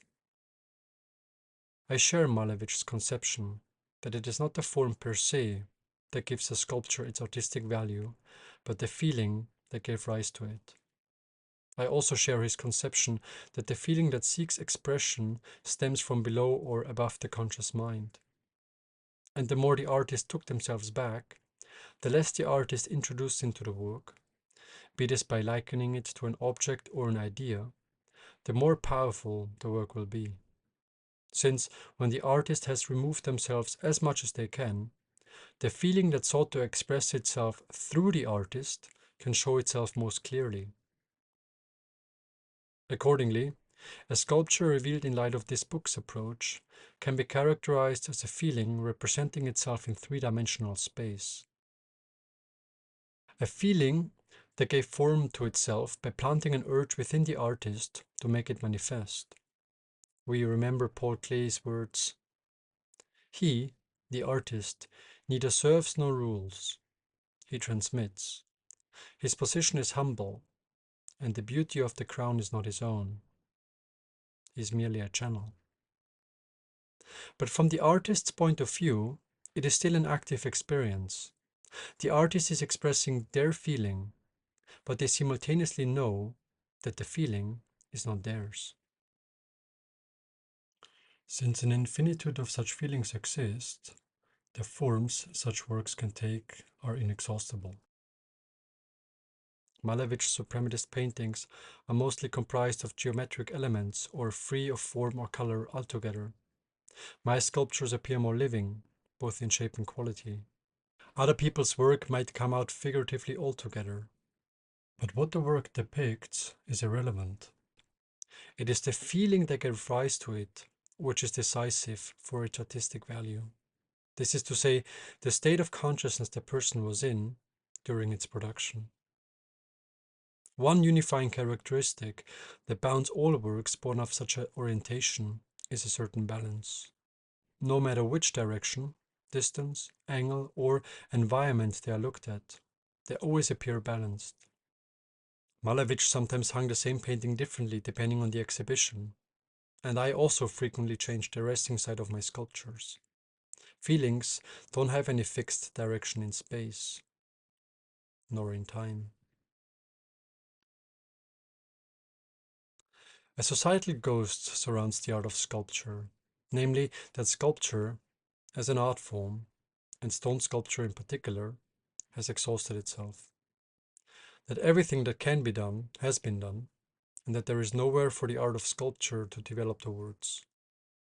Of course, this is as nonsensical as declaring the use of words as exhausted, because sculpture is a language and, in that way, forever inexhaustible. Yes, sometimes a genre might get into a bottleneck, but it is precisely at such moments that radical breaks can occur. Think of abstract painting, techno, absurdism. All these were born out of fields that were previously declared exhausted. And so, too, one might, perhaps rightfully so, conclude that all externally motivated pursuits, such as those for making smaller, bigger, more grotesque, or more violent sculptures, have long overstepped their boundaries. That representational sculpture has exhausted itself. That the paradigm of stone having to serve as the carrier of a human idea has discovered its end. But just like the eye has a blind spot at its center, this obvious way of working, whose theoretical foundations have long been established, has, to a large degree, remained elusive. I say obvious because many metaphors surrounding the creative process point in its directions. Because when people characterize an ideal type of the sculptural process, many intuitively use phrases like, it's all about the process, not the end result. It's about listening and following, or even the corny, the sculpture is always finished. Collective thought thus seems to be intuitively aware of the approach underlying this book, but nearly nobody seems to be actually living it. Most still sculpt towards an end result, don't follow the stone, but impose themselves on it, and do not finish their sculptures with every chisel beat, even though they decorate their home pages with sayings that would suggest they do. So perhaps it's time to actually do it, to have sculpture step into its center, to allow it to take the next step in its natural evolution. That is, to free sculptures from having to show new forms or break records of size and scope, towards sculptures having to be born out of one's inner necessity. Or else, that the defining criteria for whether a sculpture is of artistic value is no longer made dependent upon what it depicts, but on the quality of its execution.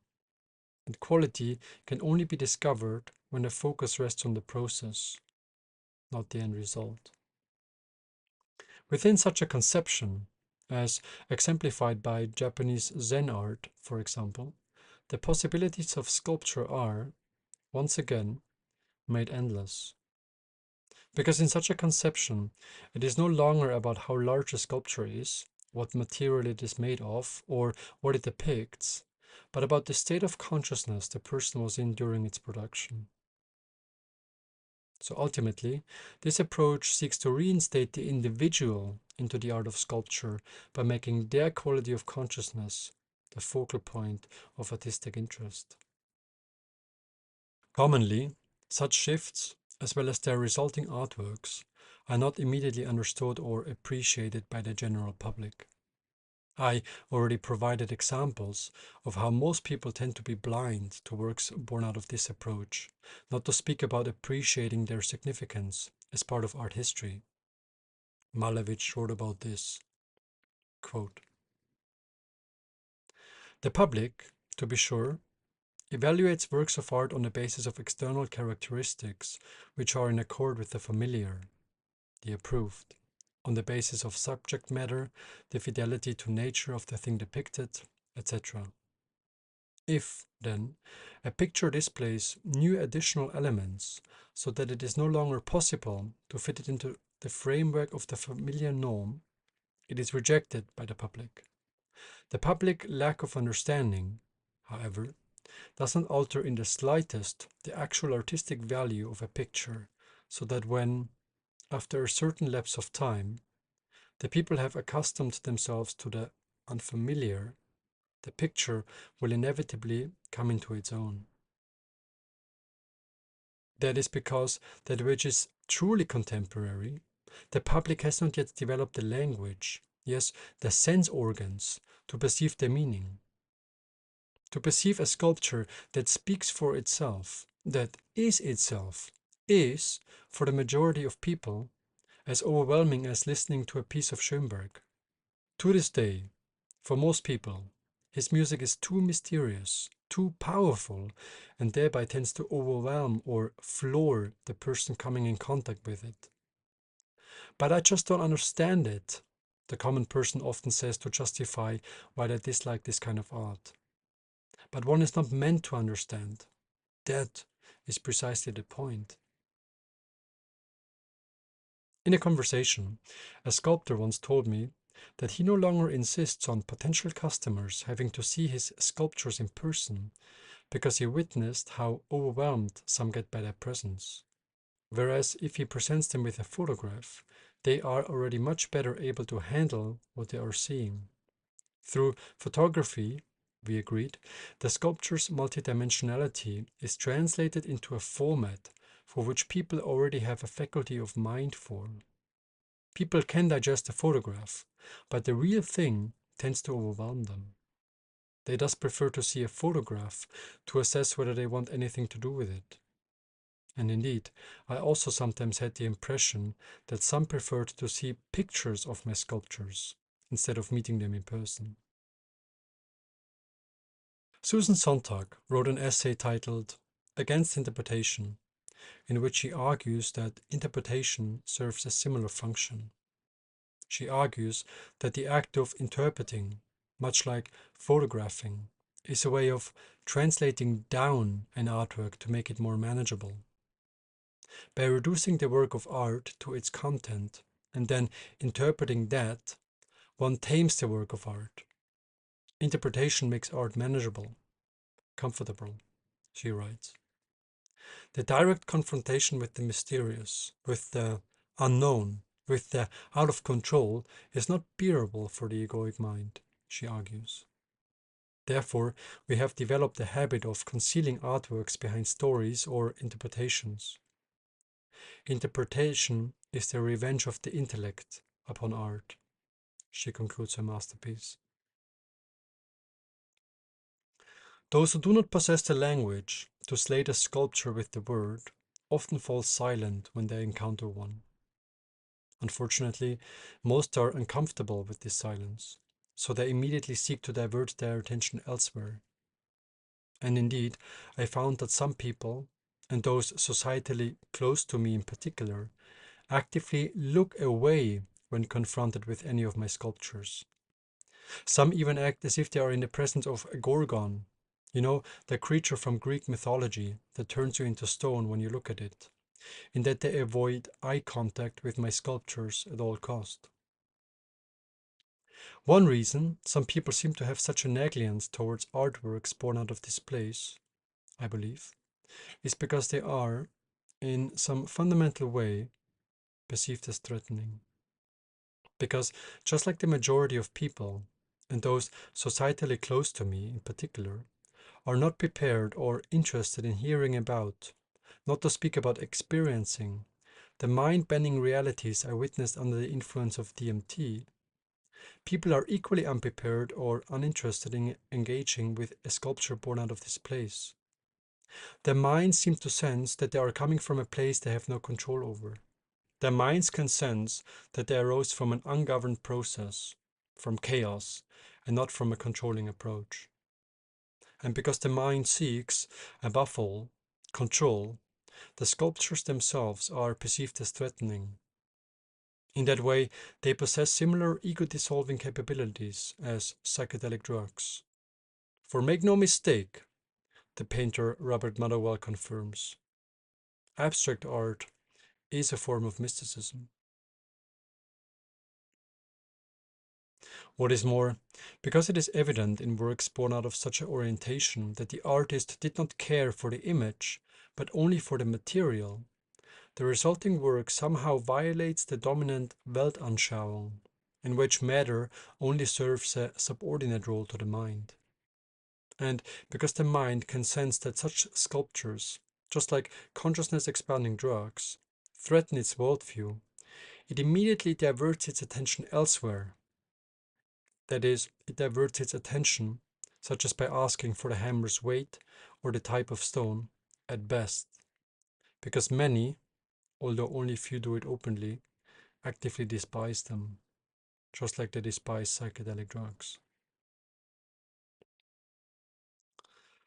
The fact that so little literature on stone sculpture exists can further be regarded as testimony that the linear mind finds it difficult to get a grip on.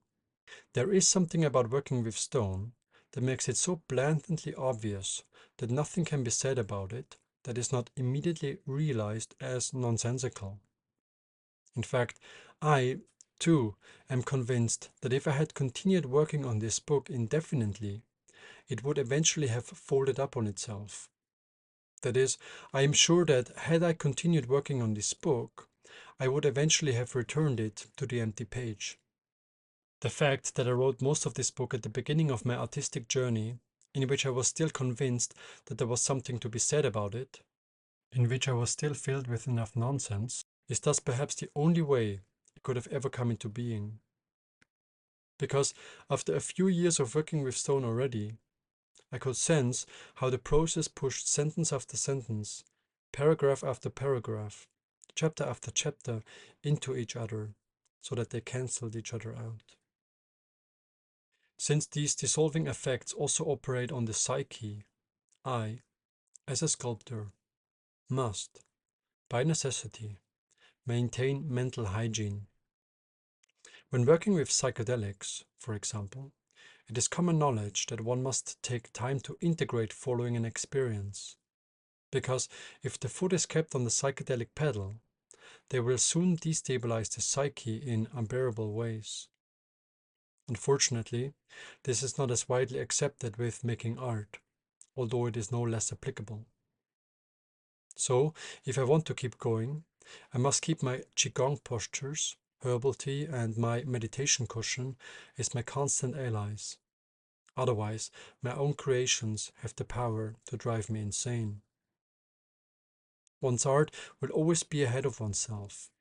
One's art will always pull one towards the source, towards the powerhouse of all time and space, as Paul Klee put it, just like psychedelic drugs will always pull one towards the womb of creation, where the secret key to all lies guarded.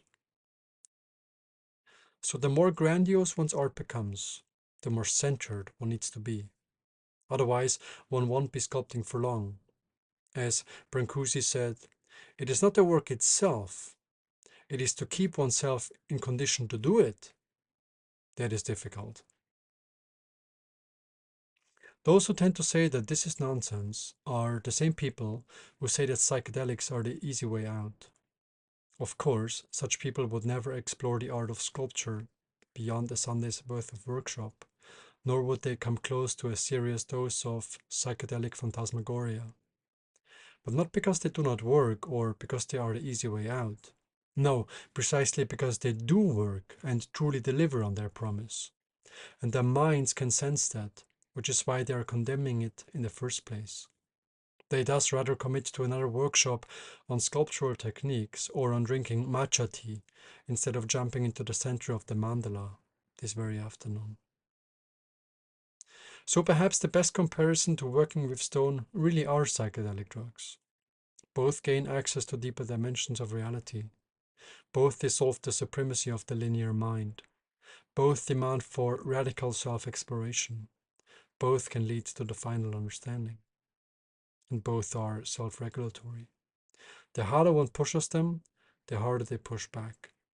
And only when one keeps integrating their lessons, only when one keeps taking one step at a time, only when one keeps centering oneself, can a partnership be maintained and the journey inwards be continued.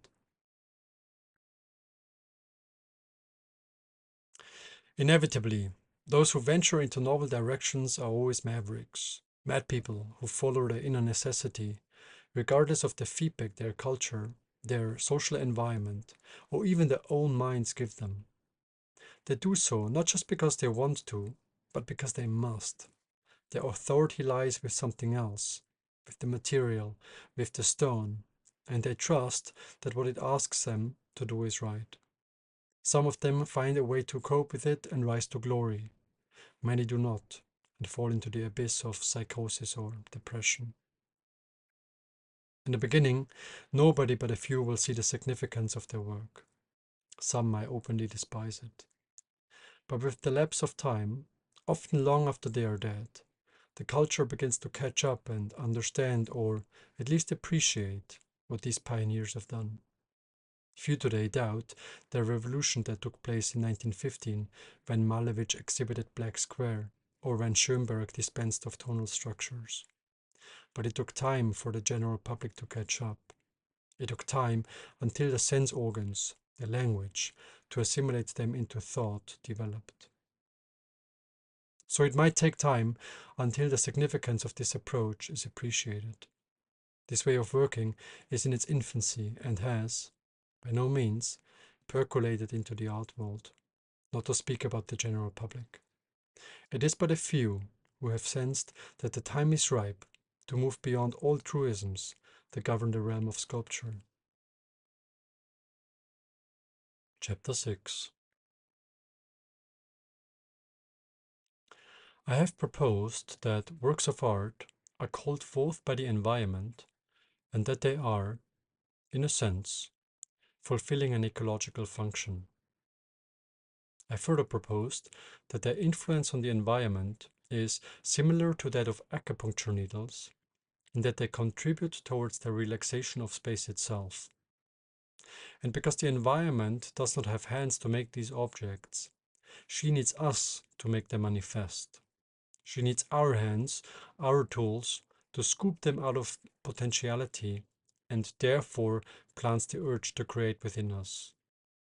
Artists then communicate with the ideal that the environment called forth and try to approximate it with their doings. Because of this worldview, I attest that whatever comes forth as a result of this process manifests itself for a reason.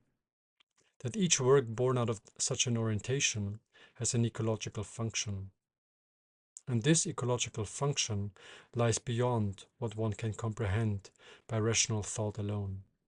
That is why I do not concern myself with the meaning of my artworks, but seek to make way for whatever wants to manifest itself through me. The meaning, the societal critique, the message, will always find its way into the work in sideway fashion and does not need to be imposed from the outside. It is for this reason that I regard notions of content, critique, story, and so forth as mere byproducts and not essential to the creative process. My artworks exhibit a meaning that I cannot express in words, because if there is something I would like to say, I will say it, using words. And for whatever I cannot put into words, I use sculpture as a vehicle to pass over in silence, as Wittgenstein put it, what I cannot say. I allow the artwork to speak for itself and have it transpose a meaning I cannot fully comprehend myself. If a composer could say what he had to say in words, Gustav Mahler once said fittingly, he would not bother trying to say it in music. Also, when I am free of aspirations, politically or otherwise, the meaning, the content, the critique that finds into the work will speak much more convincingly than any message introduced by me ever could. That is because whatever manifests itself out of the unknown is a direct expression of the unus mundus, and thus miles ahead compared to my best idea. All works revealed in this way within a given period then come to constitute a zeitgeist. The mind can never know the zeitgeist it is in, because something can never know what it is made of in itself. No man can surpass his own time, for the spirit of his times is also his own spirit, Hegel once said. So about all one can do is try to feel and express it, as I have tried to do in writing this book. The underlying archetypes through which these shifting spirit of the times are expressed remain constant over time. Only the forms change. So a sculptor remains a sculptor, no matter what time they're in. But what they do, what forms they make, what images they reveal, how they relate to the material, is renegotiated for each time anew. That is why all approaches grounded in the past, such as attempts to revivify Greek or Renaissance sculpture, are a priori doomed to fail to bring forth anything of artistic value. what they revealed was an expression of their zeitgeist, not ours. So only when one is true to one's feeling sense, which is always rooted in the presence, can one birth a work of art. Anything whose underlying drive was rooted in the past is apt to be mere aping, as Kandinsky put it, because it is no longer in sync with time itself. And because all thinking is rooted in the past, no artwork whose meaning was defined by thought can ever come to represent itself. Art exists to be a way of operating that does not involve ideas, Jean Dubuffet once said.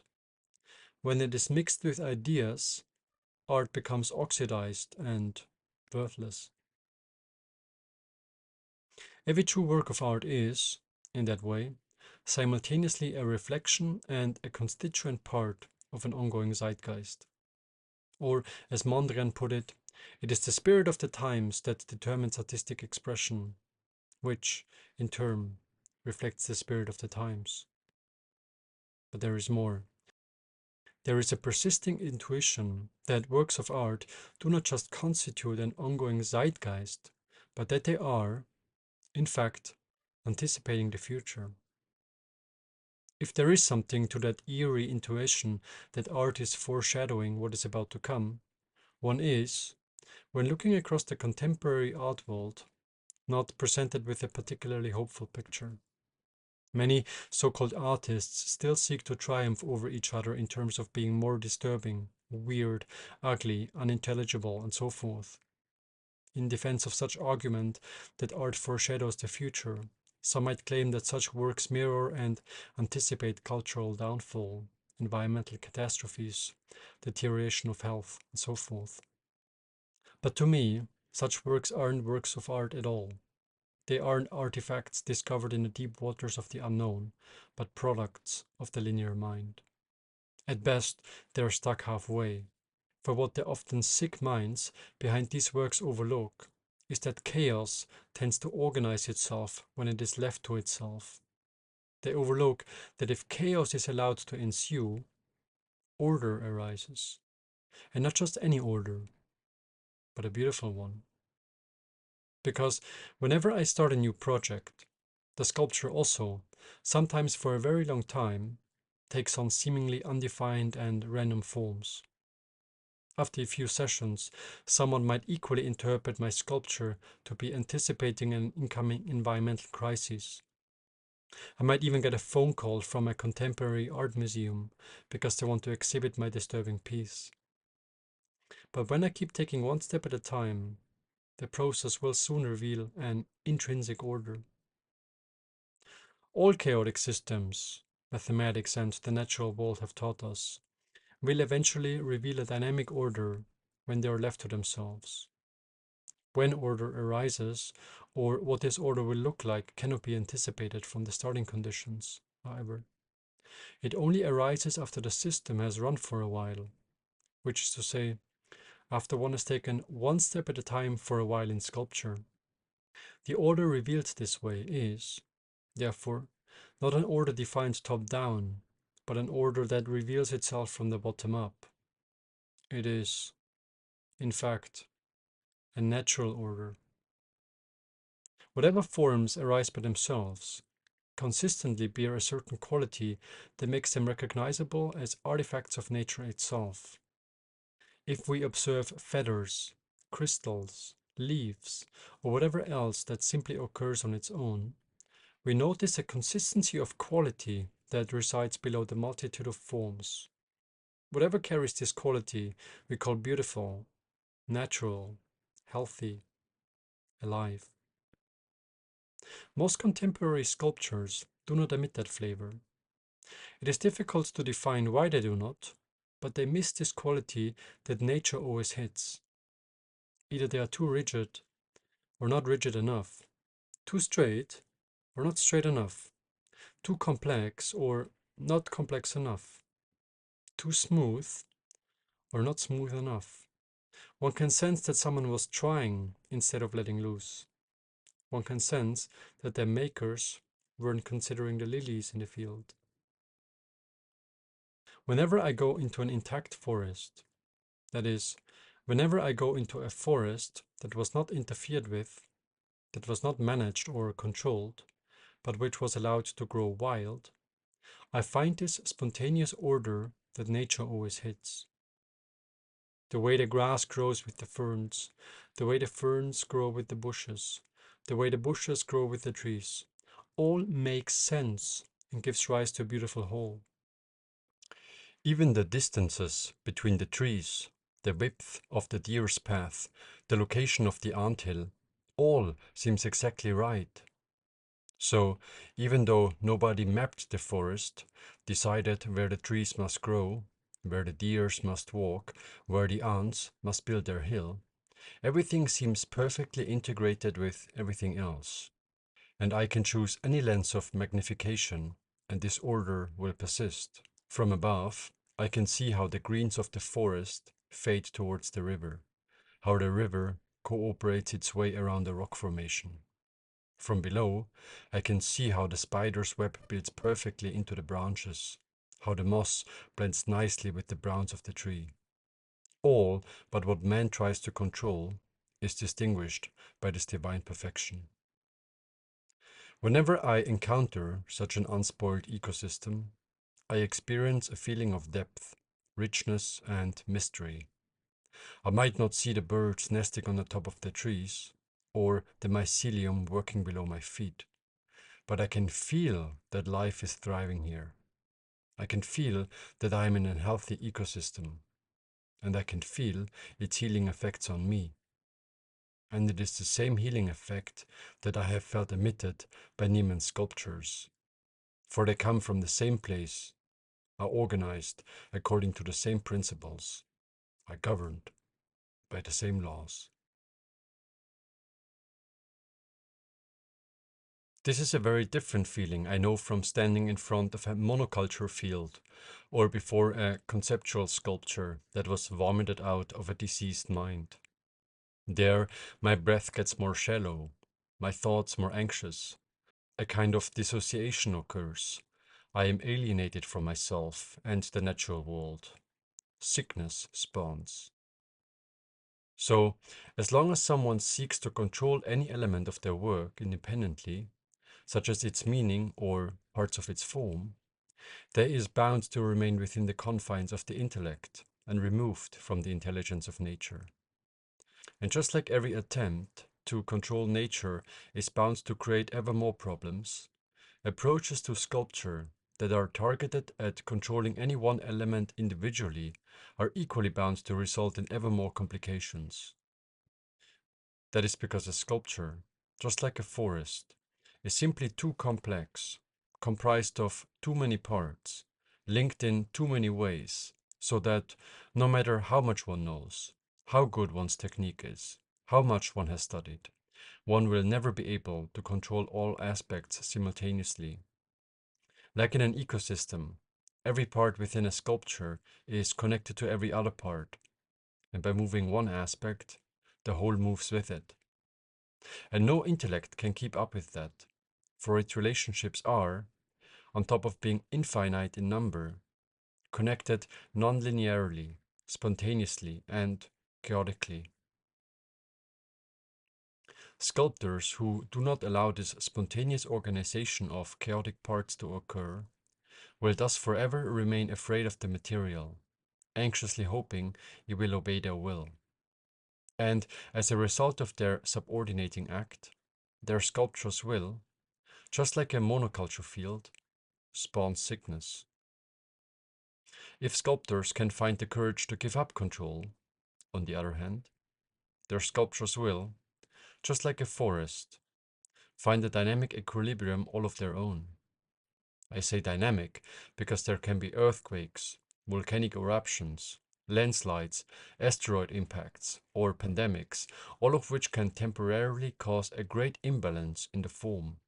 But if they go with them, such impacts can open up new ecological niches and allow new forms of life to move in. After some time, then, a new dynamic equilibrium is found with different forms marking the landscape. As a matter of fact, nature's ability to heal can be witnessed in this approach to sculpture.